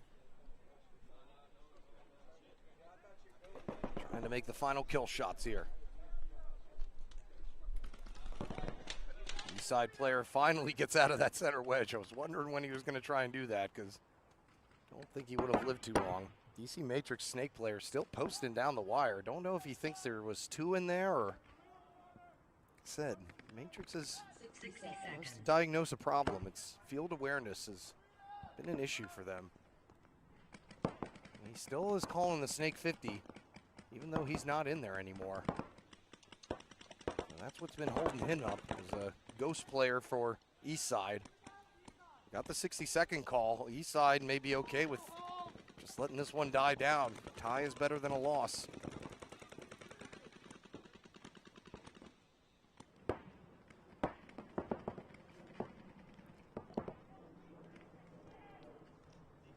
He's got a shot in. DC Matrix now doubling up the Dorito 3 as well. He's out of paint, it looks like, so trying to figure out where he needs to go to try and bust this open. He's going to run the highway on the Dorito side. Nobody sees him just yet, and he's going to hit the buzzer without firing a shot. I have never seen that in my career. Nobody was looking in that direction. He had no paint, and he just ran right through and hit the buzzer without firing a shot and said, why not? To steal that first point against Eastside. My goodness, what a heads-up play there. Coach. Nobody knew he was coming. Didn't shoot anybody. Wow. That is a first for me, people. Knew he was out of paint and said, you know what, let's just give it a shot. And it worked. Coach Trent was up here saying some not nice things because that was not happy. He was not happy with that. So DC Matrix able to steal one to start things off. All right, so here come X-Zone Prodigy going up against VA Outlaws Dwace. This one is for first and second. 30 seconds. Oh, no worries. X-Zone's coach is up here trying to get a bird's eye view. 20 seconds.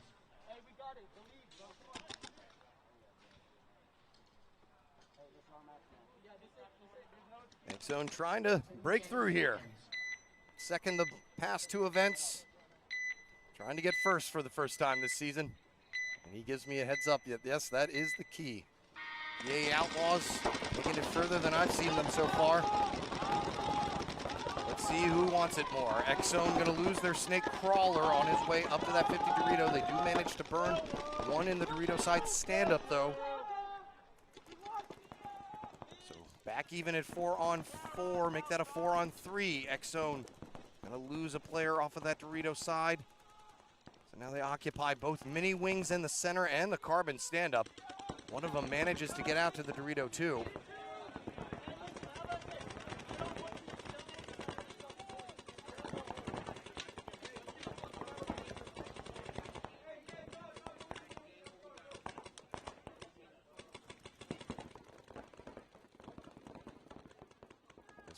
Pizzuto makes his way up into the center brick for X-Zone Prodigy. Let's see if he can get a beat on the Snake player for VA Outlaws. So X-Zone Prodigy not holding back here. See where the next move comes from. Despite being down one body, they are the furthest up the field. Hopping into the Snake, Dorito 3, and center brick. Kirk gonna hop on into the Snake 2. Take a wicked amount of paint from Pizzuto. Pizzuto.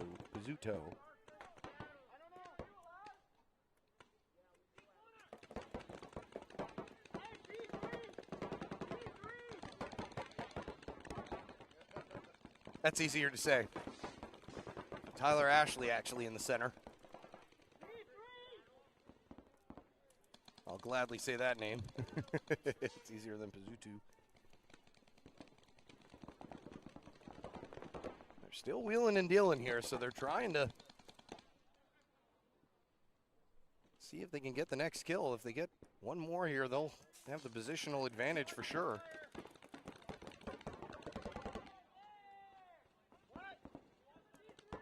As the Dorito 3 player gets shot out, though, for X-Zone, that may open things up for VA Outlaws.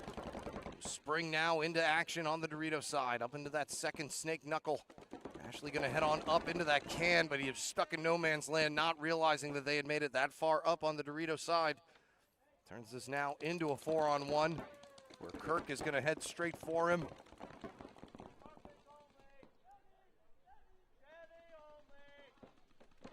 VA Outlaws just looking to handle this last player left in the propeller.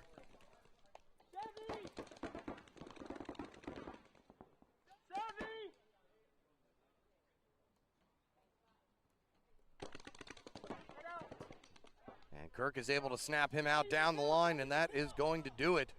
So VA Outlaws strike first here, getting the first win.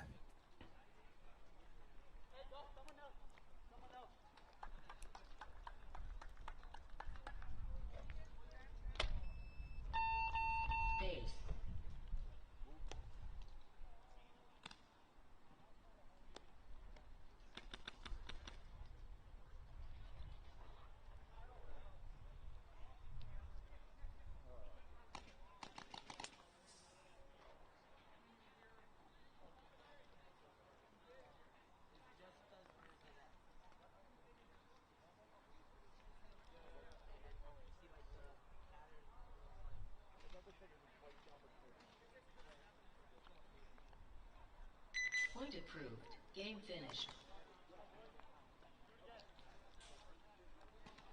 Henry, I was able to kill him off quick. Yeah, I saw. Yeah, good shit. On the field, Kill Squad and Just Kidding Bill Killers. On deck, Intent and Dark Matter. In the hole, DC Matrix and Eastside.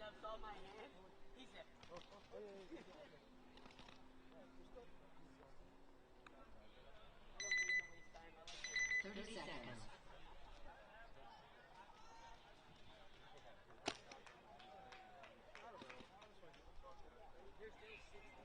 20 seconds.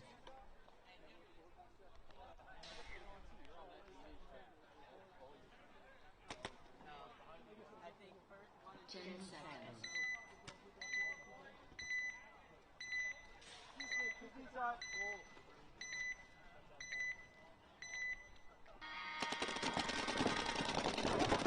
So here we go for the battle for third and fourth for D4, as Kill Squad will be on your left.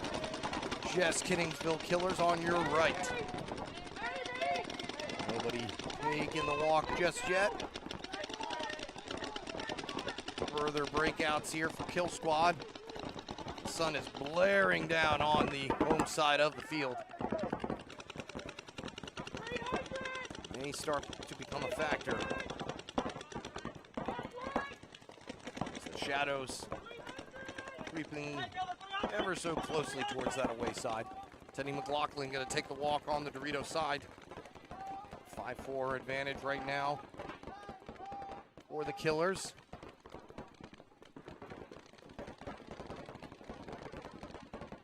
Trying to see if the Snake 50 is a doable option. He's going to back on into the Snake 2. Think better of it.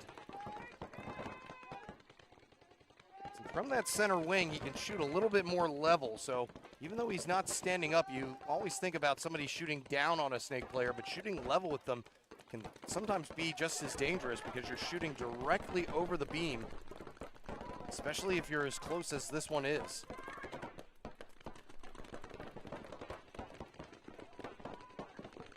Four on four now, though, as Terrence Flowers takes the walk out of the backside.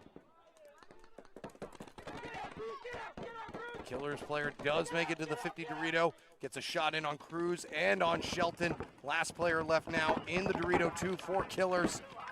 And here comes Just Kidding, or for Kill Squad, excuse me. Too many killers on the field. As they're going to bunker down each other, and some face-to-face action there between Troy and the last Killers player comes to no fruition. And that is going to do it. So Just Kidding Killers. Just Kiddingsville Killers against Kill Squad. Why are we trying to kill each other? We should be trying to love each other. Oh, Just Kiddingsville lovers and Love Squad. Game finished.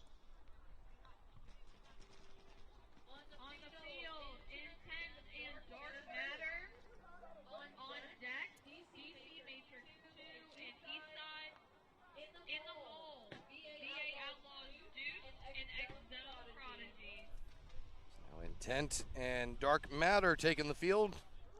Fighting for first and second here of the D4 division. 30 seconds.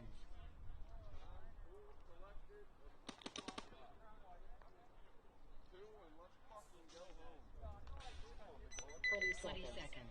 Intent. Getting second at the SK Classic, winning the NXL Mid-Atlantic Open, winning the NRPL Ultra Open.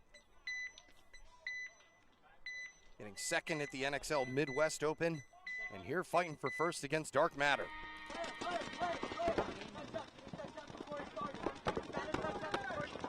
Number 1 and 2 seeds respectively heading into the quarter or into the semifinals. And it's gonna be Dark Matter taking out Cam Rocco first. Did they get a piece of the Intent player heading out to the Dorito corner? Doesn't look like it. Ref calling rub. We play on. 5-4 advantage here for Dark Matter.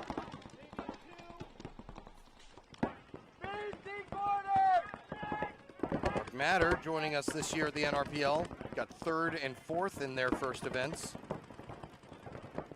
So now they're steadily moving on up and improving. Fighting here for first and second. Kyle Williams going to get taken out of the back hand though on the left side of your screen to make this even 4-on-4.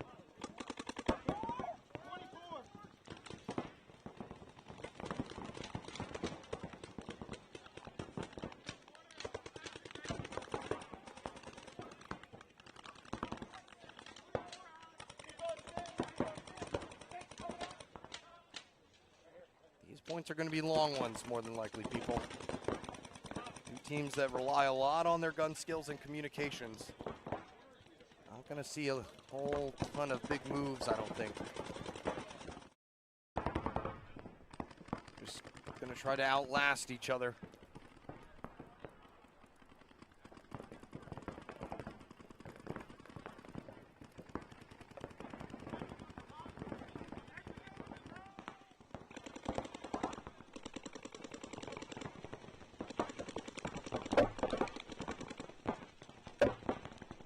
Rant, however, didn't get my memo, so he's going to head on into the Snake 2.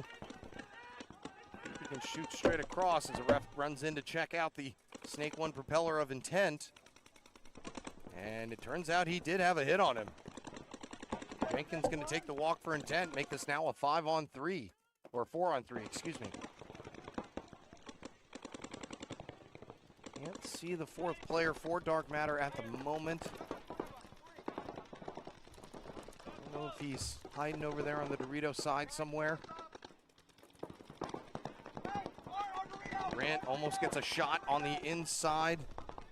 Just narrowly missing the Intent player. Intent player backtracking now to the Dorito corner to try and get a little bit of a better angle to protect his guy in the center wing.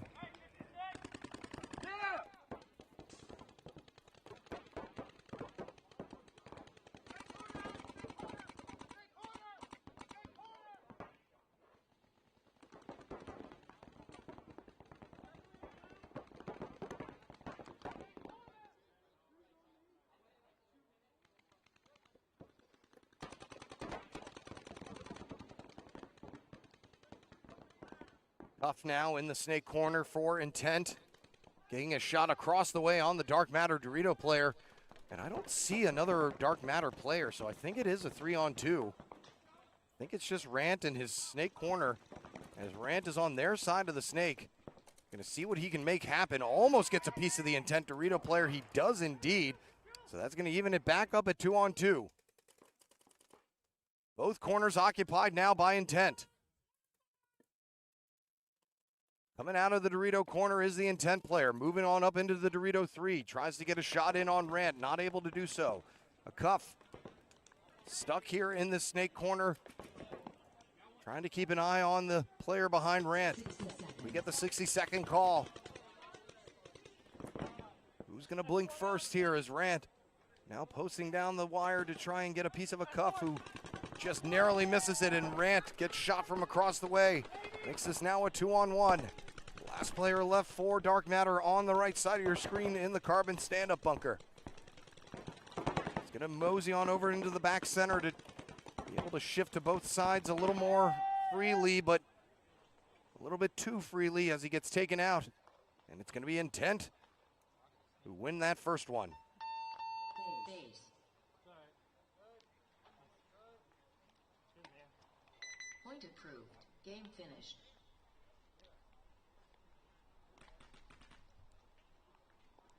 On the field, DC Matrix 2 and Eastside.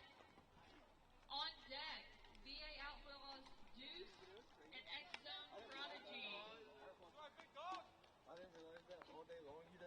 In the hole, Just Kiddingsville Killers and Kill Squad.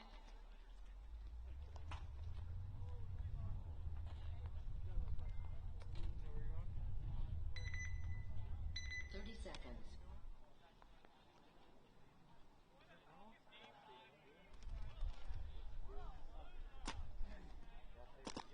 20 seconds.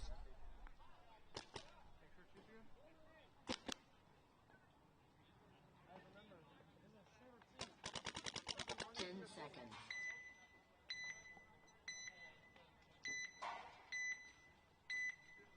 Now Eastside heading back out there. Their heroic buzzer run by DC Matrix. Steal that first one in the final seconds of the point. Eastside now with their backs against the wall.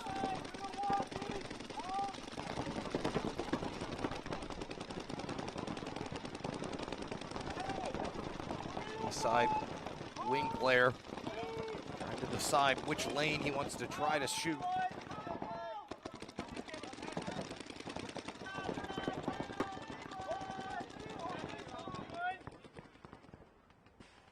Both teams dead box empty for the moment.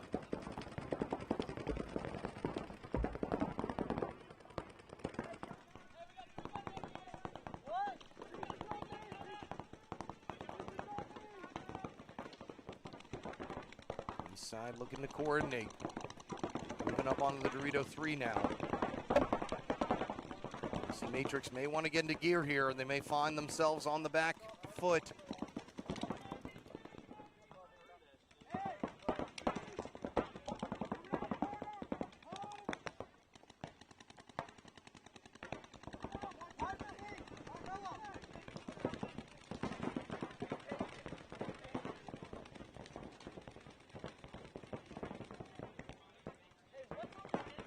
Sides almost mirrored up, trying to decide what to do next. Eastside a little bit further up on the Dorito side, but other than that, it's pretty evenly matched right now.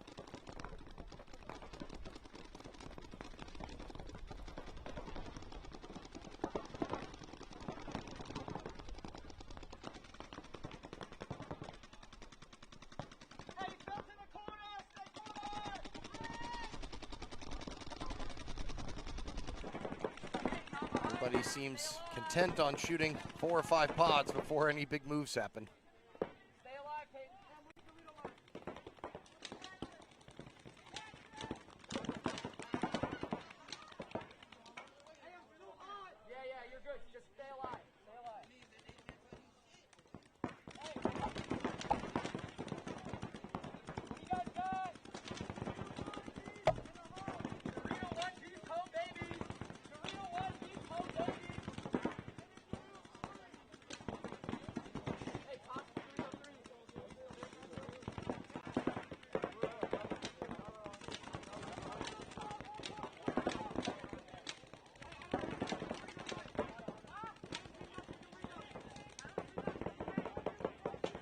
Time ticking away here. We're getting down to the 2 minutes.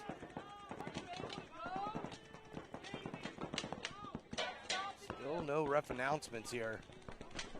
Things are at a standstill for both sides.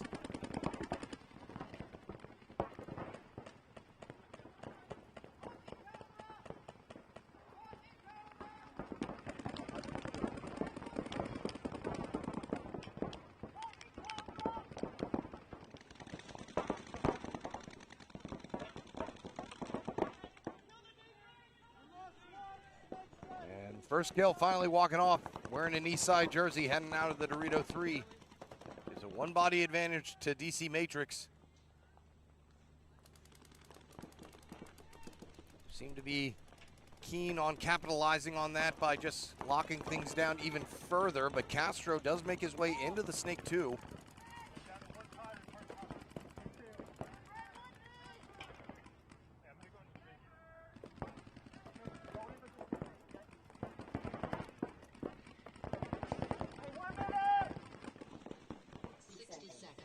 Get the 60-second call. We've only had a couple of people actually move out of their primaries, and they're both wearing Eastside jerseys over here on the Snake side. DC Matrix going to drop their first body, though, out of the Snake side stand-up. So back even at 4-on-4.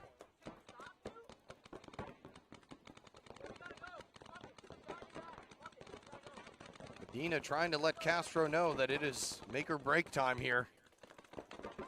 As Medina stays up a little bit too long, ends up getting clipped out. So now it's a 4-on-3. And Castro carrying the load at the moment as he gets shot down the wire by the DC Matrix Snake 1 player. Turns us now into a 4-on-2, but only 10 seconds left to go. This one is going to go to time. The third match will be required in the battle for third place. Game stopped. No points. Overtime. No points. Game finished.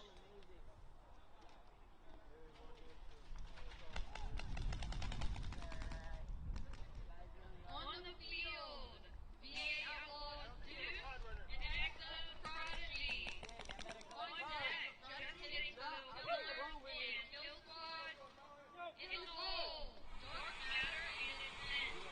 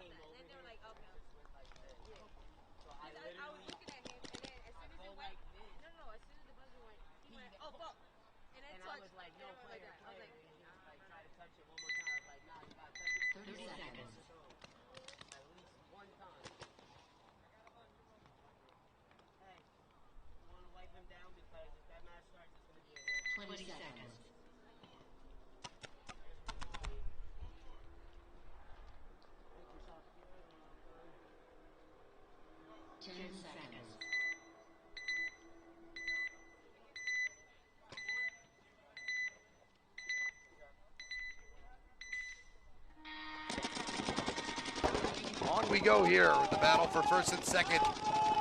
The Outlaws Duce getting the first one on Exxon Prodigy. But it's Exxon Prodigy striking first this go around as they're in the Dorito side snake knuckle off the break almost. 5-on-4 here. All four back bunkers occupied by VA Outlaws, taking a very, very similar approach to DC Matrix, who won the first one and are just looking to lock things down. So we might be in for another long point. Like I said, I know things always slow down once we get into the quarterfinals and finals and semifinals, just because fatigue and everybody's mistakes are amplified. But I didn't think we were going to see this level of slowdown, just because of how easy it is to move on this field once you're up in the center or on the Snake side. So Prodigy going to lose their center wing player, who's one of the further players up. Now even 4-on-4 here. VA Outlaws trying to just make X-Zone come to them.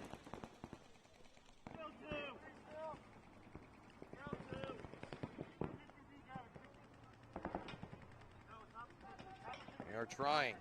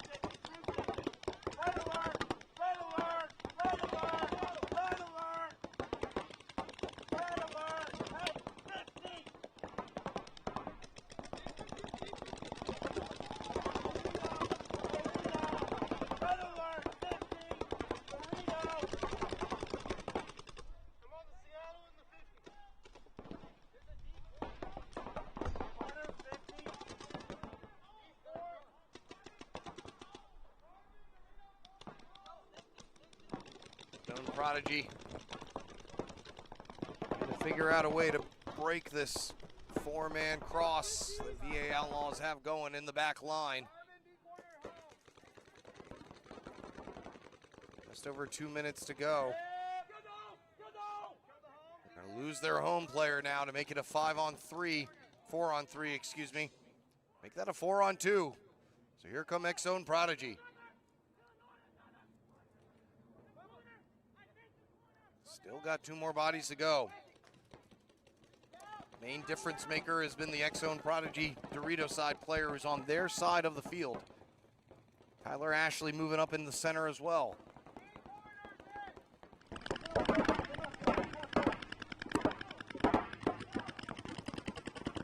Ashley trying to get his snake player into gear, but he goes a little bit too far, ends up getting shot in the hip. Now it's a 3-on-2 as he and the Dorito player make their move up the center. I don't think Ashley knows that there are actually 2 players left. As the last player for X-Zone, or excuse me, VA Outlaws is bunkered out by a diving X-Zone Prodigy player. There'll be 2 players alive for X-Zone who are going to hit the buzzer and force this one into a 3rd match.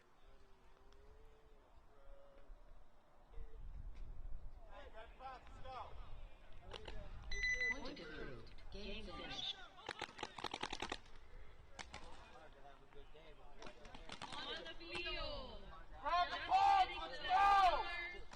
And kill squad. On deck. Dark matter and intent. In the hole. East side and DC matrix 2.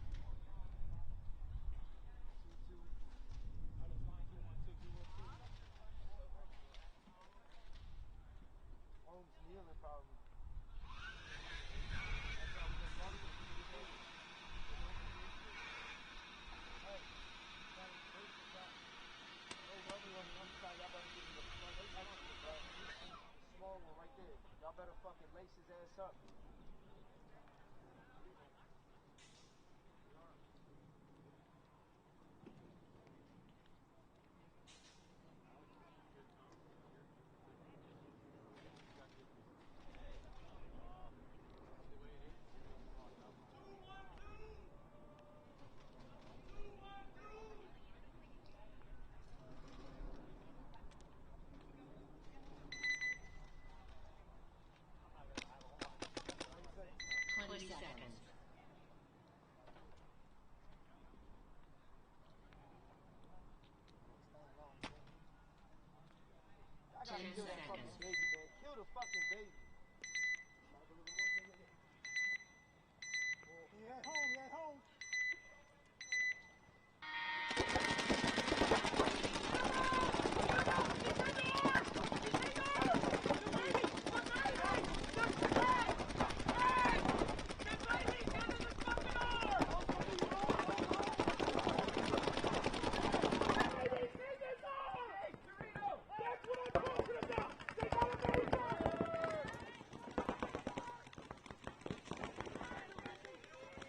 As a major is thrown here on Kill Squad, or minor, excuse me.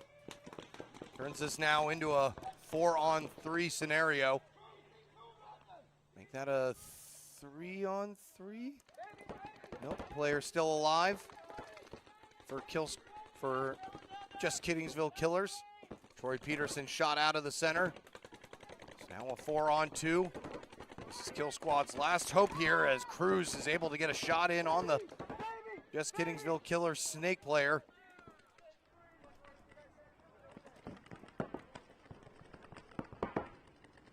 Kill squad operating on both 50 Doritos. And it's now a 2-on-2, so you almost got to give the advantage to them, except Cruz's Hopper has decided to go down at one of the worst times possible. Just gonna see if he can at least do some one-ball action.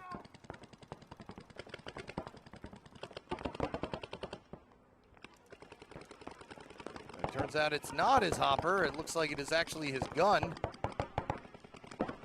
Trying to let Teddy McLaughlin know what's going on. Teddy is able to shoot out a player and down his wire. Even Just Kittingsville Doritos can side player, the last one left, who's going to make a run to go and get Teddy, and they're going to mutual out. And so lucky for Cruz, with his gun going down, does not need it. He's going to go ahead and hit the buzzer.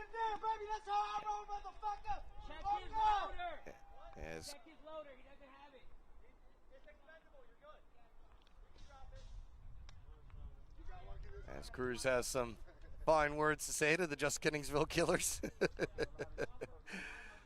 Yeah, that was a inopportune time to have his gun go down. Is there ever an opportune time for your gun to go down? Probably not, but he's trying to finish the game off. So that one going to go into the third round as well. So I think all of them may be going in here. Well, depends on what happens here between an Intent and Dark Matter. Intent handling business that first go around. Looking to try and finish this thing off to take first place in the D4 division. But all the other ones will be going the distance. He's going the distance. Did it. He's going for speed. That's one thing I have seen. Man, there's been some people flying around this field, dude. You talk about speed? Yeah. Holy crap, dude. Well, when they actually want to move, like, yeah. come on, guys. Well, that's what you get, feast or famine. Either they're breaking 50s, guess, yeah. and, or you're just getting the, everybody waiting for somebody to make a mistake. So.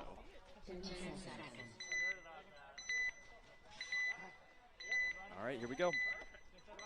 Dark Matter on your left with the sun blaring into their faces now, as that's going to start becoming a factor, unfortunately. Yep, the east side lost their toss, so they're going to be looking at the sun. I watched that happen live. Dark Matter going to lose their Dorito side corner runner. But Intent's going to lose a body as well from that home.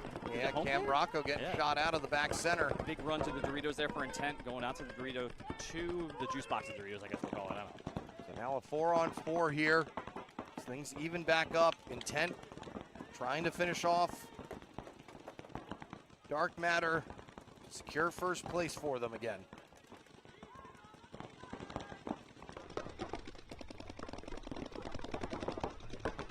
Continue their success in the 2026 season. That's right. Snake player for Intent's probing here, trying to see where the Snake player is for Dark Matter, as well as try to see what the Carbon stand-up's looking at. I think he wants to try to make a move.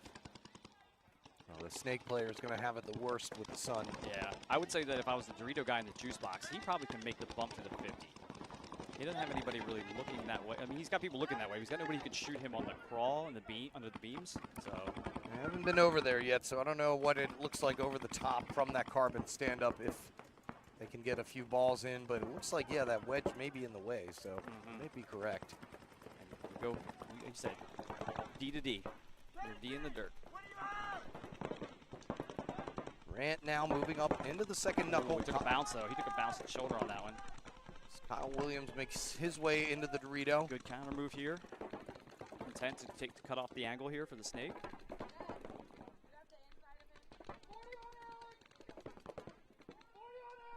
So right now with Intent, Dorito side looking Snake side, as well as this center brick looking inside.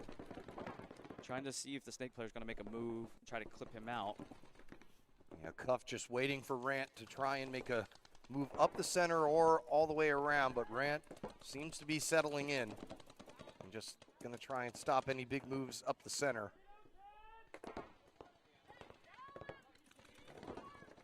Intent don't seem intent on letting this one go, though. I think they want to try and finish this thing off now.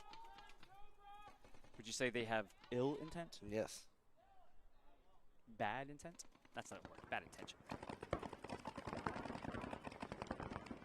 Looks like the Intent player just got lost, which means he's probably going to pop up in Dorito side somewhere. I wonder if he's going to go all the way down. Because I don't know if you can crawl inside of Dorito. That's one thing I didn't look at either when I was down there. Like if you can do the inside of Dorito where the beam is. Either that or he's just hiding out real low in that 50 Dorito. Rand doing his best to survive over here, knowing that he leaves a little bit too much to chance. He's going to end up getting clipped somewhere. That's right. He's... Yeah, it looks like he's still in that 50 Dorito. Yeah, he just made the move out. He just popped up there. he might have took a little longer, didn't want to give away position, didn't want to kick anything, but that's the first I've seen him pop up in that 50. So, but good move. Don't think the angles are too effective, but he does take out the snake corner player from that bunker. Isolates him, you know? I mean, he can isolate the snake player at that point, too. He can't see him. He's pretty protected, but the isolation... It's a 4-on-3, but now it's a 3-on-3 as a nice wrap shot there by Rand. Takes out a cuff. Makes it now back even again. Good communication going on both teams. They're screaming across. There's a caution 50, so he doesn't know that he actually took the guy out and won the snap battle there. The snake player for Dark Matter.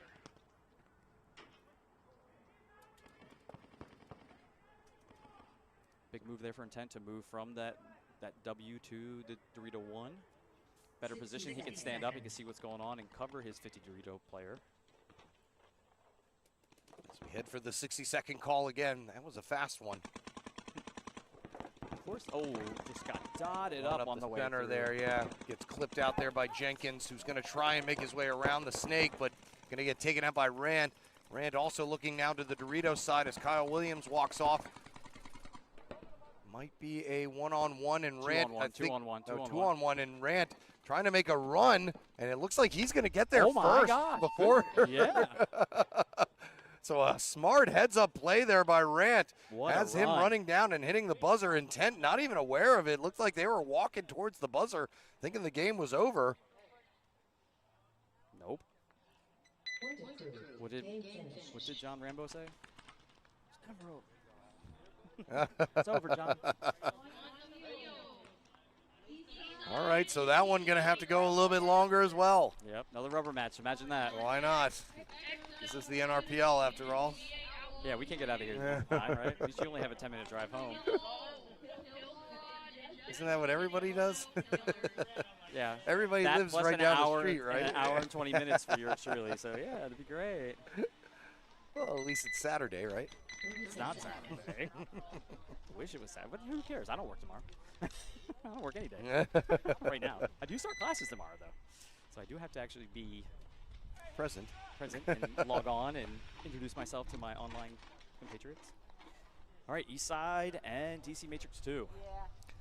So DC Matrix with a almost similar heroic buzzer run that Dark Matter just pulled off to win the first one, and then Eastside, the hard-fought battle to get back into the swing of things. And I think that one went to time. Just had a talk with the boys before they walked out. That one went to time, right? They didn't. Yes, it did. Yep. Yeah, went to time. That's right. Because I remember Trent left very angrily, stomping his way down the stairs. Trent coaching and leaving angrily never happens. I made him. I love Mad Trent, dude. It's my favorite. I gave him a little poke in the ribs. That was I knew what I was doing. Literally poking the bear. I knew what I was doing. You were poking the bear. Yep. So now Eastside. I love Mad Trent, man. Eastside got to win this one to try and force another one-on-one matchup to solidify their spot in third place. DC Matrix. You know, the side of me that wants to get out of here early doesn't want that to happen. But the side of me that loves Eastside, because I'm a part of them, wants that to happen. Why not? They've had some success already in the one-on-one department. Why not start building your paintball story now? This D5 event, I had to win 2 one-on-ones. That'll be a keeper. Yeah, it will. Maybe not for us, but. Hey, listen, I'm not saying anything. I played a D5 event this year. Not saying a word.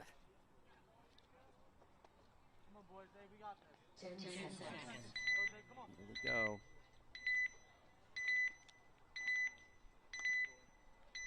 Eastside's going to make a run for the Dorito side this time. They think they got the game plan dialed in, so we're going to see it. Castro makes it to the snake off the break. So does DC Matrix. They don't make it to the Dorito corner, though. So 5-4 early advantage for Eastside. Eastside's also got a good spots here as far as cutting the angles down to hold DC Matrix. But again, DC Matrix is a disciplined team. They'll sit here for a little while. They're not afraid to kind of shoot it out a little bit. So Matrix in their purple, Eastside is in their whites, the ones that are playing right now that have the white jerseys. Vinny Castro here is taking a lot of heat. Louis is going to come back him up here, moving from the carbon bunker to the stand-up. Louis, the one who won the one-on-one for Eastside, actually. So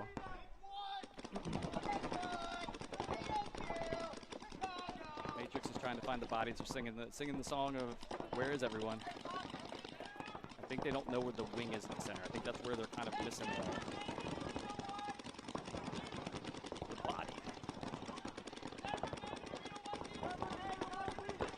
They occupy the wing as well, though. They do.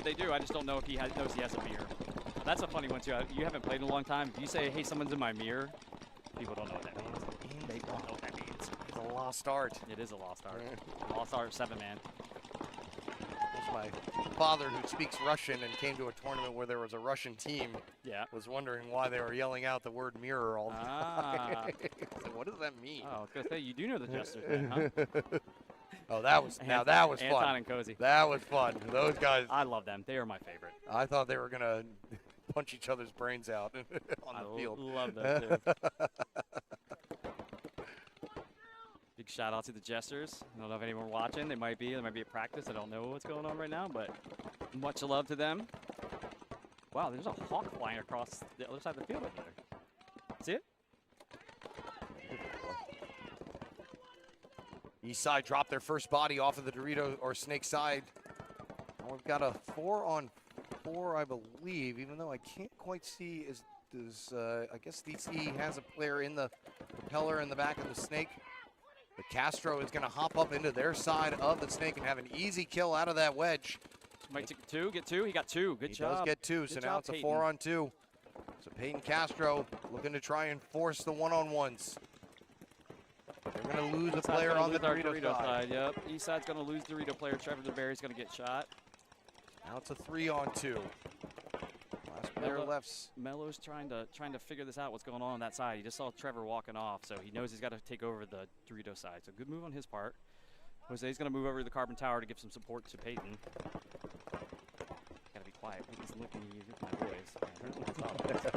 Newborn said he could hear me a couple times talking. I could hear you downstairs. It's quiet out there today. Yeah. Maybe a little self-conscious. Yeah, not a lot of shooting going on. Well, with that second field not going, it takes a lot of noise down. That's true. But it doesn't help that Peyton knows my voice from being around and coaching. So as soon as I start talking, his head snapped around. I was like, I gotta be quiet. From the self-help tapes you made for him. Yeah, you know me. Breathe in, breathe out. All right, Peyton's gonna post up on this outside, see if he can get a snapshot here on this carbon tower. Does DC Matrix have? They might have a Snake one. I don't know. I thought that they did. Yeah, they do. And he is looking to the inside right now, and Castro is opposite of him. Oh, and Peyton's gun went down. Oh, at the wrong time here. Or no, he was out of paint, it looks like, Josh. And it's not going to last long as he is going to get stuffed down by the DC Matrix player who was hiding in there with him. But he ends up getting shot out himself from popping that top. But Jose's playing a really heads-up thing here. He came to fill the Snake knowing that Peyton was making the move so they didn't lose the ground. And that gun on Jose, he shot that player from the carbon tower. So good job on his part. And as we get the 60-second call, Eastside able to finish this thing off and force ourselves into one-on-ones. Yep, again. Hey, speaking of Angry Trent, here's Trent. Why are you wearing your paintball gear, Trent? He's going to suit up. I'm doing the one-on-one. Henton Trunt is going to take the one-on-one. I'm doing his one-on-one. His evil twin.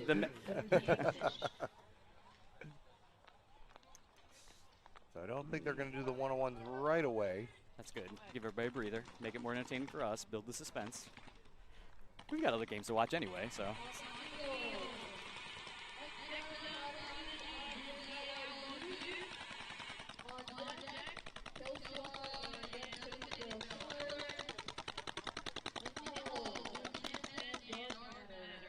So, Who's going to Just go for? going all Yeah, what I'm different. saying. Who's going for? I know it's probably going to be Louis again. I think they're going to bring him out again for that. I mean, why wouldn't you? Yeah, I mean, you already did it yeah. once. I guess you could, try and repeat the success.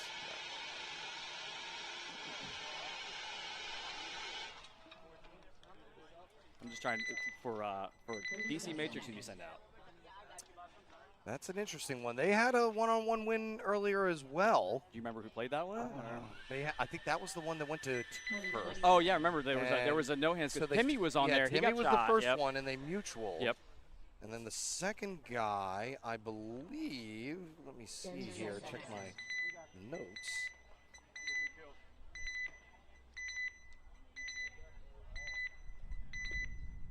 I believe the second guy was Horseshoe.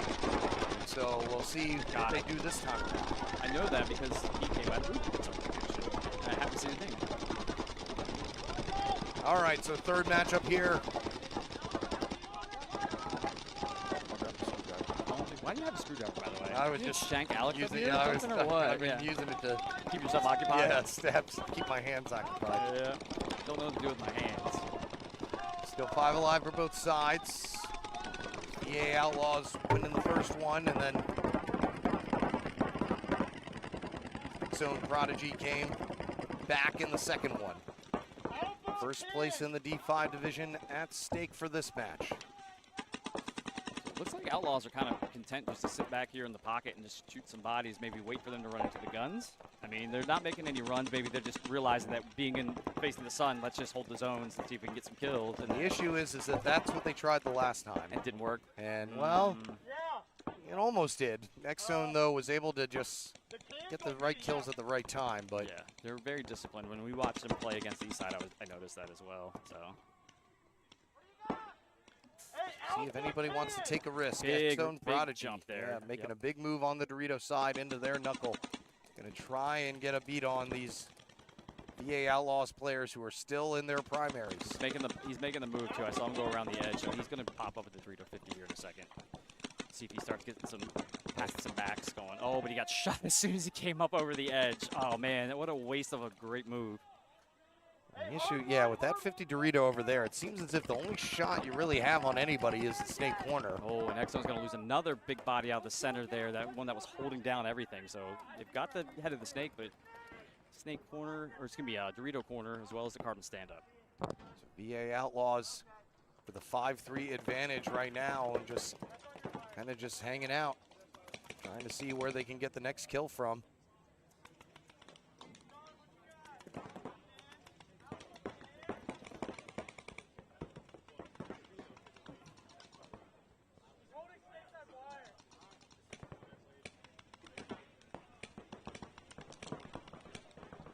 Who's got the move here? Snake? I'm thinking Snake on the Outlaw side has the move to make the bump. Yeah, he's guarding over there on the Dorito side, but that player's all the way in the Dorito corner. Yeah, and you can't even see him from there. And yeah, and he's got plenty of other help to do that. So, I mean, he could move wherever he wants to go really right now, but Yeah. choosing not to. Trying to just safely secure first place, I guess. Or the other option is he goes to the center and let the carbon stand-up guy come fill this back snake and let him hold the lane and then let him get jiggy in the middle. There are plenty of options, none of them occurring at the moment. I'm willing them into existence, Eric. I'm trying. It's a lot easier, you know. It is easier up here for us to say you got the move than Yeah, when but you're down you there. know when it is. When you're not taking the heat and you're not getting in, your brain starts to wonder, okay, why am I not taking heat? Are they baiting the trap or is it because no one can see me? Usually it's because no one can see you. Probably 1 out of every 3 times, maybe somebody bait the trap for you, but small bumps to move to the outside of the propeller. He could have been there already and been in Snake 2, maybe even 50 if he played it right. So, and you're right, we can always Monday morning quarterback, but Well, there he goes. yeah, Must have heard us. a little high though. talk. Yeah, it is still throwing a little high. Oh my gosh, you're like a Oh, dude, hey man, mother. you're the one who said his butt was up earlier. I'm just, Ian Kirk's had a very fine tournament. He's just Oh, he taking has. his time. He's He been has. playing all day too, so he's probably a little tired. Oh yeah, I think we had a whole discussion about him taking his time. I mean, there we go. Here we go. Now we're starting to get some action. There may have been. I was gonna say they may have been waiting for the clock too. There may have been a little bit of, hey, let's just wait till there's a minute left, and then And then we'll just try and move fast to get things over with. I like it. It's working for him. Well, I mean, if it's a 5-on-3, if this goes down to time and you have to do a 1-on-1. Got him right on top of the head. Good shot there. Nice from shot Kirk, there by man. Kirk. Just right on the top of his head.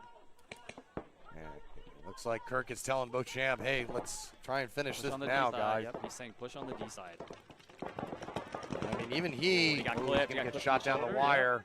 So now it's a 4-on-3. The champ now forced to come back over to the snake side. That's a good move on his part to come over here to have the ability to move and also try to keep that snake trap in. He could just run down the highway right now and try and finish this off. The Dorito run here from the VA That's a good Outlaws. move. Gonna stop up and start shooting some people here. As we're gonna have 10 seconds left to go. This one gonna go to 1-on-1s as well, it looks like, as they're gonna mutual on the Dorito side and not be able to finish things off. Force the 1-on-1 for Lots of for one-on-one. first and second and third and fourth in the D5 division. Lots of one-on-ones. All the one-on-ones. Every single one of them. That's what Michaela says.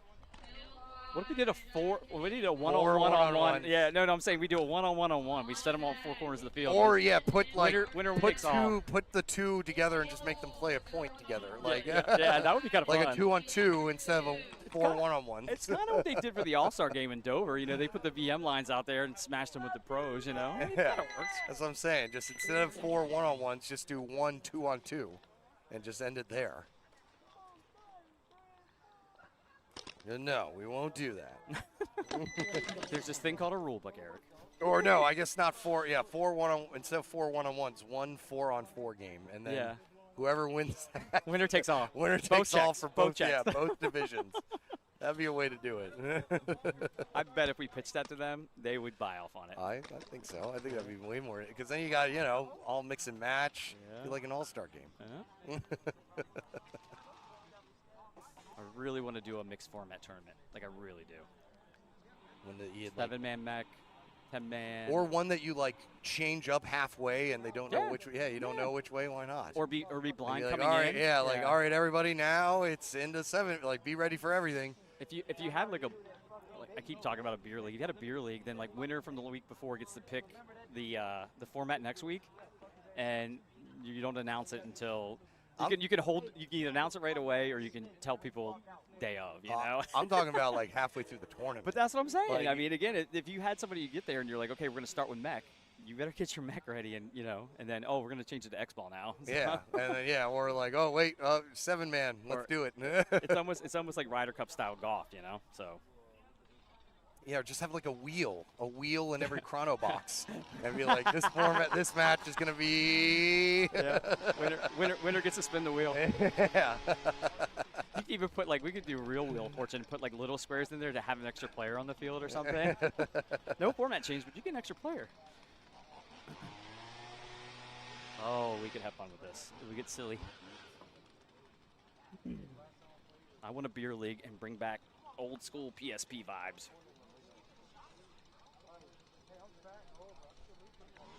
It is hot, dude. I thought it was going to cool off as the sun's going down. Of course, it just turns into an oven in here because the sun beats right into the little. Especially as it gets lower. Yep.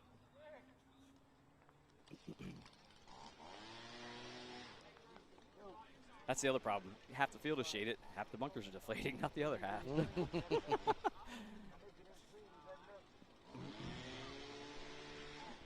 3 air balls, 1 hyper ball. I like that one, Crump.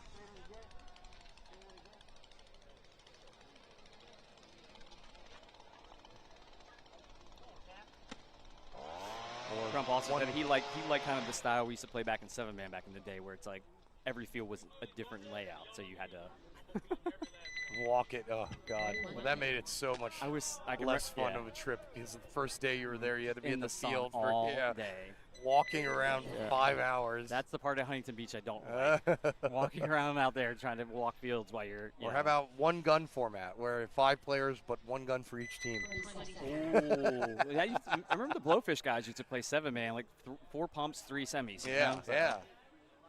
Just make it a little, change it up a little. Here we go. Rubber match between these 2 squads. Good mean one-on-ones. Yeah, just Kittingsville Killers and Kill Squad. Going tit for tat here. Big run into Snake here for intent. Is that intent, or is that just killing? Killers. Killers. Sorry, yeah, sorry. I'm away from the screen. I can't see. On Cruz may have got a shot in on his leg. Maybe not. Nope, that was a squeegee. It was squeegee. It was green, Just though, right? missed it, yeah, just missed it by a hair. So 5-on-4 advantage here for Just Kiddingsville. As I think that was little Troy that got shot out. Yeah, both teams are going to post up in that center Dorito now. Or center brick, excuse me. Snake player for Killers, tucking ever so tightly into that propeller as Cruz is just bearing down on him. He's got to be careful, though, if he switches to the inside. There's already, there's a trap set. Oh, he may have gotten, did he sneak one in there? He bounced one off his knee. It actually bounced up and hit him in the knee, but it stayed whole, so. I haven't been a proponent for hiding in that outer portion. Oh, right on the top of the head. Yeah, he does get shot in the hopper. Yep. So now it is a 4-on-4, and Cruz seems to be aware that that 50 brick is hot. I'm going to assume that the Godzilla call is for that. I like that. We used to call it Monster. Yeah. Pally, the center. Big run on the other side there for Just Kiddingsville. Going to try to look cross and shoot Cruz here. Cruz needs to be careful.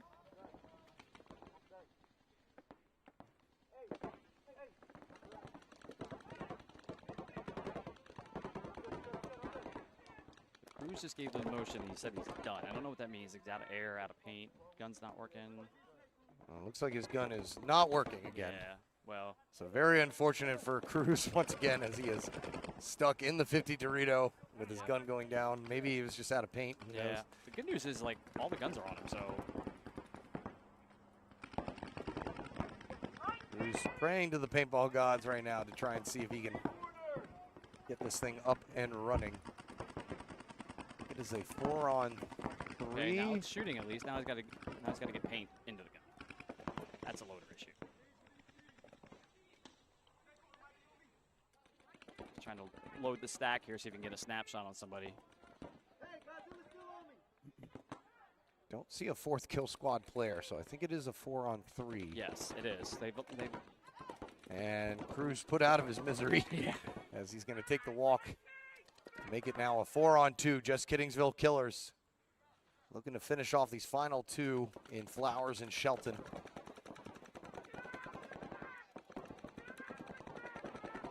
Killers think they got a shot in on Shelton's pack from that brick.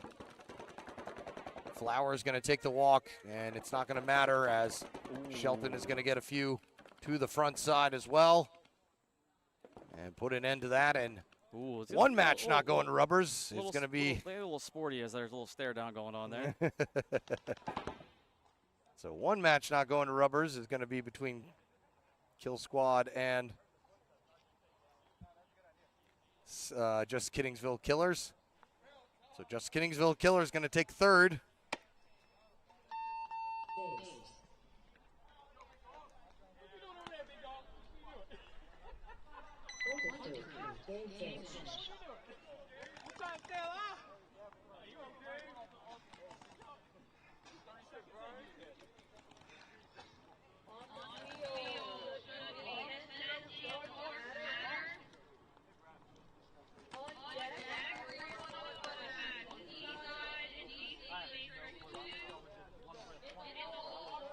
Haven't seen high water pants in a long time.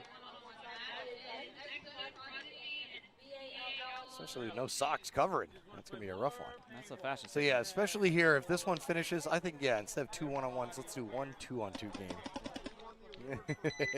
Same division.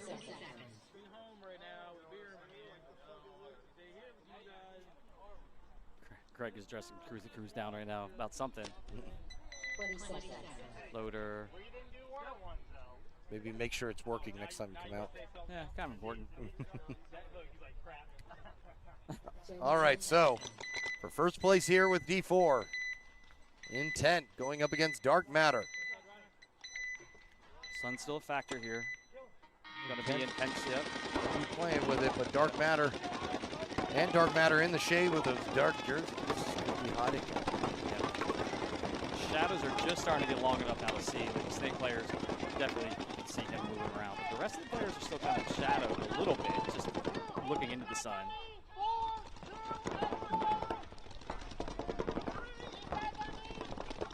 No first strikes for either side. Yes.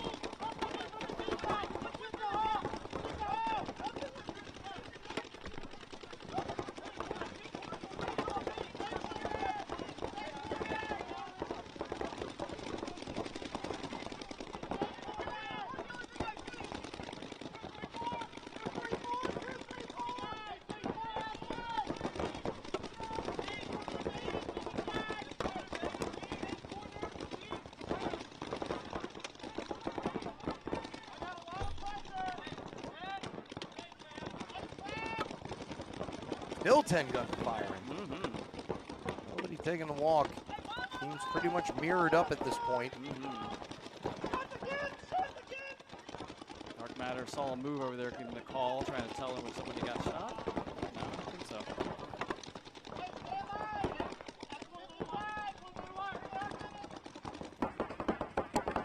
Dark Matter's going to take the corner, the Dorito corner, finds the center, calls it out. Now they're even more mirrored up. Oh,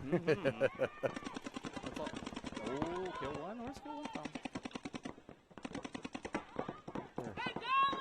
Taking Cam out in the back center. And actually, it was the Carbon stand-up, and they're going to call it minor. Too, yeah. Yeah. Whoever that player was on Dark Matter knew because he screamed. He was like, oh no.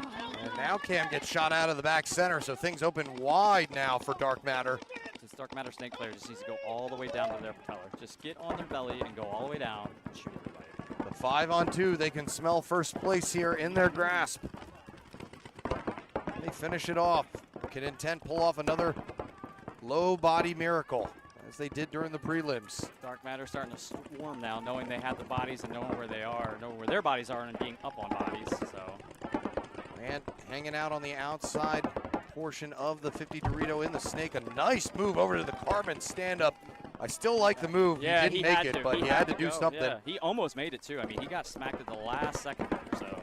And so now it's a 5-on-1 here. Dark Matter with first place in their grasp. Snake player for Dark Matter is just standing here letting him shoot at him. So, and they're going to run down the last Intent player to finish him off, and that is going to do it. So Dark Matter going to be taking first place here for the Hooligan Cup. Intent going to have to settle for second once again. Good matches for them all day, though, and lost to a worthy opponent in Dark Matter.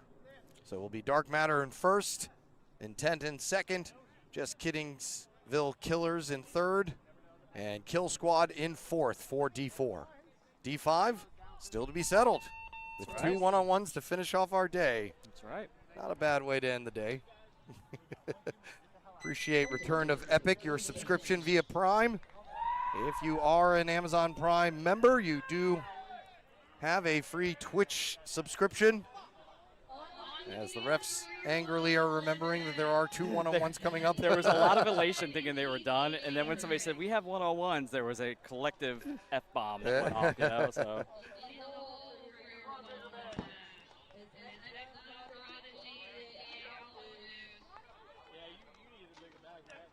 So they are sending Timmy out, looks like. Timmy in out there again, and it looks like Lou. For Yep. So Lou Medina. Medina again.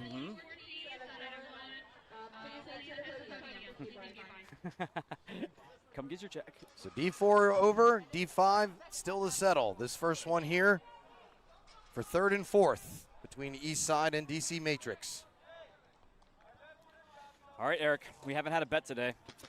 Oh, man. Well, I mean, I know who you're going to take. No, you take whoever you want. If you want to take Eastside, please. I mean, again, I'm giving you the honors, my friend. No, you know what? Timmy's been playing some good stuff today. He's been pumped. I think he's going to keep the energy up.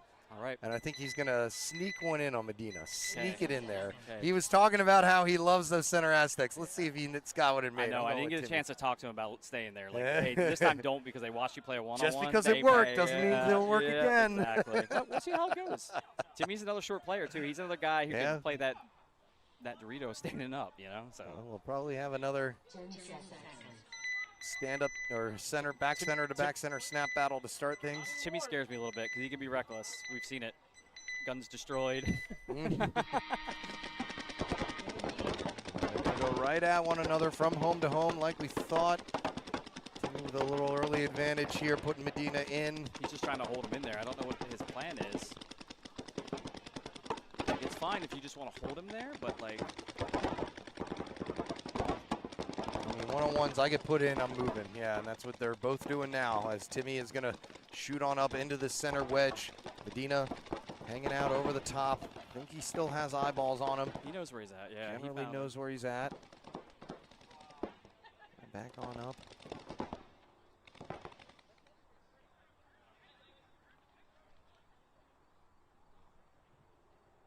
Quiet goes over the crowd. Nobody's shooting in anger. Medina needs to move over to that Dorito, not be hanging out in this depth. Yeah, actually using the towers. Okay, now I understand what he's doing. Okay. Now he's heading back into awareness. Back into his home of the home bunker. Home. First minute gone. Mm-hmm. See if anybody wants to take a chance. Timmy lost him. He doesn't know where he's at, actually, and Medina's starting to realize that, so he's going to... He's got a general sense. May not know exactly what bunker he's in. Oh, and Medina caught out in the middle, and it's going to be DC Matrix making me look smart. I owe you a beer. I owe you a beer, I got the first one. I got the first one. It's still got one more to go, so it's going to be East Side taking fourth, DC Matrix taking third. What about first and second? Let's find out right now. So heading out here for X-Zone Prodigy. I think that's Carruthers.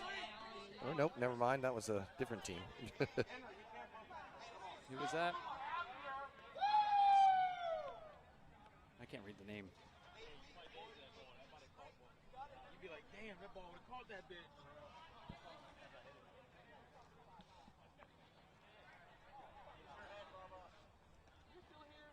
So I think that's Dennis Alexander heading out for X-Zone Prodigy. Okay. Heading out for Outlaws, I believe, is Bachamp again, as he was their first choice in their one-on-one in the earlier rounds. Alrighty.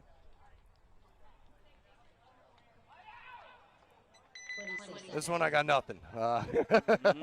Two Virginia players I'm not very familiar with, but Champ does have the one win under his belt already. I'll take him for this one. Then, all right, okay? fine, Yep. fine. I'll take the Sun player he's again. Gonna lose. Hey, I'll take the Sun player again. 2 beers this time. Yeah. So I did have 2 beers this time. You got 2 from me, 2 cold ones. The Sun player did it for me the first time. Let's see if he can do it again. As another home-to-home battle commences.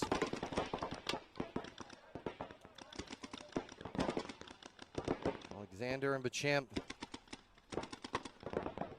trying to win this tournament for their team. X-Zone Prodigy. Oh, he got clipped. With 2 second-place wins. Oh, they and shot it's each other. Jazz hands. Jazz hands. We have Jazz hands. I thought he got hit in the loader. I don't know. No, Kayla's running. She saw it. I saw it too. It hit him. Yep, she saw it. Yep.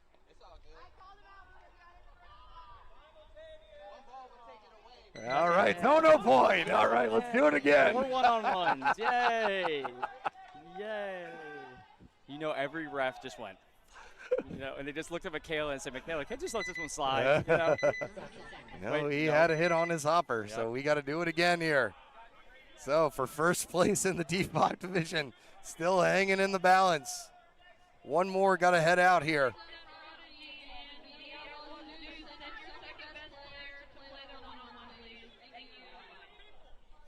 Sorry, another one-on-one. Reinforcing, because I was looking right at him when he got hit in the loader. It was. I was watching the other player, so I wasn't aware. Hey, we're setting our cross up here, Eric. Yeah, we're crossing. We're crossing. We're locking the field down. Okay. Those that don't know, I'm standing on the other side of the booth right now, actually looking across field. Eric's on the other side, so we're looking at each other's side of the field. So who are they going to send out? And a good question is, do they get to switch sides? I think it. Ooh. I don't know. Or they keep the same sides?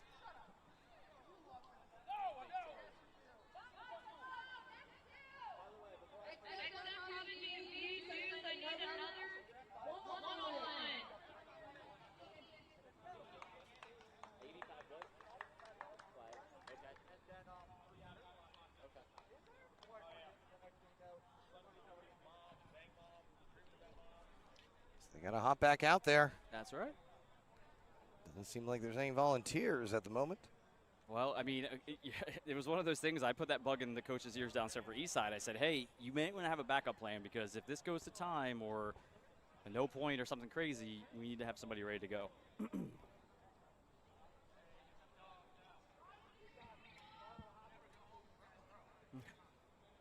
you think they're all drawing straws down there who wants to go do it, or they're all like chomping at the bit, you know?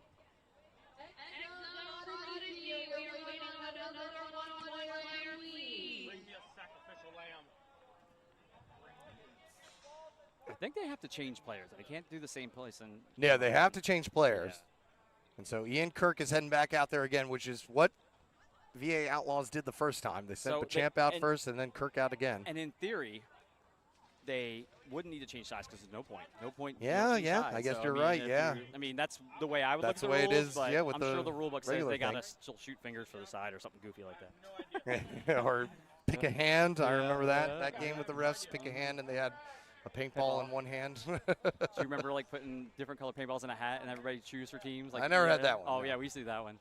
Okay, so they are, it looks like, going to switch sides. So Ian Kirk heading down to the away side. And trying to see, and I think that's Tyler Ashley, heading out for X-Zone Prodigy. Even the cameramen are tired.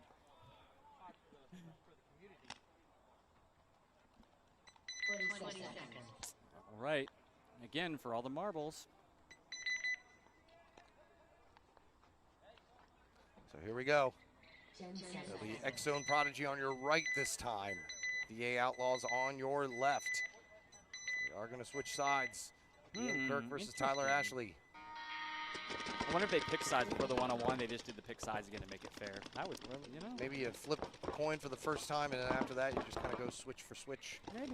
Tyler Ashley moving on through here, up into the center, and takes a shot to the face, and it's going to be VA Outlaws winning the D5 division of the Hooligan Cup. X-Zone Prodigy having to settle for second place again. X-Zone Kirk, Ian Kirk. They just start throwing flags at him. I don't know what that was. Yeah, and he got down. I thought he was really worried about something. I think he was just saying his thanks to the heavens. Yeah. So that is going to do it. It's going to be VA Outlaws winning the D5 division.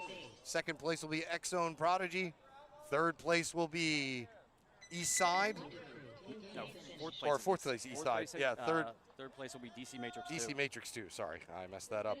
And then first place for D4 will be Dark Matters. Second place, Intent. Third place will be Just Kiddingsville Killers. And Kill Squad will be rounding out with taking fourth. So, signing off here from the Hooligan Cup, live from NR Paintball in Severn, Maryland. We'll be back here once again in a couple of weeks, August 22nd to 23rd for the Beltway Open, D3 and D4 X-Ball. And I will see you then, folks. But until next time, Eric White signing off here from NR Paintball in Severn, Maryland. We'll see you again soon.